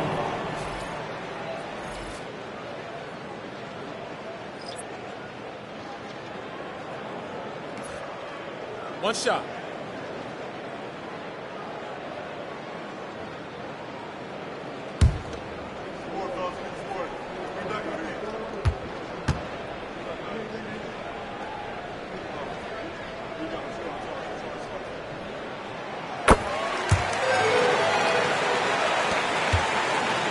And so it's James with it. He brings it up for the Cleveland Cavaliers. They held a 12-point lead earlier. Drives to... Whoa! Are you kidding me, LeBron? That is why the ticket price is what it is when LeBron is in town. Amazing dunk to finish the play. Over to the left wing. Here's Bird. Checked by James. Back to Johnson. Just 5 on the clock. Oh, and Johnson slams it in. And just a great screen. And they got a high-powered finish out of it. And my question is, where was the help? Someone rotate over and challenge. Now here's Hardaway. And he drew the blocking foul. So he'll go to the line to shoot a pair. Second team foul. A walking foul. Second personal foul. Second team foul.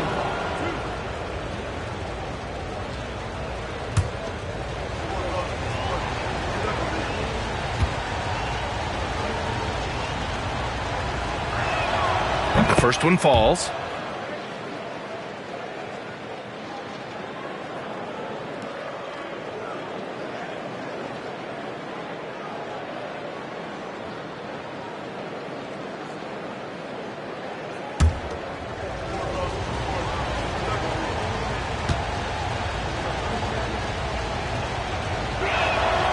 It's both from the stripe.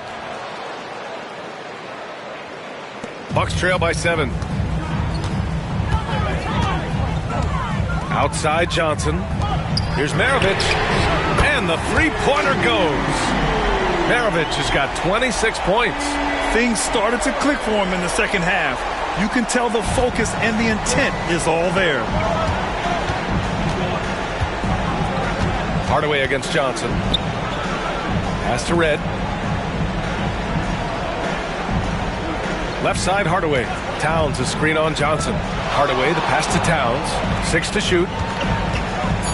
Here's Red. And Gasol with the block. This guy, the defensive anchor, Marc Gasol, twice on the pipes. They managed to get the rebound, but that's an area where they've been struggling tonight. And he got the whistle on the way up. So he'll be headed to the line for a pair. First personal foul. Third team foul.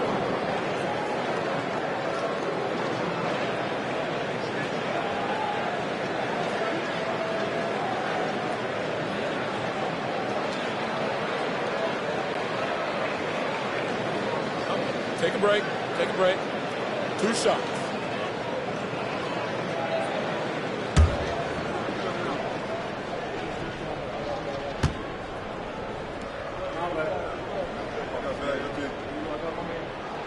And he makes the first.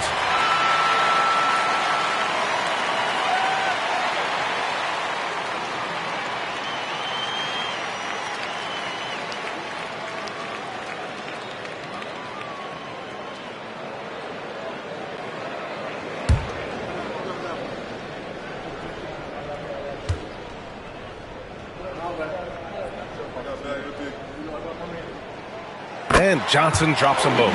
You get the sense this guy relishes getting to the free throw line in these tough moments. You talk about clutch, this guy is it. And Kenny Atkinson has called a timeout, looking to get everyone dialed in and engaged.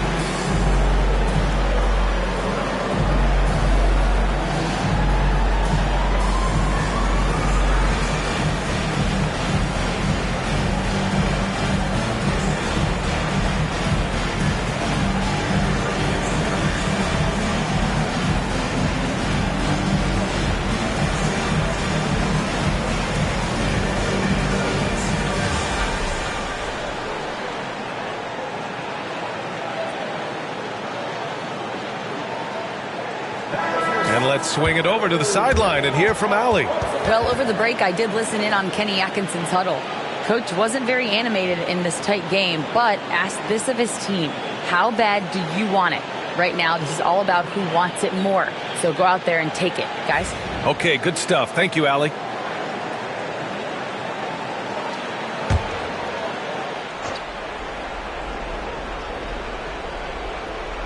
Here's James to the paint.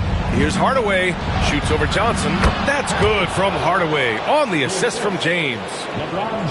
James has got his third assist of the night. Johnson with it. He's picked up by Hardaway. It's Johnson with a drive. That shot off. The Cavaliers lead by 4. Wallace outside. Hardaway from outside. Drills it from deep. Hardaway's got 7 points for the quarter. I'll tell you, he'll take that all day, every day. I'm sure he was shocked to find himself that wide open. Here's Johnson. Lays it in without an inch of room around him. Hey, clashes with the larger defender and makes maybe the biggest shot of the game. Well, he knows how much was riding on that possession. You get the sense he relishes the chance. Hardaway's shot is good. LeBron James always surveying the floor. Few players in the history of the game have the court vision that LeBron has. And a timeout called here by Doc Rivers. He wants to make sure they're purposeful with the game plan.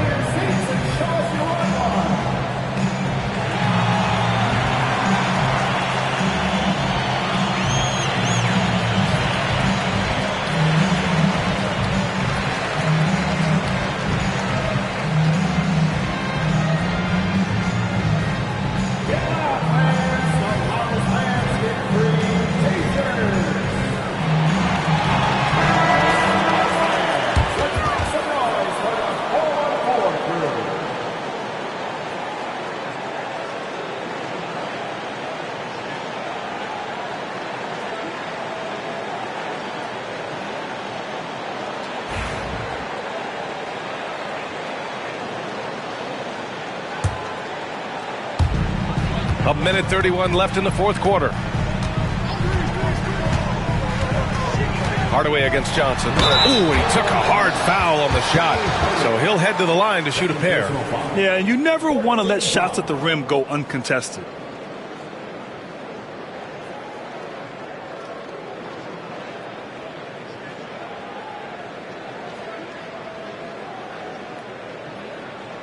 Shooting 2.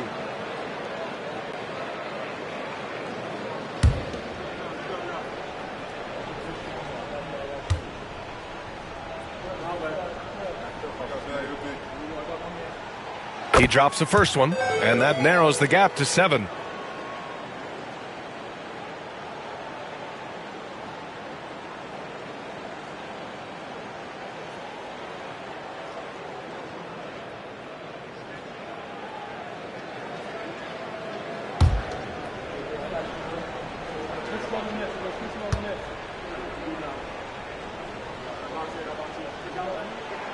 And Johnson drops them both.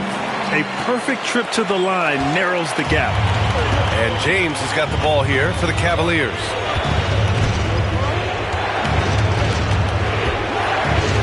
Banked it in off the glass. James has got 12 points here in the second half. Well, it's the skill set and the strength of LeBron James. It'll be interesting to see how his shot profile breaks down when it's all said and done. Here's Bird. Here's Maravich. And it's rebounded by Karl Anthony Towns.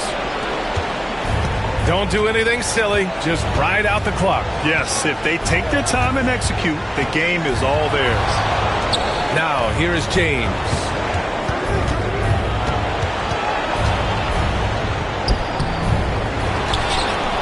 Pass to Red. Back to Towns. Takes a 3. The shot, no good. About 7 seconds separating the shot and game clocks. Here's Maravich. And he makes it on the layup. And an intentional foul right there. First personal foul. 13 fouls. And we have to take another look at that block. Yeah, obviously he had the shot well anticipated, able to shut it down with authority.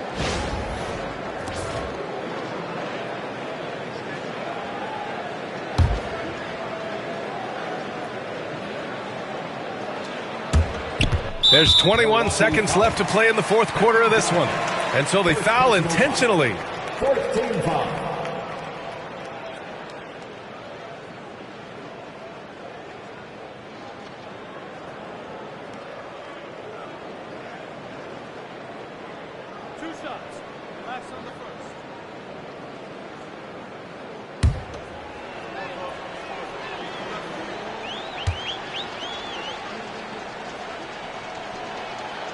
So the first one drops, and that makes it a 7-point lead.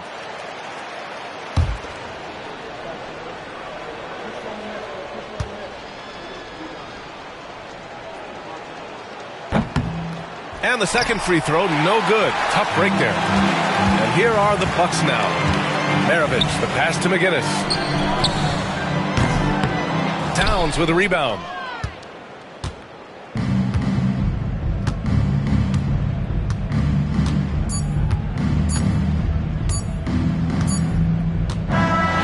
So it's Cleveland winning this one.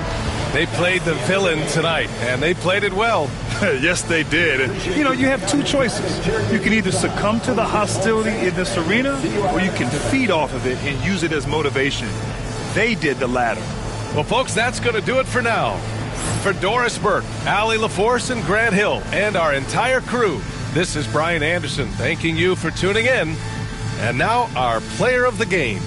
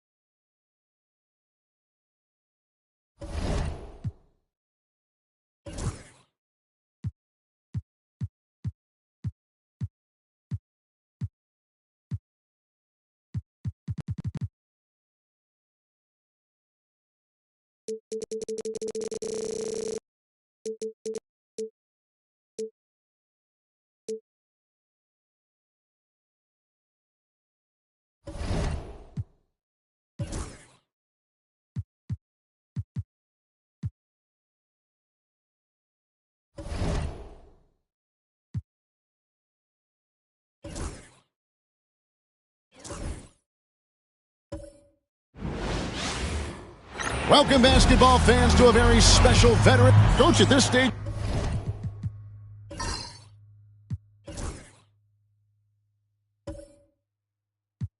To the seat.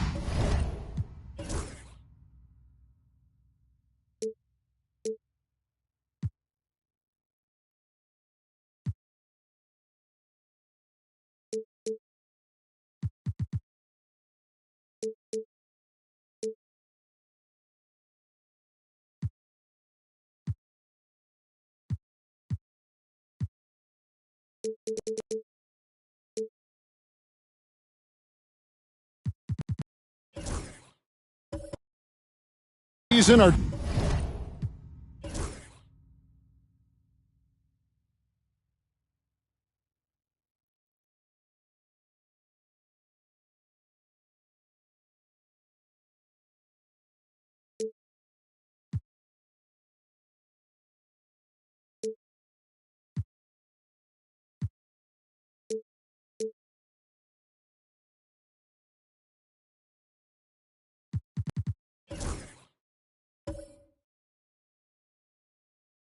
teams' identities that well defined? Well, Kevin, they better be. If you don't have an identity at this point, I don't know how you're going to get one. Look, you're going to improve in whatever you do as the season goes on, hopefully.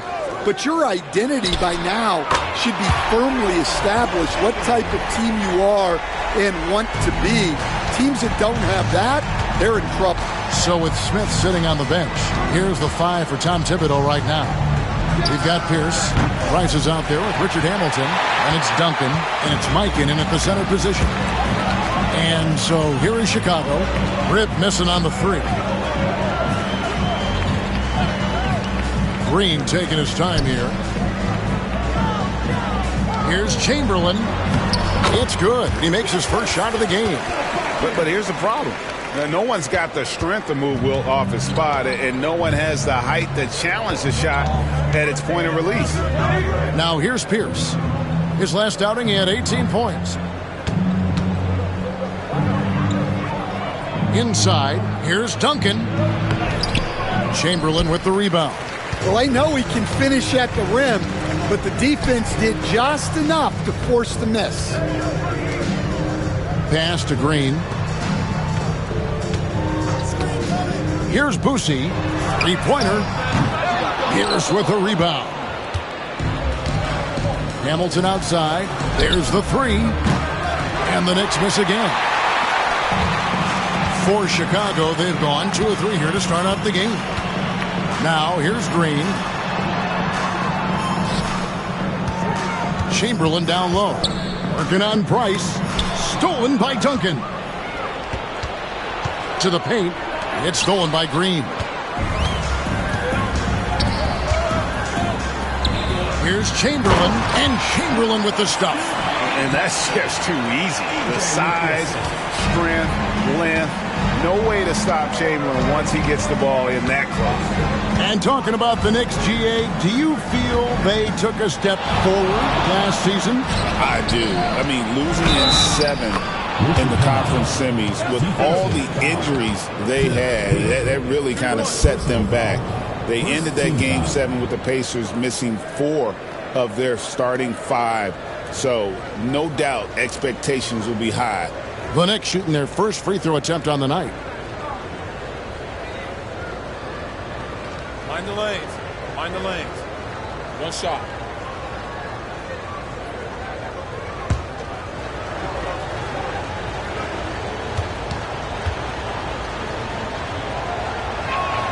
That's good from Hamilton. Yeah, and Hamilton just constantly working his tail off. Excels shooting it from mid-range. Just always on the move, constantly working off screen. Here's Boosie.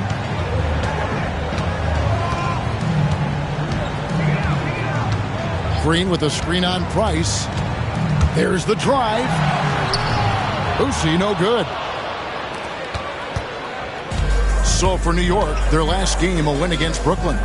And it says a lot about you that even when you're not at your best, they definitely were still in that game and able to win comfortably. Well, look, good teams just find ways to win, even when they aren't playing their best. Far from an ideal start, only 1 for 5. Let's see if they can turn it around. Shots good by Green. And one thing about Draymond, he almost invites contact. Knicks trail by 6. And Tom Thibodeau decides to call timeout. Wants to regroup and go over the strategy.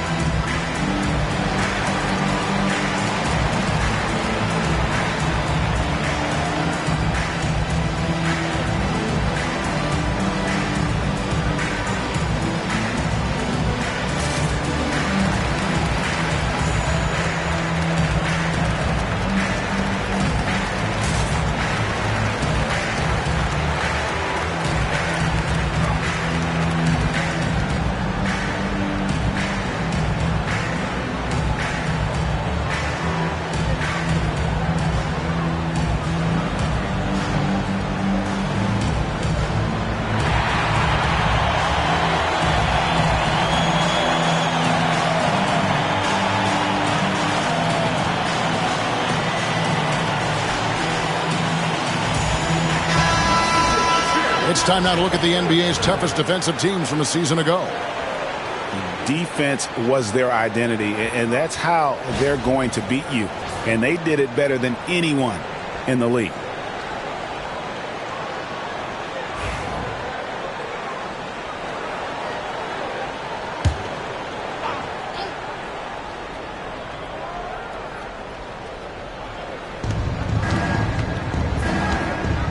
Jones against Pierce. It's stolen by Jones. First quarter of action, just under 3.5 minutes played. Chamberlain with a screen on Hamilton. Here's Hagan. Kicks it out to Jones. That 3 off the mark. Knicks trail by 6. It's Pierce on the wing. Now in the scoring column with that bucket. 1 for 2 this game. A true 3-level scorer. Pierce can beat you anywhere on the floor. Pass to Boosie. Green against Duncan. Green passes to Chamberlain. Here's Hagan. Cranes it from beyond the arc. Hagan's got a couple of threes now in the first for Chicago. He's looking very confident so far. The defense is going to have to account for him. And here's Price. New York moving it around. Outside, Pierce. Down to 5 on the shot clock. Shoots the 3. And Hamilton gets it to go on the assist by Pierce. Hamilton's got 6. And his passing is probably the most underrated part of his game. Pierce is a terrific playmaker on that wing. And let's head over to the sideline and catch up with David Aldridge. Hey, Kevin, as always with Tom Thibodeau teams, they are level-headed. He said of his Knicks, we want guys to sacrifice and put the team first. But there has to be that belief. When your best players have it, your entire team ends up having it. We know if we stay disciplined, we'll have a chance to win. Kevin? A very good chance, D.A. Thank you. And so here is New York after Chicago picking up a basket just moments ago. Price against Jones. Green with a screen for Jones. A three-pointer off the mark. And the great shooters know when they've got enough opening to go for the 3. I didn't think it was a bad choice on that possession. Now here's Duncan. Nothing on the board. Price finds Pierce. And the wide open shot from Price. They get it back. Here's Hamilton. Got a piece of it. Well, he certainly had trouble finding the mark this quarter. Chicago leading by 6. On the wing, Green. We've got 1:55 left here in the opening quarter.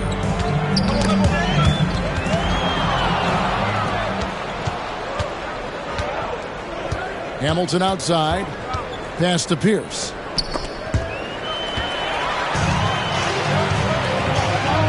And he lobs it up toward the rim. And then Jones with the jam. Oh, phenomenal alley-oop slam there. They are taking advantage of a team that looks lost out there. There's 1:26 left to play here in the first. Timeout. They need a good offensive possession. Yeah, they've gone a long time without a bucket. And the timeout called here by Tom Thibodeau. He wants to check in with his team and regroup.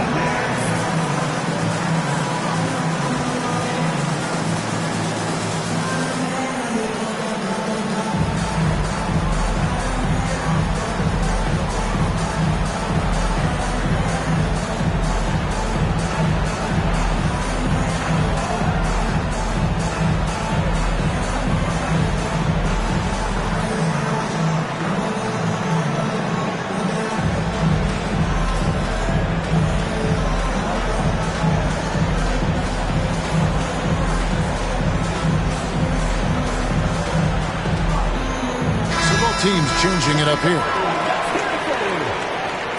Substitution on the court.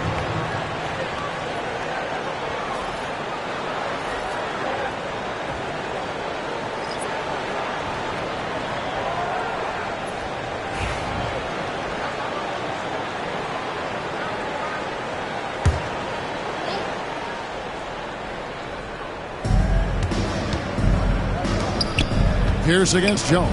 Oh, and he plucks it off the glass. Wow. Yeah, they got that one, but early on, it's really been a struggle for them to secure that defensive backboard. Pass to Johnson. Here's McAdoo. He's defended by Price.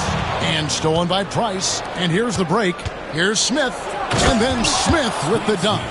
And made possible by a heads-up play defensively at the other end. Here's Hagan. 11 points for him in that last game against Atlanta. There's the screen. And the rebound goes to the Knicks. Nice work defensively to contest that shot right at the rim. Nothing easy. Murray down low. He's guarded by Williams. That one's in, his first shot this game. And they're forcing the ball inside, and it's working like a charm. Outside, Pierce. Back to Price.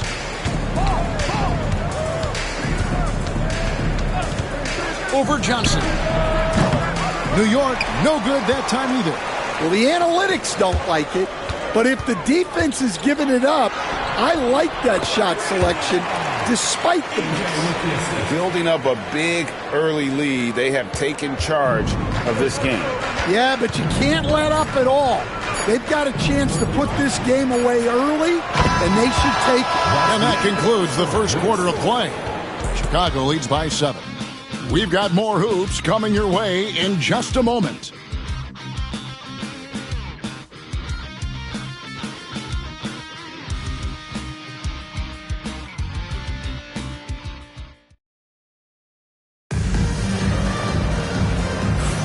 And hope you've enjoyed the broadcast so far, halfway through the first half in this one.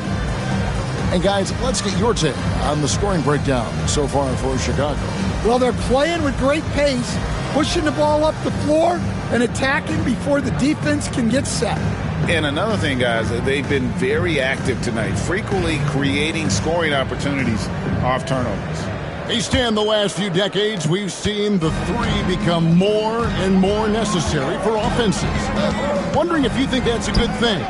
Well, it is, and teams not only understand the value of making a lot of three-point shots, but the threat of the three spreads out defenses and actually makes it easier for you to get shots at the rim.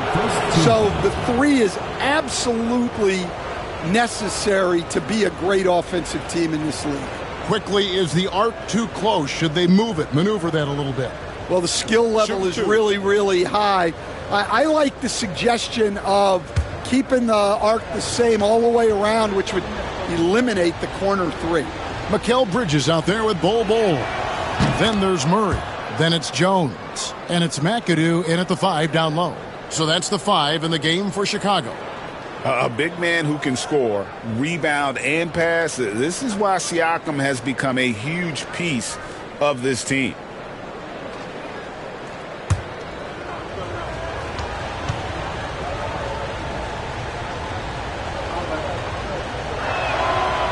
No good on the second, so he hits 1 of 2. Greg, in January 2024, Pascal Siakam was traded out of Toronto. And he came into the league an older player from a mid-major school. The Raptors did a lot to help Siakam, turning him into an all-NBA caliber player. Murray, good. That's light work there for Murray off the two-man game. For Chicago, they won their last contest that game against the Atlanta Hawks.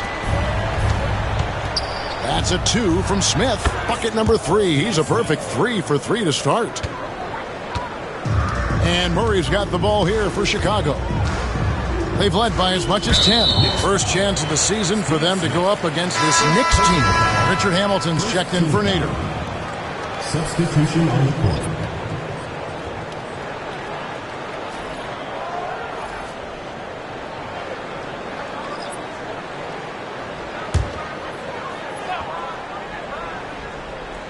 Here's Jones. Poked away. Williams with the steal.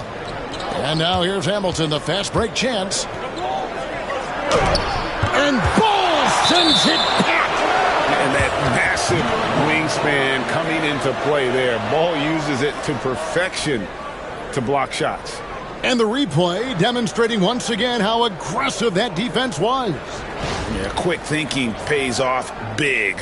What a block.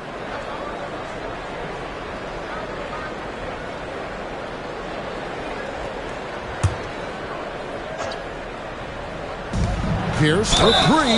Oh, my. He'll go to the line with a chance for a 4-point play. It's going to go on Eddie Jones. The Knicks have made 2 of their previous 3 free throws in today's game. What's up?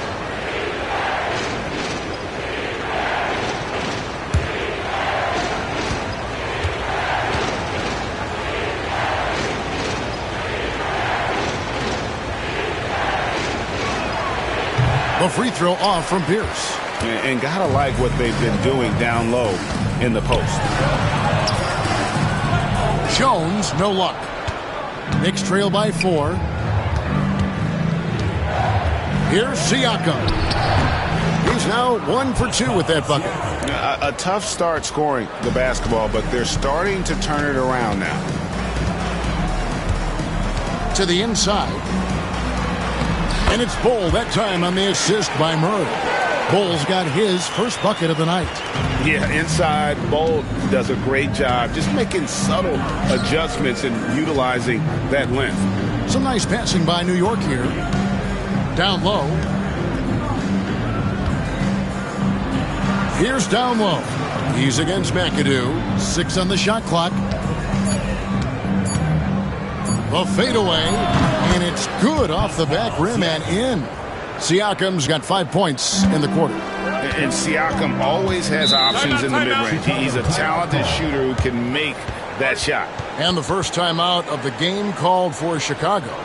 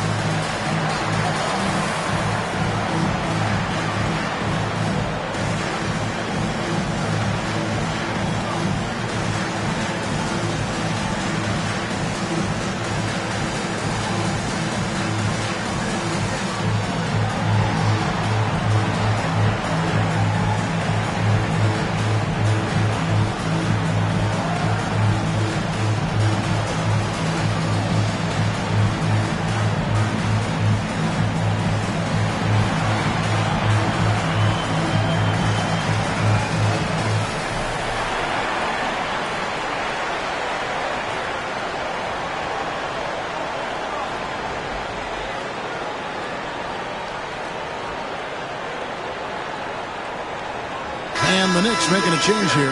Rice is checked in. Let's take this chance to see which of last season's teams had the most second chance points in the league. Second, the Knicks. This was a team that was really savvy when it came to getting position under the boards and then getting those offensive putbacks.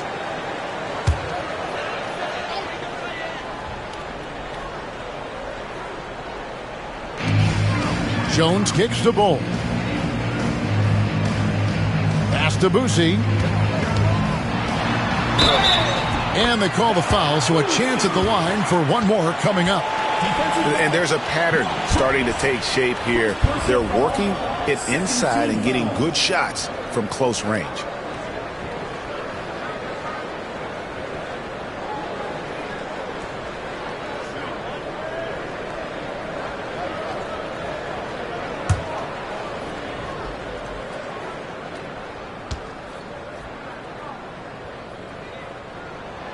Here we are, Stan, seeing more and more great international players in the NBA.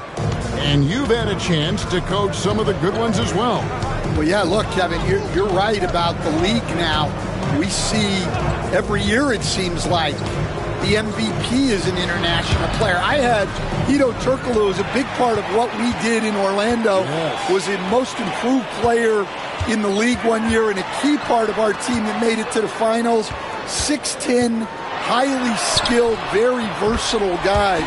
There are great players coming from everywhere in the world. And now we've got some time to check in from the sidelines. You got for us, DA?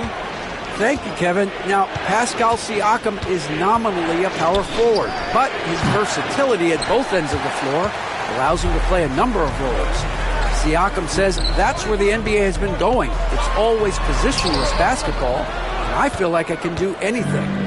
And in today's game, Kevin, that means tremendous value for Siakam. Back to you. Doesn't it? My goodness, David, he is something else. Thank you very much. Hamilton sets a screen for Price. 5 on the clock. Pass to Pierce. For the 3. And Bull pulls it down. And they're controlling the boards, Kevin. That's +5 in that category. Here's Boosie. Bull, a screen on Hamilton. Boosie. His 3-pointers off the mark. Hard to figure out how he doesn't knock that one down. No defender in sight. Hamilton with it. Jones covering. Price passes to Hamilton. From the arc. And there's Price. That's good on the assist by Hamilton. Hamilton's got 3 assists tonight. Pass to Bull. Here's the screen. Here's the 3. Can't get it to fall, and he's missed the second after making his first. Siakam outside.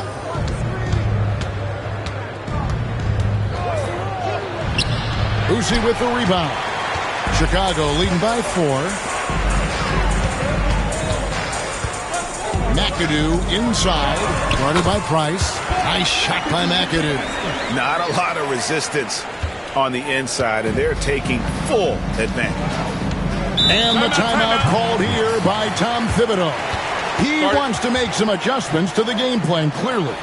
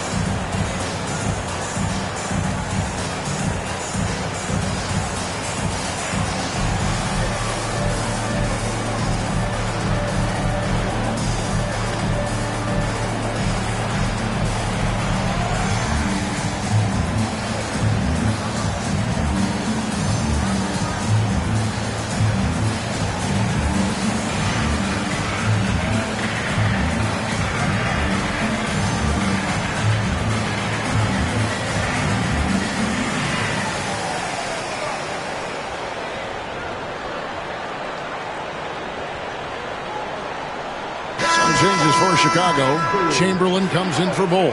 And it's DeJounte Murray in for Jones. And a switcher also for New York. Duncan's checked in.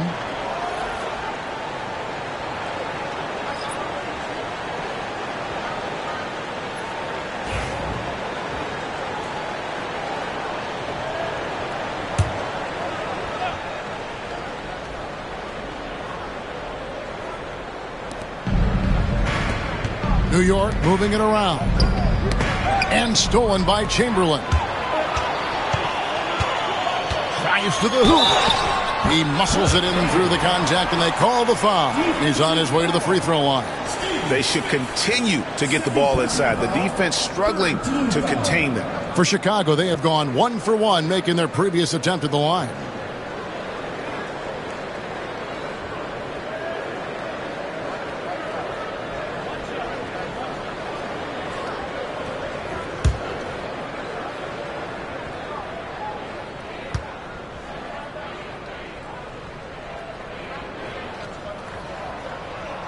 Dan, I've always admired you. Come from a coaching family. Was there a point growing up you knew you wanted to be a coach?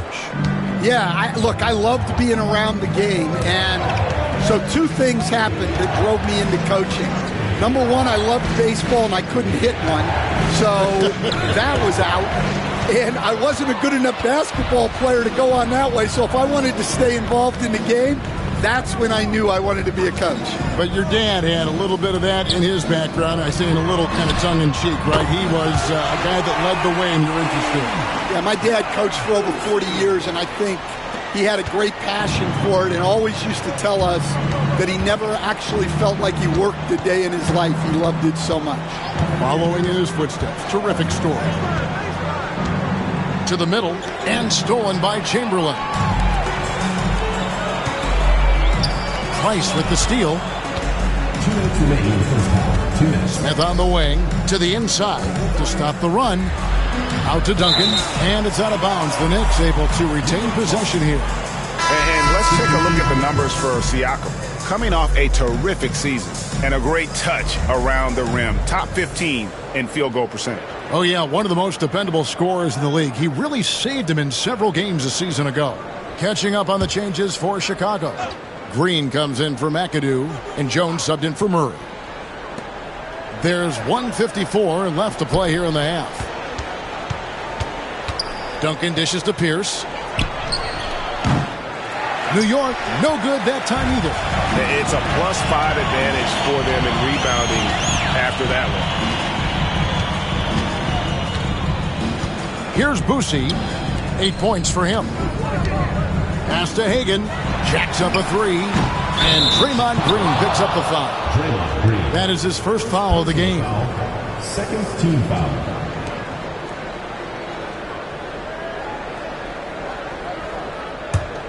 Knicks trail by 12.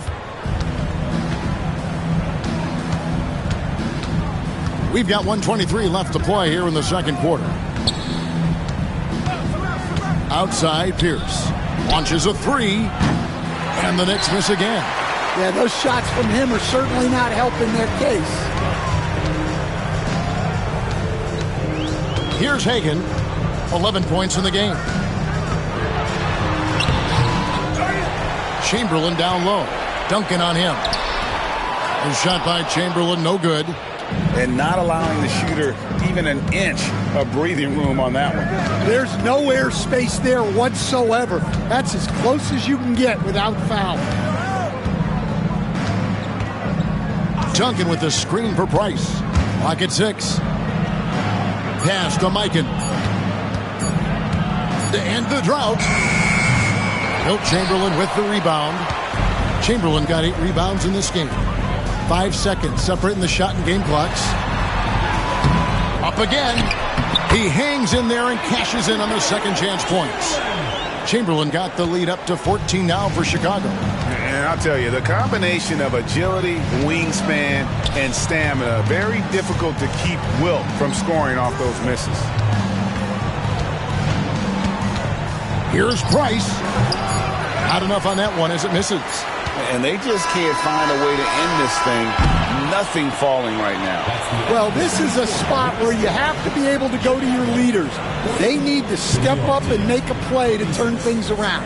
And so it's Chicago, sitting with a comfortable lead up by 14. Defensively, they have gotten after it, contesting every shot going up. And now we'll send it over to David Aldridge, who is standing by courtside. David. Thanks very much. Alongside Coach Thibodeau. Tibbs, some stuff to clean up. What will the points of emphasis be going into the second half? Better defense. We keep allowing them to get second shots, defensive transition, not challenging their shots properly. So we don't play defense, we can't win. And we'll see if your guys can stick to the script better in the second half, Coach. Thanks. Back to you guys. Thanks for the great interview, David. And we'll be back for the third quarter of basketball following halftime. And it's time for your fan half-court shot. Please direct your attention to center court. Drum roll. And thinking about the shot.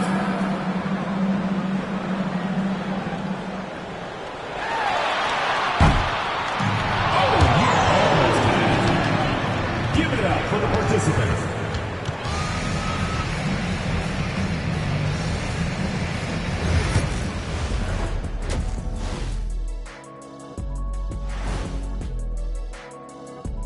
Welcome, everybody. The story at the half could be summed up as a dominating performance for Chicago. This has been a weight room game. They're just stronger on the glass, and they're playing with a mean streak, guys. Man, what do you know about weight rooms, Kenny? He knows how to avoid them. Ooh.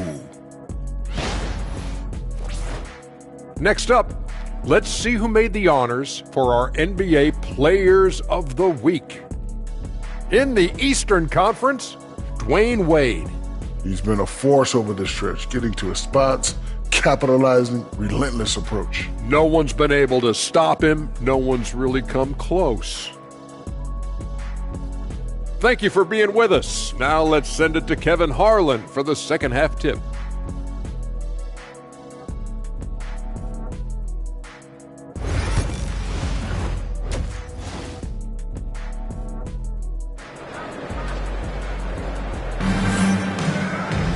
And after a very lopsided first half, we'll see if things play out a little more evenly here in the second.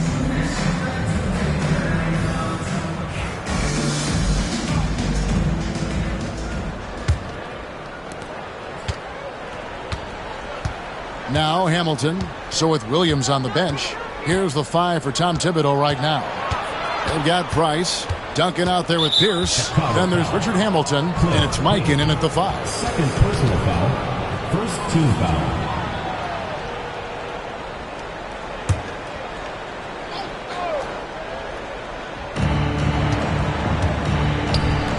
Price looking it over. Pass to Mikan. Clock at 4. New York needs to get off a shot. And the shot is good. The Chicago lead has been cut down now to just 11 on the bucket from Hamilton. Now that's a high percentage look when the D doesn't fight over the screen. Yeah, it's certainly worth it to disrupt the offense. Coaches notice that extra effort. I love that they're continuing to attack despite being up big. Yeah, they're being absolutely relentless, building this lead in every way possible. Pass to Mikan. And Jones over to help. Outside, Pierce to the paint. Kick out to Hamilton. Three-pointer. They get it again. Duncan, the pass to Mikan. With 1 on the clock. Tries again. And foul on the shot. So he'll get a chance at the line. There's little the 6'10 George Mikan doesn't do on the floor. He does lots of scoring. He hauls in rebounds. Everything you could ask of a big man.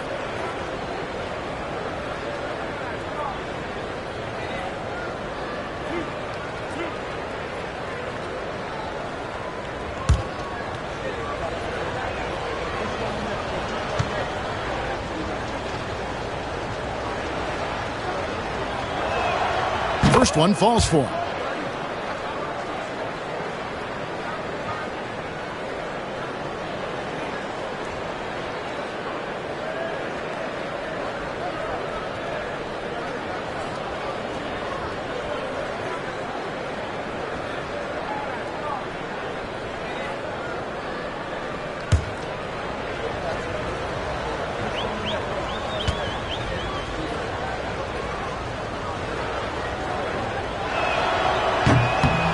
Second free throw, no good.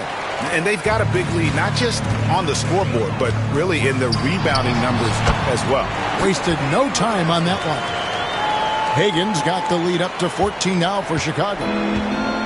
New York's gone 1 of 2 from beyond the arc since coming out of the break. Over a minute and a half into the third quarter of action. Count the bucket, and he's got a free throw coming up as well. And this is really what Hamilton does so well. A premier mid-range scorer who just finds ways to create space for that shot.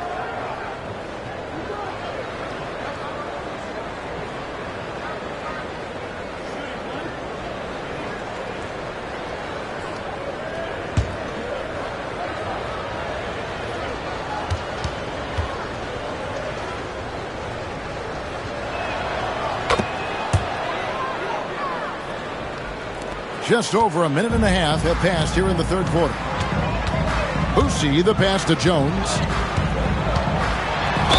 And a lot of contact on that one, so he'll shoot two here. Ref Hamilton picks that one up. And the quickness of Eddie Jones there, creating difficulties for this defense.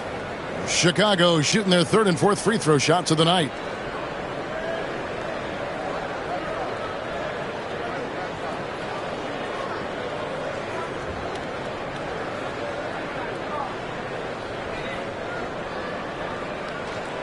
Shooting two.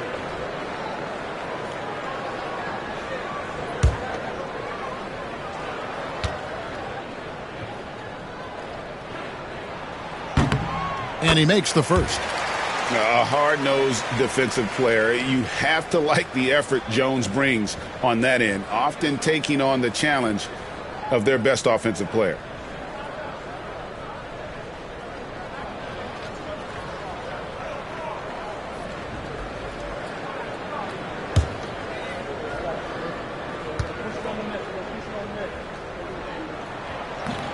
And so Jones nails both of them. And so it's New York with it.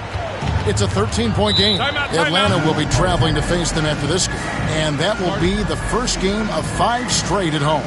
And the timeout called here by Tom Thibodeau. Wants to regroup and go over the strategy.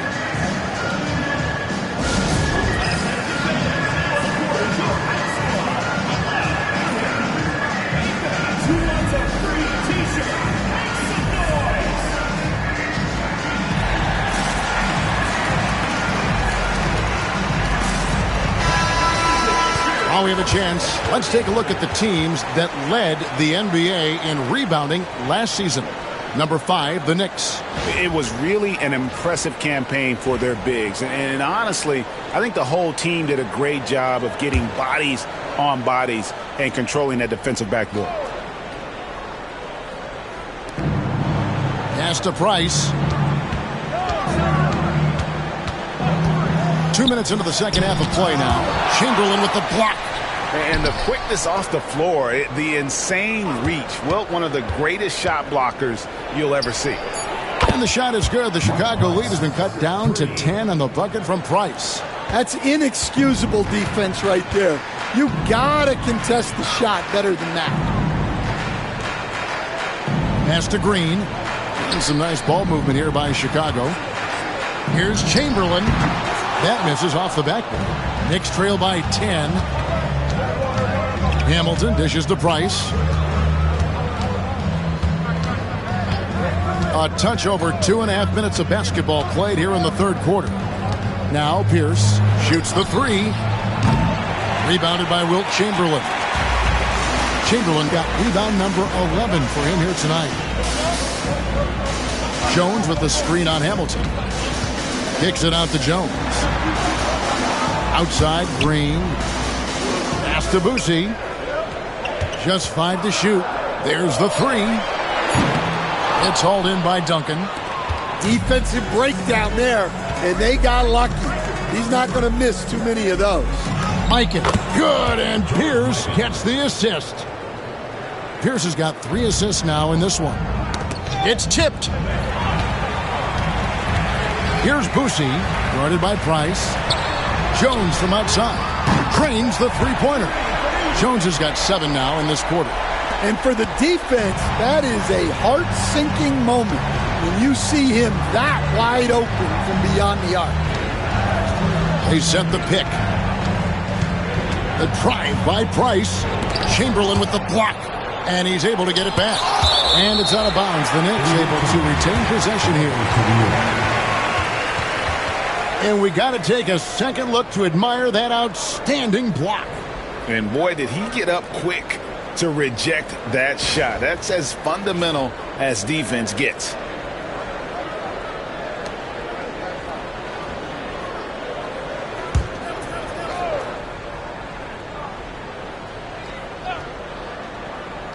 Six to shoot. A second chance effort.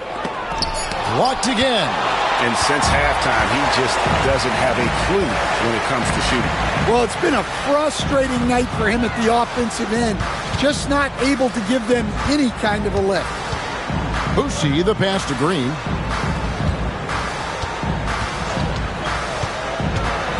And Green slams it in. How about the execution inside by Green? He's excellent at knowing when to attack down low. Guys, they're looking for a way to score here. Yeah, they've had a tough time taking the lid off. Pierce kicks to Price. Back to Pierce. Duncan outside. Down low. Here's Price. Chamberlain with the block. And they force the shot clock violation. Great D. Chicago making a switch here. Murray's checked in. And the Knicks making a change here as well. Williams, he's checked in for Hamilton. Chicago leading by 13. Chicago calls timeout.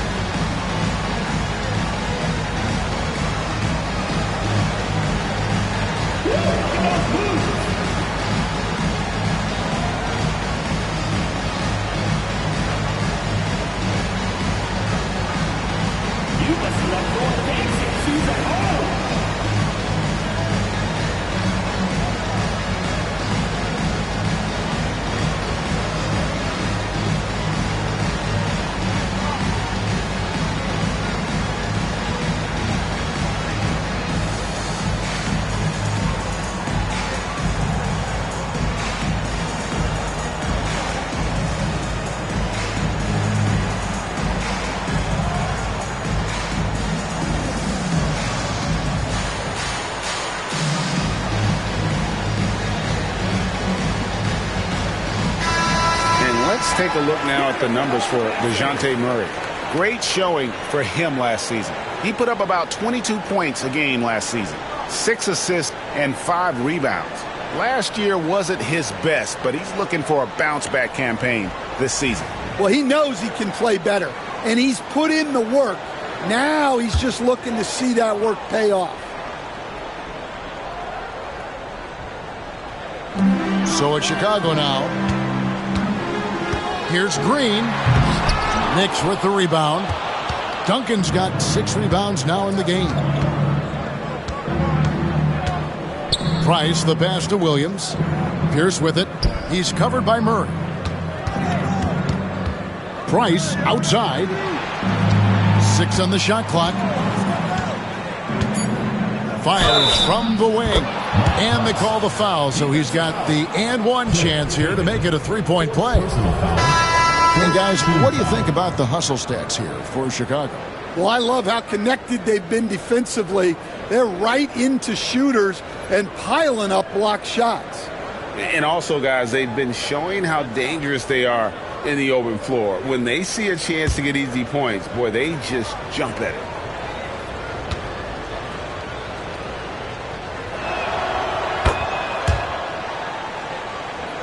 Here's Murray, 5 points in the game.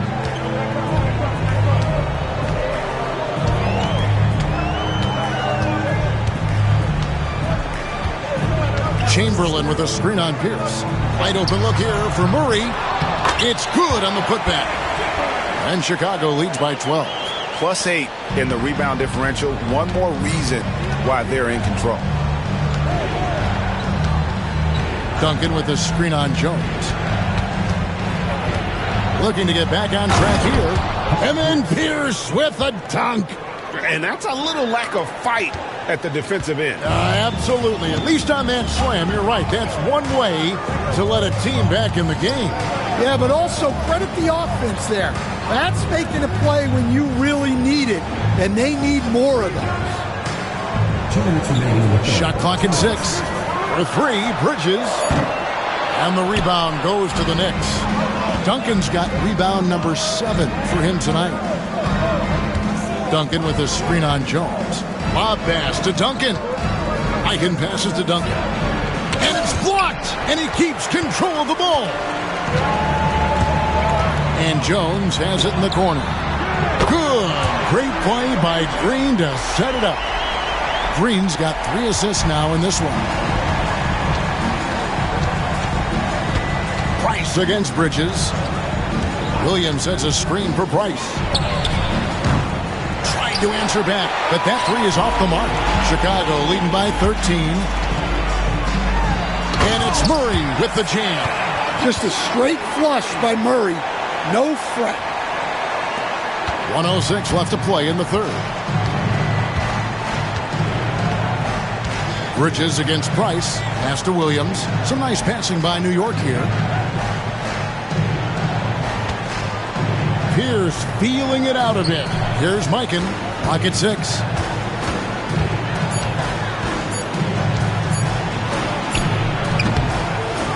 The rebound by Wilt Chamberlain. Chamberlain got 14. Yep, 14 rebounds for him tonight. Wow. Green with the ball. Pass to Chamberlain. Inside. That's good from Bridges on the assist by Chamberlain. Bridges has got his first 2 points of the night. Here's Price. 9 points in the game so far. They've been struggling here on offense. Yeah, a bit of a dry spell for sure.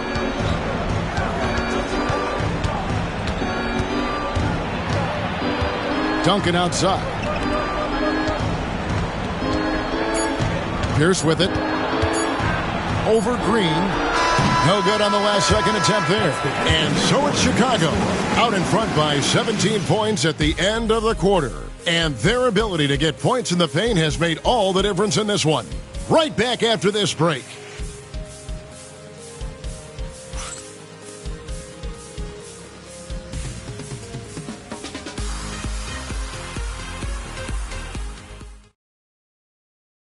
While we have the chance now, folks, let's go to our State Farm assist of the game. Yeah, an easy choice tonight. Look at the precision on this pass. Put it on a platter for him. Yeah, that's high-level playmaking. He makes it look easy, but it's not. And we reach the fourth quarter in a game that may be already out of hand. Chicago leading by 17. McAdoo out there with Bowl. Then there's DeJounte Murray. And it's Boosie in at the point guard. So that's the 5 in the game for Chicago. And the Knicks with possession here.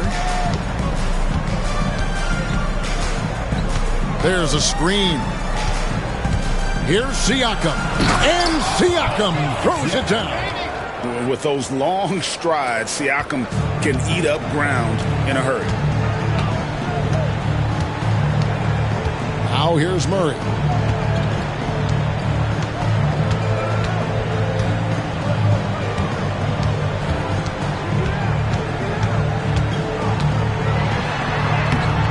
It's rebounded by New York. Here's Smith. And Smith with the stop. Any chance you get, you want to put yourself in a position to succeed, and that's what he did there. Well, converting on those transition opportunities is just so important. Boosie, the pass to McAdoo. Bull with it. Now guarded by Siakam. Murray right side.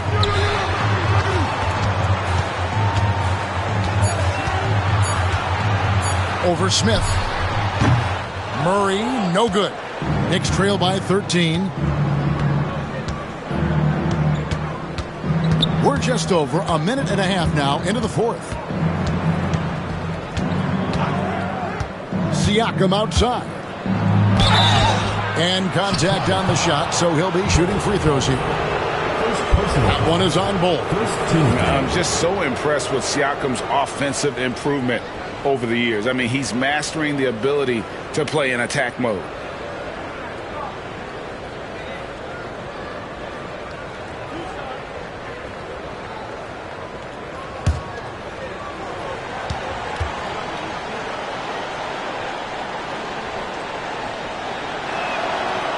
Throw good, Siakam. And one of the problems in the first half, that shoddy work at the free throw line. They needed to fix that, and they've been much improved since the break.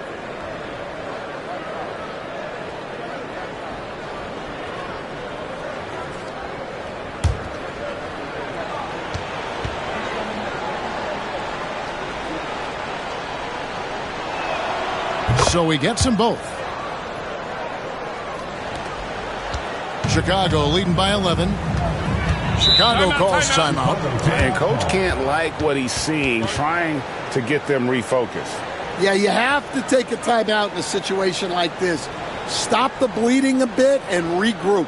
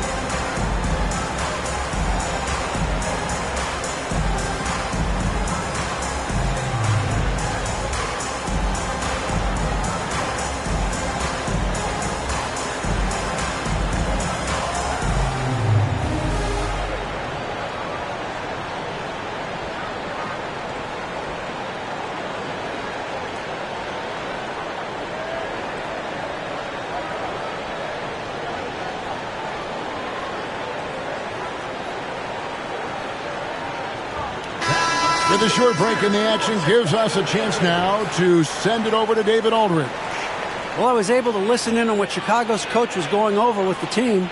He told them it's all about maintaining the lead. He told them he knows it's easy to get comfortable when you're in this position, but that they need to keep the pressure on. Guys? Thank you, David.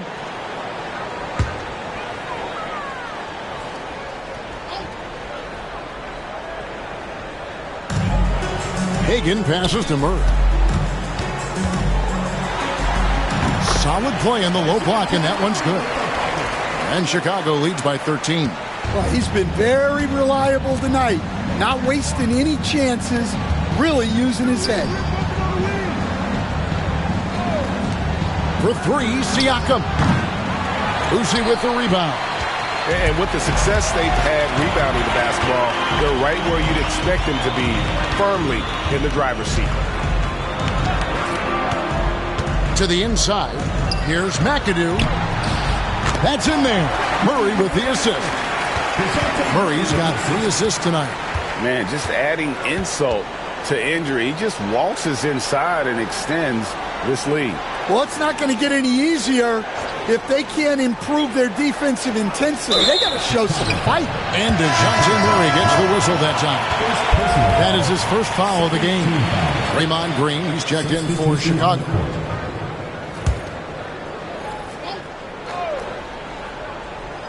For those just joining us, fourth quarter here. We're just over 2.5 minutes into it.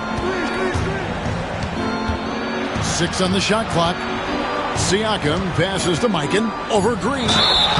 And he gets the whistle. 2 free throws coming up. Yeah, easy call.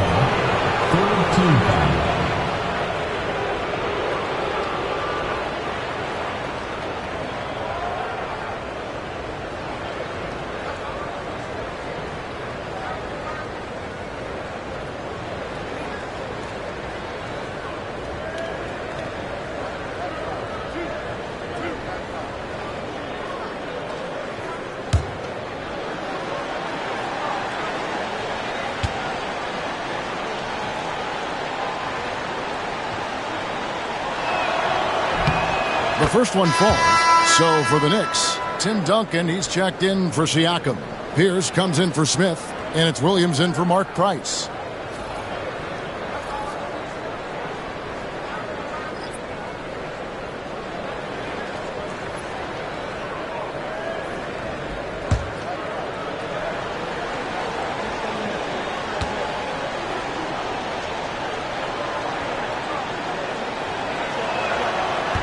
So he hits 1 of 2 from the stripe.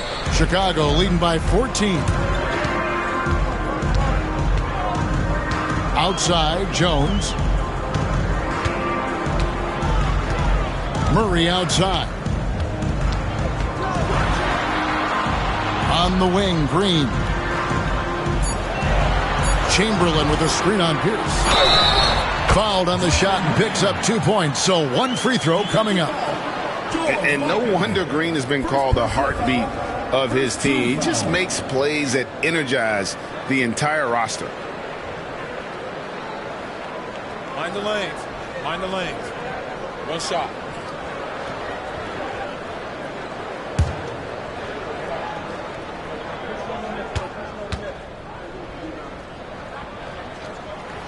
On the free throw, no good.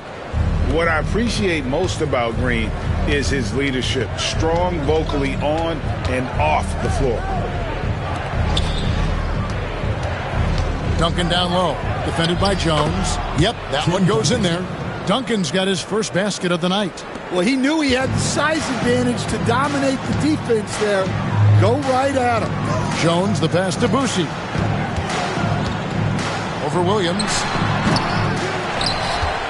Pass to Boucher from outside the arc. Duncan grabs the rebound. Duncan's got 8 rebounds in this game. Well, so far in the second half, he hasn't been able to get another 3 to fall. Hamilton outside. Pierce down low. Murray on him. Chicago leading by 14. Jones with it. Now Hamilton defending. Here's Chamberlain. That shot no good. Nice D from Duncan. And so it's Williams who brings it up for the New York Knicks. So far in the fourth quarter, they've allowed just 6 points. Hamilton outside. And it's good. Assisting on the play was Williams. Hamilton's got 9 points here in the second half. Well, he's been more confident shooting it since the half. Let's see if that trend continues. Trying to break that ice-cold streak. And the basket by Boucher. That makes it 10 of their last 12 coming from inside the paint. Outside Williams. Chicago grabs the miss. Chamberlain got rebound number 17, if you can believe that. Yeah, it's been about the rebounding. Really, that's the dividing line in this game. Murray against Hamilton. Murray outside. A 3. The Knicks pull it in. And here is Williams.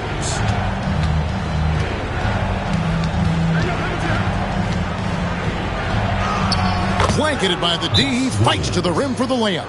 Well, look, that's good defensive effort there, but that's just outstanding touch around the rim. Chicago calls timeout.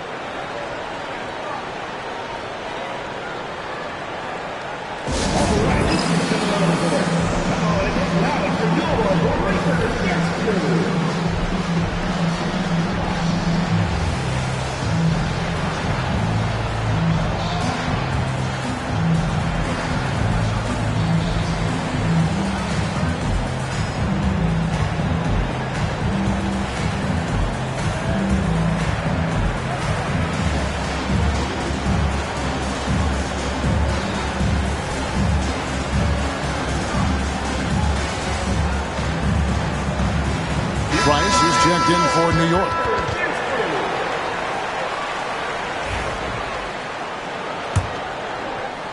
Here's Boucher.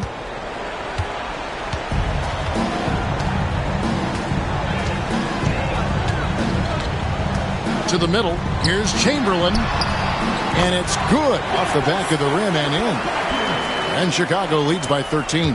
Well, he led him with the pass there, almost like a quarterback timing a route. That was impressive. To the paint. Here's Duncan. Chicago grabs the miss. 17 points was their biggest margin.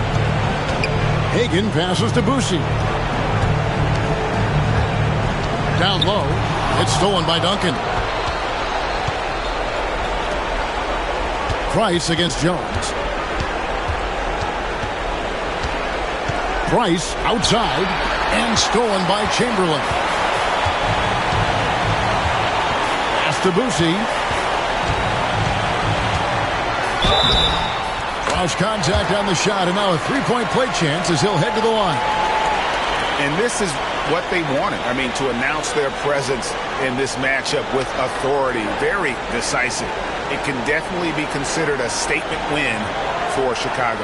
Fewer miscues made the difference. Yeah, I mean, a great all-around effort. Not only did they minimize their turnovers, but kept the pressure up on D, forcing the other team to commit turnovers. And so with this, they'll end up with their second win on the year. So, Stan, I've been wondering about these different approaches. The development system for youth basketball is vastly different in the U.S. than in Europe. Which do you think is best? Well, I think in terms of developing skills, Kevin, we've seen it. The European players of all sizes have very well-rounded games skill-wise. They do a lot of work on a daily basis developing those skills, whereas in the U.S., our young guys play a lot of games in the AAU system. Skill development not as strong, but they do learn to compete on an everyday basis. Here's Hamilton. Price outside. Here's for three. Well, a careless foul, and he'll go to the line for 3 free throws. Yeah, there was definitely some contact there on the three-point attempt.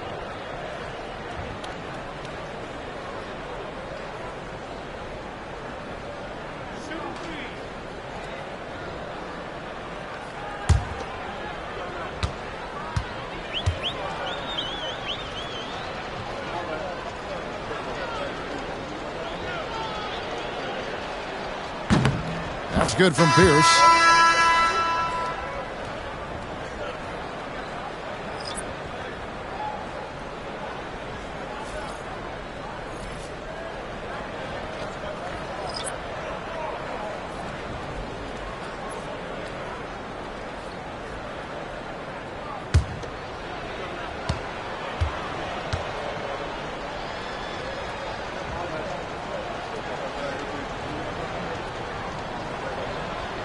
He hits the second from the line.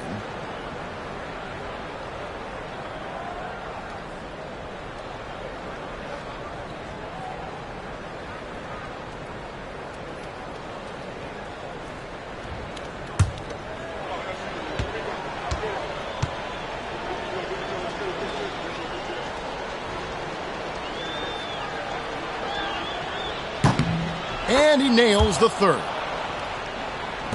We've got 33 seconds left to play here in the fourth. Dragic dishes to Murray.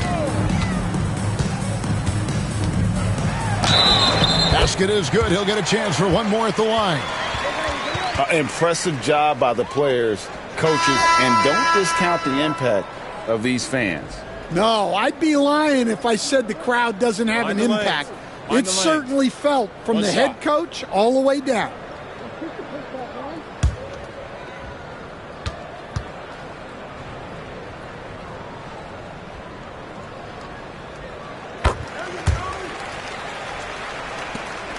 We've got 22 seconds left to play in the final quarter. Now Ingram.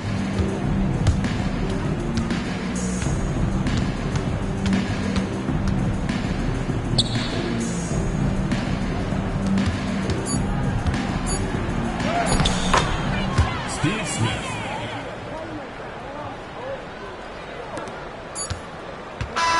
And so Chicago takes this one, and by a big margin. Some good competition, but the hometown advantage and their ability to stay focused, I think, made the difference. Yeah, and the first step in becoming a good team is your ability to win at home. And they really seem to revel in that opportunity, and this is what they can.